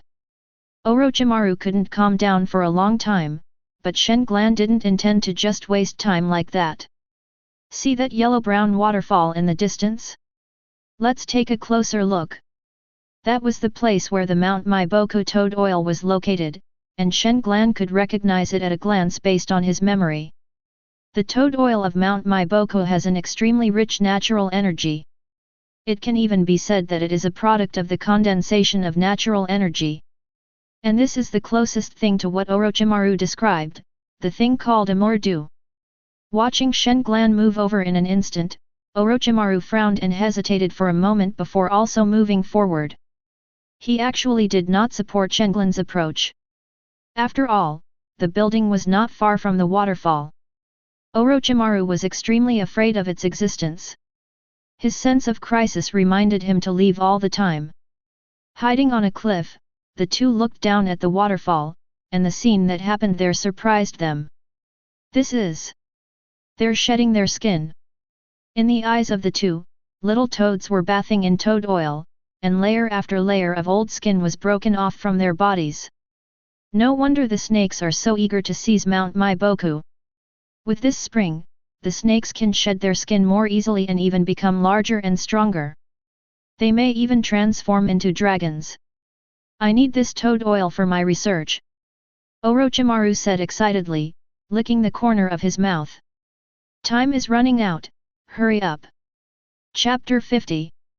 Shenglan nodded without saying anything. He could only do as Orochimaru asked. After all, this matter concerned his own body. 3 Megatama appeared in his eyes.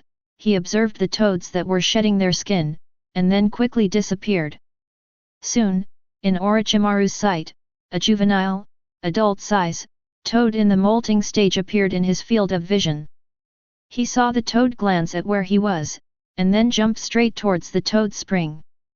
Sharingan's control ability is truly terrifying. Orochimaru couldn't help but exclaim in admiration. He knew that the toad was completely controlled.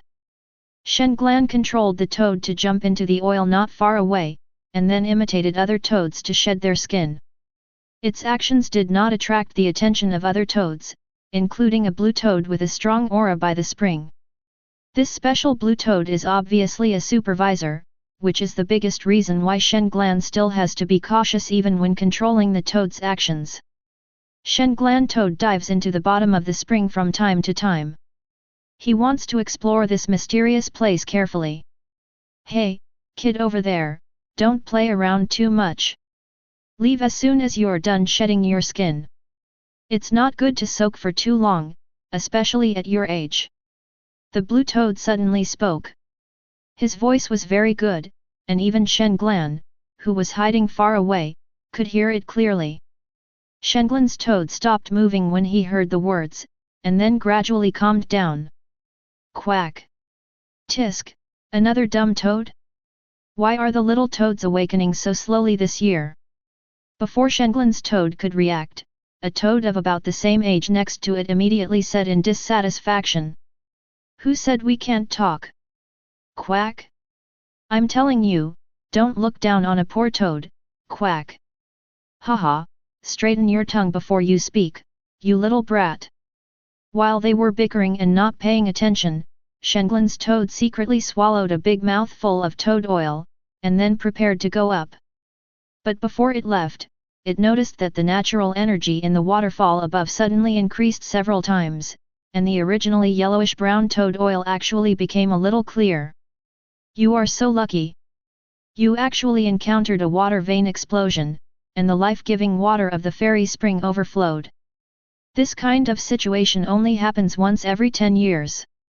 I didn't allow you to soak too much just now, but now there is no such restriction. Water veins. Fairy springs. Water of life. Such a thing actually exists. He was deeply shocked by the words of the blue toad. He never expected that the immortal treasure recorded in ancient books really existed. This spring water that dares to call itself the water of life is likely to be able to heal his body. Shenglan felt itchy when he thought about it. The next moment, he controlled the little toad to jump over the waterfall. However, before it could jump far, it was rolled back by a long tongue. It looked back and saw that the owner of the tongue was the blue toad. You little brat, that's where adults shed their skin. What are you doing up there? Plus, there's a barrier that seals the fairy spring. If you accidentally walk in, you'll be dead. It's very dangerous. The blue toad suddenly warned seriously that it had not yet discovered anything abnormal about the little toad. Shenglan's toad froze for a moment after hearing this, then shook its head and jumped into the toad oil again. After swallowing a new mouthful of toad oil, Shenglan directly controlled the toad to leave the toad spring. The blue toad looked at its back and snorted. Another idiot. In a secluded place, Shenglan and Orochimaru gathered together. Orochimaru found a large lotus leaf, took the toad oil spit out by the toad, and then shattered the toad's brain with his hand. Shenglan frowned at this, but Orochimaru said nonchalantly. Don't underestimate the toads here. Shanglan was stunned when he heard this, but he didn't care about anything. After all, he was not a good person, and he didn't have a kind heart. It's almost time, we should go. After saying this, Orochimaru slapped the ground with one hand, and the ground slowly turned into a swamp. The dead toad quickly sank into the ground. After a while, the ground returned to its original appearance. After doing all this, the two returned the same way and came to the side of the sub-adult toad. Before leaving, they knocked the toad unconscious and hid it. At this time, it had not woken up yet. He opened its bloody mouth and then jumped into it with Orochimaru. A moment later, even though the toad had fainted, it was still summoned by a ninja from Konoha. The familiar bumpy feeling suddenly appeared and quickly disappeared. The two of them understood and opened the toad's mouth. Seeing the familiar place, they jumped out. I just heard a very useful clue. As soon as they left Mount Maiboku, Shanglan couldn't wait to say it. Hearing this, Orochimaru ordered the waiting ninja to leave. What makes you so anxious? Could it be that you have some clues about that thing? Shanglan suddenly laughed and said. Haha. You really can't hide anything from me. I did find out. The two of them found an izakaya, and Katsurin told Orochimaru the information he had gathered. He didn't intend to hide it. After all, he couldn't accomplish anything on his own, and he still had that self-awareness.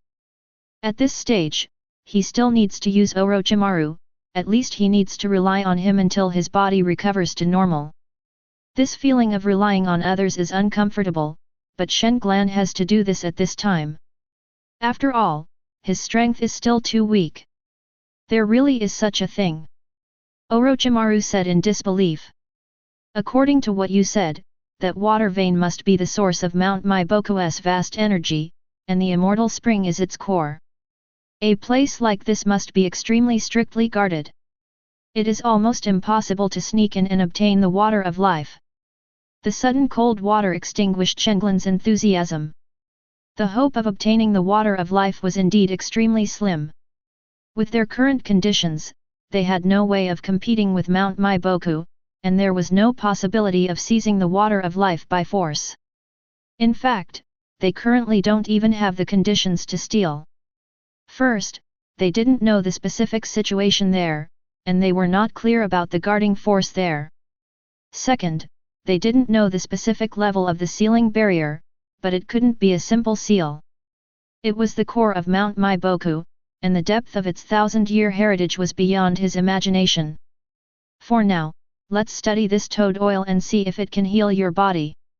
Shanglan nodded upon hearing this and temporarily put aside his greed. He knew that it was useless to think too much about such things. If he couldn't do it, he couldn't do it. If he forced himself to plan it, he might even lose his life. Oh, I can only pray that this toad oil works for me. Chapter 51. Seeing Shanglan sighing, Orochimaru comforted him. Don't worry, Shanglan-kun. Although you're feeling unwell, it won't be a serious problem in the short term. As long as you don't push yourself too hard, you'll be fine within 3 to 5 years. Besides, the Chunin exam is just around the corner, so Katsura-kun should adjust his mentality and cope with it. Orochimaru actually used the word deal with here, and it was obvious that he thought Shanglan's promotion to Chunin was an easy matter without a doubt. Okay, got it. Shanglan nodded helplessly, picked up the sake that Orochimaru had poured for him and drank it all in one gulp. Late at night. The breeze was blowing gently and insects were chirping. At this time, most of the Uchiha people had already gone to bed, and the entire tribe seemed particularly deserted. In an unfamiliar courtyard, a dark shadow appeared silently like a ghost. In the dark night, as the clouds obscured the moonlight, a pair of 3 Tomo Sharingan flashing with a faint red light quietly emerged from the darkness. The owner of this courtyard is named Uchiha Kari, and the owner of these 2 Sharingan is named Uchiha Katsurin. Tonight, he came to collect his debt. Let's collect some interest first. He muttered these words softly, then smiled evilly and disappeared into the darkness again. In the inner room, Uchiha Kari was sleeping soundly. He had good talent and had opened the Sharingan early and upgraded it to the level of double Megatama. Originally, he should have been the focus of the family's training. Unfortunately, during a mission, the enemy cut off 4 fingers on one of his hands. This disabled him, was forced to retire early, and the family arranged for him to work in the clan office, waiting to die. At this moment, he was in the clan territory, and he had long forgotten his vigilance as a ninja. At this time, his perception level was only slightly stronger than that of ordinary people. But despite this, Shen Glan was still cautious. He held his breath and slowly approached the sleeping Uchiha Kari. "Sleep so soundly." Shen Glan grinned and laughed in his heart. The Japanese don't like to sleep on beds, so the Uchiha Kari couple slept on the floor in the center of the room, and Shen Glan was squatting right above their heads. In the darkness, he stared at Uchiha Hunty quietly for a long time, the ferocity and hatred in his eyes clearly revealed through the Sharingan. The couple seemed to sense some kind of biting chill and subconsciously moved closer to each other. But such an action seemed to be of no avail, because the sinister gaze above their heads was always fixed on them, especially Uchiha Kari. At this moment, he seemed to be in the cold winter, and the tightly pressed body and tightly wrapped quilt could not bring him any warmth. After a long time, as Shen Glan grinned, a dull slapping sound like a coconut cracking was heard. Uchiha Kari was suddenly awakened. After sensing the coldness above his head, he was horrified and subconsciously activated his 2 Magatama Sharingan. Ah! But before he could see the situation around him clearly, he suddenly felt a sharp pain in his eyes, and his 2 eyeballs were dug out in a very short moment. From the time the sound was heard to the time his eyes were gouged out, the entire process took less than 2 seconds. The intense pain made Uchiha Shao scream in panic and lose his mind, with a large amount of blood flowing freely from his eye sockets. The person who did it was extremely cruel. His eyelids were pulled off along with his eyeballs. The severe pain, terror, disbelief, and despair made him howl in a way that was not like a human voice. All the tribesmen around him within a radius of 1,000 meters were awakened one by one, and a team of tribesmen who were patrolling at night also rushed over at the first time. After succeeding, Shen Glan put the 2 Sharingans into the saline solution bottle that had been prepared in advance, and then took advantage of the night to escape from the tribe and return to his camp. With his current strength, it is not difficult for him to avoid the family patrol team. Besides, there is no early warning barrier set up in the clan, so it is easy for him to sneak into some unimportant places in the clan. Tonight, the Uchiha family was in chaos. A couple in the clan was murdered by gangsters while they were resting late at night. The young woman had her head smashed by a palm strike, and the owner of the 2 Tomo Sharingan had his eyes gouged out alive. The murderer's brutal and bold behavior plunged the entire Uchiha clan into great anger and panic. All the tribesmen were awakened, and the tribesmen went door to door to check for suspicious people. This extremely heinous crime had even reached the ears of the Hokage. The great elder Uchiha wanted to know the patrol information of Konoha Anbu, which required the authorization of the Hokage, because his clan soldiers had not found any suspicious people or places. Several teams of clan soldiers who were responsible for keeping watch at night were also imprisoned by the great elder. The 6 elders of the Uchiha family gathered together immediately and rushed to the Uchiha Kari family. Trying to calm down the screaming Uchiha hunter, the clan's medical ninja immediately stopped the bleeding and treated him.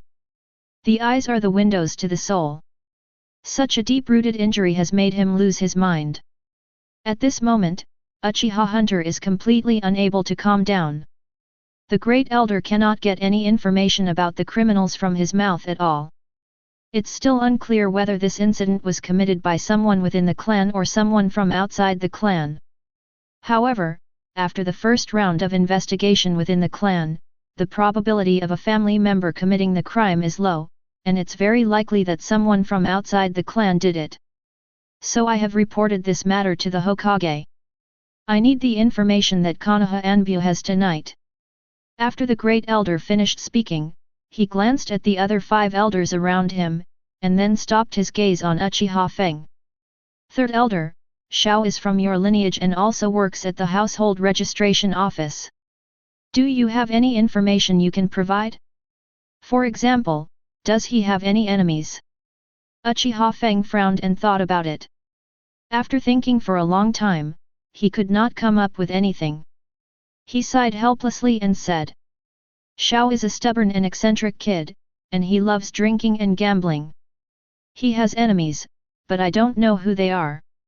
There's no point in being anxious now. We have to wait until he calms down before we can understand the situation. There were so many members of the Uchiha family who were always at odds with each other. At his age, Uchiha Feng didn't have the time to dwell on the feuds of the younger generation. He would rather spend more time with his precious granddaughter. We should increase patrols among our tribesmen. Once Uchiha's situation stabilizes, we'll have him provide intelligence immediately. I also suggest establishing a professional investigation team to look into this case. We must quickly dispel the panic and anger among the tribesmen. This incident is truly egregious and horrific. We must bring the perpetrator to justice, no matter who he is. The second elder of the Uchiha family, the second in command of the family, gave a rigorous and pragmatic decision-making plan at this time, and his words were unanimously approved by all the elders. At this time, the Uchiha family showed a rare unity. The murderer who caused panic among the entire Uchiha clan tonight, is now sleeping soundly in his own tent in the camp. Chapter 52. In the blink of an eye, several days passed and Shenglan's evil deeds were not discovered, but one person was amazed at his audacity. That's Orochimaru, who received the Sharingan.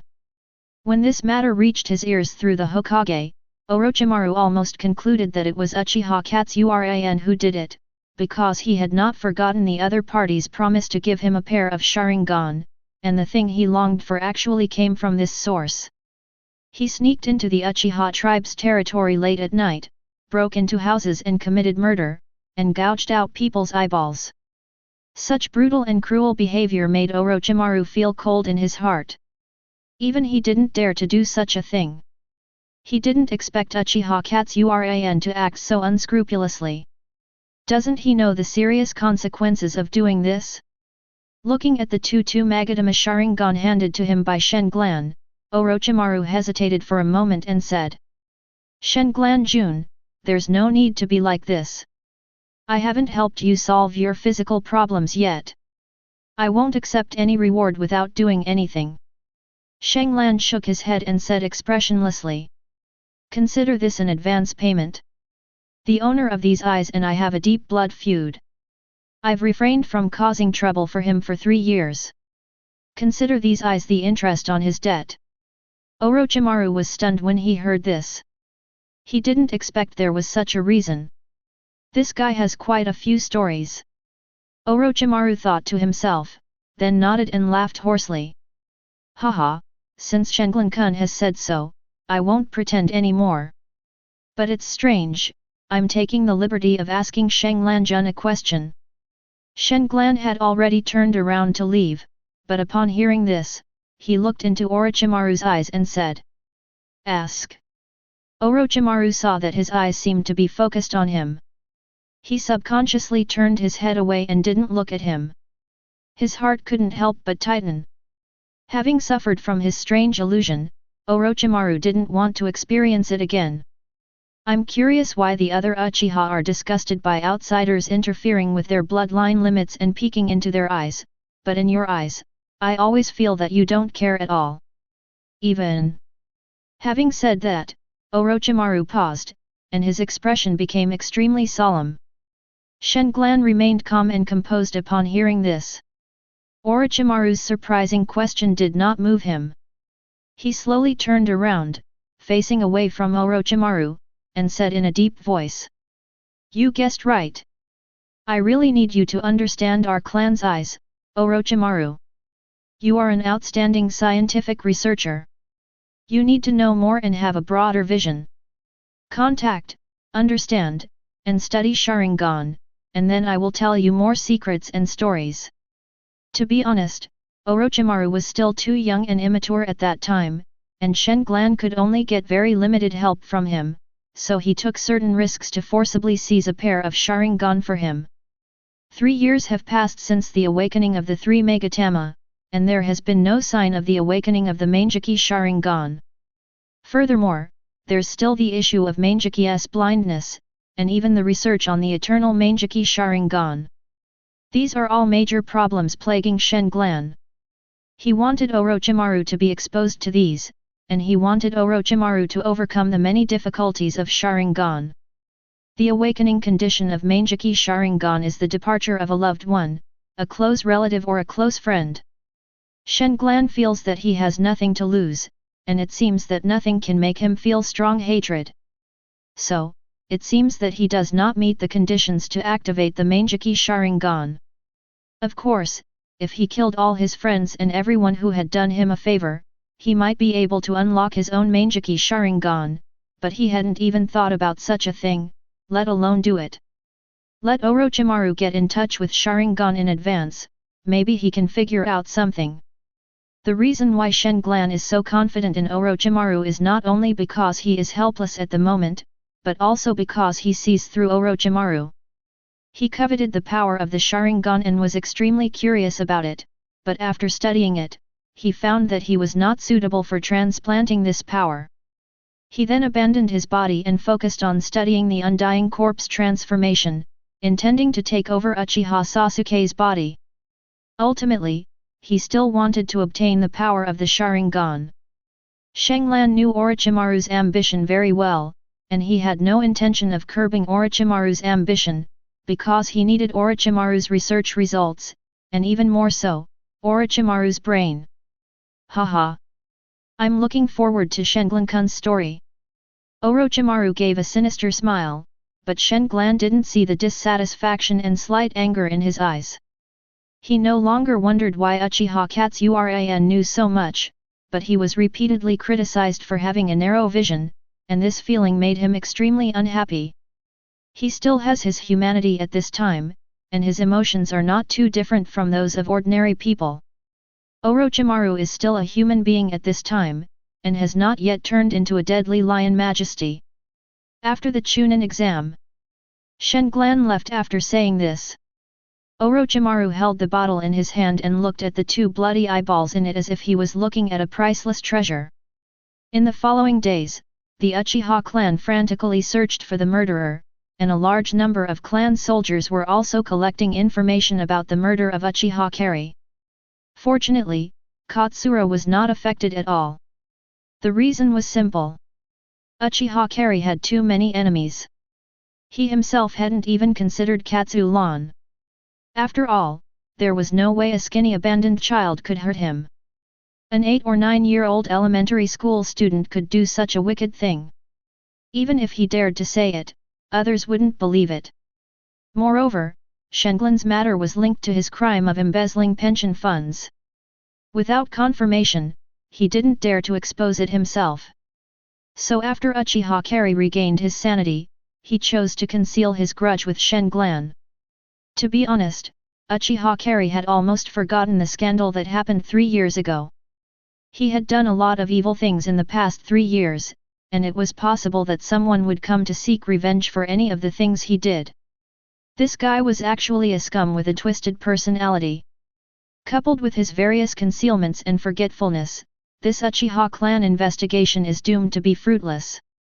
Time passed quickly, and Shen Glan returned to the ninja school alone again. School is closed today, but the first Chunin exam is held in the classroom of the ninja school. The Chunin exams during this period were not as good as the exams in the original novel decades later. At that time, the ninjas had not yet formed a reasonable structure, and it was not the one lead 3 model like in the original novel. The current rules allow genin to accept missions individually, in pairs, or in teams of 3 or up to 4 people, but they can only accept missions of corresponding levels. Konoha does not allow ninjas to accept missions that are higher than their level. Furthermore, Konoha's genin were relatively few in number at this time, and they all had their own missions, so they were not willing to waste time bringing genin. Of course, this phenomenon will not last long. In the near future, Konoha will have reforms in this regard, and the third generation will accept Tsunade's proposal to add medical ninjas to the team.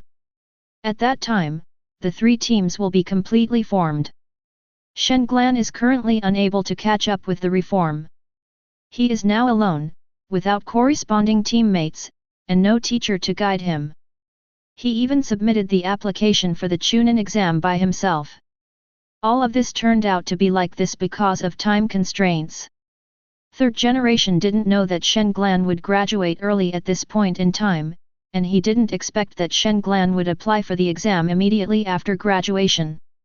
Of course, third generation's current thinking is: you can make as much noise as you want.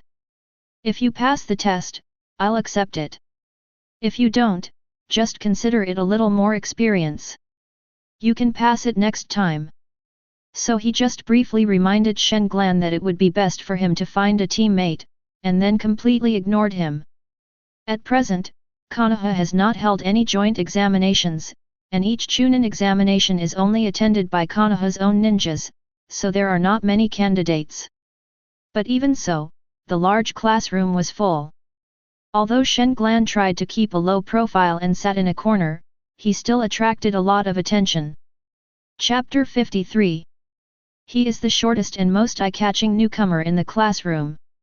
While the invigilator had not yet arrived, Shenglan became the person everyone talked about the most. Oh my god, did this kid just graduate? He looks like he's still breastfeeding, right? Ha ha ha. A supporting actor laughed out loud. Although Shenglan is the shortest in the audience, it does not mean that he looks like a child at this time. He is now a little taller than Sasuke after graduation. Because of the long-term use of body-refining medicinal wine, he is taller than his peers and looks a little more mature. It can be said that he does not look like a 9-year-old at all. At this moment, he looks like a boy of 14 or 15 years old. Although he is shorter than them, he did not attract much attention. But the voice that came next shocked everyone present. Uchiha Katsuran. 9 years old, a 4th-year student at the ninja school. He's won first place in the school's annual assessment for 3 consecutive years, and he's ranked first in almost every assessment.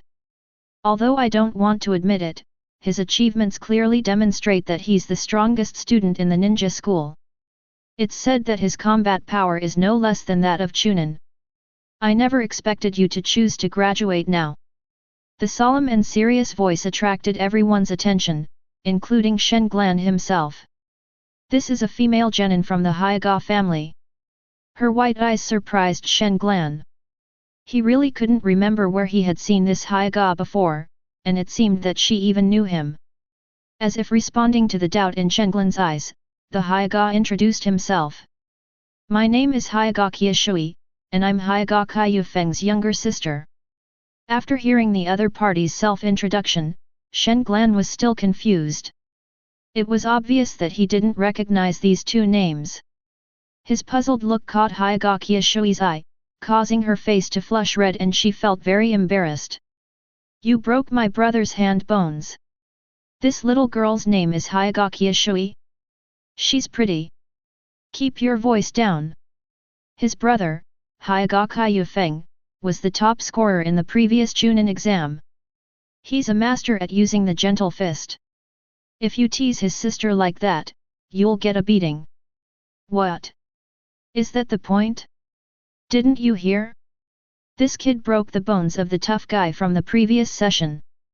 And the most important thing is that this guy is only 9 years old.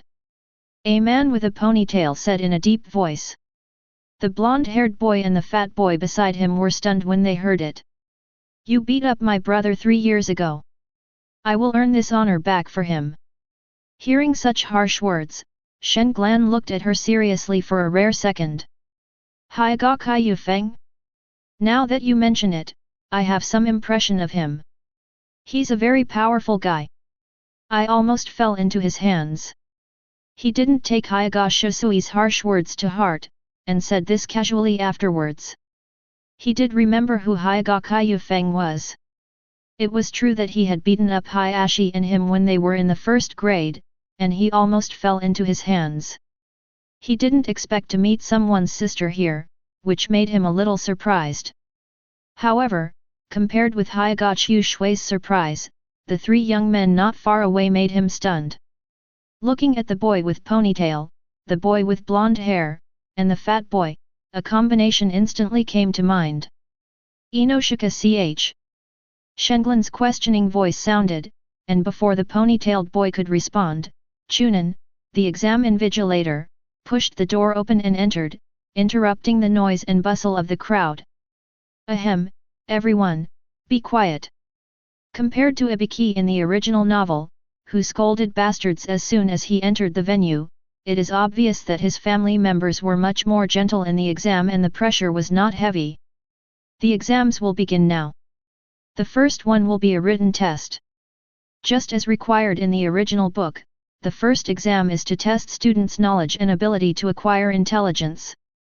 Cheating that is too clumsy will result in disqualification, and scoring less than half will also result in disqualification. The situation in the original work where Naruto can pass the exam by handing in a blank paper is impossible to happen now. After taking a quick look at the 10 questions, Shenglan discovered that he only knew the answers to 3. This might be because he graduated early and had no access to further knowledge. It was also possible that he had to rely on cheating to answer the remaining questions. Shenglan shook his head and the corners of his mouth rose slightly. Why bother with him so much? As he closed his eyes, powerful mental power was released, and every move of the entire classroom appeared in his mind. He wrote furiously the next moment, and the first exam was over before he even closed his eyes. During this time, he saw the shock and confusion of several invigilators, and also felt a familiar sense of surveillance, which was the third generation's voyeuristic ninjutsu. Perhaps, this is the first time in their careers that they have witnessed such an incredible thing. Someone actually completed the entire Chunin exam with their eyes closed. Voices like curiosity, disbelief, and what the hell filled the minds of the invigilators, so much so that they all wanted to see clearly how Shenglan cheated, but they ignored many people who were using clumsy means to cheat. The time given for the first exam was not long. The invigilators collected the papers quickly and marked them on the spot. Because there were many examiners at that time, the time spent was also very short. Those who should play played, and those who should advance advanced to the second game. The number of people was quickly reduced to half. Of course, Uchiha Shenglan will definitely be able to advance, and as for his test results, he has no intention of caring about them at all. The second exam was chosen to be held near Shenglan's home, camp, which was the death forest that he was familiar with. He had been to this death forest many times and hunted many rare wild game from it. As for the so-called survival challenge in the second round, he still maintained a dismissive attitude. What really interested him about the second exam was the confrontation. He wanted to let the third generation and the 2 high-ranking advisors know the wrath of the warrior. He wanted to let everyone know that even if one only knew taijutsu, one could still become a Chunin. He wanted to wash away the shame of the so-called 10,000 years genin for might. Arriving in front of the iron fence of the death forest, Shenglan found a spot on the lawn and sat down casually, ignoring the noisy students and the invigilator who was explaining the rules of the second exam. He stared in the direction of his own camp in a daze. In his previous life, he was a complete otaku, and this state of passing by his home without entering made him feel a little uncomfortable. But soon, a small scroll with the word heaven written on it was handed to him. Then I heard the invigilator say loudly. The examinee who received the scroll needs to have the other half of the scroll. Shenglan still didn't listen to the rules carefully, but just listened to the general idea, and then glanced at the candidates around him. There were about 40 candidates taking part in the second round of the Chunin exam. Shenglan remembered that there seemed to be more than 20 groups, multiplied by 3, of people in the original book. Excluding the exams of the outside village, the number was actually about the same. According to the current ninja organization rules of Konoha, the real reform of forming groups of 3 has not yet arrived, so the Chunin exam tests more on individual combat capabilities. Everyone has one scroll, and must have another one, so even if someone forms a team, they must have the same number of scrolls. Take a 3-person team for example, they must collect 3 pairs of earth coiling axes at the same time in order to advance together. Usually Konoha will give the same scroll to the teams that work together, such as the Inoshika CH team. The scrolls in their hands are 3 identical earth scrolls. They need to seize 3 heaven scrolls in order to advance together. And that's not all. People of the same clan can only have the same scroll. Konoha has obviously put in some effort to not give anyone the possibility of taking a backdoor. The invigilator explained the rules for half a day, and then gave a brief summary. Seize the other half of the scroll and enter the central tower within the Death Forest within 3 days to successfully advance. Hyagaki Shui murmured upon hearing this. That means only 20 people will be able to advance to the second exam. As soon as she finished speaking, all the candidates looked at each other warily. Soon, the invigilators led the many candidates and opened the gates of the iron fence at the border of the Death Forest. The second round of the Chunin exam officially began. Shenglan was brought to an iron gate. A supporting role teacher, Chunin, patted his shoulder and threatened him in a stern manner. "Don't die in there, kid." Shenglan didn't want to pay attention to him when he heard that, but the teacher's next words were a kind reminder. "If you encounter a life-threatening crisis, find a place to hide first. Open the scroll and someone will come to rescue you." Shenglan walked into the Death Forest without looking back, his eyes expressionless. He raised his arm and waved. The extra, Chunin, shook his head and chuckled at the sight. Walking into the familiar deep and dense forest, Shenglan had no intention of wandering. The first thing he did when he entered the Death Forest was to head straight for the high tower in the center of the forest. His only thought at this moment was, "Guard your own crystal tower and wait for the enemy to come and kill you." Chapter 54. Standing at the tower's only entrance, Shenglan peeked inside and saw that there were only 2 Chunin there, and they were looking at him with shock, obviously thinking that he was going to pass the test, and were shocked by how quickly he finished. Shenglan ignored the 2 of them and started setting traps around the tower. The 2 were surprised, but also understood his plan. Isn't this kid really too brave? He set up an ambush right at the finish line? And he seems to be alone. A Chunin said in surprise. It seems so, haha. This kid is too smart. He thinks the first character to collect all the scrolls will fall into these traps? He might die without knowing how he died. Another Chunin laughed. Humph. The first one to complete the Chunin exam is usually a tough cookie. This brat is going to suffer. The Death Forest was very large. It took Shenglan about an hour to enter and reach the tower, 5 hours to set the trap, and then more than 3 hours to wait.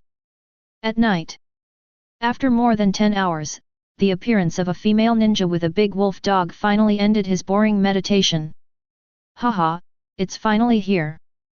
The visitor had ugly makeup on her face, fangs showing at the corners of her mouth, and a big wolf dog beside her, which made Shenglan know her identity. The female ninja of the Inyazuka clan of Konoha. This woman appears to be passionate and cheerful, but in fact she is a scheming BCH.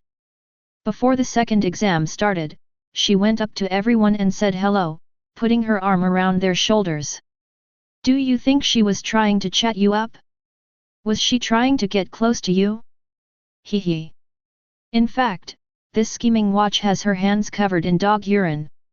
She marks everyone she touches, and knows who to stay away from and who to hunt.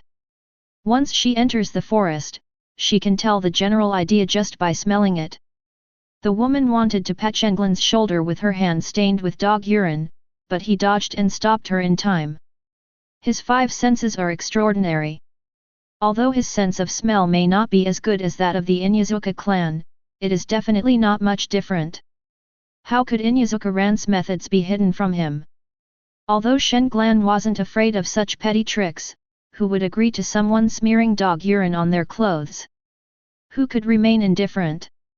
The fact that she was able to complete the second exam so quickly also proved that her methods were indeed extraordinary. At the very beginning, she relied on scent marking to find a newbie and snatched his scroll.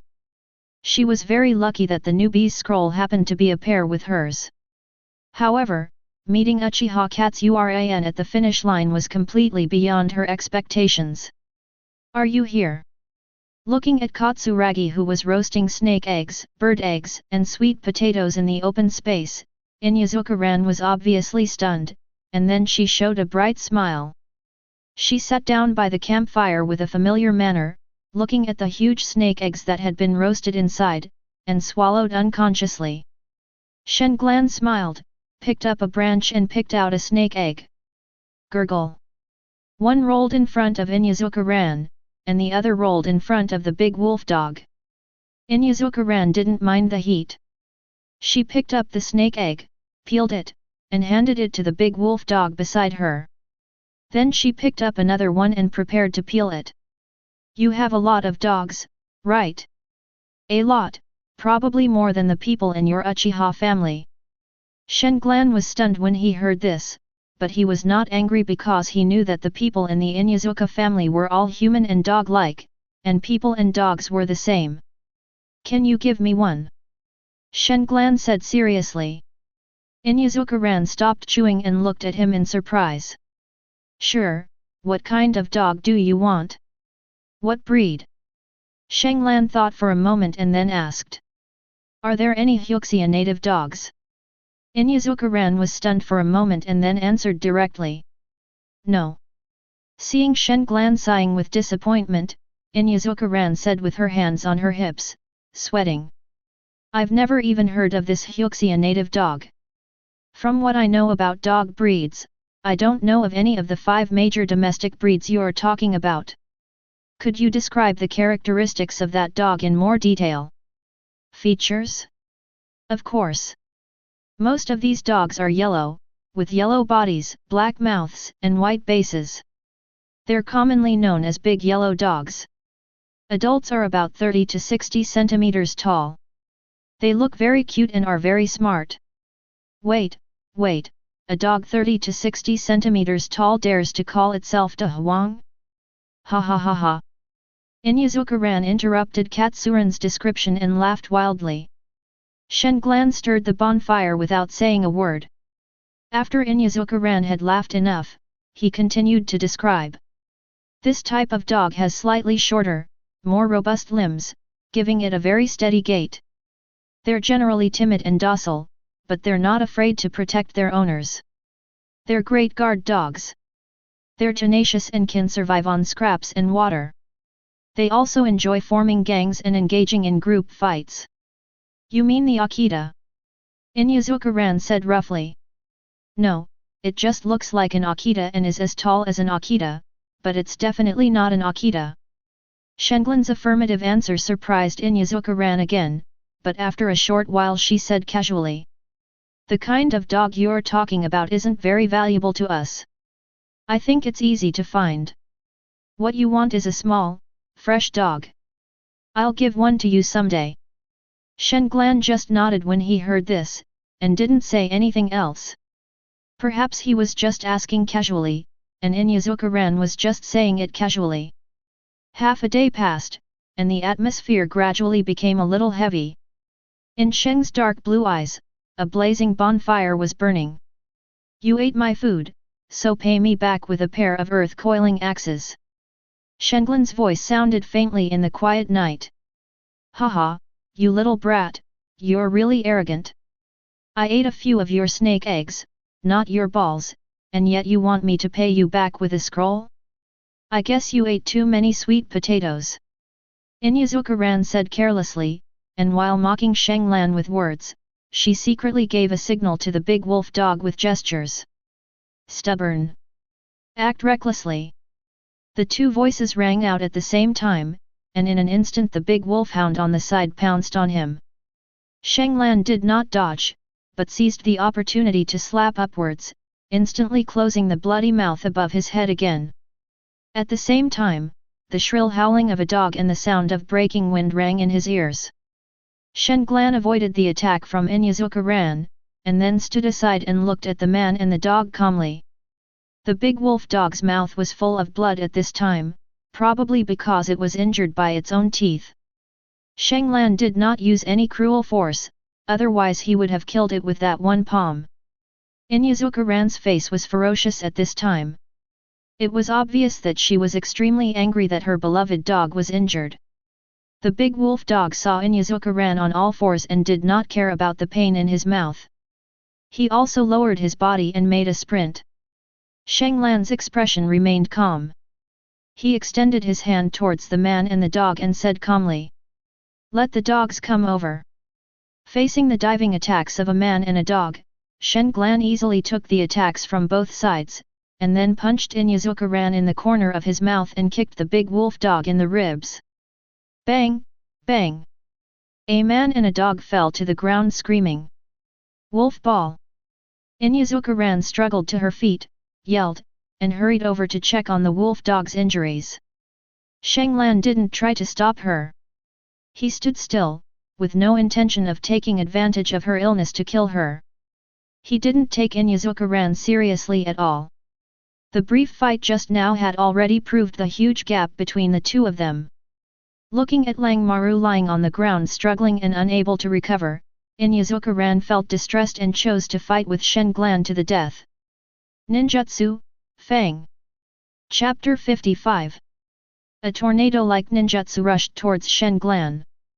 This ninjutsu was originally intended to be used in conjunction with the ninja dog, but Langmaru fell to the ground after 2 moves. Inyazuka-ran didn't care about so much and rushed forward directly. Shenglan jumped lightly and easily avoided Inyazuka-ran's angry attack. Facing her attacks, Katsuragi was able to dodge them easily every time, but as the attacker, Inyazuka-ran was exhausted, and her chakra was almost depleted. How can you be a man if you hide and dodge?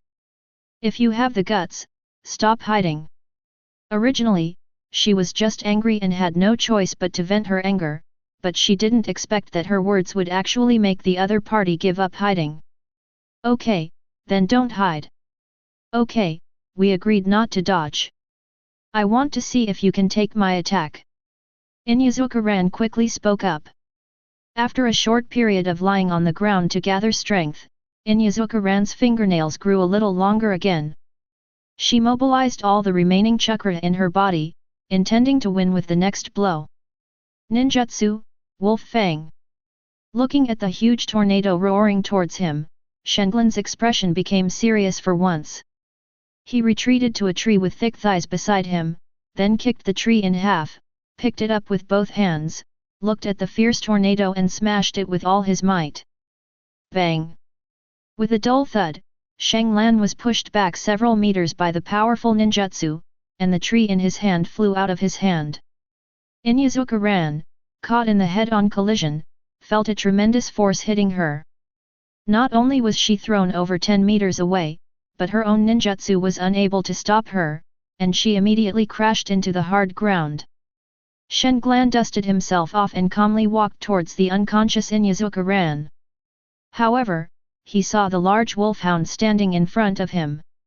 Looking at the wolfhound barking furiously to protect its master, Shenglan sighed slightly and said, "Wolf Maru, hey?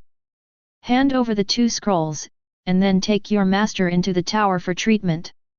One of Inyazuka-ran's arms seemed a little twisted, her fingers were covered in blood, and there were many abrasions on her body and head. She looked very miserable, but from Katsulan's perception, her breathing was still relatively stable and she should not be in any danger of life. Woof woof woof. Looking at the big wolf dog that was still barking with its teeth bared, Shenglan's expression gradually became gloomy. "If you don't obey, I'll roast you alive." When Lang Guan heard Shenglan's words and felt the murderous aura and the scorching bonfire, he instantly wilted. He turned around and bit off Inyazuka-ran's ninja waist bag, then lowered his body, tucked his tail between his legs as a sign of submission, and carefully brought the waist bag to Shenglan step by step. Looking at the big wolf dog trembling all over and the dog urine flowing all the way because of fear, Shen Glan always looked at it coldly. The perception of animals is extremely sharp. It cannot tell whether Shenglan's words are true or false, but it can feel Shenglan's murderous intent clearly and is frightened. If its master was not unconscious and unable to move, it would have wanted to run away now. Shen Glan glanced at the man and the dog, and saw that the wolfhound obediently carried Inyazuka-ran on its back and walked towards the tall tower not far away. He suppressed his nausea and opened the ninja tool bag that was full of the smell of dog urine. After seeing the earth coiling axe inside, he kicked the waste bag directly into the campfire not far away. The raging fire instantly engulfed the waste bag, and soon the two scrolls were reduced to ashes. No one will be able to advance successfully in this Chunin exam, including myself. In his spare time, Shen Glan asked the two Chunin invigilators in the tower about some examination rules. One of them was very clear: any candidate who entered the tower without the earth coiling axis would be eliminated. This was also the reason why he ordered Lang Guan to carry Inyazuka-ran into the tower, so that this woman would not cause him trouble again. Sitting back by the campfire, Shen Glan continued to meditate with his eyes closed.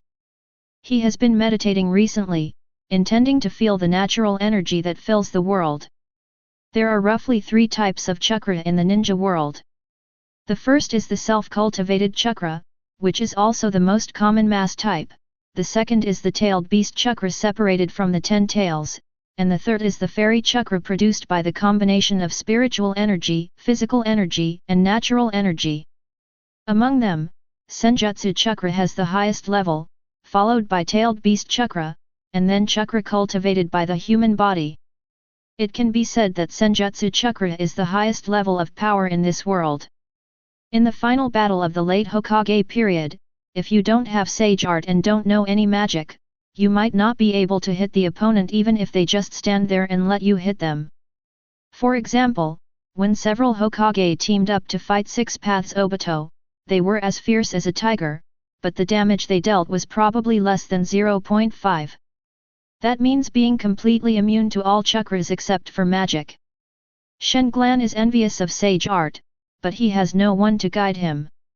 He can only keep trying and gaining insights on his own. He believes that with his own efforts, he may be able to succeed one day. Even though he now has the strength of a Jainin, only he knows that such strength is not even enough to protect himself. Although the ninja world is calm at this time, he is afraid that when the waves rise, he will not be able to survive. The death forest seemed particularly quiet tonight. There should have been the sounds of insects everywhere, but within 1,000 meters of Shen Glan there was not a single insect chirping, as if his location was a forbidden zone for insects. After watching the show for so long, don't you want to come out and meet me? In Shen Glan's perception, a ninja with his head and face covered was hiding in a patch of grass dozens of meters ahead. He was a lone wolf among the candidates, and the time he took to reach the tower was not much slower than Inyazuka-ran. This is a true ninja. He is cautious, shady, and has great patience and strength. The scroll in his hand was snatched by hard power. There is no element of trickery like Inyazuka-ran. This guy hid behind Inyazuka-ran. He could obviously reach the tower before Inyazuka-ran, but he didn't fight for the false title of being the first. Instead, he cautiously hung behind her, intending to let Inyazuka-ran walk on the minefield in front. Of course, a big reason why he followed Inyazuka-ran was actually to use Inyazuka-ran's sense of smell to avoid the powerful beasts in the death forest. But he didn't expect such a roadblock to appear. Not only did it run to the tower to block the door, it even directly burned a pair of earth coiling shafts. He witnessed her miserable defeat and also saw Shen Glan throwing away the scroll. He was so shocked that he was speechless and couldn't figure out Shen Glan's plan. He couldn't figure out the situation. His caution didn't allow him to act blindly, so he chose to continue hiding in the dark. Even if Shen Glan invited him at this time, he had no intention of coming out at all. How shameless! Shen Glan stood up and cursed with a frown. As he finished his words, a kunao flew out of his hand. Bang! Before the sound of kunao being nailed into the trees could be heard, he took out 3 more shurikens and threw them in a V-shaped pattern. Ding! Ding! Ding! 3 sounds of sharp weapons colliding were heard, and a figure appeared quietly. Why aren't you hiding anymore? Looking at the figure walking out, Shen Glan roughly recognized the identity of the person. The Abarame clan. Haha, you are such a shady guy. Chapter 56. Shen Glan said calmly while looking at the bonfire. The visitor remained indifferent upon hearing this. He walked towards Shen Glan without stopping. When he was less than 1 meter away from Shen Glan, he suddenly stopped strangely, and then he just stood there. Shen Glan remained expressionless as he punched him in the abdomen with such incredible speed that it seemed like the opponent had no time to react. But a shocking and strange scene happened. Shen Glan punched him directly through the body, but the opponent did not show any expression of pain. There was even no blood or flesh on his pierced abdomen. Instead, there were countless black bugs densely packed inside. After being hit, the opponent's body turned into a large group of flying insects, which were about to wrap him up in an instant. Shen Glan was not in a hurry about this. He opened his clenched fist and released a half-burned detonating talisman. Before the explosion, he activated a body flicker technique and teleported more than 10 meters away. Boom! The huge explosion resounded throughout most of the death forest. The group of black flying insects was at the center of the explosion, and 99% of the flying insects were blown to pieces. Damn it, the phantom parasite I worked so hard to cultivate. Abaramaze hiking in the bushes secretly hated that he found that the other party could actually see through his phantom insect. This was the first time he encountered such a situation. Logically speaking, except for the Byakugan of the Hyuga family, it was almost impossible for other Chunin to see through his insect clone. I didn't expect that the young Uchiha kid on the opposite side could not only see through the insect clone, but also crack it so perfectly. Humph, I was planning to use it as a trump card. In that case, I'll let you have a taste of my power first. Abaramaze hiking tore open his shirt, and a group of green insects that had been living in his abdomen immediately crawled out. There were so many of them, and they were as small as a needle hole. They were scattered all around and were almost impossible to see with the naked eye. Especially since its body is the same color as the grass, and it is still dark now, Abaramaze hiking dares to guarantee that in such an environment, even Chunin will die on the spot when facing this kind of insect. Shen Glan looked at Abaramaze hiking warily, wondering whether to attack him or not. But just when he made up his mind to chase him, his keen insight discovered something unusual. In the air, a large number of tiny green flying insects were floating around. They had already surrounded him. Even with Shen Glan's eyesight, it was difficult to see their encirclement and closing in such a situation and environment. By the time he noticed it, it was already a little too late. Thinking that he had underestimated Konoha's clan, he intended to use the body flicker technique again to escape. But before he could make any move, he felt something strange on his body, which made him feel something was wrong. A tiny green insect had crawled onto his ankle at some point, and before he could make any move, the green insect exploded. A drop of green insect fluid stuck to his ankle, and Shen Glan instantly felt something was wrong. I can't move. Shen Glan opened his eyes wide, a little bit unbelievable. He tried his best to activate the chakras in his body and mobilized the strength of his body in an attempt to get rid of the paralysis. 2 more seconds. Shen Glan frowned and predicted about the control over his body. He discovered that after this green insect exploded, its body fluid would cause temporary paralysis in anyone who came into contact with it. Even with Shen Glan's strength, he was still paralyzed for 3 seconds after being hit. 3 seconds is enough to do a lot of things in a ninja confrontation. For example, the green flying insects in the sky had completely gathered together at this time, and then exploded one after another in his surprised eyes. As the green flying insects disintegrated one after another, Shen Glan was completely wrapped in green insect fluid.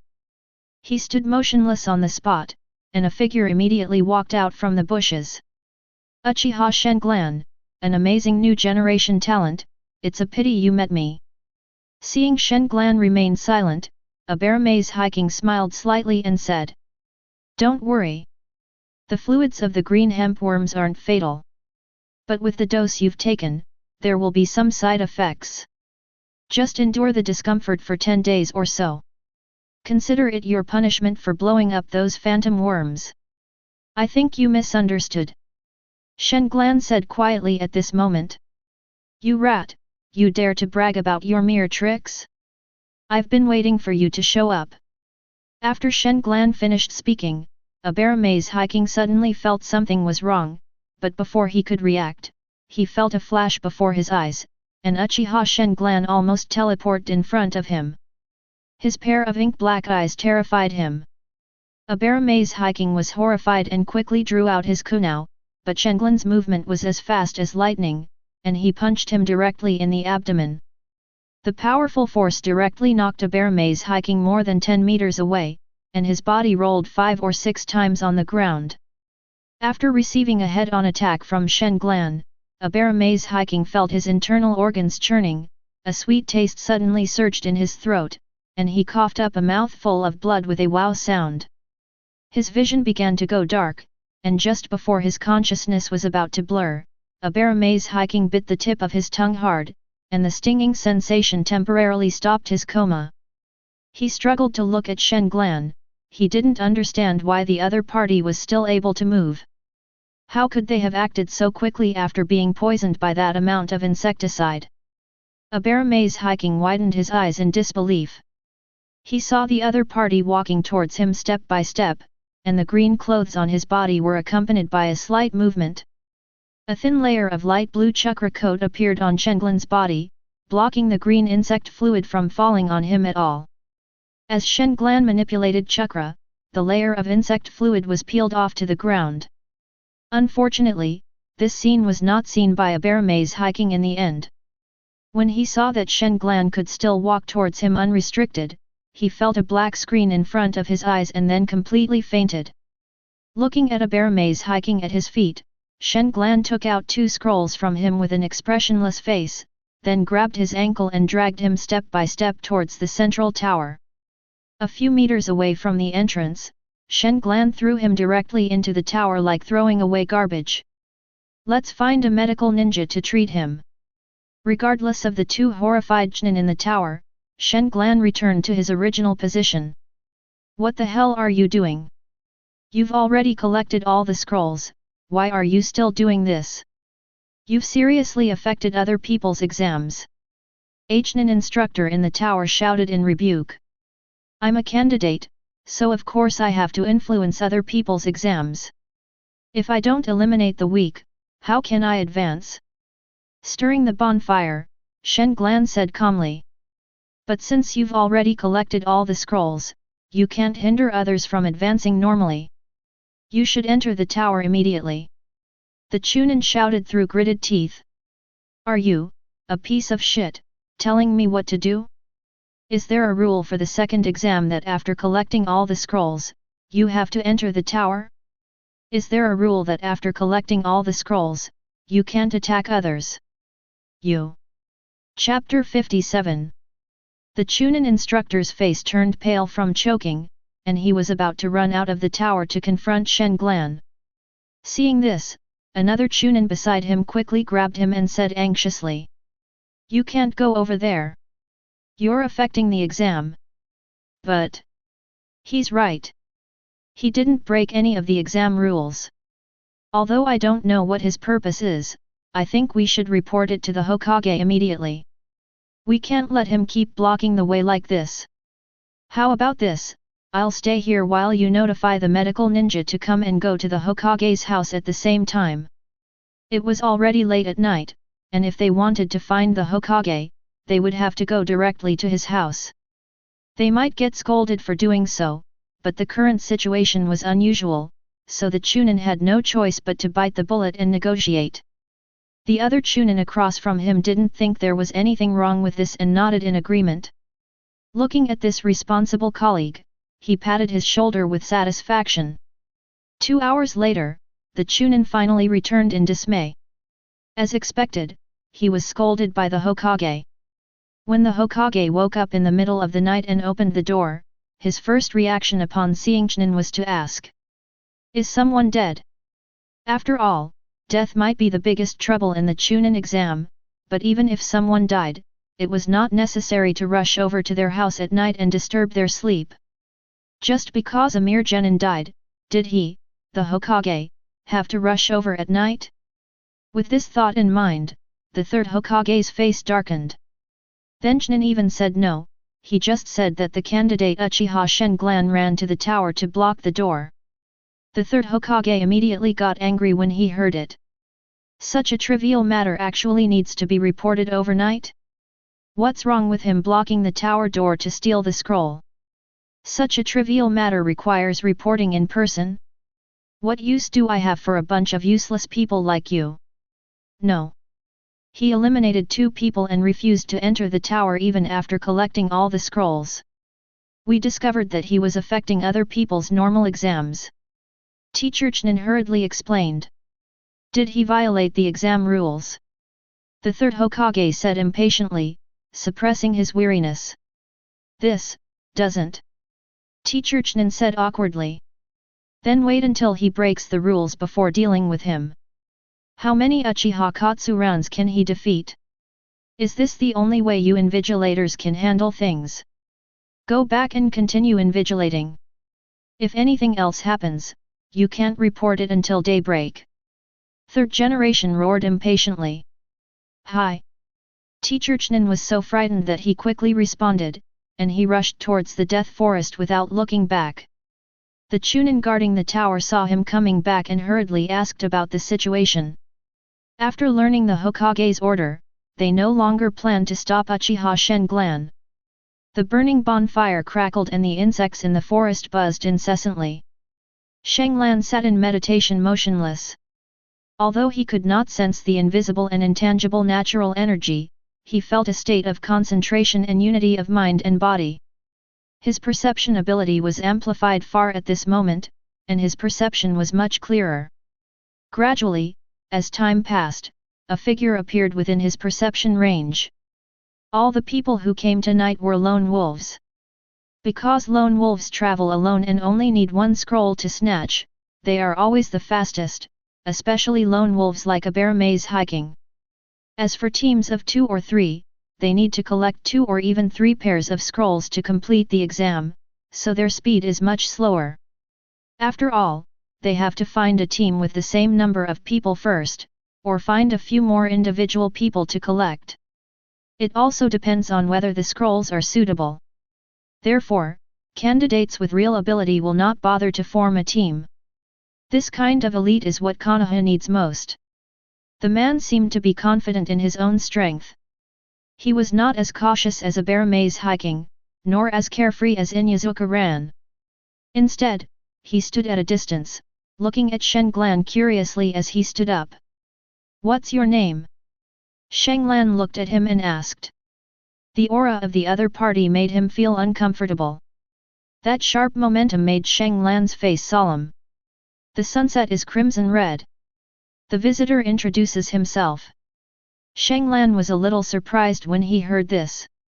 He had never expected this guy to be Zihe Hong's father in the original novel. I don't know what Hong's father is called, but many people say it's the real name, so I'll just use it.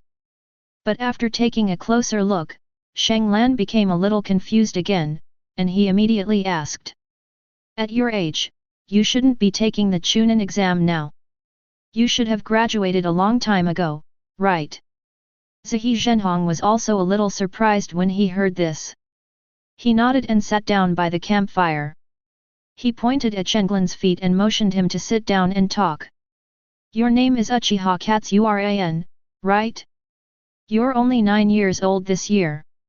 I heard in the classroom before that, as expected of a powerful ninja clan known for producing so many geniuses, the Uchiha clan's heritage is truly astonishing. You know a lot about the Uchiha clan. Sharingan sat back in his original seat. The other party was not in a hurry to enter the tower, and Shen Glan also wanted to get to know this Red Daddy. He remembered that the other party seemed to have died in the invasion of Nine Tails, and died in battle before the fourth Hokage sealed Nine Tails. He was a man who was willing to sacrifice himself for justice. I know a little bit. Sunset Red Answer Road. You haven't answered my question yet. Shen Glan said again. I graduated 3 years ago. The reason I waited until now to take the Chunin exam is because I was away for training. Going out for your training? Where can a newly graduated genin like you go for training? Will Konoha allow you to go away for 3 years? Do you really think you're a second-generation Kage like Naruto? How can you go away with Jiraiya for 3 years? Rain Shinobi Village. Zihe Zhenhong thought about it and said it after feeling that it didn't matter. Shen Glan was surprised that they went to such a place. At this time, Rain Shinobi Village is the training ground for the big countries. The 3 major countries in the ninja world are entangled there, and conflicts are constant. The forces of various countries are intertwined, conflicts and fights often break out, and wars are endless. Its unique geographical location is like the Afghan of the earth, and it is a must-fight place for military strategists of various countries. Ui Shiku's father is the commander responsible for stabilizing the situation in Rain Shinobi Village. As soon as Ui Shiku graduated, he went there and grew up under the protection of his father. It can be said that he adapted to war and killing in advance. The battlefield is a good place to hone people. After the baptism of war, Xiri Zhenhong already has the mentality and strength that are different from his peers. He is the heir of the Sunset Clan and the hope for the prosperity of this small clan. He will make a splash in this Chunin exam and let everyone see the glory of his sunset. He didn't have the luck of Inuzuka and Abarame. Not long ago, he encountered a 3-person team and fought 1 against 3 to snatch the other party's scroll. Although he rushed to the central tower quickly, he encountered many powerful beasts on the way. They cut through the thorns and killed him directly. This also caused him to be a little slower than Inuzuka ran and Abarame's hiking. Are you blocking here to steal the scroll? Ui Shinku asked with a smile. Seeing Shen Glan nod, he smiled again. How could it be so easy to snatch the belongings of the first candidate to reach the tower? Ui Shinku felt that she should be the first to reach the tower. After all, looking at the door blocker like Shen Glan, if he won he would go straight into the tower, and he didn't look like a loser, so Ui Shinku guessed that she was the first to collect all the scrolls and reach the tower. Chapter 58. Oh? It's not that hard to snatch. Shen Glan smiled at Kide. In his eyes, the scroll of the pioneer Inuzuka Ran was indeed not difficult to snatch. His words made Ui Shinku frown. He thought Shen Glan was looking down on him and thought his scroll was easy to snatch. The next moment, he restrained his smile and drew the sword from his waist. Shen Glan was slightly taken aback by this, and didn't understand why the other party suddenly turned hostile, but he didn't want to ask too much. He still had to fight when he had to fight. There was no difference between talking first and fighting later or fighting first and talking later. The 2 men slowly stood up, Shen Glan took out a kunao, and they both assumed fighting postures at the same time. Xiang Zhenhong did not look down on him just because he was younger than him. He was a man who had experienced the test of life and death. Shen Glan's breath made him feel a little palpitated, as if he was facing a genin. Especially the terrifying eyesight when Shen Glan gets serious. His dark eyes carry his own will, and some unknown sense of oppression makes Xiri Zhenhong tremble with fear. It was the invisible product of the combination of mental power, willpower, and pupil power. It was vented through the window of his soul and had unknowingly affected Xiri Zhenhong's mentality. Seeing that the invisible oppression was getting more and more intense, Xiri Zhenhong took the initiative to take action. Although he didn't understand why he was afraid of a junior, he also understood the truth that if you move forward courageously, you will be fearless. Xiri Zhenhong took a few steps forward, coming with great swiftness, and swung his sword to chop down. Relying on the fact that he was several years older than Shanglan, he was sure that this kid was unable to withstand his attack. Even if the opponent avoided it, it would be fine. He was sure that once Shanglan dodged, the oppression would dissipate instantly. Ding! To Uchiha's surprise, a crisp sound rang out in the middle of the night, and Uchiha Katsuran took the slash head-on. Looking at the kunai that was almost cut into two pieces and Shanglan who took 2 steps back, both of them were shocked.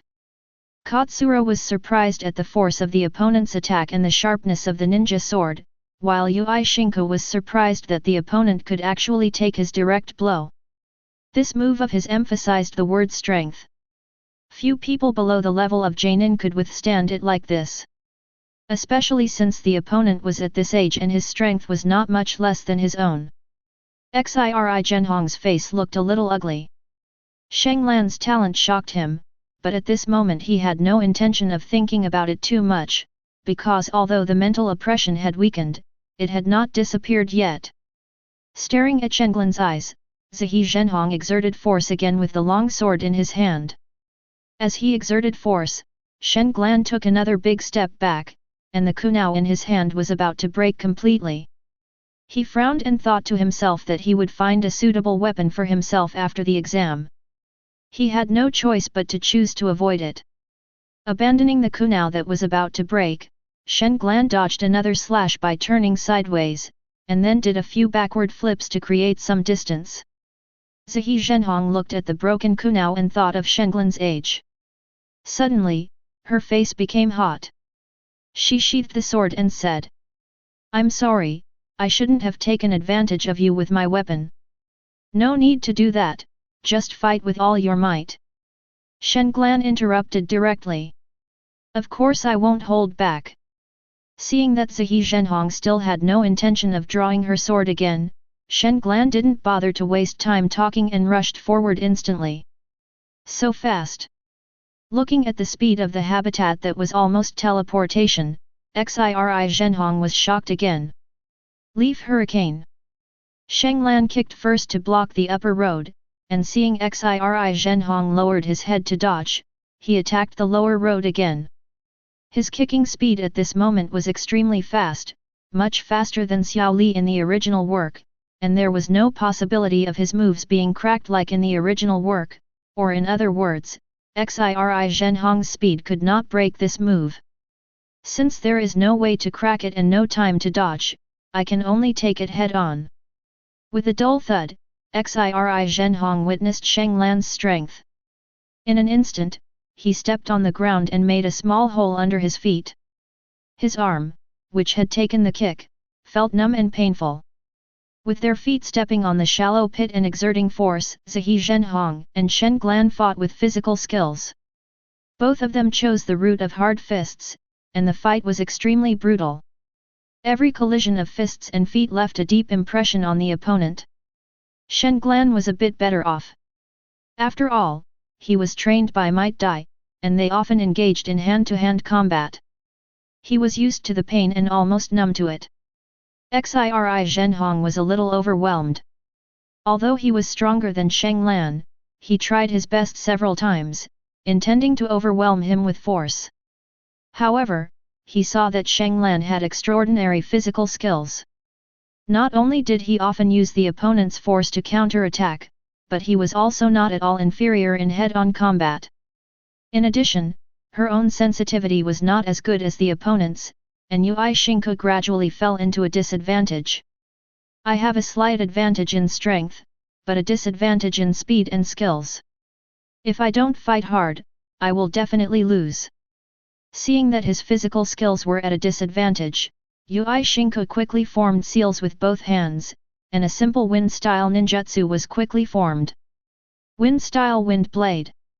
With a wave of his hand, a wind blade slashed towards him, forcing away Shanglan who had been fighting for a long time.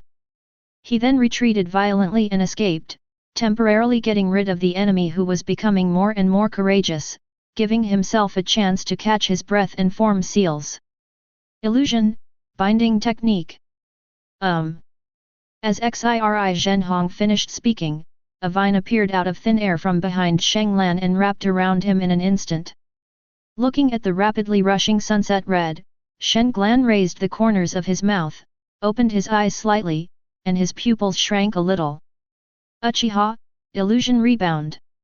Suddenly, Yui Shinku felt a flash before her eyes, and was horrified to find that the two sides had swapped positions, and she was entangled by vines, while Uchiha Katsuran was rushing towards her quickly with a kunao.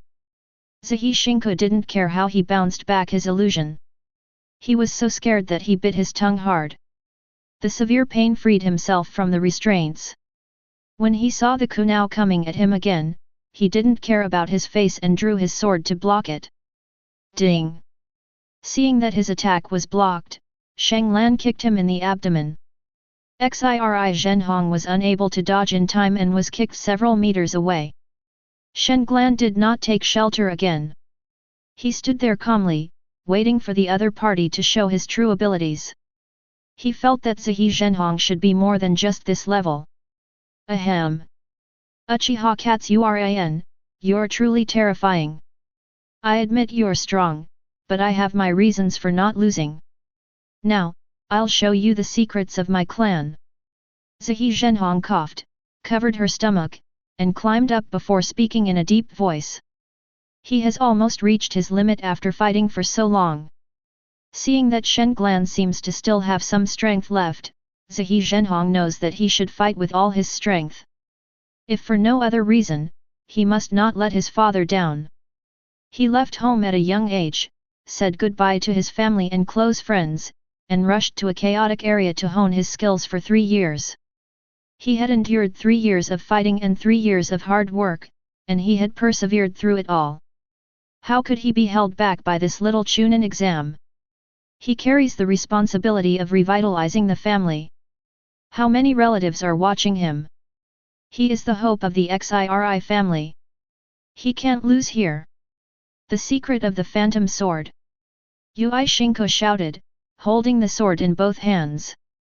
Sunset. A huge fiery red sunset appeared out of thin air behind him.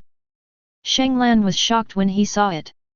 He felt that the brilliance of the sunset was so bright that it hurt his eyes. He subconsciously turned his head to the side and closed his eyes. Cut. Chapter 59. Xiri Zhenhong took a step forward as if teleporting, and in the blink of an eye he appeared in front of him and slashed with a fatal blow. The white blade emitted a terrifying cold light. With Shanglan's eyes closed, he could barely see this fierce and sharp attack. He captured the trajectory of this slash. He raised his right hand to block the knife with a kunao, and with his left hand, he made a seal, and suddenly activated the body flicker technique. Ding! With a crisp sound, Shanglan's kunao was directly cut off by a knife, but with this breath of control, the instant body technique was successfully activated. He moved sideways 1 meter and avoided the fatal blow of Zahi Zhenhong. Feeling a sharp pain on his shoulder, Shanglan slowly opened his eyes. Looking at the bloody left shoulder, Shanglan's face turned grim and he instantly activated the 3-tomo Sharingan. Even though he dodged in time and used the body flicker technique to force himself to move sideways, he was still injured by the sword light. I originally wanted to win this Chunin exam using only Taijutsu, but I didn't expect someone like you to appear. After saying this, Shanglan looked at Yui Shinku who was facing sideways towards him. When he looked up, Shanglan was slightly stunned, and the Sharingan was closed again. Seeing Zahi Zhenhong falling forward with the knife in hand, Shanglan hurriedly pulled the back of his collar, making him fall backwards. He was afraid that this guy would be stabbed to death by his own knife. Yui Shinku has lost consciousness and has obviously reached her limit. This magic sword technique was extremely powerful, even Shanglan couldn't resist it and had to dodge it instantly, which shows how powerful it was. He was also glad that he dodged quickly, otherwise it would be more than just a bleeding shoulder. The kunao made of fine steel was cut off in an instant. Shanglan is still scared when he thinks about it now. This is a secret technique that combines illusion, physical skills, and swordsmanship into one. It is the unique skill of the Ziri family and is extremely powerful. It requires extremely high mental energy and physical strength. According to legend, this is a phantom sword technique specifically designed for those with strong eye powers. It was a secret technique created by an ancestor of the Ui family to compete with the Hyuga and Uchiha clans. Even with my eyesight, seeing that illusion is so blinding that it's hard to look directly at it. Although this illusion is short-lived, it's extremely difficult to break through. No, that red sunset is just an illusion. The mental attack is the real thing. Forcibly using invisible and intangible spiritual power to attack the enemy, delivering a fatal blow in the moment of trance. The master who created this technique must be no less than Kage-level strength. The Ui clan, no, every clan in Konoha should not be underestimated. Shanglan looked down on all the heroes in the world. A young descendant of a small family almost killed him on the spot. He secretly thought that he was too careless and underestimated the enemy. That slash just now could have been fatal if he wasn't careful. All Zahi Shinko learned in the Land of Rain were killing techniques. With his current mentality, he had no intention of holding back once the fight started. With murderous intentions in his heart and killing skills in his hands, this is the battlefield awareness his father taught him. Shanglan didn't mean to blame him. Instead, he felt that such a guy was quite pleasing to the eye. At least she's much more pleasing to the eye than the foul-mouthed Inyazuka Ran and the shady Bear Maze hiking. Taking out a bandage from his waist bag, Shanglan used his hands and mouth to wrap up the wound. The wound was very deep and bleeding profusely. It looked very serious, but in fact, no bones were injured and it would not affect the subsequent battle. After treating his injuries, Shanglan walked to Zahi Zhenhong's side, took out his scroll, and then picked him up and threw him into the tower. After doing all this, it was already dawn. He jumped onto a thick tree nearby and prepared to rest for a while. The battle with Ui Shinko had exhausted him a lot. Especially that move of moving sideways instantly, which is several times more difficult than the ordinary move, and the damage to the body is also huge. A simple move of 1 meter sideways caused his muscles to be strained. His body, which had slightly improved, seemed to have signs of relapse. He was now trembling and weak all over, and his muscles began to become uncontrollable. Damn it! I need to obtain the water of life from Mount Myboka before my body completely collapses. No one approached the tower for 3 or 4 hours, and Shanglan had basically recovered. He chose a big tree with lush branches and leaves to set up an ambush, and 3 figures appeared in his perception at once. They collected 3 pairs of scrolls in less than a day. With this speed, it seems they are indeed the team from the original novel. Inoshika Ch. He lay dormant, and whispered solemnly, the chakra in his body flowing slowly, his eyes fixed on the 3 people approaching.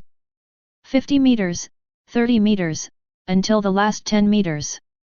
Shanglan took the initiative to attack with all his might. He attacked the 3 people head-on.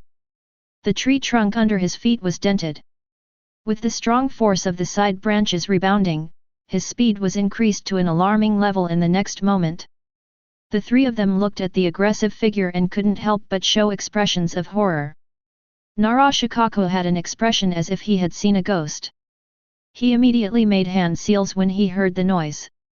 He had just been reminded by Yamanaka High that there was someone lying in ambush up ahead. He didn't expect the other party to attack so swiftly. It seemed that his shadow imitation technique was too late. Moreover, the other party's first target was actually himself. Looking at the oncoming fist, Narashikaku subconsciously took a step back. Careful! Yamanaka High let out a loud roar. Bang!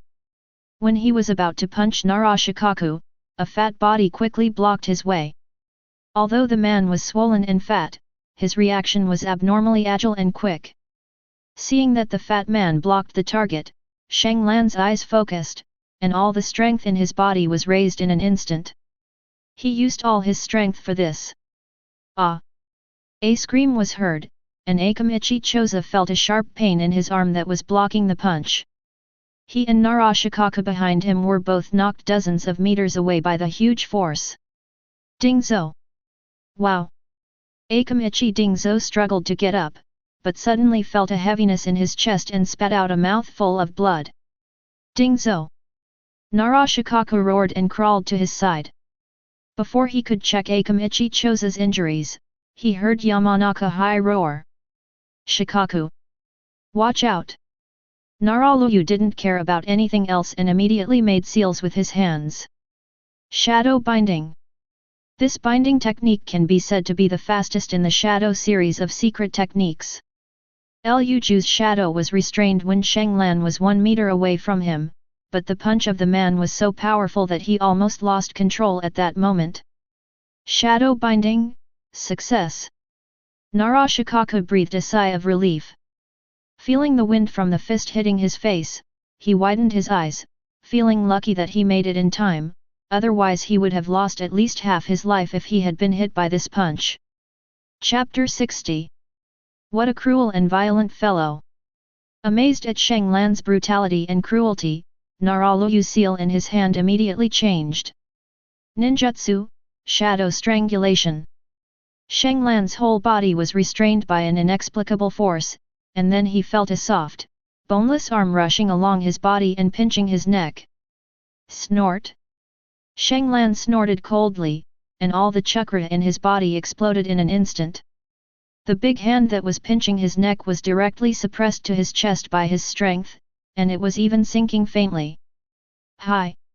Seeing this, Luju roared in horror. It was the first time he saw his shadow strangulation technique being suppressed so simply and brutally. Ninjutsu, heart turn technique. The seal in his hand was directed at the restrained Shenglan, and the heart turning technique was immediately activated. Yamanaka Hai collapsed directly on the spot. This was the reaction after the secret technique was activated. In an instant, Shenglan felt that a consciousness forcibly invaded his consciousness space, intending to replace him and control his body. In the dark and gloomy space of consciousness, Yamanaka Hai skillfully released his spiritual power. He wanted to control Shenglan's body. Yamanaka hummed softly, and felt that the surrounding environment began to slowly brighten. Being in this empty space, Yamanaka Hai not only felt that the space was getting brighter, he even felt that this space of consciousness seemed to be slowly expanding. The spiritual power he emitted seemed to be gradually disappearing, and his control was weakening. This space was beginning to slip out of his control. Yamanaka was shocked and immediately increased the release of his mental power, intending to consolidate his control. However, as he increased the amount of spiritual power he emitted, something strange happened. He found that his body had shrunk dozens of times in an instant. How is that possible? No, it's not that my body has shrunk, but that this space of consciousness has suddenly expanded dozens of times. No, not good. Yamanaka felt something was wrong. Such a change was beyond his understanding. He had never seen such a situation in other people's consciousness space, and he could not explain it. It is no longer realistic to want to control Shenglan's body. Thinking of this, Yamanaka Hai decisively decided to evacuate. But before he could lift the spell, he saw a violent fluctuation at the highest point of the space, and 2 huge blood-red suns appeared out of thin air. Their light was so dazzling that Yamanaka Hai couldn't bear to look at it and raised his arms to block it. A blood-red sun. Might it be? Yamanaka was shocked and made a bold guess. As if to confirm his thoughts, a voice resounding in all directions rang out at this moment. I found you! Ah! Yamanaka screamed and stepped back when he heard the sound. All the hairs on his body stood up at this moment. He felt like he was being stared at by a great terror. Those 2 huge suns turned out to be a pair of giant Sharingans, and a strange, evil and cold aura slowly emanated from them. Sharingan. The 1,000-foot-long red light that suppressed consciousness and bound the soul was actually the terrifying power of his pupils. Ah! Yamanaka was shocked.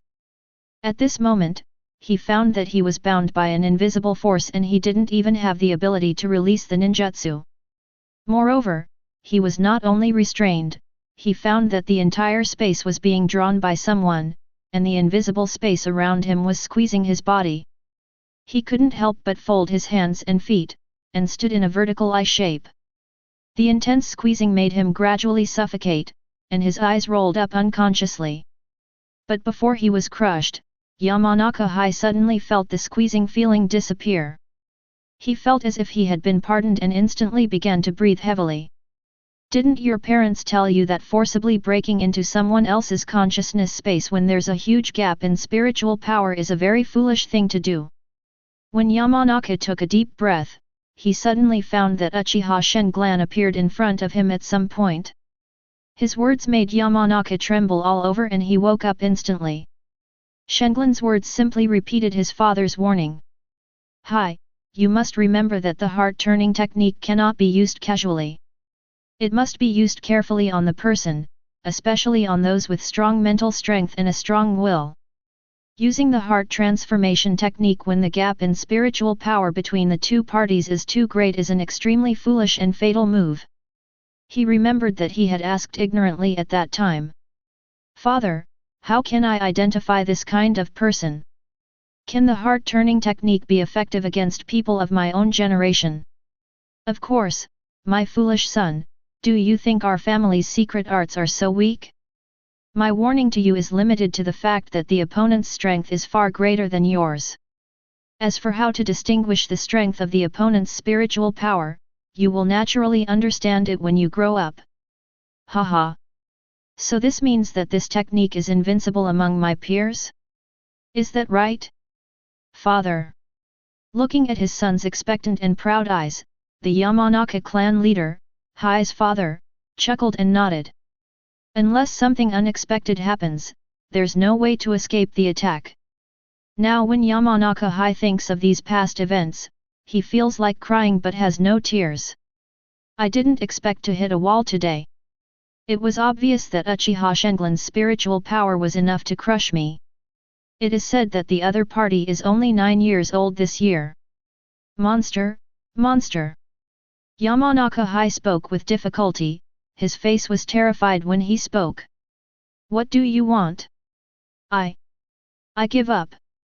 If you want the scroll, I can give it to you. Just let me go back." Yamanaka Hai said resignedly that after witnessing the horror of Sharingan, he had lost the courage to fight against him. Moreover, in the current situation, he had no time to think too much.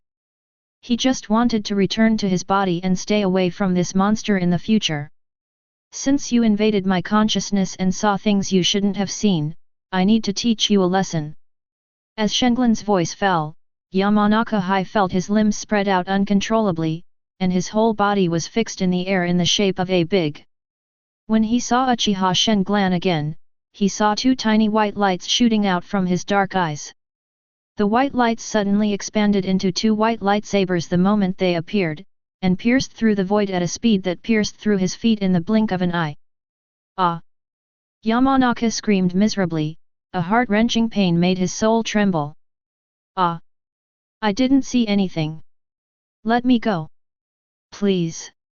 Yamanaka yelled and begged for mercy, saying that what happened today was destined to be unforgettable for him, and Sharingan might become his nightmare in the future. Sharingan remained indifferent after hearing this. He looked at Yamanaka Hai without any mercy. A white light flashed in his eyes again, and 2 more lightsabers appeared, piercing through Yamanaka Hai's hands. This is a lightsaber condensed from pupil power, activated by illusion. The pain that Yamanaka Hai is suffering at this moment is magnified tenfold. "Ah!" Yamanaka Hai screamed again, his eyes bulged out. He was in a state of consciousness. Unless he was forcibly beaten apart, he could only endure it. There was no possibility of fainting. Seeing Yamanaka Hai's soul twitching, as if he were experiencing serious symptoms of spiritual instability, Sharingan couldn't help but frown, thinking that this guy's ability to withstand pressure was too fragile. In fact, it is not surprising that he thinks so, because he has no idea of the spiritual gap between himself and Yamanaka High, especially at this moment when he is still in his own consciousness space. His spiritual power has been raised to ultimate. A simple eye attack is an unbearable bombardment to the soul, which is far beyond what Yamanaka High can bear. After removing the white pupil power lightsabers that were pierced into his limbs, Shanglan looked at Yamanaka High quietly. Everything in the consciousness space is unknown to the outside world, and the time difference inside it is also huge compared to the outside time. From the time Yamanaka High fainted to the time Shanglan took action, it only took 10 seconds. Shikaku, remove the shadow, I have Uchiha Katsuran under my control. Suddenly, the voice of Yamanaka High came out of Shanglan's mouth, and he gave Narashikaku an order with a chuckle. Narashikaku was obviously relieved when he heard this. He took a deep breath. The oppression given by Uchiha Shanglan was too heavy. He had never experienced such oppression among his peers. This humanoid Tyrannosaurus was too terrifying, and he was almost killed instantly. Fortunately, my teammates are strong. Narashikaku said with a chuckle, and the shadow was withdrawn. As the restraints on his body disappeared, Shanglan raised the corners of his mouth and secretly revealed a sneer. But before he could react, the shadow that had been withdrawn by 90% extended again and bound his body again. Shikaku, what are you doing? Katsura, speaking with an accent of high, asked in confusion. Akamichi Choza, who knew the situation, also looked at Narashikaku in confusion. You, what kind of monster are you? Narashikaku asked with a ferocious expression on his face and a trembling voice. His hands that were forming seals and even his whole body were shaking violently. Chapter 61. What nonsense are you talking about? Shanglan, speaking with a high accent, said with an unhappy look on his face. You're not high, you're still Uchiha Katsuran, and you're imitating High's voice. Narashikaku interrupted with a roar, and Akamichi Choza's face changed drastically when he heard it. He felt the hairs on his body stand on end, and goosebumps instantly covered his whole body. You! Zoding, attack with all your strength, quickly! Narashikaku roared again and used his full strength to perform the shadow binding technique. Akamichi Choza didn't have time to ask any more questions when he heard the voice. They were close partners, and when fighting, he subconsciously had an instinctive reaction to trust Shikaku unconditionally. Expansion Jutsu, Human Bomb Tank.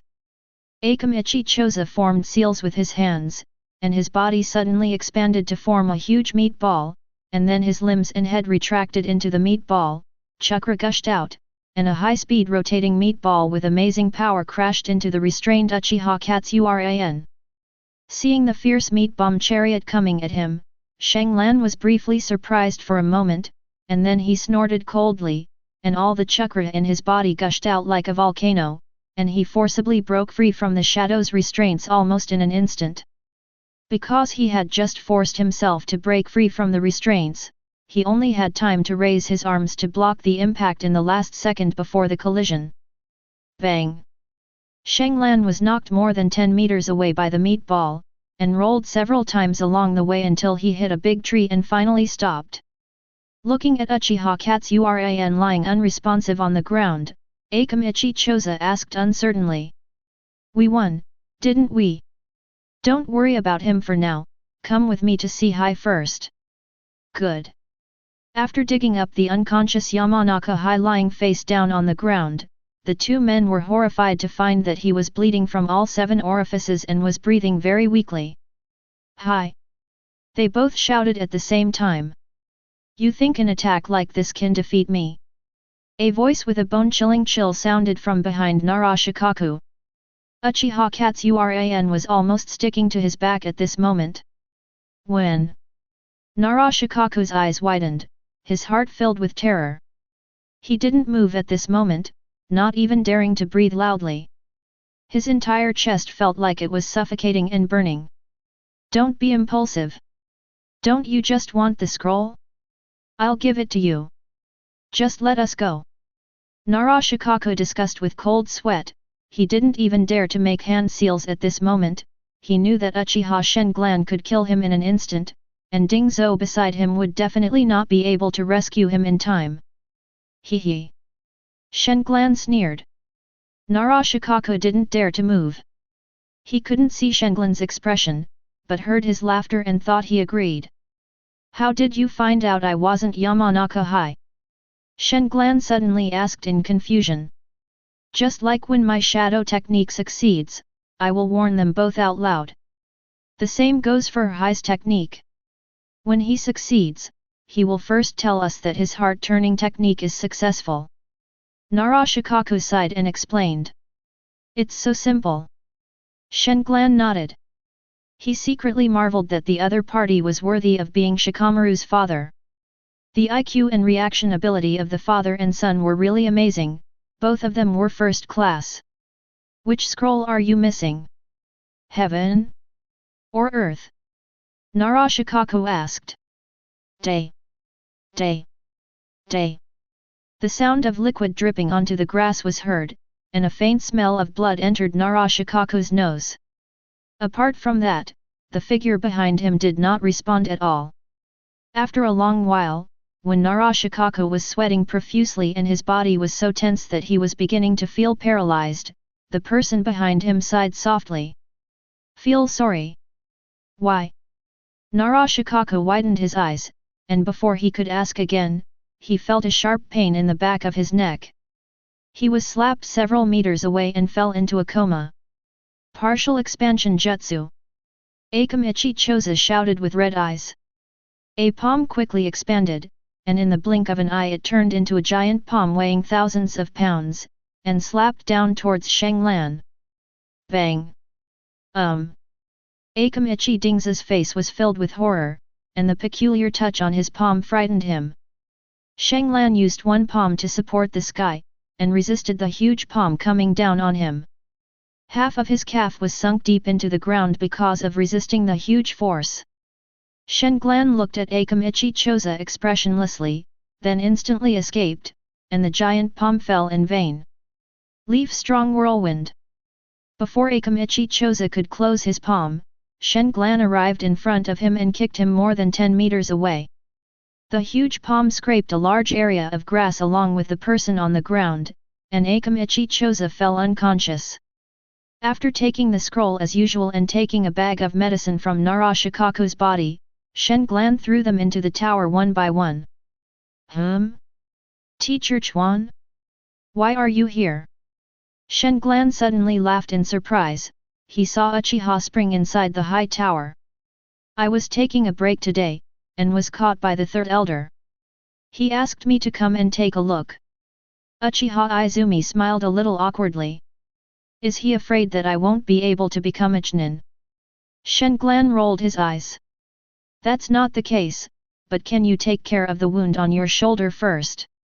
Sharingan nodded when he heard this. Even without Uchiha Izumi saying it, he knew that the wound that was previously cut by Yui Shinko was violently knocked open by Akamichi Choza. At this moment, his entire arm was covered in blood, and the blood almost dyed half of his body red. Taking out a bottle of gold medicine from Naralu's medicine bag, Sharingan reluctantly poured it all into the wound, and then took out the bandage and wrapped it again. After seeing Sharingan finish all this, Uchiha Izumi made a move and said jokingly. You look a bit miserable, your opponent seems very strong. Ah! I've come across a tough idea. It's really annoying. Sharingan replied with a smile. Haha, did you lose the fight? No, I win. Sharingan was a little proud. Then why don't you go into the tower? Uchiha asked in surprise. Even now, Sharingan was always standing outside the tower talking to him, with no intention of entering the tower at all. The rules of this year's Chunin exam haven't changed. Why didn't he choose to advance into the tower? Sharingan shook his head and said. Let's wait until the third generation arrives. Third generation? Uchiha Izumi looked around in surprise. He's coming? What's he coming for? Sharingan didn't say anything more, but pointed at a Chunin who left anxiously and nodded inexplicably. Half an hour later, Uchiha Izumi finally found out the actual situation through the mouth of Chunin who was guarding the tower. If it weren't for Konoha's mandatory rule that the examinations of the candidates could not be affected, Uchiha Izumi would have run out of the tower to interrogate Shenglan about his purpose. It's fine if you don't advance, but why eliminate the others? Isn't that just making enemies? Especially since the ones eliminated all have connections, and they're damn tough. Inuzuka, Abarame, and Ui are fine, but Inoshika CH is a legitimate lineage. The three of them are the designated heirs of the three great clans. This is no secret in Konoha. Every Konoha shinobi tries not to cross them, but today you, Uchiha Katsuran, have wiped them out. Or beaten half to death. Thinking of this, Uchiha Izumi became restless. He was eager to know Shenglan's purpose. He shouted Shenglan's name several times in the tower, but received no response. He did not dare to go out and look for him directly, for fear that it would affect the exam and cause Shenglan to be eliminated. Urgent, urgent, urgent. Chapter 62. An hour later, the Hokage and Sunin arrived one after another. After seeing the 6 unconscious eliminated contestants in the tower, the third Hokage was shocked and angry. He immediately asked Tsunade to treat them personally. He walked out of the tower with a grim face to look for the culprit, Uchiha Katsuran. Seeing that the third generation looked unhappy, Tsunade quickly signaled Jiraiya and Orochimaru with her eyes, asking them to follow, while she stayed where she was to check on Yamanaka's injuries. The third generation was initially filled with rage, but upon seeing Shenglan's miserable appearance, half covered in blood, he finally felt pity. He suppressed his anger and sighed helplessly. Why did you do that? There's no reason. I just want to tell everyone that even if you only know Taijutsu, you may not be unable to become a Chunin, or even a Jonin. Then you've proven yourself, why don't you enter the tower? The third Hokage asked with a headache. Obviously, he now knew why Shenglan did this. He was trying to stand up for that genin who only knew Taijutsu. Proof is one thing, entering the tower is another. Katsuran grinned, his words difficult for Jiraiya and Orochimaru to understand. Isn't he just young and full of energy, trying to prove himself? The third Hokage's face darkened upon hearing this, and he asked sternly. What do you mean by that? I don't mean anything else. If I can keep my big brother from getting promoted, then everyone else will have a way to go. If you block my big brother's path to promotion, then I will block everyone else's path. Shenglan stood in front of the third Hokage and stated his intentions directly with a serious expression. Who do you think you are? How many more can you block in your current state? Third generation snorted coldly. The strongest ones have been eliminated. I can easily take care of the remaining small fry. Do you want to see? Shenglan's face was a little pale, but what he said was extremely hacky, and the strong confidence in his tone made the third generation look ugly. A hole. Such a tit-for-tat scene made the two people standing by drop their jaws. They didn't understand the situation, but were amazed at Uchiha Katsuran's courage. I don't know when it started, but some people in Konoha village called the third Hokage the strongest Hokage in history. Although this is completely bullshit and rumor, almost everyone believes that in Konoha at this stage, the Hokage is the strongest and most powerful. This is an indisputable fact. I didn't expect that this 9-year-old child would dare to face the power of the Hokage without any fear. A newborn calf is not afraid of a tiger. Jiraiya was shocked, but also admired this guy's courage.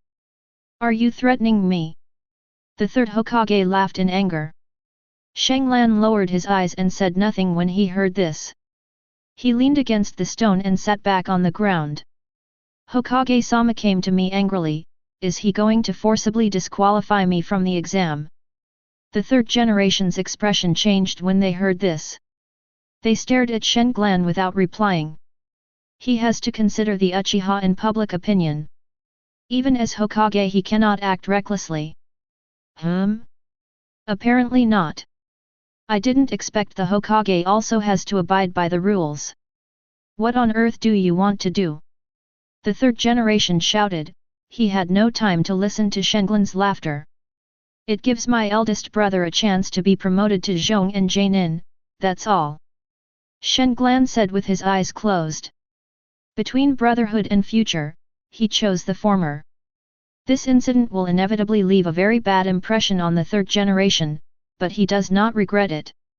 Several minutes passed, and third generation stood there motionless, their eyes fixed on Shenglan, their faces heavy and no one knew what they were thinking. Within the rules, if I can block one term, I can block the second term, unless the Hokage wants to break the rules. That's enough.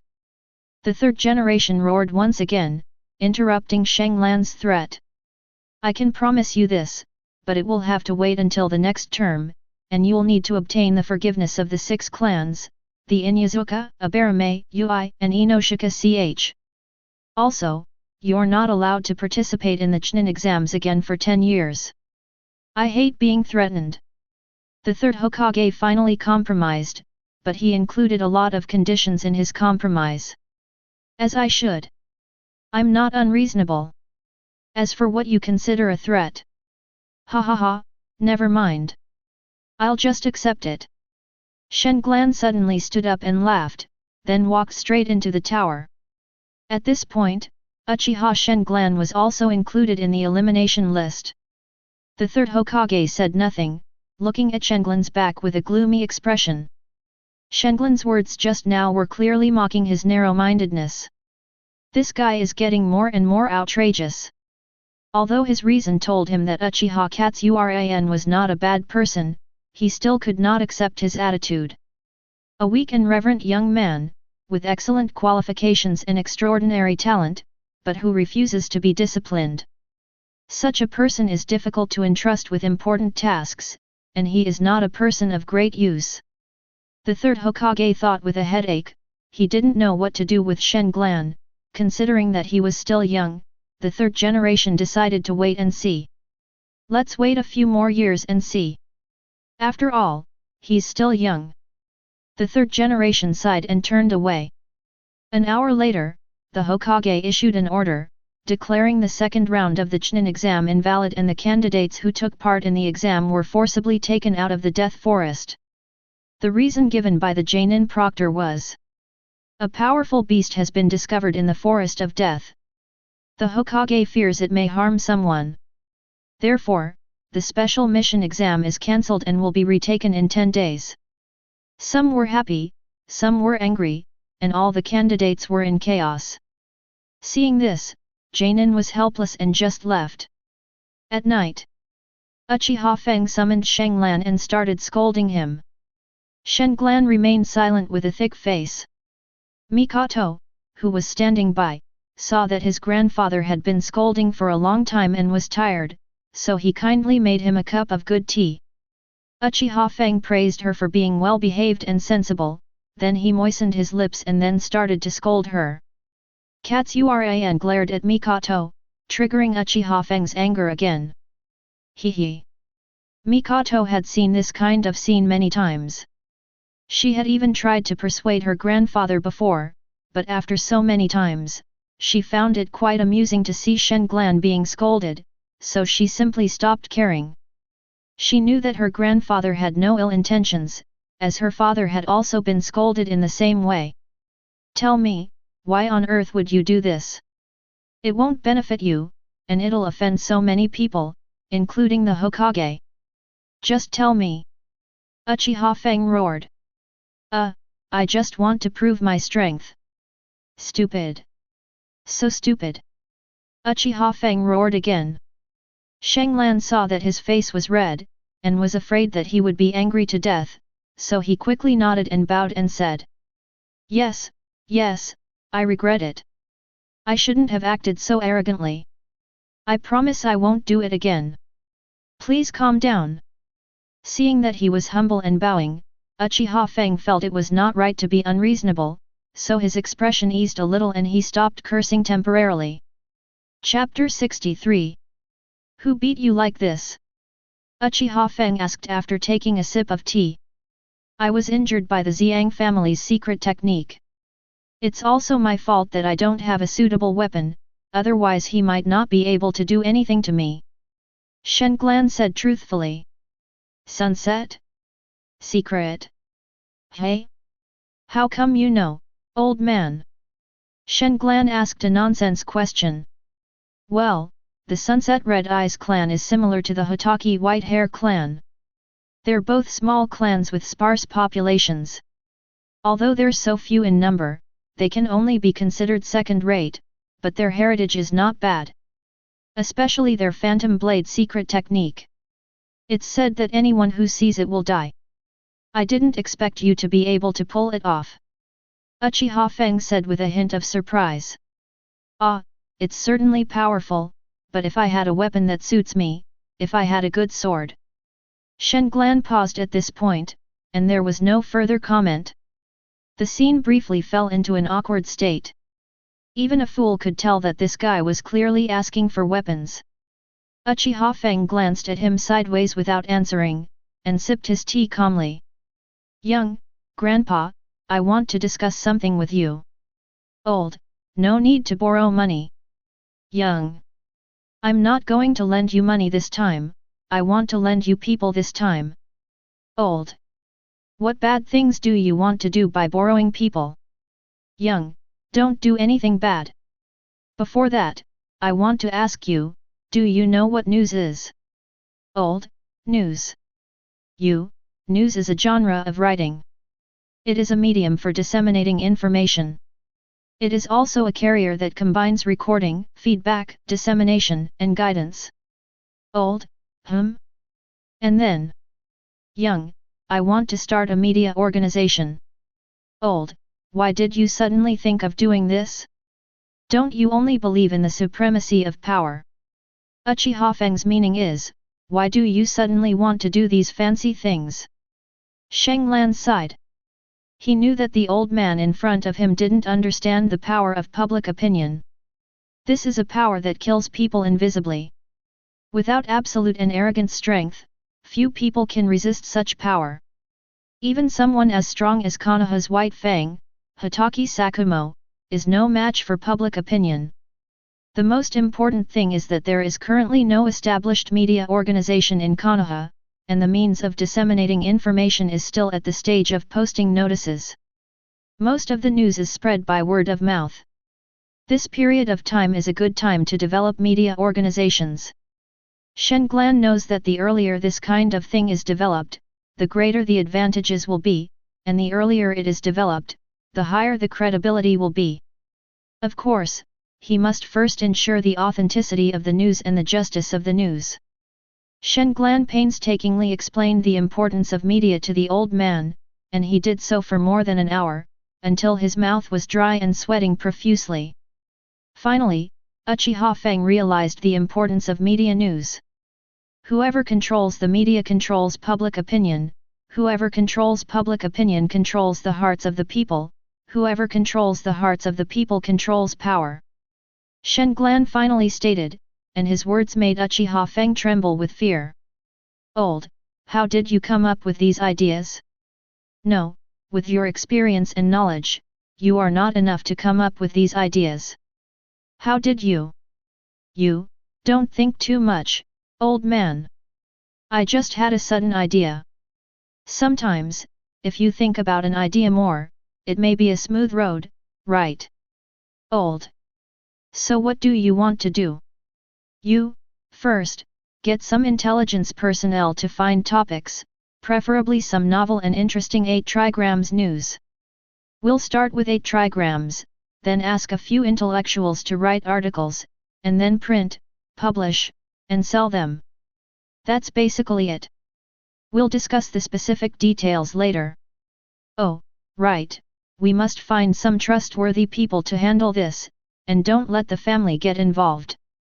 No family members should be involved in media positions, or their involvement should be minimized. We just need to serve as the backstage of the media organization. Old, then what profit can we get from doing this? Sheng Lan smiled upon hearing this and said, of course there are. It takes 1,000 days to train an army, only a moment to deploy it, and 1,000 times to polish the blade, all for that one strike. Sometimes a little inside information, a little guidance, is enough to sway people's hearts. Also, the prerequisite for doing these things is credibility, and credibility can only be gained through continuous accumulation, so let's not treat it as a profit-making tool.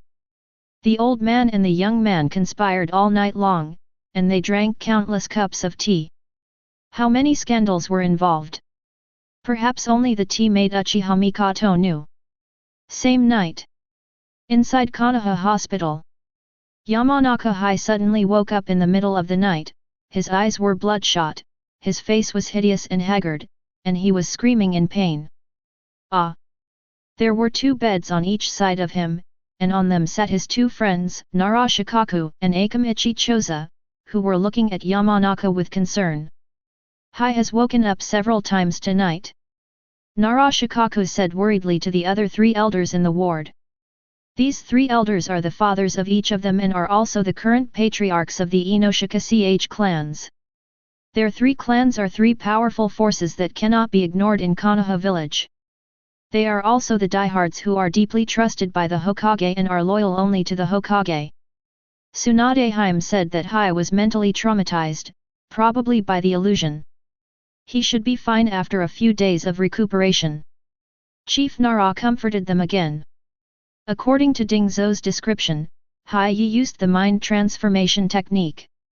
He must have been mentally outmatched by his opponent and was forcibly brought back to consciousness, causing him to be injured. Chief Akamichi guessed. Whether it's true or not, we'll know soon. Chief Yamanaka said calmly. 20 minutes later, 2 middle-aged men from the Yamanaka clan entered the ward. You 2, I need to access my son's memories. Please protect his consciousness and soothe his mind. The 2 of them nodded solemnly at the same time and agreed. Please rest assured, Patriarch. I will take care of Hai's mental stability. I'll protect my nephew's consciousness. Patriarch, please rest assured and check. Chief Yamanaka nodded.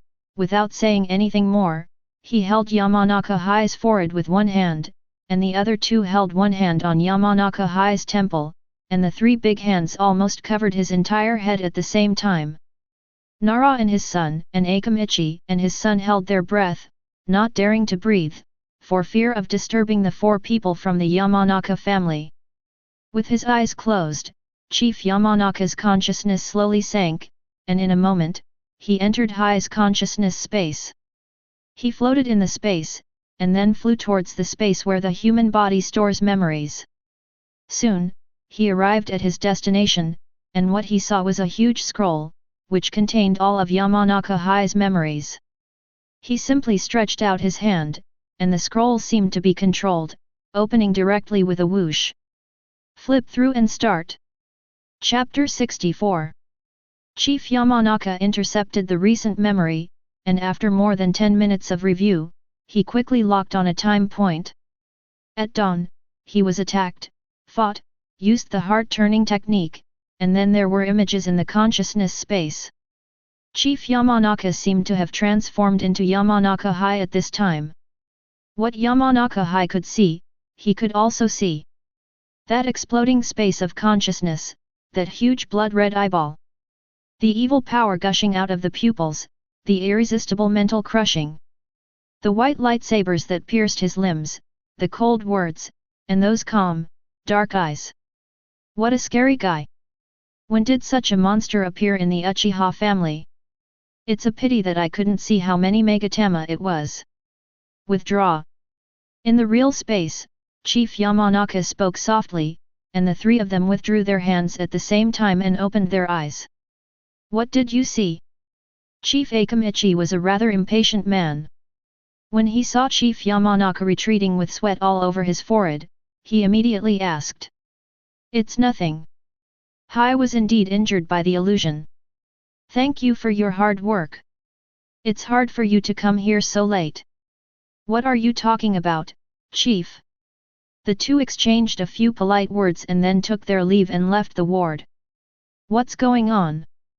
Chief Nara frowned and asked, feeling that things were more complicated than they seemed. From Ding Zhou's description, he knew that his mind-turning technique had been broken, but he hadn't seen him cast any illusions. Upon hearing this, Chief Yamanaka sighed and placed his palms directly on the foreheads of Chief Akamichi and Chief Nara. Seeing this scene, the two were slightly stunned, and then closed their eyes and concentrated.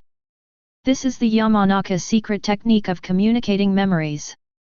More than 10 minutes later, the eyes of the Akamichi clan leader and the Nara clan leader both widened, and they were both sweating profusely. I know the drawbacks of the heart transformation technique, but I never imagined that someone could forcibly detain a conscious spirit. Chief Yamanaka took the lead and said in a deep voice.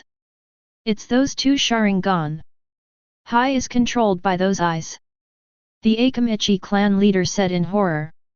This is an unequal spiritual confrontation. The opponent's spiritual power can easily crush Hai. In addition, he also has Sharingan. Hai's defeat is inevitable. Chief Nara said pointedly. The other party held back. If he wanted to kill Hai Yi, it would be easy. Chief Yamanaka nodded unconsciously after hearing this.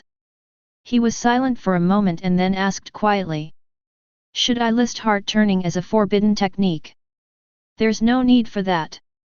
Such a method of cracking is not something that ordinary people can possess. Even an elite Chunin of the Uchiha family who possesses 3 Megatama would find it difficult to crack the heart transmigration technique you used. Chief Nara said this rationally. He understood that this was what Chief Yamanaka was thinking after seeing his own secret technique being ravaged. Old dear is right, you are too sensitive. Uchiha Katsulan is definitely not an ordinary person. You don't need to be like this. This guy is probably as powerful as Chunin. In addition, he has awakened the Sharingan. This is an unequal battle. The children deserve to lose. The fat patriarch of the Akamichi family comforted everyone. Well, that guy does have the strength of a Chunin. It's hard to imagine that such a terrifying guy is only 9 years old this year. I'm afraid that Uchiha Madara, who was once famous in the ninja world, wouldn't have such strength and style at such a young age. Chief Nara sighed with deep emotion. 9-year-old Chunin, it's unbelievable. The Uchiha clan is about to produce another remarkable figure. The 3 clan leaders sighed at the same time and confirmed this fact. Nara Shikaku and Akamichi Choza were stunned by the conversation between their elders. They once again realized how powerful Uchiha Katsuran was. It seems that even his own father is very afraid of him. Come to think of it, at his current age, his physical functions haven't yet fully exploded, and his rapid growth period probably hasn't arrived yet.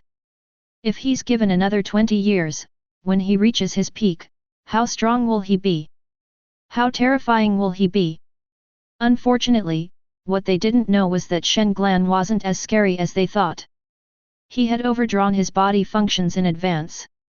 If his body couldn't be improved for a long time, he might not even survive the so-called peak period of a ninja. The second day. Around 8 o'clock in the morning, Shen Glan bought 6 carnations on the road and rushed to the hospital.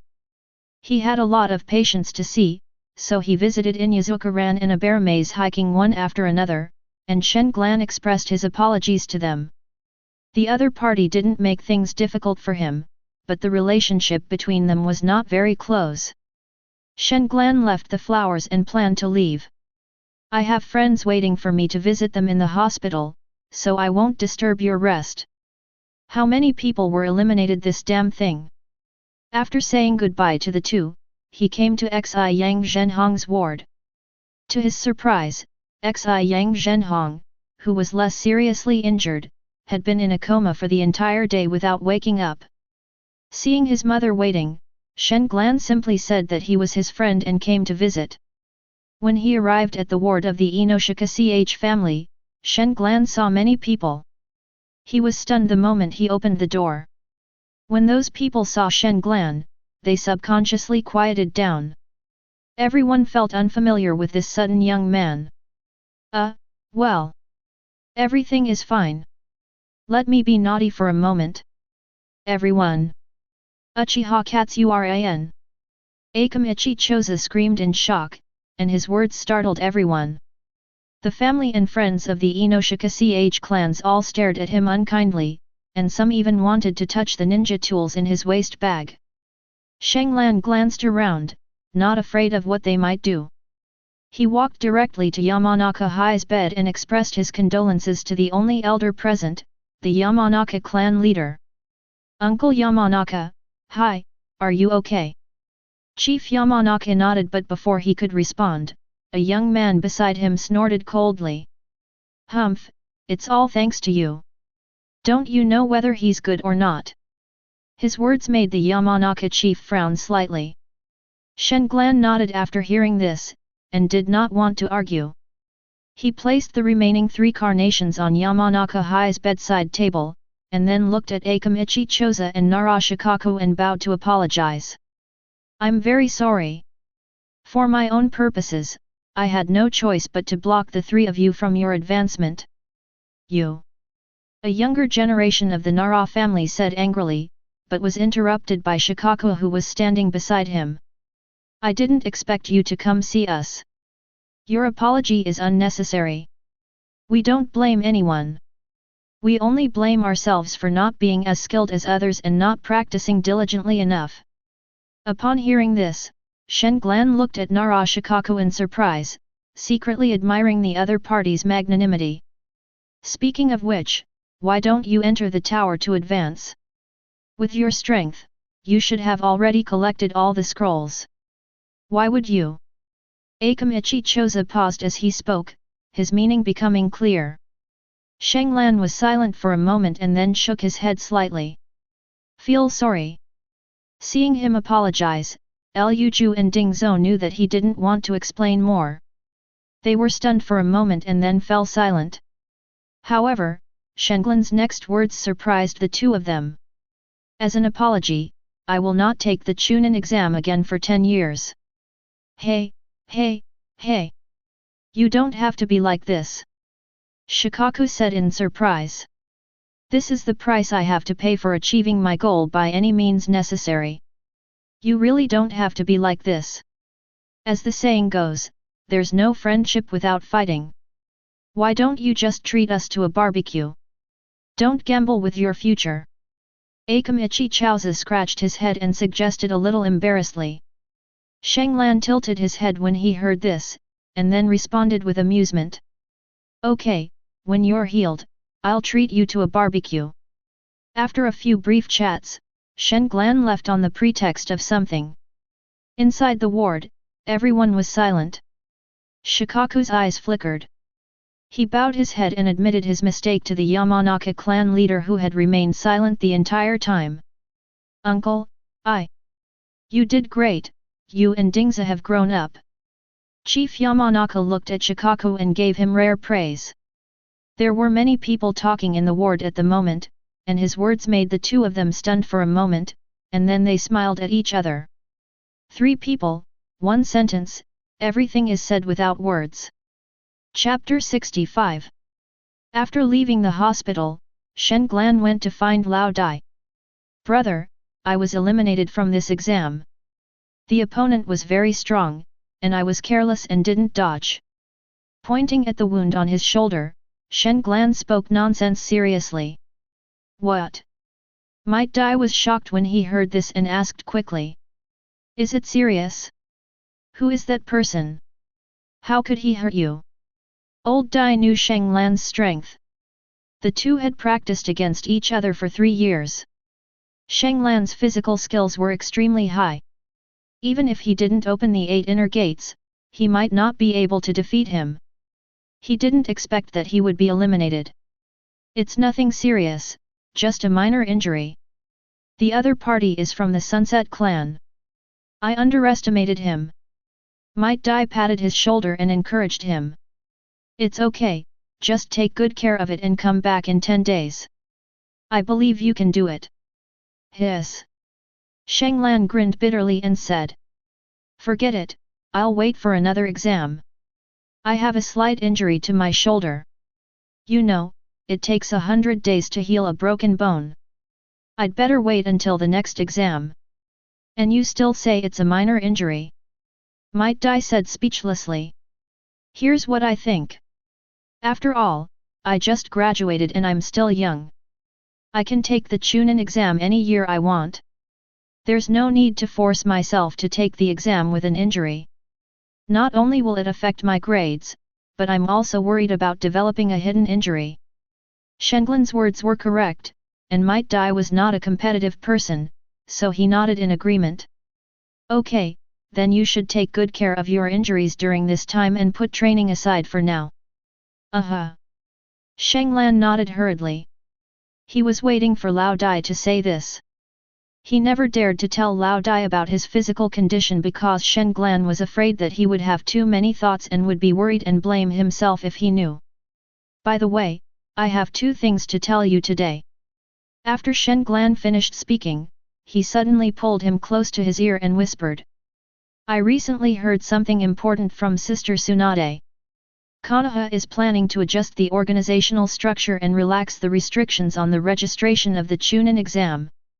This will allow those special genin who originally only knew physical skills, medical ninjutsu, and genjutsu to have the opportunity to be promoted to Chunin. What did you say? Might Dai widened his eyes in disbelief when he heard this. Shenglan roughly repeated it, and old Dai immediately fell into a state of ecstasy. After he calmed down for a long time, Shenglan looked at him seriously and warned. There's one more thing, Brother Dai, you need to pay special attention to. According to the medical expert Tsunade Heim, the body refining potion has the side effect of overdrawing the body's functions. Small amounts are fine, but long-term and large amounts can lead to premature aging, and even a shortened lifespan. Xiaolan, Might Dai blushed, and Shenglan quickly said. I don't mean to blame you, brother. I'm very healthy and haven't overdrawn my body. I'm just a little premature. Compared to the benefits, this side effect is completely insignificant. Might Dai heaved a sigh of relief when he heard this. He looked at Shenglan seriously and said. Actually, I also feel that I'm experiencing premature puberty, but I didn't know it was a side effect of the body refining medicinal wine. My father passed away before I got the prescription. Although the body refining medicinal wine is a secret recipe passed down from our ancestors, no one told me about its risks. Luckily you're okay, otherwise I would have hurt my good brother. Old Dai suddenly burst into tears and hugged Shenglan into his arms. That's not true, brother. I'm only telling you this to remind you not to over-rely on medicinal wine. Shenglan comforted him after struggling to break free. I understand. I will use it carefully next time, and you too. Might Dai wiped away his tears and immediately put on a serious face as he warned. Seeing this, Shenglan quickly nodded in agreement. As long as Lao Dai didn't cry, he would cry, and hugged his head, everything could be discussed. After accompanying Lao Dai to a restaurant, Shenglan went to find Orochimaru. You should set up a lab. Looking at the messy appearance of Orochimaru's house and the various scattered experimental equipment, Shenglan suggested. Haha, Shenglan-kun's ideas always coincide with mine. Orochimaru laughed. He felt that he and the boy opposite him were of the same kind. The only people who could get along and communicate with him like this were Tsunade and Jiraiya, but they never really understood him. It seemed that only the boy in front of him understood what he wanted and what he wanted to do. Have the toad oil produced any results? Shenglan asked straight to the point. Orochimaru nodded and said. The test report is out, but the results are not ideal. Toad oil does contain rich natural energy, but it also contains a considerable amount of toxins. Toxin? Shenglan said in surprise. Water, toad secretions, and a small amount of toad skin fragments. After hearing Orochimaru's answer, Shenglan was silent in thought. After a moment, Shenglan slowly asked. Have you ever experimented on animals? Orochimaru was stunned when he heard this. He knew Shenglan's plan. He immediately found a white mouse for the experiment and took out a small tube of toad oil.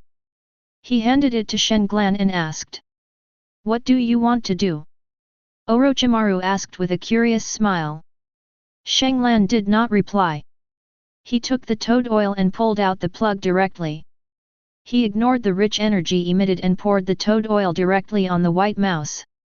As soon as the light yellow liquid was poured onto the little white mouse, the little white mouse reacted violently, jumping up and down. Its body swelled at a speed visible to the naked eye, and its appearance showed signs of transforming into a toad. Shenglan looked at the changing reactions of the little white mouse coldly, his expression serious and focused. "What is this?" "Assimilation."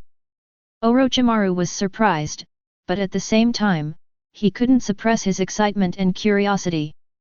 He licked the corner of his mouth and asked with a slightly ferocious look. "More than assimilation?" Shenglan said in a low voice as he looked at the little white mouse that had transformed into a toad. As if in response to his words, the little white mouse not only changed its appearance but also underwent some strange and terrifying changes in its body.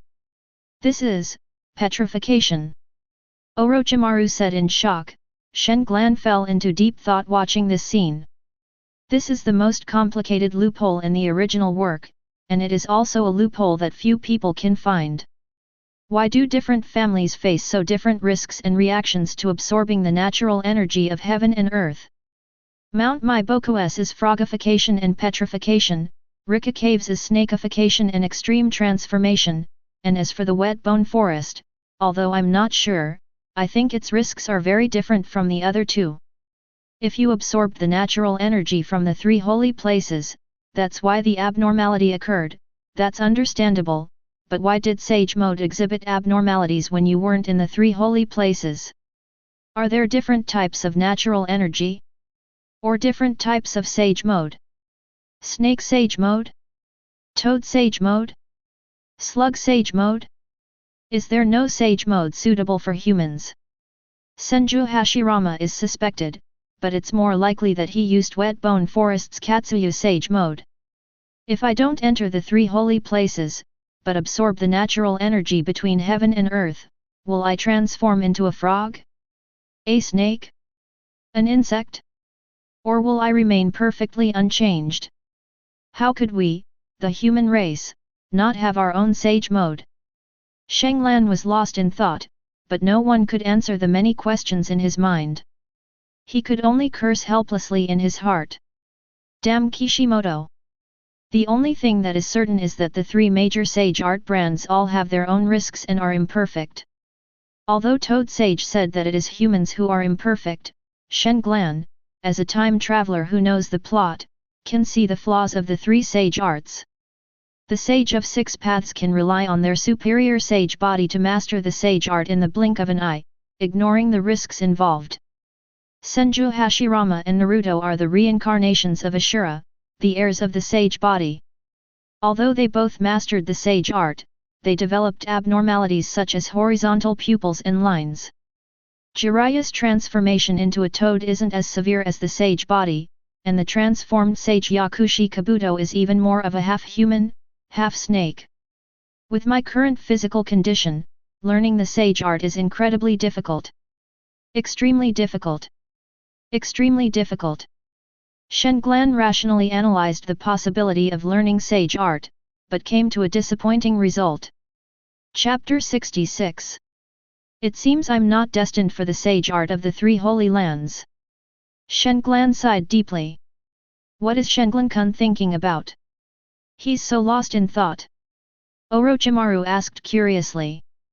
He saw Shenglan was in deep thought for more than 10 minutes, his expression changing from gloomy to bright. He was very curious about what Shenglan was thinking. I'm wondering what caused the mice to mutate. Obviously, these toxins are the key. Do you think you can purify all the toad oil you got? Shenglan asked. He didn't know whether Orochimaru now had the scientific research ability to separate and purify. Orochimaru thought for a moment, frowned slightly and said, "This requires the latest scientific research equipment, and the centrifuge is crucial." I might not be able to buy it here even if I wanted to, but I know where I can find such equipment. I can borrow it from them. The technology in the ninja world is bullshit. Go borrow Danzo. Shenglan asked seemingly casually, but his words shocked Orochimaru again. He simply couldn't understand how Shenglan knew all this. He always felt that the other party seemed to be a prophet and could even see through his heart. Shenglan looked at the horrified Orochimaru and said with disdain. Tisk, you think I don't know about you and Danzo's affair? I just didn't expect you two to hook up so quickly. The Root is the only institution in Konoha that has scientific research capabilities. It has the most advanced and top-notch scientific research equipment in the world. Who else can Orochimaru borrow from if not from it? Shenglan can guess it with just a random guess. After staying at Orochimaru's house for half a day, Shenglan asked him about the situation in Rain Shinobi village. Orochimaru told him clearly that the war had begun. Konoha has already begun sending ninja troops to the land of rain. Our opponents are the land of wind, the land of earth, and an extremely xenophobic Rain Shinobi village. The situation is not optimistic. Konoha hasn't announced the war yet. Firstly, they're hoping to see if the vanguard can suppress the situation. Secondly, the war hasn't broken out yet, so maintaining a surface of peace and stability is necessary. Shenglan nodded and said solemnly. War is inevitable. Seeing his almost affirmative tone, Orochimaru was surprised but also curious. He licked the corner of his mouth and said with interest. Since war is unavoidable, will Shenglan-kun join the fight? Shenglan chuckled and said self-deprecatingly. I'm just a genin, a dispensable person. Orochimaru smiled upon hearing this. Haha, Katsura-kun, you're joking. After bidding farewell to Orochimaru, we walked on the streets of Konoha. The occasional cries of eagles from the sky indicated that Konoha's elites were gathering one after another. However, as a genin, Shenglan is not among the assembled. Genins are not qualified to participate in the meeting. Genins only need to obey orders when the time comes. Shenglan wanted to go home, but a figure suddenly appeared in front of him. It was a Chunin from the third elder's family. He told Shenglan the purpose of his visit and took him into a 3-story building. The architectural style of Konoha at this time generally rarely exceeds 3 stories, and most of them are 1 to 2 stories, because building buildings of this number of stories does not require large iron tools such as steel bars. The current iron-making technology of the 5 major countries is not mature, and most of the iron pieces have to rely on imports from the iron country. The price, including transportation costs, is extremely huge. This is also the fundamental reason why there are no skyscrapers in this world. Therefore, this 3-story building is considered to be one of the more eye-catching buildings in Konoha. After entering, Shenglan saw a young woman. He was stunned for a moment and then said with joy unconsciously. Sister Jutsu. Why are you here? Uchiha Jutsu can be said to be Shenglan's benefactor and also his guide. It was she who saved him with her selfless kindness. His abilities are inseparable from the support of her family. This is also the biggest cause and effect of Shenglan's life in this strange world. Haha, Grandpa asked me to come here to work in the future. Work? Shenglan was stunned when he heard this. Yeah, didn't you say you wanted to start a media newspaper? Grandpa said he wanted me to be the editor. Shenglan pretended to be serious and flattered him. The old man has a narrow vision. With Sister Jutsu's ability, she should at least be the person in charge. Seeing this, Jutsu smiled and said. Haha, brother Shenglan, don't flatter me. Don't I know my own limitations? Besides, Grandpa forbids other family members from participating in this. It's already a great honor for me to be an editor. Sister Jutsu, you're joking. The old man didn't let the clan members participate because he was afraid of political confrontation, especially to prevent deliberate obstruction from Konoha's upper echelons. If the newspaper was managed in the name of Uchiha, it would never be able to grow big or strong, because no Konoha clan would allow it. They're afraid that Uchiha will manipulate public opinion, and the newspaper will inevitably be suppressed. So the old man put aside the family's private newspaper and developed the newspaper in the name of ordinary Konoha villagers. This can reassure Konoha and other clans and gain their approval. Shenglan explained to her why he didn't want his family to get involved, but then he added, "Let Sister Josa be the editor for a while. After the newspaper gets back on track, I'll find her a good job." Upon hearing this, Josie rubbed Shenglan's hair and said jokingly with a smile, "Okay, I'm waiting for you, the newspaper boss, to promote me." Shenglan smiled brightly upon hearing this, but didn't dare to respond. Led by the guide Chunin, Shenglan went up to the third floor of the building and saw a middle-aged man in his 40s. He was kneeling in front of a coffee table at the moment. Seeing Shenglan coming, he quickly stood up and said respectfully, "You are the Lord Shenglan that Elder Feng mentioned, right? My apologies." "You're welcome. Just call me Shenglan. I'm not worthy of being called an adult." Shenglan nodded slightly. Seeing the Chunin who led the way leave, the middle-aged man bowed and said, "You are being too polite. Your Excellency may not know that my life was given to me by Elder Feng. All I want in this life is to serve Elder Feng loyally." Patiently listening to him explain the causal relationship with Uchiha Feng, Shenglan nodded from time to time in response. After the middle-aged man named Kishisuk finished explaining most of the cause and effect, Shenglan said with a smile, "From what you said, few people know about your relationship with the old man." Kishisuk answered affirmatively. "Hey, even within the Uchiha clan, few people know about the cause and effect between me and Elder Feng." Shenglan nodded when he heard this.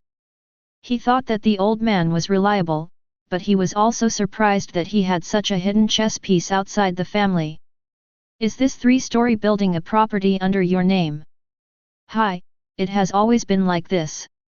The newspaper in the future will also be run under my name." Kishisuk nodded again in response. "Very good, you should have understood the general outline of the work. I will explain the specifics to you later. The newspaper's first step is to obtain permission from the Konoha Hokage to report, or to persuade the Hokage to join and grant him appropriate rights." Kishisuk was shocked by Shenglan's words, and the series of instructions that followed made him worship the young boy in front of him like a god. He was surprised at the unique and active thinking of this young man, and was even more shocked by the invisible confrontation behind this newspaper. And the ambition hidden deep within. In the next few days, Shenglan stayed on the top floor of the newspaper office, and while ordering Kishisuk to do things, he also secretly observed the establishment of the newspaper office. From a large number of information collectors, to various types of reporters who collected interesting stories, as well as various literary editors with high levels of knowledge, Shenglan reviewed them one by one, and used the transformation technique to disguise himself and spread correct and just ideas to them. While he was explaining the newspaper's philosophy to everyone, he also fed them all kinds of toxic chicken soup. He asked everyone to be loyal to the facts, adhere to the authenticity of news, and put the interests of the people first in everything. He also asked journalists to objectively overcome the subjective tendencies in news reports and to collect and report information bravely, fairly, and accurately. Finally, Shenglan called them the embodiment of justice and said they were pioneers in exposing the darkness. Anyway, those who listened to his brainwashing either had their faces flushed with excitement or their eyes filled with tears. Because they have never tasted such delicious toxic chicken soup, and it is also the first time they know and understand the noble significance of their work. You can handle the specific printing, publishing, and other minor issues yourself. Hey, leave it to me. Kishisuk guaranteed that with Shenglan's help recently, he had gained a lot of knowledge and had a clearer view of the direction of the newspaper's operation. It can be said that Kishisuk originally had no idea about setting up a newspaper, but after getting guidance from Shenglan, he finally understood the general idea. Also, before you open the business, you must get the Hokage's approval, or rather, his consent. This is very important. Do you need me to teach you how to do it? Chapter 67. Upon hearing this, Kishisoke quickly bowed and said, "Please teach me, sir." In recent days, Shenglan has been asking him to call her by her name, but this guy keeps calling her adult. Shenglan is helpless, but he also understands the servility of some Japanese people, so he just lets him do what he wants. You can start with Konoha's history, have people write a few articles that align with Konoha's principles, and then do this and that. Shenglan gave some advice on how to deal with the situation, and Kishisoke was stunned. 2 days later, Kishisoke went to the Hokage office building with 4 long articles. At the Hokage's summons, he presented these 4 articles. The words in the article were densely packed. Third Generation frowned and looked to the top of the article. He was shocked to see the titles of the 4 articles. One article is titled, History of Konoha, and the other is titled, Will of Fire. There are also 2 biographies of characters, one titled The God of Ninja and the other titled Sacrificing One's Life for Righteousness. You are. The Third Generation looked at Kishisoke in shock. Seeing that Kishisoke didn't respond, Third Generation casually picked up an article and glanced at it. When the Third Generation was fascinated by the show, their faces became gloomy and uncertain. Kishisoke's expression gradually became solemn. The 2 Hokage consultants in the office seemed a little confused and intimidated when they saw the Hokage lose his composure. Third Generation, I am deeply moved by the hardships and difficulties in establishing Konoha, and I admire the righteousness of all the previous Hokage. I intend to write an article to promote and spread the spirit of the first generation and the Nidaime. I want to instill in the people the immortal belief of courageous dedication and perseverance, and I want to spread to them the iron will of loyalty to Konoha. Please allow me, Third Generation. Kishisoke bowed and pleaded with a slight tremor in his voice. His words made the third Hokage stand up quickly. Ignoring the fallen pipe on the ground, the Third Generation hurried to Kishisoke's side, helped him up and said softly, "Sir, this is a great honor, but please wait a day for me to consider it." As it should be. Kishisoke smiled brightly upon hearing this and did not say anything more. His straightforwardness made the Third Generation feel good about him. "Someone, take the gentleman downstairs." The Third Generation suddenly spoke, and an Anbu flashed out. He respectfully opened the door for Kishisoke. Listening to the middle-aged man's generous words and seeing that the Hokage actually respected this middle-aged man so much, the 2 looked at each other, then stood up and looked at the 4 articles. Looking at these 4 articles, Third Generation and the 2 consultants looked shocked and serious. The Third Generation first picked up the article titled Sacrificing One's Life for Righteousness. Compared with the other 3 articles, this article had the fewest words, but it held the greatest weight in his heart. This is a life story about the second Hokage. It is written with flesh and blood. Although it is a little unrealistic and many parts are based on guesswork and a bit exaggerated, it is generally very close to the truth and fits the image of the mentor in the minds of the Third Generation. There is also a little description about him in it. The righteousness in sacrifice one's life for righteousness does not only mean justice, but also the master-disciple relationship between him and the second Hokage. This deeply touched the sensitive hearts of the Third Generation. Taking a deep breath, Third Generation put down the article and was about to pick up his pipe when he found that he had dropped it on the ground unknowingly. Picking up the pipe, Third Generation lit it and took a deep drag. "Come here, don't let anyone disturb me today. Let's discuss everything tomorrow." Faced with the Hokage's irresponsible order, the 2 usually strict and harsh advisors rarely responded. They were immersed in a sea of words at this moment. Picking up the copy of The Will of Fire, Third Generation read it carefully, nodding and smiling unconsciously. The article was very didactic, but for the strict and old-fashioned middle-aged Hokage, he felt very satisfied. The third article, The God of Ninja, has more words. It not only describes the god of ninja, Senju Hashirama, but also the Shura of the ninja world, Uchiha Madara. The article focuses on the kindness of the first generation and the hardships of founding Konoha. Although the writing is very exaggerated and false, the third generation feels warmed when reading it. He understands the difficulties of the first generation and admires their greatness even more. In fact, 2/3 of this article was written by Shen Glan, and then it was handed over to several high-level literary editors for polishing. Those civilian writers unanimously agreed that the article was a myth and did not believe its content at all. Although they questioned the false exaggeration in Shenglan's article, it was the first task assigned by the boss, so they could only hold their noses and polish the article. Shenglan saw their reactions, but he didn't care about their thoughts at all. How could a few frogs in a well understand how big the world is? The last article is the history of Konoha, most of which are documented facts of Konoha, and some are secrets that are not secret.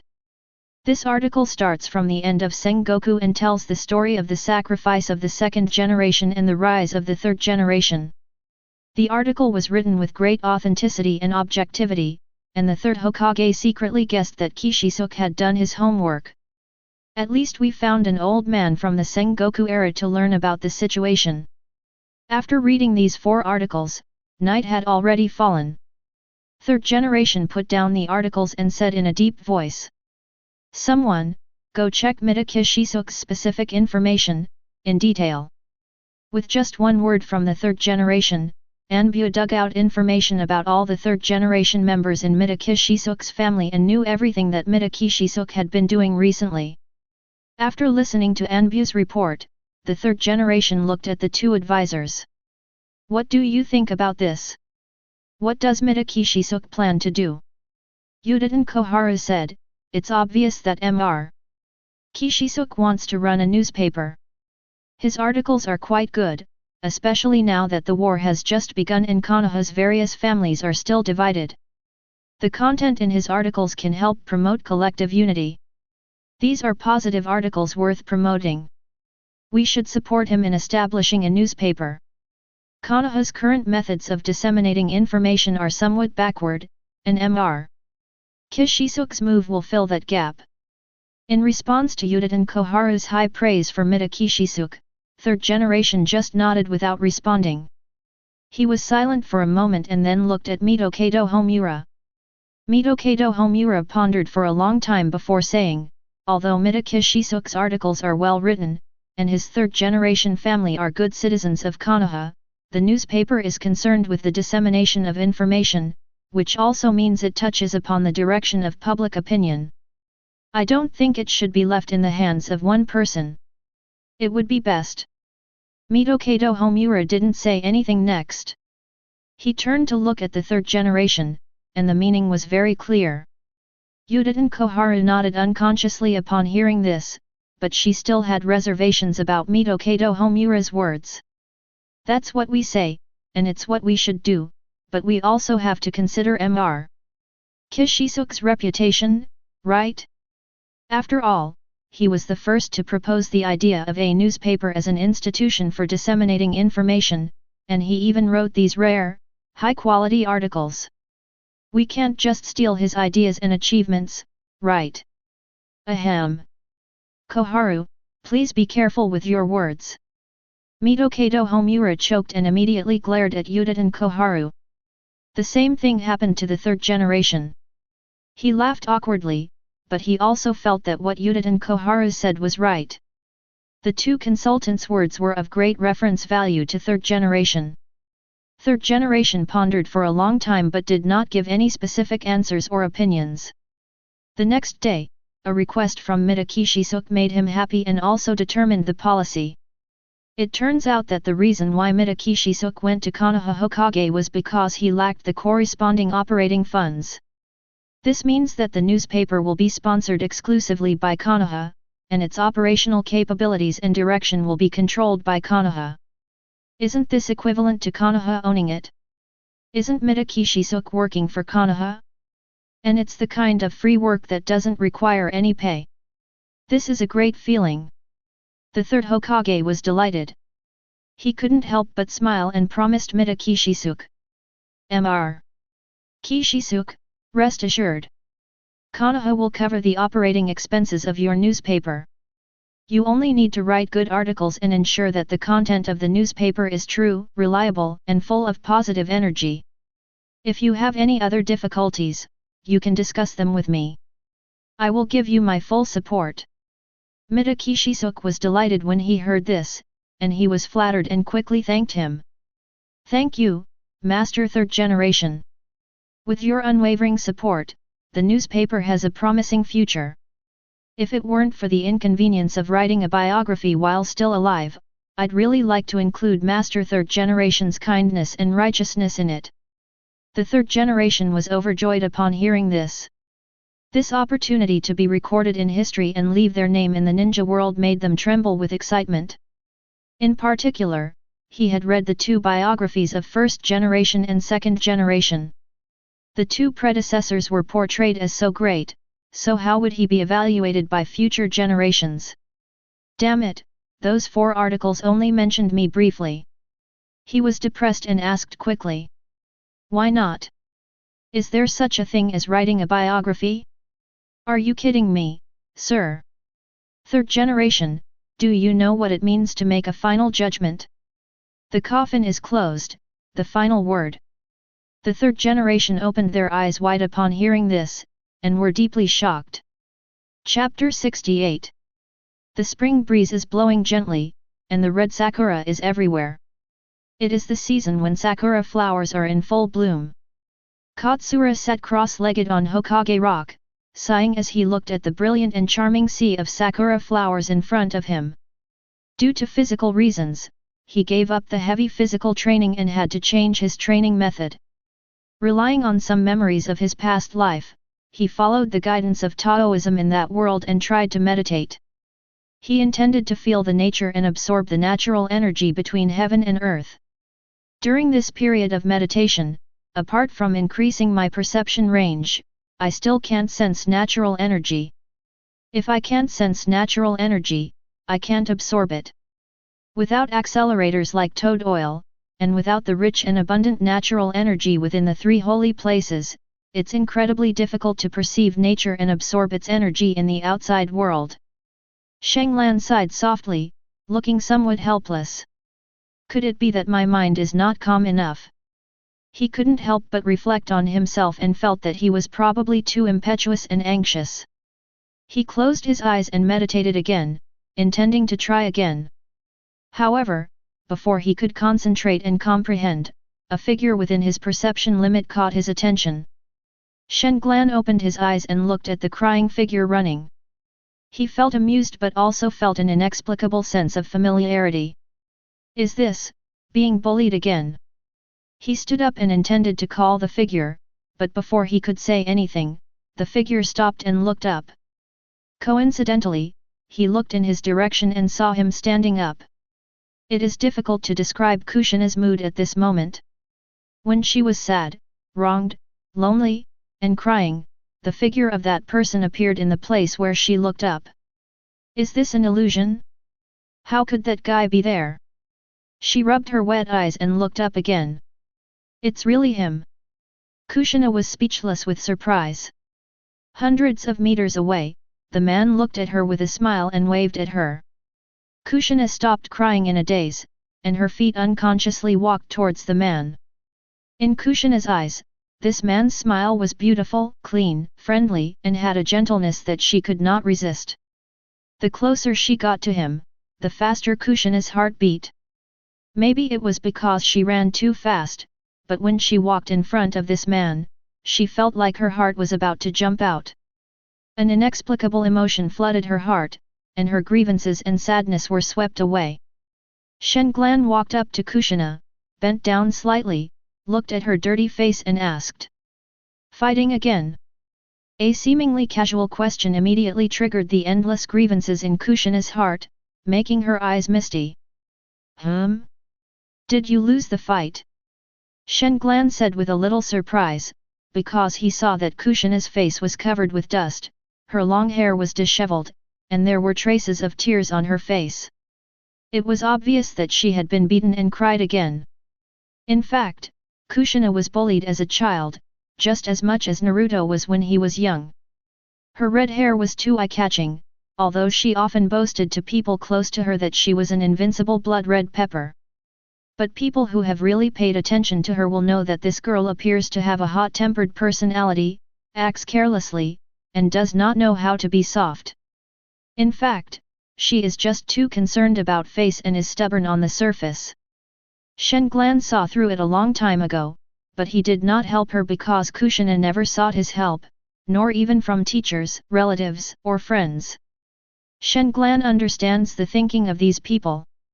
Facing Kushina, who is full of self-esteem, stubborn, hot-tempered, and loves to brag, Shen Glan feels helpless and funny at the same time. The one who could beat our invincible blood-red chili to tears must be at least a Chunin. No, he could even be a Jonin. Shen Glan was surprised and pretended to frown. His words made Kushina's pretty face blush slightly, and the mist on her face instantly dissipated. Actually, the person who hit me just now was just a newly graduated genin, but seeing Shen Glan's serious look, I was too embarrassed to say it out loud. Don't talk nonsense, I wasn't beaten to tears. I was just blinded by the wind and sand during the fight just now. Besides, he can't beat me. Kushina did defeat the opponent, although that person was just a genin, but this was already amazing. The reason she lied a little was just because she didn't want Shen Glan to see her vulnerability. I told you. How could that powerful female hero who overpowered all the troublemakers in the ninja school and was feared by thousands of boys, a powerful being that even I had to avoid, be defeated? Faced with Shen Glan's serious antics and his constant flattery, Kushina seemed a little lost. Is that me you're talking about? Who else could it be if not you? Shen Glan asked back in confusion. Ha ha ha. Of course. I'm the invincible blood-red chili pepper. Kushina put his hands on his hips and laughed triumphantly. Seeing that she even used that strange catchphrase, Shen Glan grinned knowingly. The reason why Kushina was so happy was not because she felt that she was a good fighter, but because she was recognized. Although this sentence seemed to be trying to cheer herself up, it was enough to clear away all the grievances in her heart. After Kushina calmed down, she looked at the sakura flowers flying all over the sky and said softly, "Thank you." Shen Glan tilted his head and looked at her and smiled. If you're bullied at school in the future, remember to find helpers. You can find Mikoto, Nawaki, or Minato. If it's outside of school, forget it. I'm just an outsider. Kushina suddenly said with self-deprecating laughter. Hey? If you have such thoughts, it means you don't consider them as real friends. That's not the case. Kushina hurriedly explained after hearing this, but after seeing Shen Glan's gaze that seemed to be able to see through people's hearts, she lowered her head deeply. I just don't want to cause them any trouble. Including me. Shen Glan gave her a cold look. Kushina buried her head deeper upon hearing this. You're just an idiot. Shen Glan suddenly laughed angrily. Super big idiot. Who are you calling a super idiot? Do you believe I'll beat you up? Kushina blushed and looked a little embarrassed at first, but when she came to her senses she immediately puffed out her cheeks and glared. Seeing her clenched fists and raised eyebrows, Shen Glan couldn't help but find it very interesting. He suddenly understood why the boys in school always liked to bully her.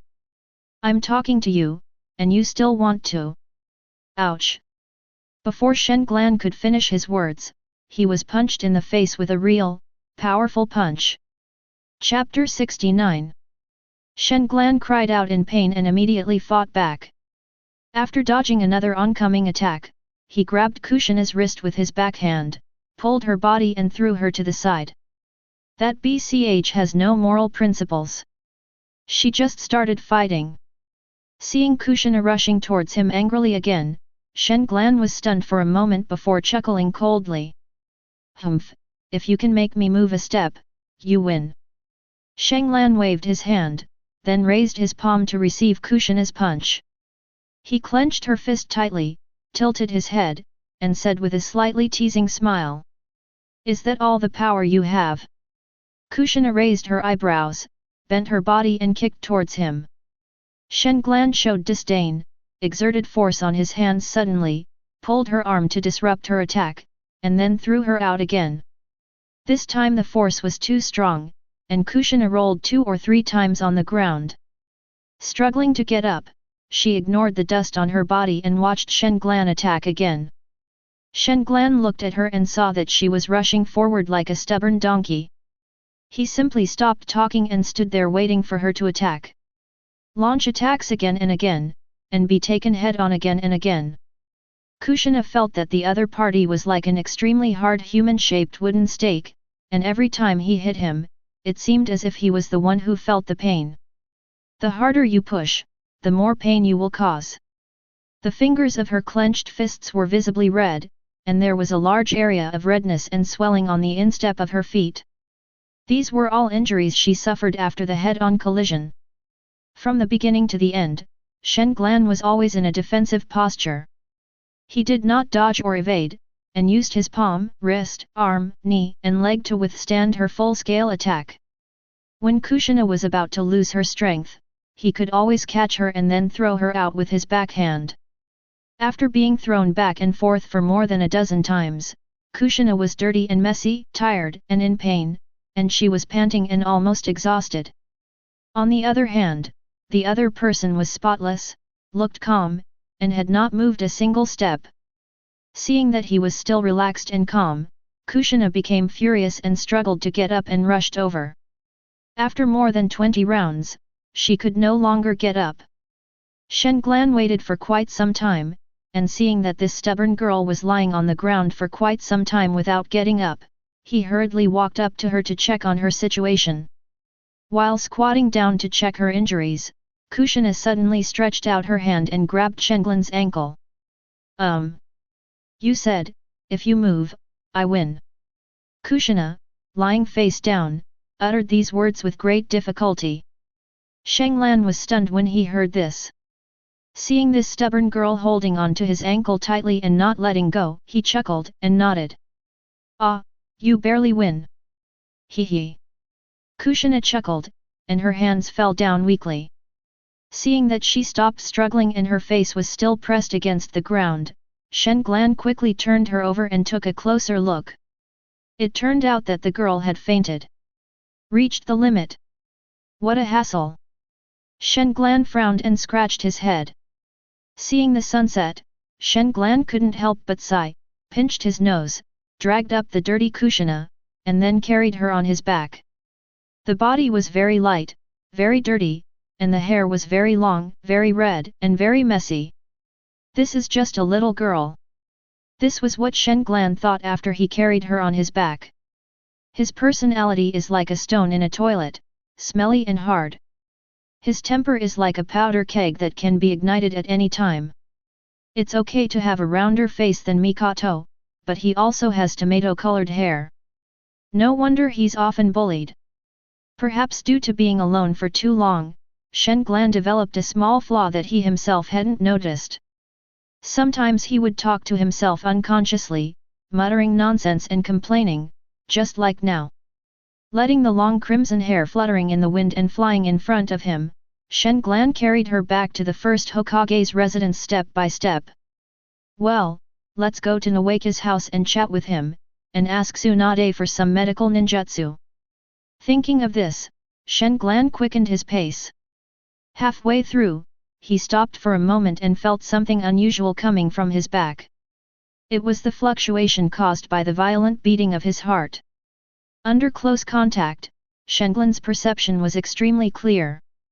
The damn girl is awake. He neither said anything nor asked anything, he just stood there.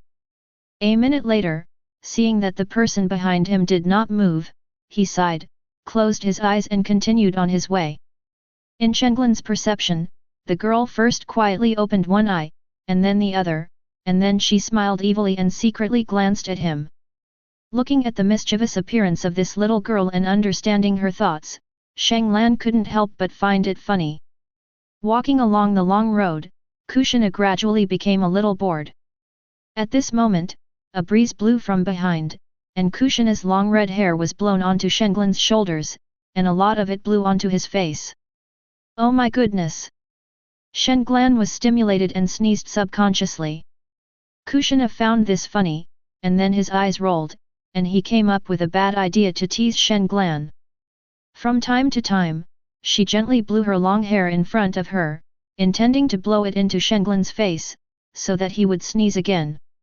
After several unsuccessful attempts in secret, perhaps because she had forgotten that she was in a coma, the sound of her breathing became louder and louder in Shenglan's ears. Seeing that the red-haired man was blocking his way again, Shenglan rolled his eyes and sighed. If you keep acting weird, get down and walk on your own. Seeing that her pretending to be unconscious was discovered, Kushina's heart pounded again. After being exposed, she simply threw the jar and shouted. No, my feet still hurt. After she said that, she put her arms around Shenglan's neck. I didn't ask you to kick me. If you hit someone, you will get hurt. Why do you blame me? Shenglan laughed and kept walking. Shut up, or I'll bite you. Kushina threatened with a red face. Shenglan quickly shut his mouth. This damn girl on his back had no moral code. If she said she would bite, then she really dared to bite and would bite. Feeling that his threat worked and even disrupted Shenglan's original pace, Kushina smiled triumphantly. Afterwards, she boldly rested her chin on Shenglan's shoulder, and their faces were extremely close in an instant. When Shenglan felt that dirty smiling face approaching, his originally calm and steady heart suddenly started pounding. An inexplicable emotion brewed and fermented in his heart. He subconsciously quickened his pace and dared not move his eyes to the left, because there was a face very close there. Don't get so close, your face is so dirty. Kushina's face was even more dusty than a cat's at this moment, with a thick layer of dust on it. Shenglan quickly tilted his head in disgust. His words instantly made Kushina's cheeks puff up. I won't. She said this angrily, and then even nudged Shenglan's face. Shenglan was shocked and blushed, and he immediately wanted to throw the damn girl behind him away. Fortunately, Kushina noticed Shenglan's thoughts and quickly put her arms around his neck, but she didn't dare to tease him anymore. When Kushina noticed the unusual speed at which Shenglan's pace quickened, she couldn't help but narrow her eyes and covered her mouth with her hands while giggling like a fox. In this strange and ambiguous atmosphere, Shenglan finally reached her destination with her on his back. After putting Kushina down, he turned around and left in a hurry. He even forgot the other two purposes of this trip. Kushina waved goodbye affectionately from behind. Thank you for taking me home, Shenglan-kun, I will miss you, ha ha ha.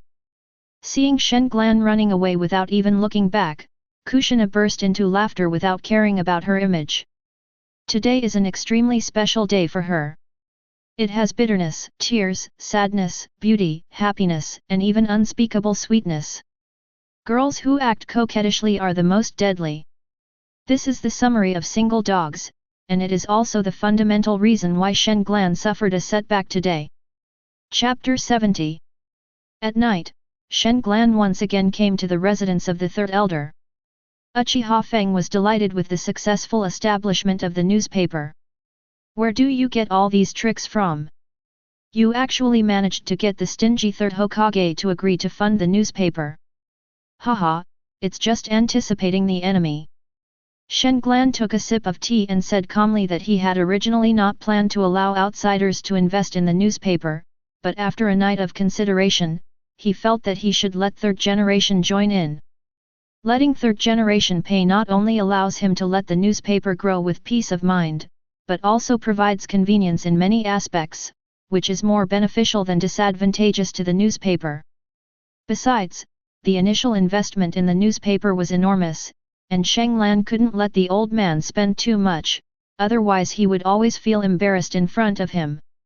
It was just right that the third generation had to be the scapegoat, and the appearance of the newspaper hit the third generation's weak spot. He learned from Mitakishisuk that third generation paid the money very generously. Shenglan touched his chin, considering whether to rip him off. The first issue of the newspaper has been printed. Take a look. After taking the newspaper handed to him by the old man, Shen Glan took a sip of tea and began to read it carefully. The newspaper is foldable, and when it is unfolded, there are only 2 parts of text on the front, and the back is blank. Of the 2 front parts, the left side published some of Konoha's latest policies, as well as some positive and energetic articles. One of them, titled The Will of Fire, was published in the most important position. The newspaper on the right side published 2 anecdotes, 2 small events, both of which are intended to be interesting, fun, thought-provoking, or touching, to attract others to read. There are also a few short stories and some funny jokes. Overall, the content of this newspaper is quite rich. Very good, the content is good, I'll just print it as is. However, the title is terrible, the name shouldn't be so random.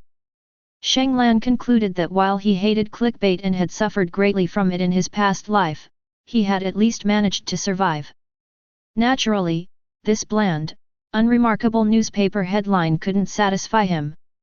Shen Glan no longer bothers to be a headline-grabbing person, because at this time Konoha newspaper is the only one in the market and has no competitors at all.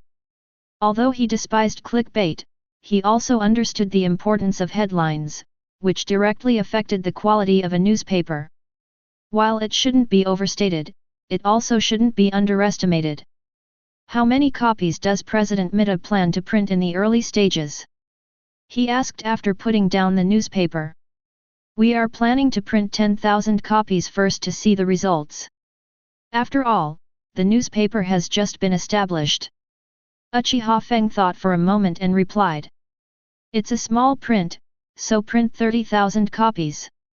Don't worry about sales. I've already told President Mida how to sell it. As long as he does what I say, it won't be a problem. Shen Glan taught Mida Kishisuk to sell the goods to merchants at bulk prices in the form of consignment in major consumer gathering places. This is a mutually beneficial cooperation.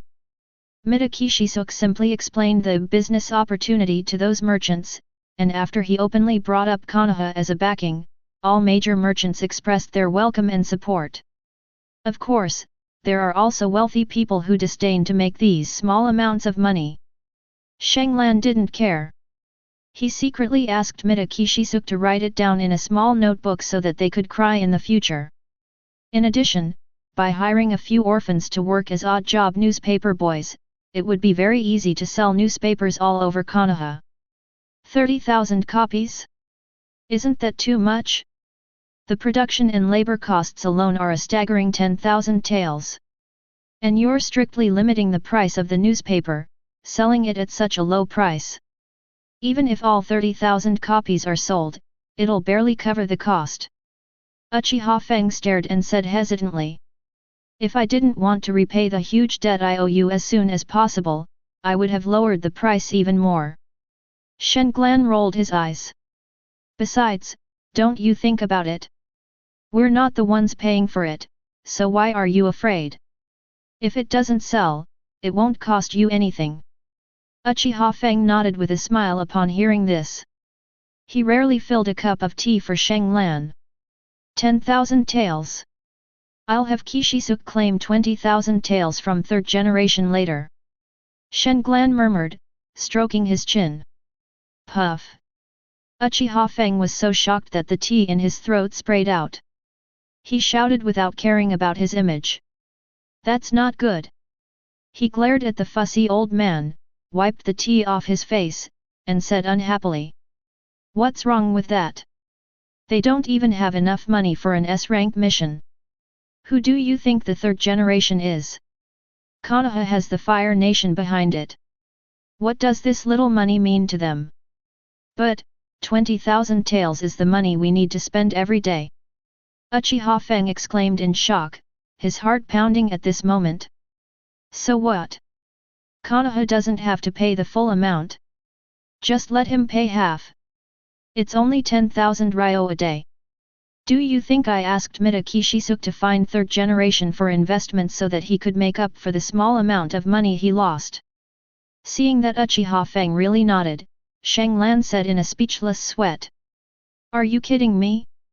I've spent so many days practicing, and I've even neglected my cultivation. How can I just stop so easily without helping you make a fortune? This 10,000 taels, considering Kanaha's wealth, is completely within our reach. Also, don't think that this is the only way a newspaper can make money. 10,000 taels is just a small amount of money. We can rely on inserting S in the newspaper and earn high advertising fees. That's the real way to make big money. After explaining to the old man the meaning of the money-making methods behind it, he was so excited that he almost died on the spot. He was completely suppressed by Shanglan's big plan and couldn't get out of it for a long time. If what Shanglan said was true, then in the future his family's income from the newspaper alone would be enough to support his clan members.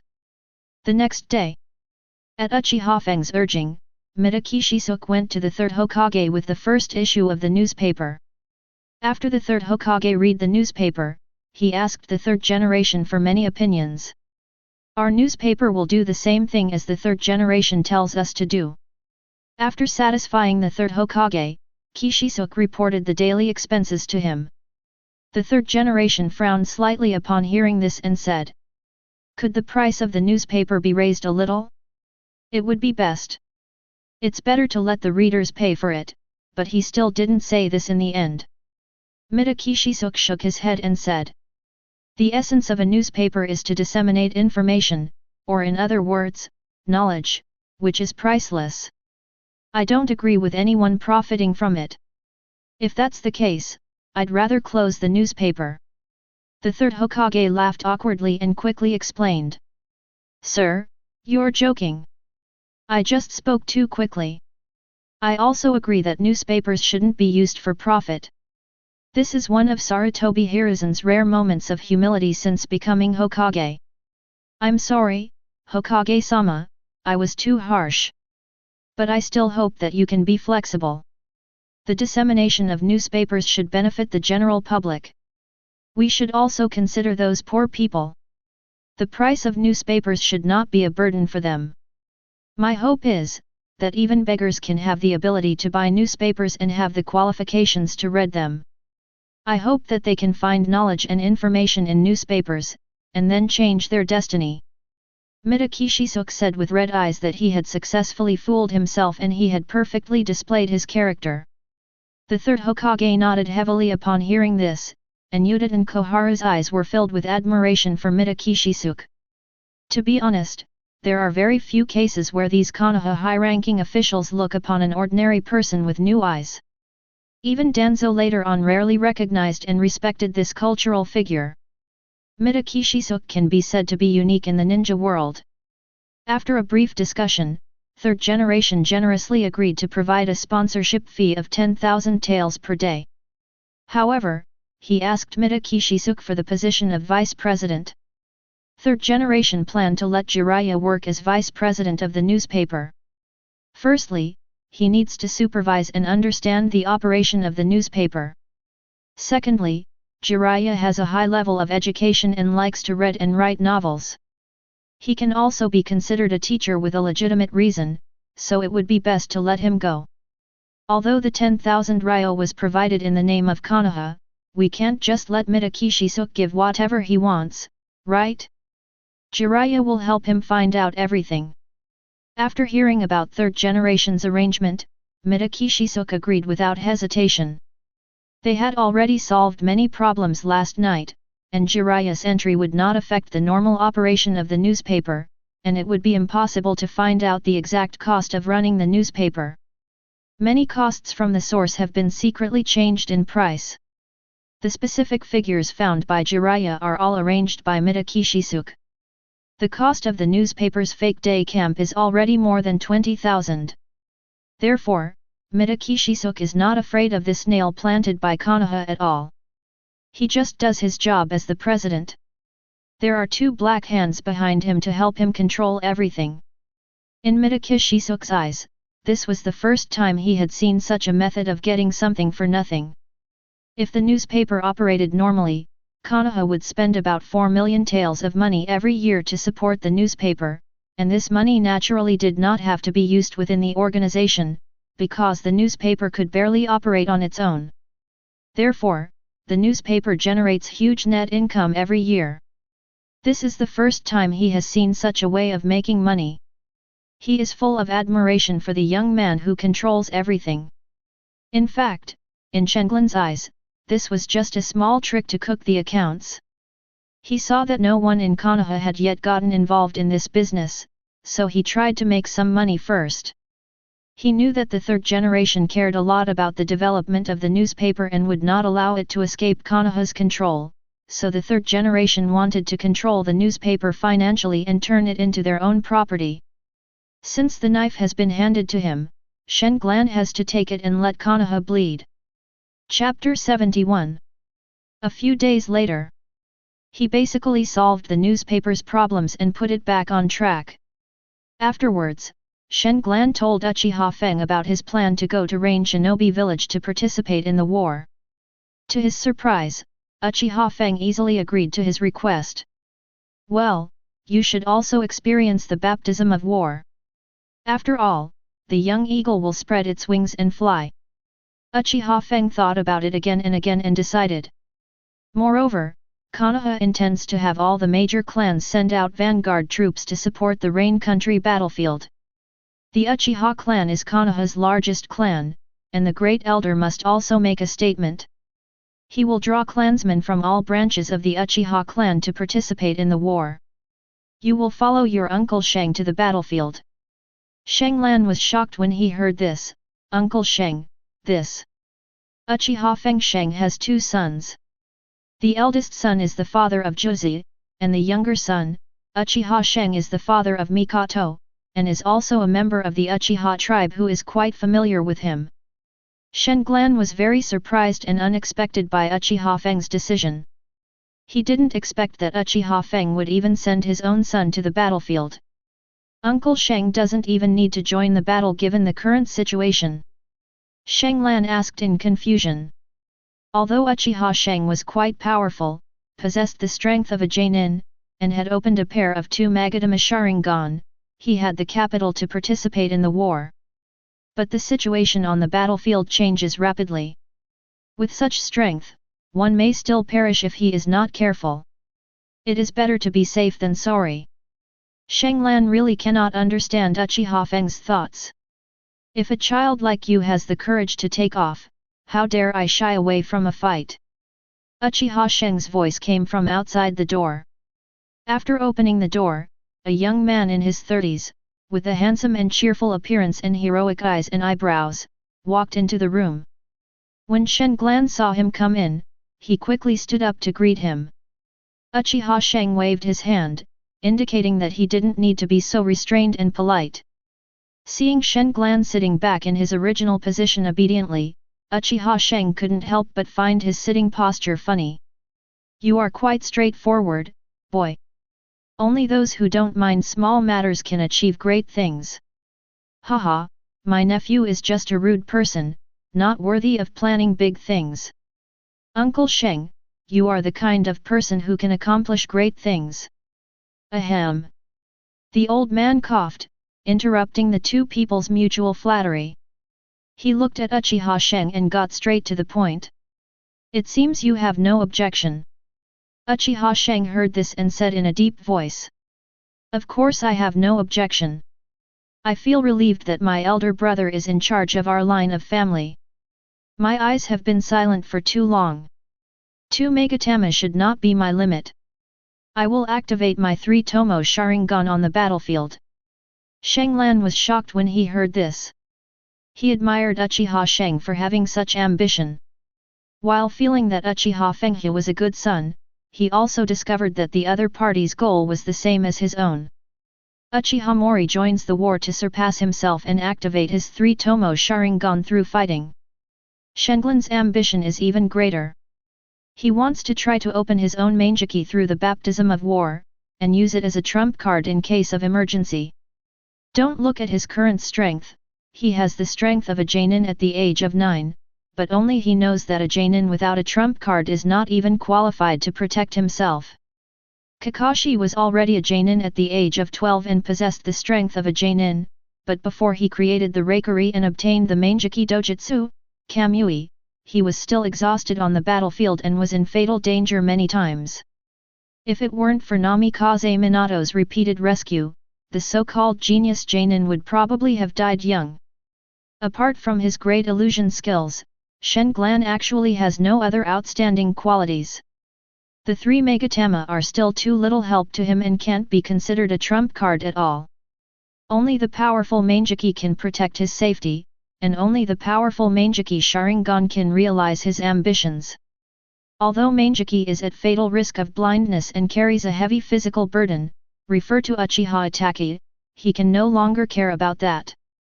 Only with more advanced eyes can he be qualified to access and plan for more powerful forces.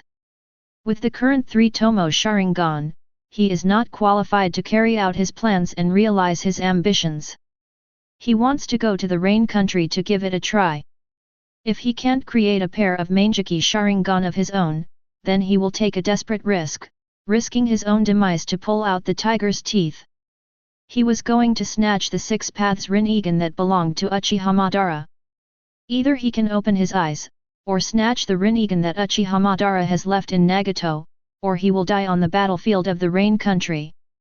He can only choose one of the 3 options, there is no room for him to make any other choices.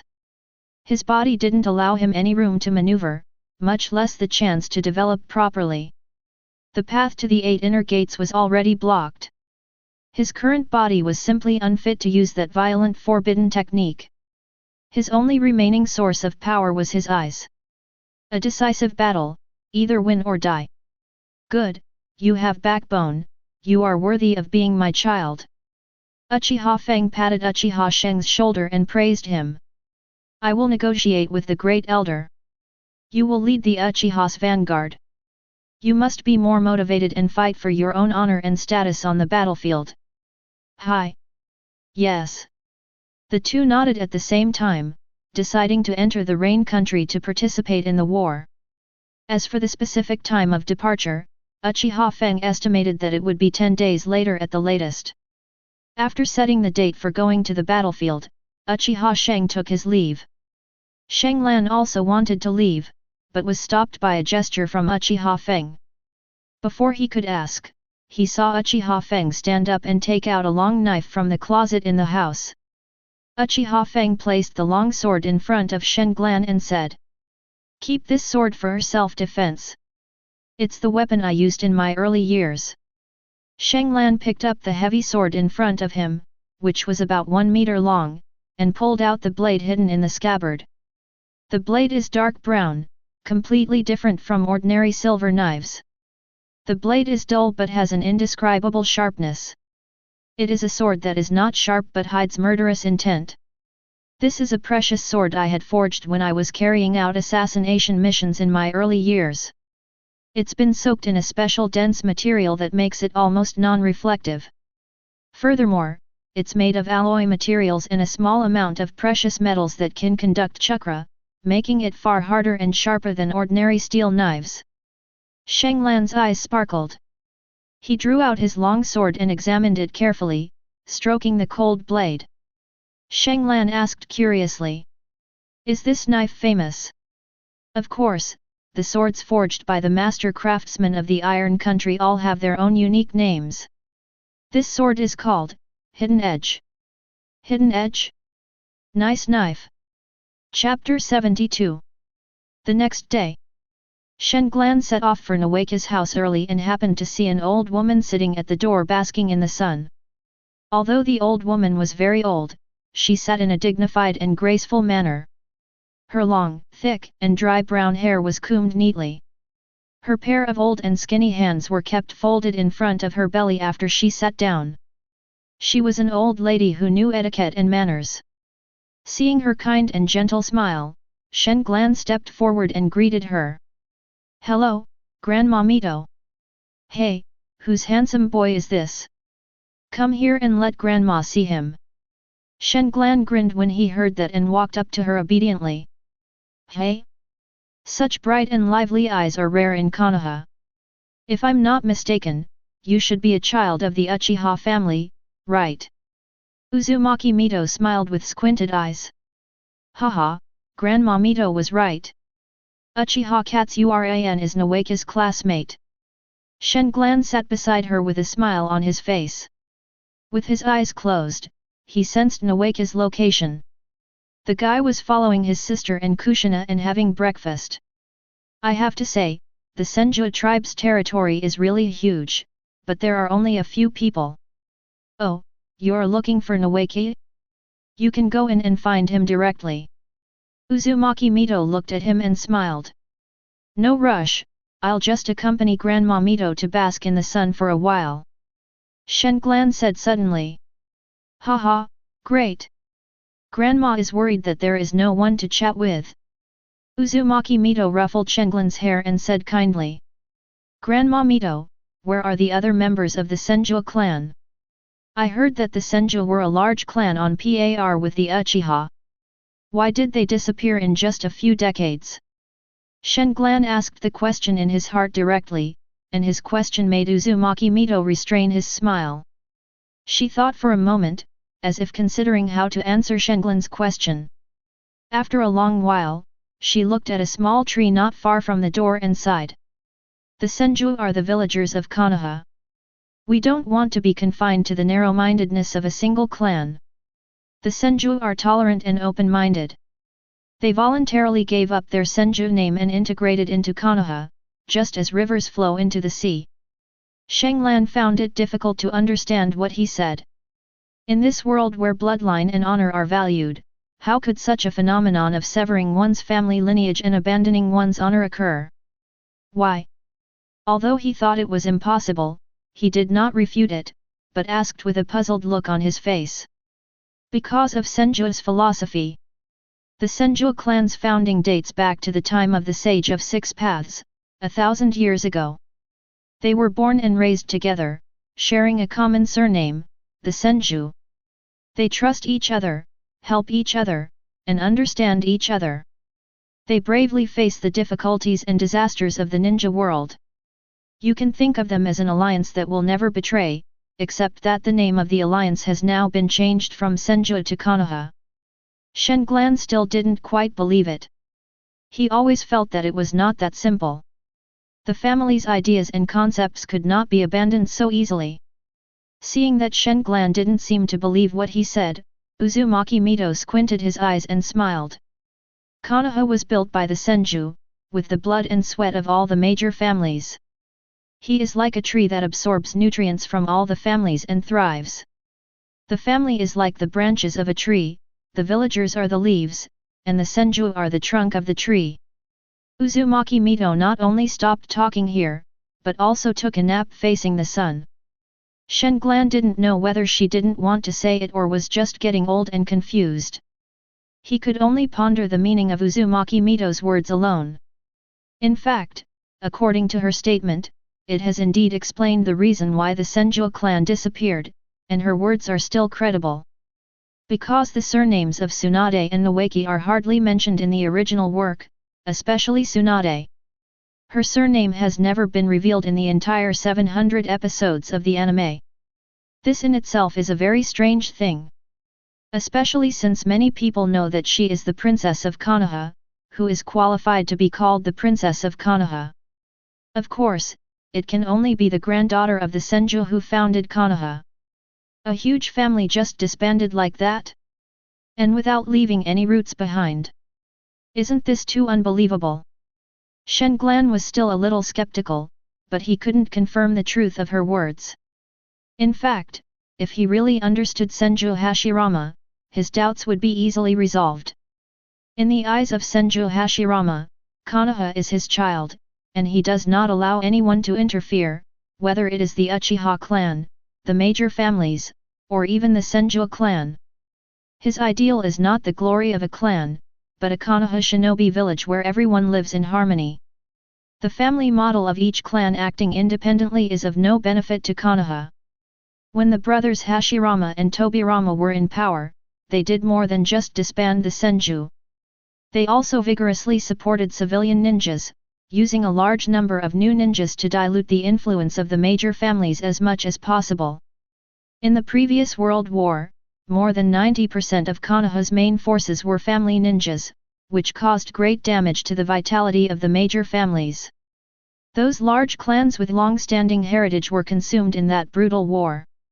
The major clans within Konoha have never recovered from this, just like the Ice Release Ninja clan of the Water Country, their population has dwindled and they have declined year by year.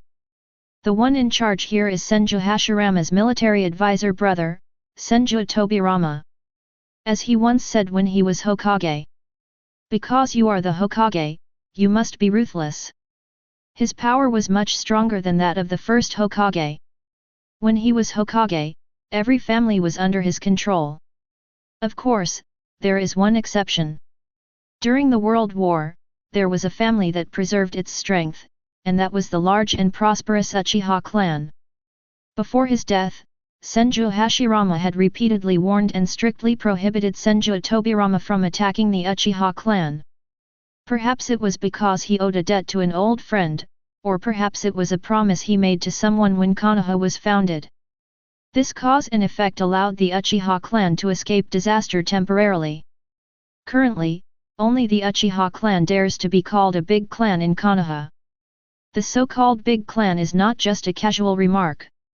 Any family that can be called a big clan has the strength to challenge a medium-sized ninja village alone. Even with sufficient resources, it is not impossible to challenge a large ninja village with less high-end strength such as Sand Shinobi village. Without this powerful support, Uchiha Fugaku in the original novel would not have dared to plot a coup and attempt to challenge Konoha with the power of his clan. Although he was defeated miserably and strangely, he was destroyed by the combined forces of Uchiha Itachi, Akatsuki, and the Root. But Uchiha Fugaku is definitely not a fool. If he didn't have some confidence, he would never have been so determined to rebel and cause his family to fall into the bottomless abyss. After Shen Glan pondered fruitlessly, he looked at the dozing old man with a slightly solemn expression. He did not forget that the old man in front of him was the first-generation Jinkriki of the Nine-Tails Fox Demon, and he also possessed the world's most unparalleled sealing technique. Whether it is the Shiki seal or the 8-sign seal that can seal the tailed beasts, they are all from the Uzumaki clan. Even though the old woman in front of him is dying, the 9-tails seal in her body is still as strong as a rock. I haven't detected a single trace of 9-tails fox spirit. The Uzumaki clan's sealing technique is truly powerful.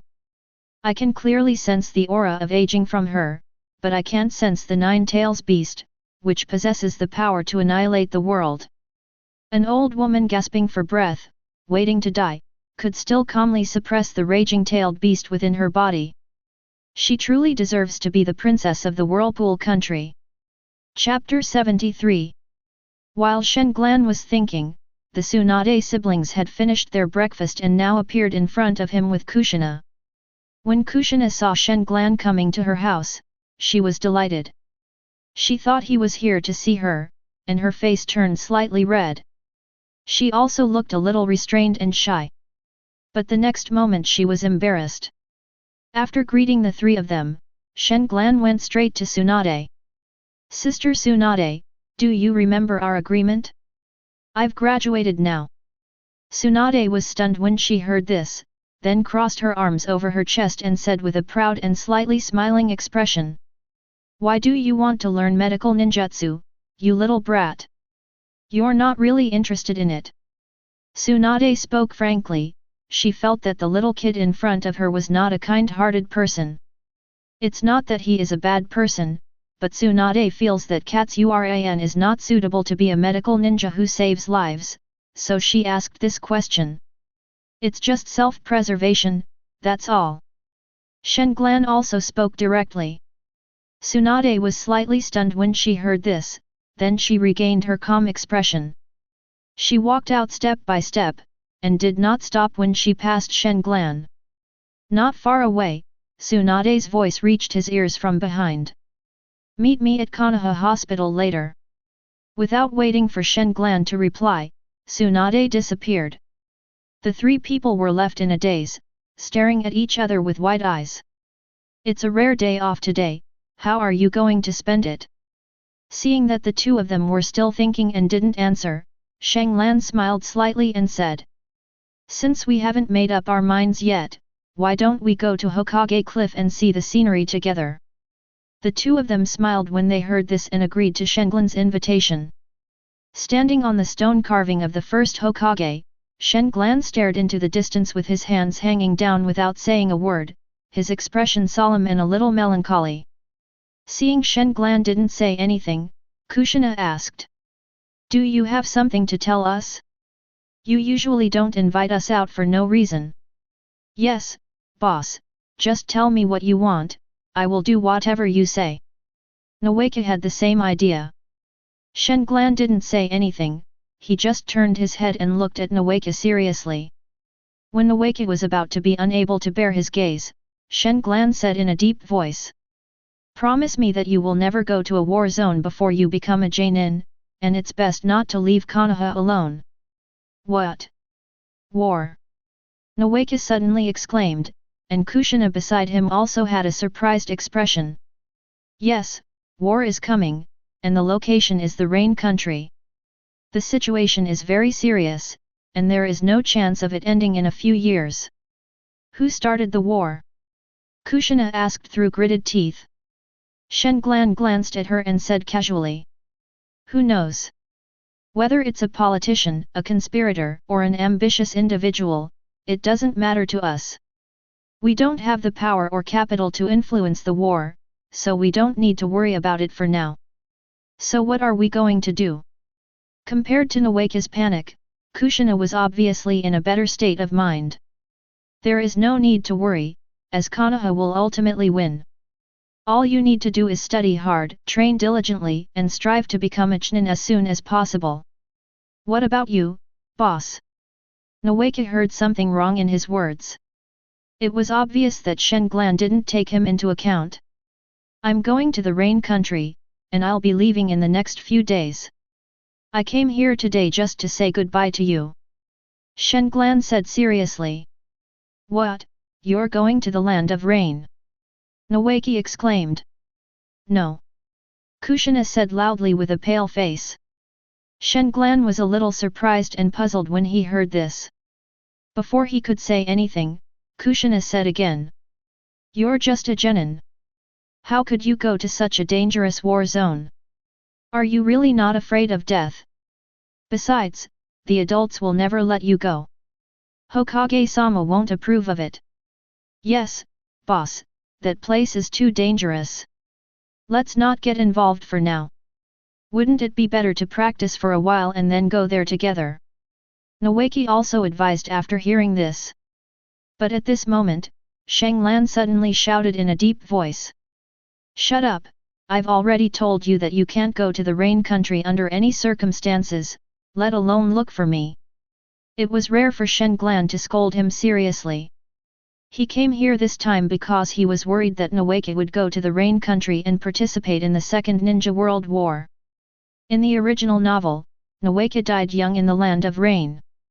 It is unknown whether he was killed by an explosive trap or his internal organs were ripped out. In any case, Shenglan would not allow him to go there. He was afraid that this kid would come looking for him, and even more afraid that this kid would die young. Although it was inconvenient to explain the reason to him, Shenglan was determined to stop him from going to the place of death. There are not many people that Shenglan cares about, and Nawaki is one of them. After several years of campus life, Shenglan has accepted him and has regarded him as a younger brother from the bottom of his heart. He really cannot tolerate the tragic death of this living brother in a foreign country. Seeing the somewhat flustered Nawaki, Shenglan couldn't help but sigh inwardly, but he said again without any room for easing.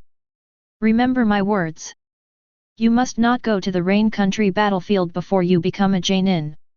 If you don't listen to me, we will have nothing to do with each other from now on, and I will no longer recognize you as my brother. Shenglan said this seriously and ignoring Nawaka's reaction, he continued. Also, if I see you in the land of Rain, don't blame me for breaking your legs. Ah! Nawaki exclaimed in surprise. He had no doubt about the truth of the words because he knew that the boss would do what he said. He hurriedly wanted to ask why, but when he saw Shenglan's cold eyes, he was so shocked that he took 2 steps back, and then hurriedly smiled awkwardly and nodded in agreement. Seeing him nod, Shenglan unconsciously walked down the cliff, but after a few steps, Shenglan stopped unconsciously. The atmosphere suddenly became quiet, no one spoke, and it seemed that this sightseeing tour was going to end in a bad mood. After a long while, with the breeze blowing, Shenglan turned his back to the two of them and whispered. You two must be good, study hard, practice hard, and strive to become Chunin as soon as possible. Shenglan lowered his head, and his voice was full of tenderness. Hearing these words, the two men couldn't help but tremble slightly in their hearts. An indescribable strange and heavy feeling filled their hearts, as if they were about to lose something. In fact, they didn't understand Shenglan's mood at the moment, nor did they understand the difficulties he was facing. He was very pessimistic about this trip to the Rain Country. First of all, it is the evolution of Sharingan. It is extremely difficult to open its eyes without great stimulation. Even if you are lucky enough to open Mangekyō, his body may not be able to withstand it. If he cannot overcome the two difficulties mentioned above, the only option left for him is to seize the Rinnegan. But this was just a thought. He wasn't even worthy enough to go against Big Boss Uchiha Madara right now. He probably couldn't even handle a small boss like Black Zetsu. Chapter 74. After saying goodbye to the two, Shenglan was invited to Orochimaru's residence. He had already peeled off the spring water of Mount Maiboku Toad Spring. A drop of blue water as small as the tip of a chopstick was extracted and sealed in a small glass bottle. Orochimaru held up the vial and said with an excited smile. Haha, only this small, special droplet of water was stripped from the spring water. The rest was either toad secretions or ordinary spring water. Although the stripping was not very thorough and a lot was wasted, I can guarantee that this droplet of water is very pure. All the natural energy is emitted from this droplet. Just a small drop. Shenglan frowned as he took the bottle.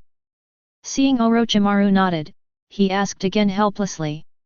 Have you ever tested the effects of this water? Orochimaru shook his head and sighed. No, as you can see, there's only this little bit. If I use it for experiments, there'll be nothing left. So, it's up to you to decide how to use it. Purpose? What use can such a small drop of water have? Shenglan couldn't help but sigh. You'd better make a decision as soon as possible, because this thing is very volatile and cannot be sealed in glass containers. In a few days, this drop of water will probably evaporate completely. Don't blame me for not reminding you. Orochimaru said seriously. Shenglan frowned again when he heard that, and simply opened the bottle and swallowed the drop of water in one gulp. Orochimaru really didn't expect him to be so decisive. He didn't even worry about whether the thing had other poisons, and swallowed it without any hesitation. While Orochimaru was shocked, he saw Shenglan was indifferent, as if nothing had happened. He couldn't help but ask Shenglan if he had any special feelings. When Shenglan swallowed the drop of water, he felt a coolness rushing straight to his abdomen. In an instant, all the chakras in his body were pushed and flowed by this cool force. He felt a refreshing and thorough coolness throughout his body, and an elusive special aura emanated from his body. It is an extremely gentle natural energy that can be absorbed by any living thing. My strength has increased, my body has become more relaxed, and even my chakra has increased significantly. Feeling the changes in his body, Shenglan couldn't help but have a very clear idea. If I had more of this stuff, it would definitely heal my body. Haha. It works, it really works. Shenglan laughed excitedly, a little out of control. Compared to the previous hopelessness, at this moment he finally knew where the life-saving straw was. He explained in detail to Orochimaru the effects of swallowing the water beads, and Orochimaru took a report and recorded everything. After finishing the recording, Orochimaru licked the corner of his mouth for some unknown reason. He looked at Shenglan and said with a gloating look. Now that we know for sure that Mount Miboku has what you need, but with your current strength, Katsura-kun, I'm afraid, it will be difficult, he he he.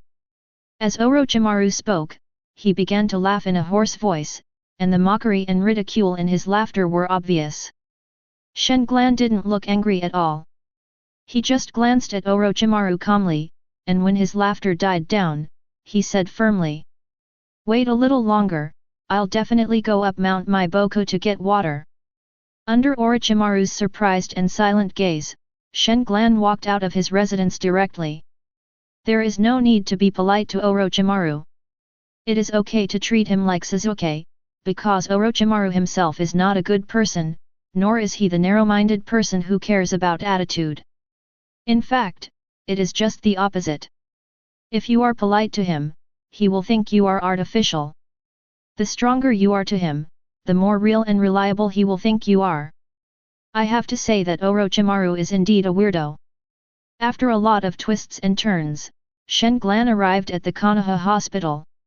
I wanted to go check on Yui Shinku, but he had already been discharged, and Ino, Shika, and CH had also been discharged.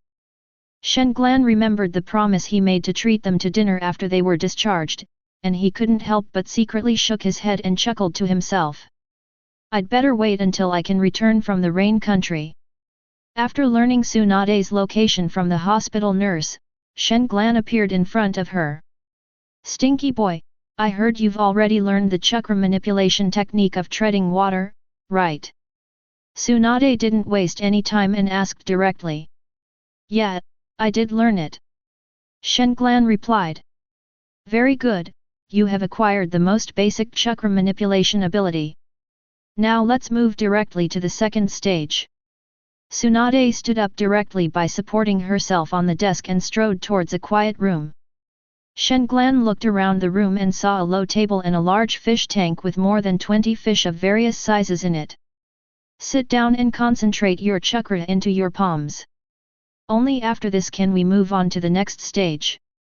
Tsunade crossed his arms and stared at Shenglan, giving him serious instructions. But just as she finished her words, she saw a faint blue light visible to the naked eye appearing in his palms. Tsunade's pupils shrank slightly when she saw this, and she was surprised that this kid could control chakras so skillfully. Very good, let's move on to the third stage. After Tsunade finished speaking, she walked towards the fish tank, then reached out and scooped out a thumb-sized fish. Suddenly, she threw it onto the coffee table, and the fish was thrown out more air than air, as if it had lost half its life. Use the chakra in your hand to cover the fish's body. Pay special attention to the fish's reaction and guide the chakra into its body. Use the chakra to repair its injuries. Remember, you must concentrate, control the degree of chakra release, and pay attention to the changes. You're in charge of the situation here. I have a lot of other things to do. Come back to me when you can heal a dying fish. After Tsunade finished speaking, without waiting for Shenglan to speak, she walked straight out of the room and walked in the direction she came from, leaving Shenglan alone in the room, looking at the twitching Xiao and smiling bitterly. Well, let's try what she said first. Shadow clone technique. Bang! Bang! Bang! As a puff of white smoke rose, 10 clones appeared in the room. Everyone should know what to do, right? 1 fish for each of us, let them fall half to death first, then rescue them. Soon, half an hour passed.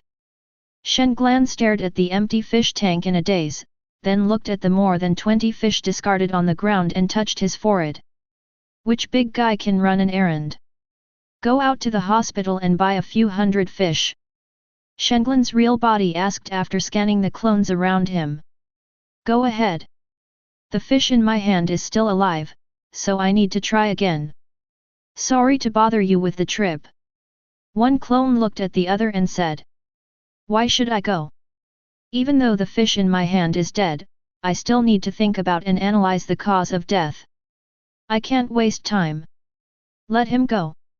His fish died early, so I probably won't gain any experience. Let him go.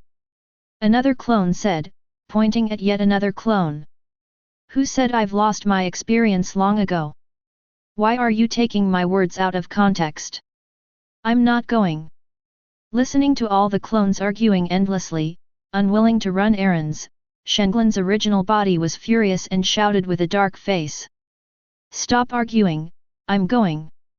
Seeing that the voice shocked all the clones, Shenglan nodded with satisfaction, thinking that he still had some prestige. But just as he was about to stand up, he saw all the clones shouting in unison. Why don't you go now?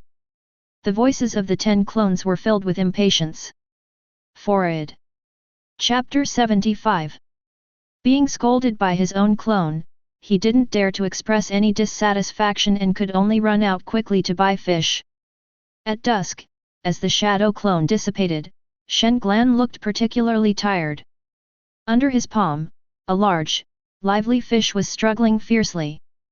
Seeing this, Shenglan smiled. The tired 3-tomo Sharingan was shining with the joy of progress. He succeeded, completing the target given by Tsunade in half a day.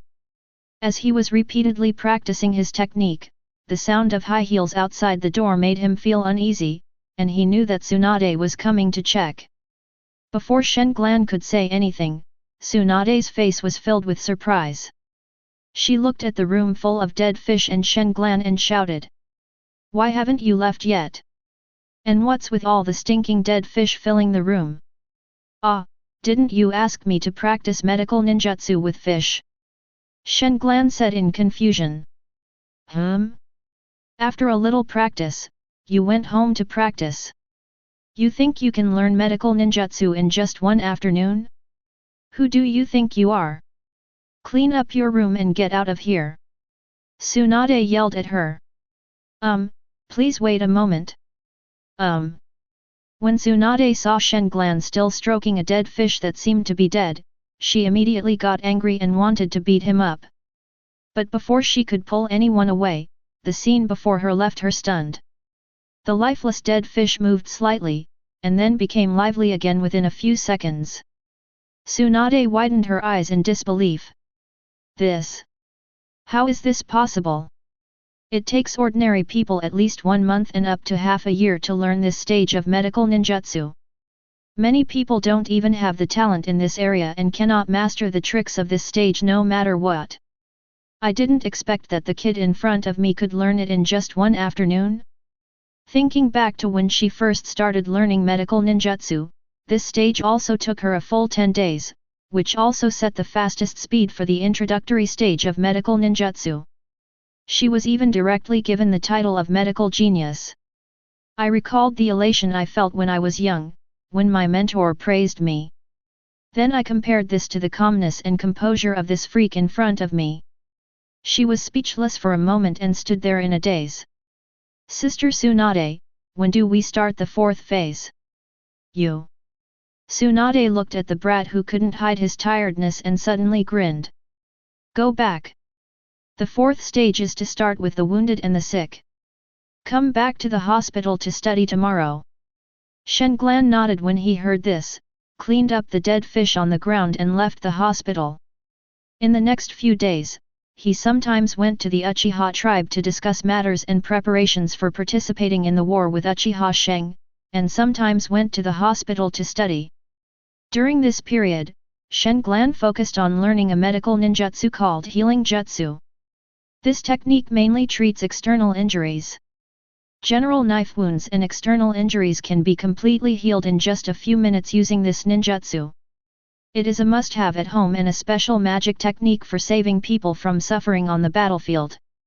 On the last day of their journey to the Rain Country, when Shenglan said goodbye to Might Dai, Old Dai, like an old father, gave him countless instructions and warnings, even admonishing him to save his life when in danger and to stay as far back as possible when fighting on the battlefield. In the quiet camp, Old Dai glanced around cautiously and said softly to Shenglan who was standing in front of the campfire. Xiaolan, it's too dangerous for you to go to the Rain Country now. Can't you go there later? Otherwise, you can go after becoming a Chunin. Look at you, a genin. Haha, don't worry, big brother. I know my limits. I'm only going there to do logistics and won't be fighting on the battlefield. Besides, I'm going there with a group of experts from my clan, so there won't be any problems. Shenglan said with a smile. Alas, I knew I couldn't persuade you, forget it. Seeing old Dai suddenly stand up from the ground, Shenglan tilted his head in confusion. Xiaolan, I'll teach you a forbidden technique tonight. Watch carefully. Shenglan was shocked when he heard this. Could it be? This technique is called 8 Inner Gates Formation. It unlocks the channels that bind chakra within the human body, thereby gaining temporary, powerful strength. Each time a portal is opened, explosive power and chakra are temporarily multiplied. While its power is immense, it also has significant side effects, or after effects. Really? 8 inner gates? Shenglan widened his eyes in surprise. This was the forbidden technique he had always dreamed of. He didn't expect Might Dai to teach it to him at this time. Open the door, open. Hush, door, open. The gate of life, open. Injury gate, open. Domenkai. Jingmen, open. As Might Dai's voice fell, the aura on his body increased exponentially, and the surging chakra spread out from his body visibly, and an indescribable powerful force suddenly erupted. He clenched his fist and punched out. A dazzling beam of light suddenly appeared from his fist, and in the blink of an eye, he fired out a terrifying air cannon with unstoppable force. With a loud bang, a big tree dozens of meters away was broken in half. The powerful force shocked Shenglan and he opened his mouth wide unconsciously. See? This is the power of this technique, but that's not all. I've only opened the 6th gate. The last 2 gates are the core power of this technique. I've only comprehended the 7th gate so far, and I still have no idea about the 8th gate. But from what I know, the 8th gate is the death gate. Opening it will lead to death. You must not open this last gate. After unlocking the 8 inner gates, Might Dai was sweating profusely. With his current physical condition, it was already very difficult for him to open the 6th gate. The 7th gate was a life-or-death experience. After opening it, he would have to lie in bed for at least a day without being able to move, and he would have to endure severe pain. This is a forbidden technique, meant to save your life. Good or bad luck is unpredictable on the battlefield. If you encounter an unmatched opponent, using this technique might give you a fighting chance, or at worst, you can escape. Shenglan's eyes turned slightly red when he heard this. Looking at Might's pale face, he was moved. Then he nodded heavily. Might Dai stayed for most of the night, and he carefully explained to Shenglan how the chakra of the 8 inner gates formation operated, as well as its advantages and disadvantages. Under Lao Dai's protection, Shenglan followed his instructions and immediately opened the 4th gate before the 8 inner gates. After the opening of the injury gate, Shenglan trembled all over, and a feeling of powerlessness came over him. He knew that this was his current limit. If he opened another gate, it would probably cause irreversible damage to his body. Because he already had a serious illness and had made no progress in physical training, the 8 inner gates were currently of no benefit to him. Forcing himself to use them would be like drinking poison to quench thirst, and would only lead to his own death. Hey? How come you only reached the 4th gate? I know your physical condition, and logically you should be able to drive as far as the 5th gate. Might Dai said puzzledly. Well, it's probably because I'm not familiar with this forbidden technique yet. Shenglan Qiang said with a smile. Oh, I see. But the 8 inner gates shouldn't be difficult. After all, as long as you know how to open them and the chakra's route, driving to the 7th gate shouldn't be difficult either. Of course, that's only if your body can handle it. Yeah, I'm just not very familiar with it at first. Let me take it easy first. Shenglan said with a smile that he had concealed his chronic illness because he didn't want Might to have any psychological burden, because he was one of the few people in this cruel world who was truly kind to him. After bidding farewell to Might Dai, Shen Glan lay alone on the grass beside the stream. There was no light around him and he was completely immersed in darkness. The scene at this moment was just like the predicament he was about to face, with almost no light and hope.